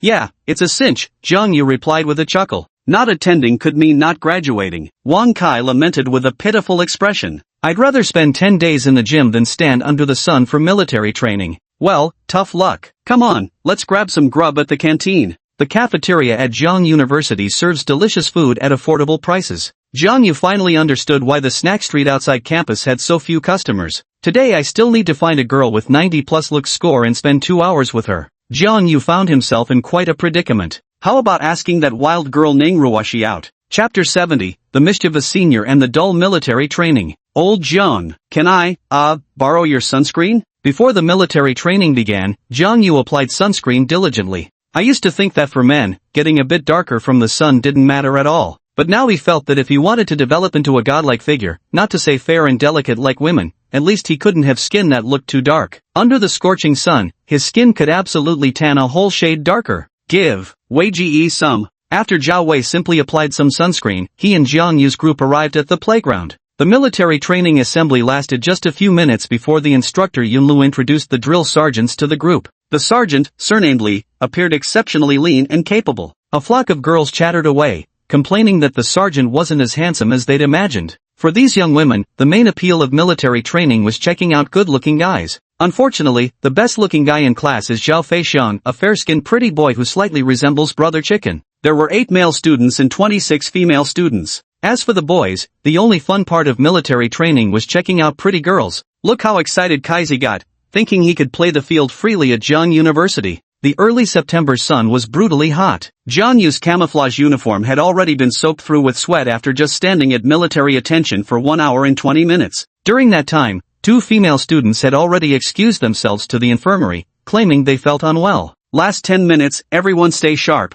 Drill instructor Li barked sternly. 10 minutes. Old Zhang, it feels like an eternity. Wang Kai whispered in a voice full of despair. Instructor Li's cold gaze fell upon him. You, who told you to whisper? Step forward. What's the matter, instructor? Wang Kai, the absolute troublemaker, stepped out of line with a nonchalant expression. Standing at attention requires absolute silence. Talking violates regulations. 100 push-ups. Okay. 100 push-ups? For someone whose bench press hits 30 kilograms and can effortlessly knock out 50 diamond push-ups consecutively, this was child's play. The coach's punishment of push-ups suited Wang Kai perfectly. It was just the chance to show off in front of the female classmates. But he was wrong. The moment his hands touched the ground, they trembled from the scorching heat. After baking under the intense sun, the plastic track seemed almost melted. Reporting, drill instructor, the ground is too hot. Too hot or not, get it done now. Wang Kaiqian clenched his teeth and completed 100 push-ups. The gazes of the female classmates were his motivation to persevere. Done. Wang Kai spread his hands. Good, fall in. 5 minutes left. Jang Yu smiled without speaking. Little bro, looking cool comes with a price. At that moment, a figure caught Jiang Yu's attention. At the edge of the playground, a girl in a pleated skirt with short legs clad in black stockings was wearing a pair of hideously ugly black glasses. Taking advantage of the instructor turning away, she quickly dashed towards him. The girl from last night at the library, what was her name again? Yu Yuchu? Jiang Yu finally understood why the system had rated Yu Yuchu's figure a whopping 95 points. Her bust could rival Lin Chang's. Yesterday's coat had hidden her figure. At 19 years old, she could truly be called a child-faced bombshell. The key detail? Yu Yuchu stood only 150 centimeters tall. Jiang Yu could probably cradle her in his arms like a child with just one hand. Yu Yuchu quickly ran to Jiang Yu's side and whispered, Huoxiang Jingqi water, bitter with a medicinal taste, but it relieves summer heat and prevents sunstroke. Perhaps from running, the girl's cheeks flushed a gentle pink. Jiang Yu had meant to refuse, but seeing the tender light shimmering in the girl's eyes, he took the herbal remedy and downed it in one gulp. Noticing this, the girl curled her lips into a sweet smile. It's bitter, isn't it? Here, have a sip of chilled watermelon juice to wash it down. Thank you, senior. Jiang Yu felt a surge of thirst and took the watermelon, gulping it down in large, frantic mouthfuls. The chilled watermelon juice slid down his throat, instantly dispelling the body's oppressive heat and exhaustion. Old Zhang's the real deal, getting water delivered by senior girls even during military training. Sure, she might not be traditionally beautiful, but her figure's top-notch, totally the petite, Lolita type. Wang Kai on the side was thoroughly envious. Yu Yuchu trotted away happily. Can't you see my face that's more handsome than Wu Yanzu's? The pretty boy in the line, Zhao Feixiang, was a bit confused. He was clearly much more handsome than Jang Yu, so why weren't any senior female students bringing him juice? You, step forward. Each instructor was responsible for 2 classes. Apparently, Instructor Li had noticed Jang Yu drinking juice. This kid has real guts, actually daring to drink juice given by a girl. Yes, Jang Yu stepped forward. Drinking juice during military training is prohibited, didn't you know? I knew, but the senior's juice was too sweet, I just couldn't resist. Jang Yu loudly admitted his mistake. Some girls in the team immediately burst into laughter. Good attitude, but mistakes must be punished. 100 push-ups, starting now. Instructor Li said mercilessly. Yu Yuchu's small face instantly filled with tension. Oh no, this is bad. He's being punished, all because of me. In an instant, the girl felt immense guilt. She should have waited until Jang Yu finished his military stance before giving it to him. Drinking the juice from our senior while she drives for me. Seeing Jang Yu being punished, Zhao Feisheng secretly gloated inside. Who would have guessed that when Jang Yu did push-ups, he appeared even more effortless than Wang Kai. 60, 40, 30, 20/10/9/8/7, 6, 5, 4, 3, 2, 1. Reporting, instructor. 100 push-ups completed. Damn, old John doesn't look particularly muscular. Wang Kai was stunned by this sight. Though Jang Yu's slender frame appeared somewhat fragile, there was explosive power coursing through his entire body. Some girls secretly marveled how could Jang Yu, who looked like a gust of wind could knock him over, possess the strength to do 100 consecutive push-ups? Instructor Li's eyes flickered with approval as he nodded and said, fall in. Yes, instructor. Jang Yu returned to the formation. 2 more minutes passed. Junior, would you like some watermelon? It's super sweet, really delicious. Junior, how about a sip of ice-cold cola? 5 or 6 senior female students arrived carrying sliced watermelons, walking alongside the formation as they began teasing the freshmen. Especially 2 of these seniors, who were Yu Youchu's roommates, they kept playfully provoking Jang Yu without pause. Good grief, fellow student Jang Yu was practically drooling over the watermelon. Wang Kai, Zhao Wei, Zhao Feisheng and the others didn't dare move a muscle, their mouths practically flooding with saliva. The senior sisters wearing skimpy outfits are so wicked. Junior, you're sweating. I have wet wipes, want me to wipe it for you? A senior female student teased Jang Yu. Chapter 71, Senior, you're so adorable. In the distance, Yu Youchu saw this scene and nervously clenched her small fists. Jang Yu remained utterly unfazed. This little brother is so timid. The senior sister, seeing that teasing Jang Yu was hopeless, went to poke fun at Zhao Feisheng instead, who bore a resemblance to Gidge. Hey little brother, would you like a glass of juice? Zhao Feisheng's face turned crimson with embarrassment. Thank you, senior, but I don't drink. At that moment, Instructor Li's icy voice cut through. Who gave you permission to speak? Step forward. Instructor, I was just refusing. Zhao Feisheng instantly felt like the sky was collapsing. 100 push-ups? Isn't this asking for his life? Your punishment is 100 push-ups. Remember, no talking during military posture training. Seeing Zhao Feisheng being punished, several senior female students wore looks of schadenfreude. Alright, I'll do it. Zhao Feisheng's slender arms supported his weight against the ground. After just 5 push-ups, he was already panting heavily from exhaustion. As his trembling arms attempted the 6th, his entire body collapsed onto the scorching rubber track. He let out a yelp and jumped to his feet, scalded. Instructor Li snapped coldly, finished? Who told you to get up? Damn, dude, can't even do 10 push-ups? What a loser. Wang Kai thought to himself. Zhao Feisheng gritted his teeth and kept doing push-ups. However, his movements were practically ripping through the air. He'd done exactly 100 pumps. His hips pistoning up and down made for a rather indecent sight. Seeing this scene, Instructor Li didn't intervene. If this wasn't done, Zhao Feisheng would never have completed the 100 push-ups. Pfft, ha ha ha. Wang Kai couldn't help but burst into laughter. Hearing someone burst out laughing first, the girls couldn't hold back any longer. Zhao Feisheng's thrusting motion was simply too ridiculous. Some girls even flushed bright red, not from heat but from sheer embarrassment. After all, such an indecent pose from a guy could only normally be seen in bed. Return to formation. All of you, dismissed. 15-minute break. Instructor Li waved his hand helplessly. Hearing this, a cheer erupted as everyone collectively breathed a sigh of relief. I'm dying of thirst. I'm going to the supermarket to buy ice-cold mineral water. Me too, wait for me. A portion of the group dashed toward the supermarket. Lao Jiang, water, or a drink? Wang Kai asked weakly. Just a bottle of water is fine. Wei, you two go chill in the shade. I'll go buy them, Zhao Wei called out. Thanks, Wei Ji. Wang Kai waved. Old Jiang, although Zhao Feisheng is crazy handsome, but his humping the ground move is just too cringe. Dude's probably never getting a girlfriend after this, so embarrassing. Wang Kai scratched his head and said, well, that's beyond me. Best keep the laughter private, he's always been like this with his push-ups anyway. Under the tree shade, Yu Youchu's petite fingers danced rapidly across her phone keypad. Mommy, I brought Jang Yu some Washan Jingqi water and watermelon juice. Oh, surprised, Juchu is so brave. It looks like sweet love is just around the corner. But, he got punished by the instructor. Do you think he'll blame me for bringing the drinks? Pouts. Don't worry, a good boy definitely won't blame you. Mommy, what should I do next? Yu Youchu's slightly chubby face wore a trace of distress. You could invite him to practice calligraphy together at the library and see how he responds to you.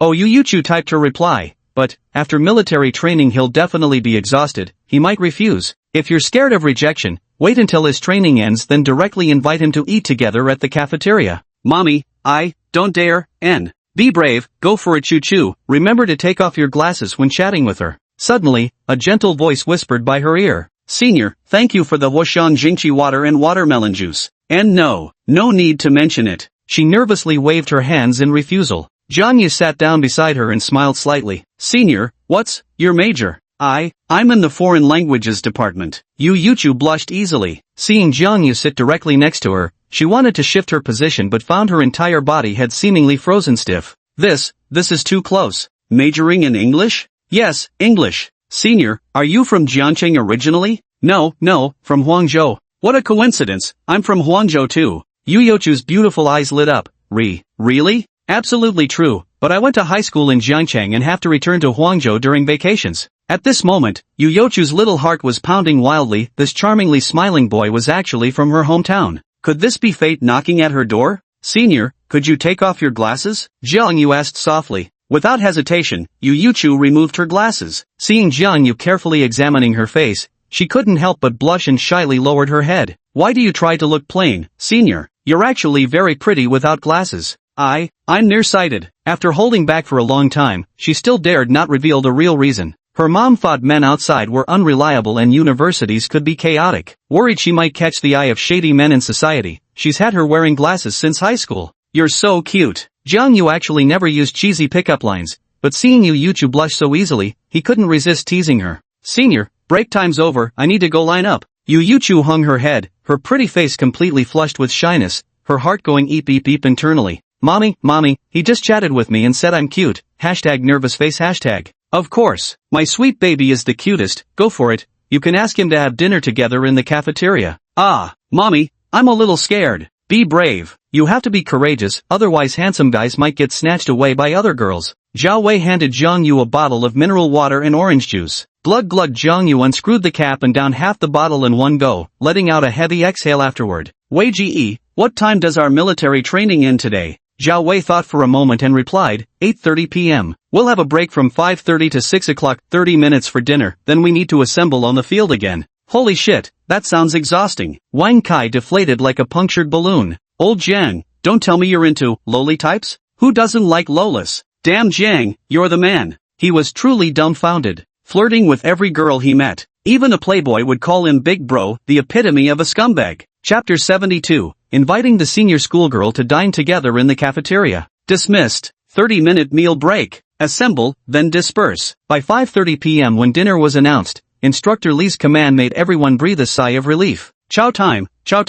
Wang Kai, who had been completely exhausted, immediately started howling with excitement at the mention of food. Jang Yu turned around and saw that Yu Yuchu was still enjoying the shade under the big tree. You and Wei go ahead first. I'll invite our senior sister to join us for dinner. Damn, old Jiang. No wonder you're a marathon champion. Even exhausted like this, you still have the energy to chat up your senior. Wang Kai was impressed. Compared to Jang Yu, his single-minded focus on eating was no match. He was still thinking about gossiping about Jiang Mang outside while Jiang Dashu was being a playboy chatting up those senior girls. Little did he expect. Jang Yu was the true master of playing the field, having one long-distance girlfriend while chatting up a teacher training student right across the hall. He truly executed a majestic dragon's tail sweep and then went off to flirt with the senior sister again. Thanks to your Huashan Jingqi water, senior sister, I didn't get heat stroke. Hearing Jiang Yu's voice, Yu Yuchu nervously stood up. Subconsciously, she took off her glasses and put them inside the glasses case. Mom told her to take off those ugly glasses when she meets a boy she likes. After all, her short height was a disadvantage, with only her pretty eyes being an asset. And no worries, aren't you going to eat, Junior? Senior, want to go together? I forgot to top up my meal card, could I borrow yours first? Actually, Jang Yu had already deposited 10,000 yuan into his card. But, now he owed Senior a favor. He could just treat her next time, right? No need to borrow, my treat. That wouldn't be right. Yu Yuchu bit her lip lightly. It's okay, my treat. But I eat a lot, what if I end up bankrupting you? Don't worry, I've got quite the appetite too. Side by side, they walked toward the cafeteria. To others, their heights formed an extreme contrast. Jang Yu wasn't exactly tall and burly, but his straight and slender figure measured a full 186 centimeters. Yu Yuchu was only 150 centimeters tall, barely reaching Jang Yu's chest when they stood together. Upon arriving at the cafeteria, Yu Yuchu asked, "What would you like to eat, Junior? I'll go get it for you." "What did you say, Senior?" The canteen was noisy and crowded, forcing Jang Yu to lean closer to her ear. Junior, what would you like to eat? I'll go get the food for you. 2 bowls of hand-pulled noodles with chili oil, plus 1 egg, 1 braised chicken leg, and a bowl of rib and lotus root soup. A whole day of military training meant simple rice carbohydrates weren't enough for energy, only slurping down big mouthfuls of noodles could truly satisfy. The main reason was Jang Yu's standard weight should be 162 pounds, but yesterday's scale showed only 148 pounds. His goal now was to work hard and gain those missing 14 pounds. Oh, okay. Yu ran off to queue for meals. Old Jung, where's the senior girl? Wang Kai sat down with a plate of grilled meat rice, while Zhao Wei held a bowl of rib noodle soup beside him. The senior went to pick up the food. Jang Yu crossed his legs, idly replying to messages from Lin Wancho, Xia Xiaoxie, and Cheng. Lin Wancho was complaining during military training about the sweltering heat nearly giving her heat stroke. Jang Yu advised her to prepare Huoxiang Zhengqi Shui before training sessions. When she received Jang Yu's message, Lin Wancho instantly felt how thoughtful he was. Why hadn't she thought of taking Huoxiang Zhengqi Shui herself? Classmate Xia Xiaoxie even gossiped that the drill instructor was especially fierce, making many girls cry from his harshness. And Qing even asked him to help with moving after the military training, planning to rent a place near Jiangcheng University. Wang Kai complained between bites, honestly, old Jiang, when a senior sister helps you get food, you should butter her up, otherwise, how could she agree to go on a date with you? Kai, Jang Yu doesn't need to ask anyone out. So many senior girls would throw themselves into his arms the moment they see he's rich. Yu Chu finished serving Jang Yu's meal and placed it beside his hand before darting back to the counter to get her own food. Hiss, Wang Kai sharply inhaled through his teeth. This petite senior girl is actually this stunningly beautiful? Like, a fairy? So beautiful. He couldn't believe his eyes. Wait, the senior wore black-framed glasses and looked somewhat adorably awkward. Had Jang Yu changed into someone else? Old Jang, is this the senior sister who brought you juice? Wang Kai asked curiously. Jang Yu nodded. Yeah, what about it? Damn. Wang Kai suddenly found the barbecue mixed rice in his mouth tasteless. Holy moly, even a celestial maiden isn't as beautiful as her. She looks exactly like Gulnazer. No, more beautiful than Gulnazer's eyes. Senior, you can sit next to me. Jang Yu looked up with a smile. Oh, okay. Yu Chu had originally intended to sit across from Jang Yu, but Zhao Wei and Wang Kai had snatched those seats. Bastards! Wang Kai thought to himself. I'm so envious. I wish I were as rich as Jang Yu, Zhao Wei thought to himself. Yu Chu was sipping porridge and nibbling on small buns, utterly unaware that she was dying of anxiety inside. How could she strike up a conversation? She kept stealing glances at Jang Yu's profile, watching him intently slurping his noodles. A bite of noodles with a bite of garlic. The garlic itself was a whole clove Zhao Wei had gotten from the cafeteria auntie. The junior remained silent, so she had no choice but to quietly eat her meal. Wang Kai grinned mischievously. Old Jiang, say something, chat a little. Just eating in silence is no fun. As the ancients said, speak not while eating, talk not while sleeping. Damn, you really know how to show off. Wang Kai thought to himself, exasperated. Senior, do you only eat a little for dinner? Yu Chu nodded nervously. Do you like pickled chili peppers? Yes, my grandma made some for me, I'll bring you some tomorrow. The taste is absolutely amazing. Spicy pickled peppers? Right, don't we Huangzhou folks love sour chili peppers? Yeah. She wanted to share the sour chili peppers her mom had pickled. After finishing 2 bowls of oil-splashed noodles, Jang Yu searched for tissues, while Yu Chu considerately handed some right to his side. Thanks, senior. I'll treat you next time. No need to be polite. Could I practice calligraphy with you in the library? Her heart fluttered nervously, her cheeks flushing crimson with tension. Inviting Jang Yu to practice calligraphy together was practically asking him on a date where they'd be practicing calligraphy together in the library. Jang Yu smiled faintly and said, sure, after the military training ends. Okay, she nodded emphatically. I'm off to training now. Jang Yu waved. Bye.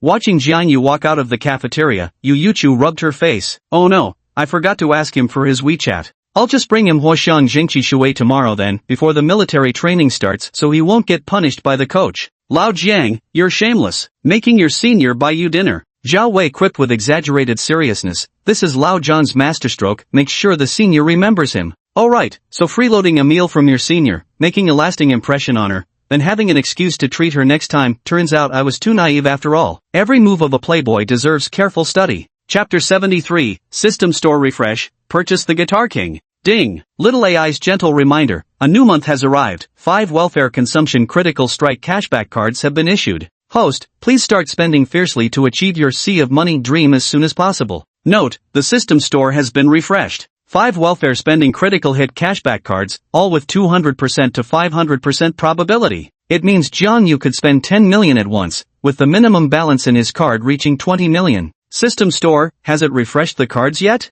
Jang Yu didn't spend 800,000 renminbi to purchase skill cards like Heaven-Defying Technique, opting instead to just buy a small bottle of superhuman stamina potion. His gaze turned to the system store, where 6 exquisite cards lay quietly in the virtual space. King of Guitars, Do Master, Infrared Flashlight, Luck King, the card of misfortune, King of Iron Pumping. What the hell? Guitar King? Jang Yu clicked on the card to view the detailed description of the skill card. It turned out that Guitar King could grant him the vocal prowess of a top-tier superstar and the guitar playing and singing skills of a musical legend. With these supreme abilities, he could rise to become a top-tier singing star. King of Pastry? Jang Yu pondered for a moment before letting out a helpless laugh. He wasn't running a bakery or competing in pastry competitions, so buying it would be useless anyway. If the title of King of Noodles included techniques for oil splash noodles, he wouldn't mind purchasing it to expand his pasta-making skills. King of Luck? This wasn't a skill card, but an attribute card. After obtaining the King of Luck, for the next week, he would be blessed with extraordinary fortune, as if the god of luck had possessed him. No matter what he did,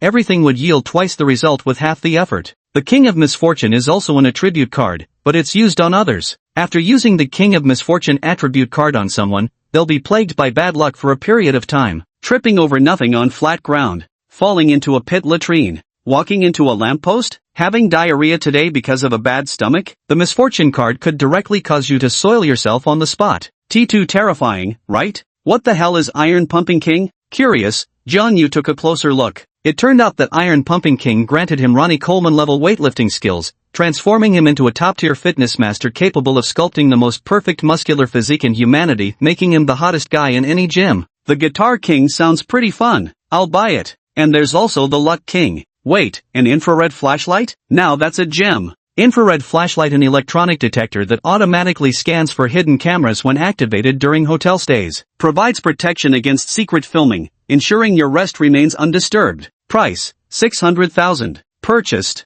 Host, are you certain you wish to buy Guitar King, Luck Sovereign, and Infrared Flashlight? Confirmed. You have successfully spent 2,200,000 yuan. Would you like to use it? The Guitar King will try it first. The Lucky King will hold off for now. The system store refreshes its cards weekly. Jang Yu decides to make a big purchase after military training. With the Lucky King bug activated, would spending 5 million directly grant a 500% cashback chance, netting him 25 million? Pop! A exquisite card shattered midair, transforming into stardust that imprinted itself onto Jang Yu's forehead. In an instant, countless guitar playing techniques, endless music knowledge, skills, and emotional expressions flooded into Jang Yu's mind. He could vividly sense the soul of every string, the story behind every classic folk song. His hands brimmed with musical talent. Instantly become a guitar prince? Jang Yu's smile widened at the corners of his mouth. Ding, a friendly reminder from Xiao AI, the infrared flashlight has been delivered to your Prada bag. Please check and confirm receipt. The September evening breeze, carrying the lingering warmth of summer, gently brushed every corner of the campus. The sunset wind wasn't as scorching as the midday heat, and an occasional waft brought a refreshing sensation. What's your name? Lost in thought, Jang Yu found Instructor Lee standing right in front of him. Reporting, Instructor. My name is Jang Yu. Instructor Lee said loudly. Good, organize your entire class to assemble and sit in order on the northern side. Nailed it. Then, Instructor Lee shouted, all journalism and photography students assemble. Each class squeezed together on the grass to form a circle. Gather up, everybody gather up. News Photography Class 3, assemble. Wang Kai, the class clown, shouted loudly. Sit down? No more military posture drills? After a tiring day, the freshmen gathered by class. All journalism and photography department newcomers formed a circle, enjoying this rare moment of relaxation. Alright, talented ladies and gentlemen from the journalism department, who can sing, give us a performance. Instructor Lee clapped his hands, his stern face disappearing as an enthusiastic smile took its place. Damn, old Jiang, can you sing? Wang Kai asked in a hushed voice. A little bit. I guess I'm at least a little bit better now, so it's not too embarrassing. Jang Yu patted his roommate on the shoulder and grinned. Go on up and sing, Kai. Nail this and you'll get first pick from the journalism photography department's dating pool. Quit egging me on, Lao Jiang. If I bomb this performance, it might just revoke my dating privileges instead. The venue fell completely silent. Surprisingly, no attention seeker showed up. With so many girls here, no one can sing? If nobody volunteers, I'll start calling names. How about dancing? Anyone here can dance? Officer, I can dance. At this moment, an amazingly beautiful girl with an 80-point face and 90-point figure raised her hand and said, Great, Come dance. This is my personal subwoofer you can connect via Bluetooth to play accompanying music. Who can dance to Gokoroku Jodo, Extreme Bliss Pure Land? The girl asked loudly. I can. Another girl raised her hand. Gokoroku Jodo. Old Jiang, this dance is absolutely lit, Wang Kai exclaimed excitedly. How lit are we talking? You clearly don't understand anime culture. Can't say I'm an expert, though I do watch mainstream stuff like One Piece, Naruto, and Dragon Ball. Wang Kai lowered his voice. The dance moves in Gokoroku Jodo are quite wild, and frankly, a bit provocative too. Horny? Jang Yu's eyes lit up. Every normal man loves a provocative dance, and Jang Yu here is no exception. He's a perfectly normal man. The coach's portable mini speaker had surprisingly good sound quality, absolutely explosive, and as the two girls started swaying their bodies, cheers erupted from the audience below.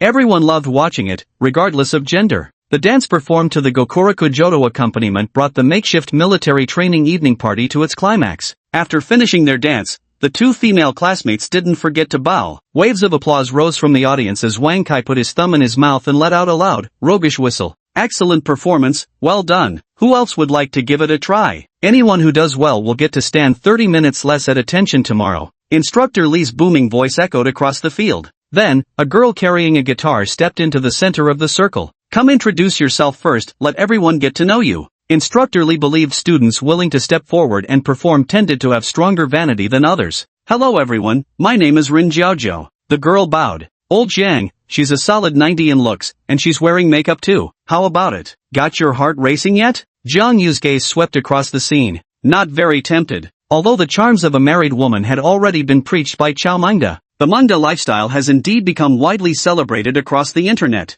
Who among us wouldn't want to be a bit of a rogue like Chow Chow? Yet Jang Yu has obtained the god-level handsome guy system and is gradually evolving into campus royalty. When it comes to romantic standards at school, he's not keen on settling for someone else's leftovers. But if he were to encounter a widow in her 30s out in society someday, one with both looks and figure scoring over 90 points? Well, young Jang Yu thinks an occasional experience like that might not be entirely out of the question. Referring to someone with both figure and looks scoring 90 plus points. Moreover, she was a respectable and beautiful mature woman. The word respectable is very important. Wang Kai raised an eyebrow with a smirk. Old Jiang, if you won't make your move, I will. Ren Jiaojiu is in our class. Now show us your dragon tail whip technique. P.S. Approaching 170k words now, but the book still doesn't have a rating. It's too difficult, need 100 ratings before scores appear. Begging for positive reviews. Chapter 74 The Guitar Prince shows his mediocre skills. Ren Jiaojiu performed Pianai, a song from the Chinese Paladin soundtrack, accompanying herself on the acoustic guitar. As the prelude sounded, pure love took center stage. When the song ended, some guys immediately started cheering. One more, one more. Your singing is really beautiful, how about one more? Unfortunately, after Ren Jiaojiu finished singing, she paid no attention to the rowdy guys catcalling her. The instructor, Li, stood up and asked, who else has a talent to show? Singing or dancing, anything goes. The entire court fell dead silent. Without some real skills, who'd dare make a fool of themselves up there? Jang Yu, step forward. Reporting, instructor, I don't know how to sing. Lin Wancho and Xie Shoxie weren't around, so he couldn't be bothered to sing and show off. Reporting to the instructor, Jang Yu is known as the little prince of love songs in our class. Zhao Feixiang stood up with a mischievous grin and yelled. During the daytime when he was punished with push-ups, Jang Yu's laughter behind him was the loudest. Wang Kai shouted loudly, that's right, Jang Yu is our dorm's little prince of love songs. Prince of love songs? Well then, let's welcome the prince of love songs, Jang Yu, to perform a touching song for everyone. Bastard Kai, Zhao Feixiang, what did I ever do to you? Fortunately, he had purchased the Guitar King skill from the system. Otherwise, wouldn't it be embarrassing? Everyone, how about we get the instructor to sing a song? Jang Yu shouted. Great idea. Sing one. Sing one. You go first. After you sing, I'll sing. Seeing no way to wiggle out of it, Jang Yu smiled and said, Classmate Ren Jiaojiu, may I borrow your guitar? Sure thing. Ren Jiaojiu trotted up and handed the guitar to Jang Yu. Thanks, classmate. Jang Yu quickly tuned the strings. I like singing old songs. Let's all sing together. What kind of old songs? Ren Jiaojiu casually sat cross-legged at the very front. Tiger Team's Love. Never heard of it. Me neither, not really familiar with it. Right, Jang Yu, can't you sing pop songs? Because of Jang Yu's clean execution of 100 push-ups during the day, coupled with being the second most handsome in the class after Zhao Feixiang among the few male students, many female classmates had the strongest impression of him. Instructor Li waved his hand, everyone quiet, let comrade Jang Yu perform freely. Suddenly remembering something, Jang Yu ran back to the ranks and handed his iPhone to Zhao Wei. Bro way, film me while I sing. No problem. Jang Yu would send it to Lin Wancho later, and classmates Xia too. Even so, Jang Yu remained rather uninterested. But when he spotted the petite figure of a lowly barely 10 meters away, his gaze immediately sharpened. Yu Chu, that tiny adorable little creature. She was blinking her crystal clear eyes as she stared intently at Jang Yu. Is he going to sing? What song will it be? So outstanding, with so many girls in the journalism department, what should I do? Yu Chu's thoughts were in turmoil, her beautiful eyes becoming adorably vacant. As the guitar intro played, Wang Kai suddenly exclaimed, "This sounds familiar, I think I've heard this song before." Jang Yu gazed at Yu Chu in the distance as he began to play and sing. Take your heart, my heart, and string them together. String a piece of lucky grass, string a concentric circle. Let all the calls anticipating the future. Make the most of youth with a companion by your side. Don't let loneliness grow as you grow older. Plant my four-leaf clover in your dreamland. Shouting loudly to the sky. Say I love you. To the wandering white clouds. Say I miss you. Let the sky hear it well. Let the white clouds bear witness. No one can erase the vows we pledged. Come on, everyone sing together. Instructor Lee stood up and called out, it's getting dark now. Turn on your phone flashlights and wave them in the air to add some atmosphere to Jang Yu's performance. I want to take you to see the ocean. Whisper I love you. Give you the brightest star. Say I miss you. Listen to the ocean's vow. Gaze upon the steadfast blue sky. Let us love freely and without restraint. In the distance, Yu Chu's delicate face flushed pink. So beautiful, his singing is so beautiful. He kept looking at me while singing. Was that song meant for me? No, I must be overthinking it. Her fingers danced across the phone keyboard. Mommy, Jang Yu sings so beautifully, just like a superstar. As the final melody of the song played, nearly everyone joined in singing along. Clap clap clap clap clap. A storm of applause erupted, intensifying the electric atmosphere of the military training evening gala. Many girls gazed at Jang Yu with eyes twinkling with undisguised admiration. Some girls' gazes were practically dripping with desire. Damn, Jang Yu's singing is absolutely divine. Damn, old Jang, you've really got skills. Wang Kai suddenly slapped his thigh and stared at Jang Yu in disbelief. Damn, the female classmates beside him were practically drooling. Without a doubt, Jang Yu now held the ultimate dating privilege in the journalism photography department. Old Jiang is absolutely insane. Wang Kai stood dumbfounded. He had originally just joined in the teasing with Zhao Feishan to make a few playful remarks. Who would have thought Jang Yu actually could sing? Not only could he sing, but he sang beautifully. Wang Kai considered himself the prince of ballads at KTV, and if he weren't afraid of embarrassing himself, he would have stepped up to sing long ago. Jang Yu's solo singing eventually turned into a grand chorus, proving the infectious power of his voice. Every note was perfectly on pitch, goddamn professional. Handsome, talented, and loaded, what girl could resist? Wang Kai roared hoarsely. Bro Jiang is fucking legendary. Voice cracking. Old Jiang, another one. Brother Jiang, I wanna have your babies. Thank you for the guitar. Wang Kai whistled provocatively, and many girls joined in the teasing. Slap. Zhao Feishan gave himself a stinging slap across the face.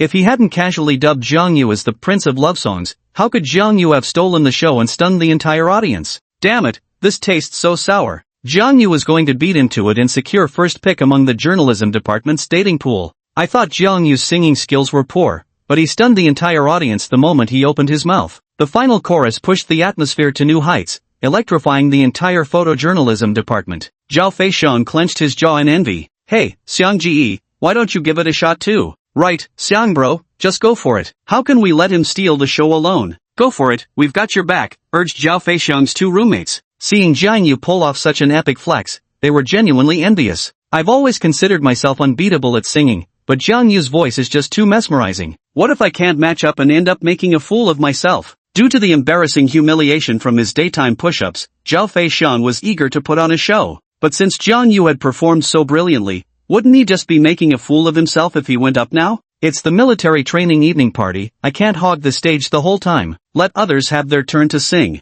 Jang Yu stepped down and returned the guitar to Rin Jiaojiao. Thanks for the guitar. Rin Jiaojiao smiled brightly as she gazed at Jang Yu. You're welcome. Can I add your WeChat? Your singing technique feels impressive, I'd love to learn from you. Sure, we can add each other after this. Instructor Lee clapped enthusiastically. That was beautifully sung, truly worthy of the title Little Prince of Love Songs. Don't flatter me, instructor. Now it's your turn to sing. I'll sing last. There's still half an hour left in today's military training. Would any students like to perform? Ran Jiaojiao walked to the center of the circle holding her guitar. Instructor, I'd like to perform a duet with Jang Yu. Either he plays while I sing, or I play while he sings. Holy shit! That single sentence instantly electrified the entire gathering. Anyone with eyes could see Rin Xiaoju was starting to take a liking to Jang Yu. Shameless, does Jang Yu even want to sing with you? That's right, so just because you're the big guy on campus you can do whatever you want? What's your skill level compared to Jang Yu's? Hiss. Many girls whispered among themselves. They thought Rin Xiaoju's attention-seeking behavior was bad enough, but she even had the nerve to hit on one of the few handsome guys in their journalism photography department. How shameless. The boys looked on with envy, especially Zhao Feixiang, who gritted his teeth angrily. Rin Xiaoju was the prey he had set his sights on. Not only did Rin Xiaoju have a top-tier figure, her looks could easily score a 90. Who would have thought Jang Yu would get to her first? It was obvious Rin Xiaoju's beautiful eyes shimmered with affection, clearly showing her interest in Jang Yu. Slap. Zhao Feixiang slapped himself again. If he hadn't urged Jang Yu to sing and had taken the initiative himself, then Rin Xiaoju would definitely have volunteered to sing a duet with Jang Yu. I don't know many songs. Surely you know Dimples, right? Yes. Jang Yu took the guitar and said, let me play, you sing. Sure. As their collaboration began, coupled with Wang Kai and the others egging everyone on, the military training talent show reached its climax. Many girls and boys started gathering the courage to go on stage and showcase their talents. There was even a girl who performed martial arts. She did 6 consecutive backflips, astonishing the entire audience. Sister, are you from a martial arts family? That's all for today, dismissed. Instructor Li clapped his hands. Seeing this, Wang Kai raised his voice and shouted, after Brother Zhang sings, Instructor Li should sing a song too. Chapter 75 Moi, Good Night Hubby. Instructor Li concluded the military training gala with a rendition of Army Green Flowers. On the way back to the dormitory, Wang Kai chattered non-stop, overflowing with admiration for Jang Yu. If only his singing skills were this damn impressive. Back at the dorm, I grabbed my shower card and took a cold shower. After freshening up, my phone was flooded with messages. Jang Yu sent Lin Wancho and Xia Xiaoxia the video of him singing. He was pondering who to spend another hour alone with? The side quest from the self-cultivation buff series of tasks in the god-level handsome guy system. It's called Limpid Eyes. He had to persist for a week, spending 2 hours alone each day with a girl whose attractiveness score was at least 90. Today, he barely spent half an hour with Yu Chu, so he couldn't quit the task now. Otherwise, he'd have to start everything all over again. Who should I turn to? Ning Ruoshi? Xia Xiaoxia? Hashtag nervous face hashtag? If you had achieved success when young and never felt inferior. The girlfriend's phone call came right on schedule. Jang Yu, you sing so beautifully. I bet tons of girls are asking for your WeChat ID, aren't they? On the video call, Lin Wancho was brushing her hair, her stunning features carrying a hint of languid charm. Not at all. No matter who asks, I always reject them. Is that true? Truer than pearls. She pouted pretentiously. How's military training going? Tired? Jang Yu lowered his head to text classmate Xiao Xia. I'll wait for you at the south gate of the normal university later. But what came out of his mouth was, how could a body strong as an ox ever get tired? What about you? Star City truly lives up to its reputation as the nation's furnace. The heat is absolutely scorching. 2 girls in our class already got heat stroke, but we still can't take leave without a doctor's note proving you're sick. This week feels like pure torture. Our drill instructor is ridiculously strict, and looks terrifying too. Lin Wancho's eyes brimmed with laughter. The cheerful Jang Yu shared trivial matters from military training. Her chattering made her seem like a nagging housekeeper. There was no helping it. Being in a long-distance relationship during the honeymoon phase meant that if the dormitory were empty, she could video call continuously until the next morning. Even in sleep, he didn't want to hang up the call, especially in Star City. After entrusting the most important first, third, fourth, fifth, and sixth times of her life to Jang Yu, she became increasingly clingy. Their feelings for each other skyrocketed like a rocket. School bell. Lin Wancho turned into a chatterbox. Of course, she said so much. All she meant was, I miss you and want to talk to you. Wancho, let's switch to voice chat first. My roommate just stripped naked. It's a bit awkward. Not asleep yet? Hello, sister-in-law. Suddenly, Wang Kai burst into the frame. Being addressed as sister-in-law, Lin Wancho's cheeks flushed with shy delight. She waved her hand. Hello everyone. Sister-in-law, you're so beautiful. Old Jiang, you've really married up. Wang Kai was completely convinced. Xia Xiaoxia was breathtakingly beautiful. Today, senior sister was even more stunningly gorgeous. Even his long-distance girlfriend was an unbelievably beautiful bombshell. Damn, I'm so fucking jealous. Kai, you're not asleep yet? Jang Yu gave a meaningful glance. Going to bed right now, I'm exhausted. Jang Yu said lazily, let's not chat anymore, my roommate's sleeping. Oh, my roommate's asleep too. Let's go to the hallway, I'll meet you there to talk. Okay, sounds good. Wait a sec, I'll call you back in 3 minutes. Click. After the call disconnected, Jang Yu sprayed some floral water on himself but felt it wasn't enough. He decided to simply carry a bottle with him, spraying as he walked, since the damned blood-sucking mosquitoes would be out at night. Just 2 nights ago during his late-night snack, he'd gotten bitten twice by mosquitoes. "Old Jiang, where are you going instead of sleeping?" Zhao Wei asked curiously. Wang Kai said with envy, "Old Jiang must be sneaking off to the sports field to meet some senior girl behind our backs." "You guessed it." Jang Yu snapped his fingers with a laugh, casually closing the bedroom door. Faint sounds of Wang Kai's shouts could be heard coming from the dormitory. "Pa, what a scumbag playing 2 fields at once." "Wrong. This isn't just 2 timing, he's an absolute playboy running a whole fleet of ships." At 9:30, Jang Yu left the male dormitory building and dialed Lin Wancho's voice call. They talked until Jang Yu arrived at the university's sports field. From a distance, Jang Yu spotted an incredibly beautiful figure approaching. "Sweetie, I'm heading to bed now. A whole day of military training has exhausted me. Oh, I should get some sleep too." Lin Wancho's lazy yawn came through the phone. "Don't forget to think about me, okay? Give me a kiss, won't you?" "How do I kiss someone?" "I don't care, I want a kiss." Jang Yu brought his phone to his lips and let out a long, exaggerated mwah kissing sound. "Are you satisfied, baby?" "Mwah, good night hubby." "Ha, wait a minute. What did Jang Yu just hear?" A smile unconsciously crept onto his lips. "Well done, Lin Wancho, you're actually calling me hubby now." "Jang Yu, were you missing me?" Xia Xiaoxia came running over briskly. She seemed to have just taken a shower, her fair skin glowing with freshness, carrying a delightful fragrance that seemed to blend the scent of shower gel with her natural body aroma. "Of course I do, how could I not?" Jang Yu pinched her cheek. So soft and squishy, it felt wonderful to touch. "Let's go grab some midnight snacks." Xia Xiaoxia smiled sweetly. "Better not, eating late at night makes you gain weight easily." Jang Yu naturally took her hand. "There are too many mosquitoes outside. Are we really going to stroll along the street like this? You can go to the school playground, the lights on the soccer field are still on, and lots of senior couples are chatting and dating there. There are mosquitoes, but I brought some mosquito repellent." Jang Yu waved the bottle of 6 God in his hand. Xiao Xia's eyes lit up. "Jang Yu, you're really clever. Why didn't I think of that?" "Because you're a silly little fool. You're the silly little fool." The lights on Normal University's sports field weren't too bright, yet not dim enough either. Many couples chose this place for dates, finding a spot to sit, girls leaning into their boyfriend's arms while chatting freely about life dreams. "This way, over here." Xia Xiaoxia held Jang Yu's hand as they found a dimly lit corner. He pulled out 2 sitting mats from his backpack and arranged them on the grassy patch. She had been prepared. "Xiao Xia, don't you know how to dance? Why don't you give us a performance?" She shyly pursed her lips. "No, I'm too embarrassed." "I want to see it." Jang Yu waved her little hand insistently. "Little Xia, humor me just this once, okay? Then I'll dance for just 1 minute." Xia Xiaoxia took a deep breath and selected a song on his phone's music player. Scarborough Fair. Jang Yu had heard this song before. Its melody was tender, melodious, and powerful. Then, "Here I go." Xia Xiaoxia pursed his lips slightly. To the soft strains of music, her body began to sway with effortless grace.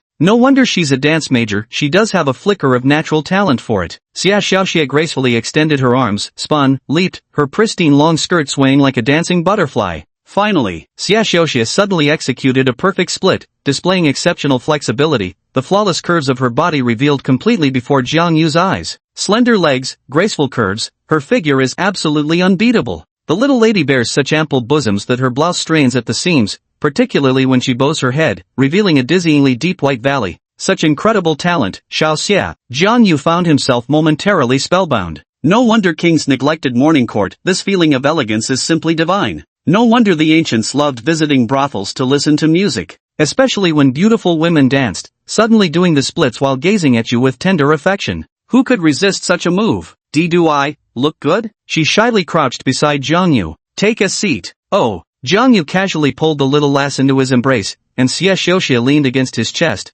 her heartbeat racing wildly. Is this what a date feels like? So happy. Will Jang Yu kiss her? However, classmate Jang Yu didn't take that step. Instead, his left hand settled on her fair, slender thigh. Stinky Jang Yu, always taking advantage of her, starting with a kiss. Yet, after chatting for over an hour. "Alright." Jang Yu ruffled her hair. "We should hurry back. You should rest early too, or it'll be trouble if you can't make it back to the dorm." "Oh." Xia Xiaoxia got up somewhat dejectedly. Jang Yu thought to himself, finally finished today's tasks. Chapter 76, A Male God Self-Cultivation, Handsomeness +1. 6 days passed in the blink of an eye. The temperature in Jiangcheng during September was scorching, reaching highs of 37 degrees Celsius. The lowest temperature has remained at 27 degrees for several consecutive days. On the 3rd day of military training, 2 female students suffered heatstroke and had to receive 4 fluids at the infirmary. As a result, our daily standing drills were reduced to 30-minute sessions with 15-minute breaks in between, as drill instructor Lee no longer dared to push us fragile college students as hard as he did initially.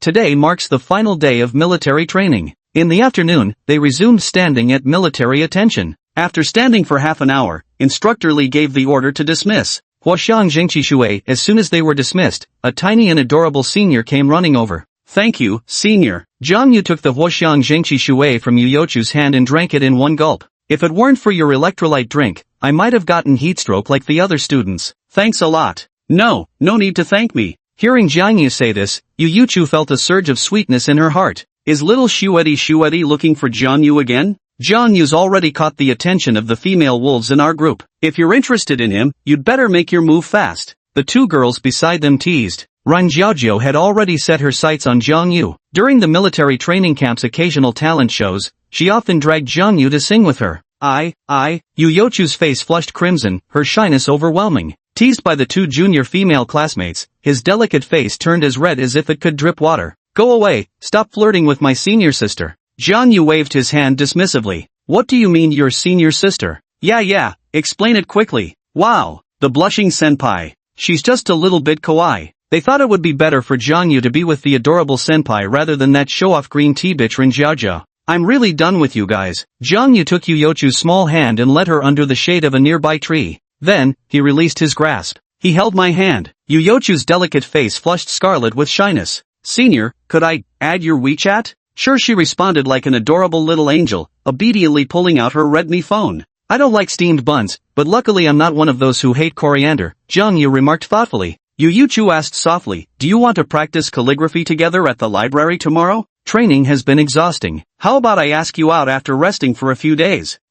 She nodded with a happy giggle, her adorable expression shining through. After a brief exchange, Jang Yu returned to the group. Jang Yu, you like Lolas? Ren Jiaojiao, her peach blossom eyes brimming with amusement, asked with a smile. Yes, I prefer the petite type, someone I can hold effortlessly with one arm. It gives a sense of protectiveness. Ren Jiaojiao scoffed lightly, pervert. My height of 165 centimeters is quite decent, isn't it? If you don't have dinner with me soon, you might just lose me. You can't lose what you never had. Jiaojiao, want to have dinner together this evening? Zhao Feishan stepped forward and asked. Sure, where shall we go? About 6 kilometers from campus, there's a Michelin 3-star restaurant, wanna go together? Zhao Feishan flashed a dashing smile, convinced that no girl could resist the allure of a Michelin 3-star mention. How are we getting there? I don't want to take a taxi. Of course we'll take my Porsche sports car. Great. Hearing that Zhao Feishan had a Porsche sports car, Ren Jiajiao's beautiful eyes trembled with excitement. Beside them, Wang Kai lowered his voice and said, damn, what a show-off. So Zhao Feixiang is actually a rich second generation. I wonder what kind of leverage Jiang has compared to you. By the way, Jiang, how much pocket money do you get every month? About 7 or 800,000. How much? Wang Kai swallowed hard, staring intently at Jang Yu. You heard right. Go ahead and guess without holding back. Jang Yu patted Wang Kai's shoulder reassuringly. It's really heartbreaking. With 7 or 8,000 monthly allowance, I thought my conditions were quite good, but compared to you I'm literally the little brother of little brothers. Comparing yourself to others is truly infuriating. 7 or 800,000 in monthly allowance? 100 times your allowance. Why are you still going to university? How can words so icy be spoken in 36-degree scorching air? There was no cultural gala tonight. After 5:30, the week-long military training finally came to an end. Ding ding ding ding. A series of electronic chimes sounded in Jang Yu's ears. Xiaoai warm reminder, you have successfully completed the Crystal Clear Eyes side mission. This auxiliary mission reward, Male God Etiquette Card. God-level handsome guy etiquette card? Jang Yu wasn't happy after reading the etiquette card's description, because once the etiquette card was activated, the system would enforce it automatically. The content to be practiced includes gait, sitting posture, smile, and eye expression. Just the sitting posture alone gives him a bit of a headache. When sitting, no slouching, no legs sprawled wide apart, no legs shaking, and no hunching the legs. One can cross hands, rest elbows on knees for a poised and graceful look, or cross one leg over the other. Even when crossing your legs, it mustn't be done sloppily like some uncouth punk. Absolutely elegant, graceful, and proper. As for walking posture, don't amble about like a hoodlum. You must walk with chest out and head up, but within reason, not that exaggerated chest out head up nonsense that makes you look like an idiot. The so-called dragon's stride and tiger's gait, shoulders relaxed and naturally open, arms swinging freely. In a nutshell, sit properly, stand properly. Becoming a true heartthrob is seriously exhausting. But there's real wisdom in etiquette training, after all. Some people walk like they're sneaking off with a stolen dog. Some people walk around looking everywhere, glancing left and right like human traffickers.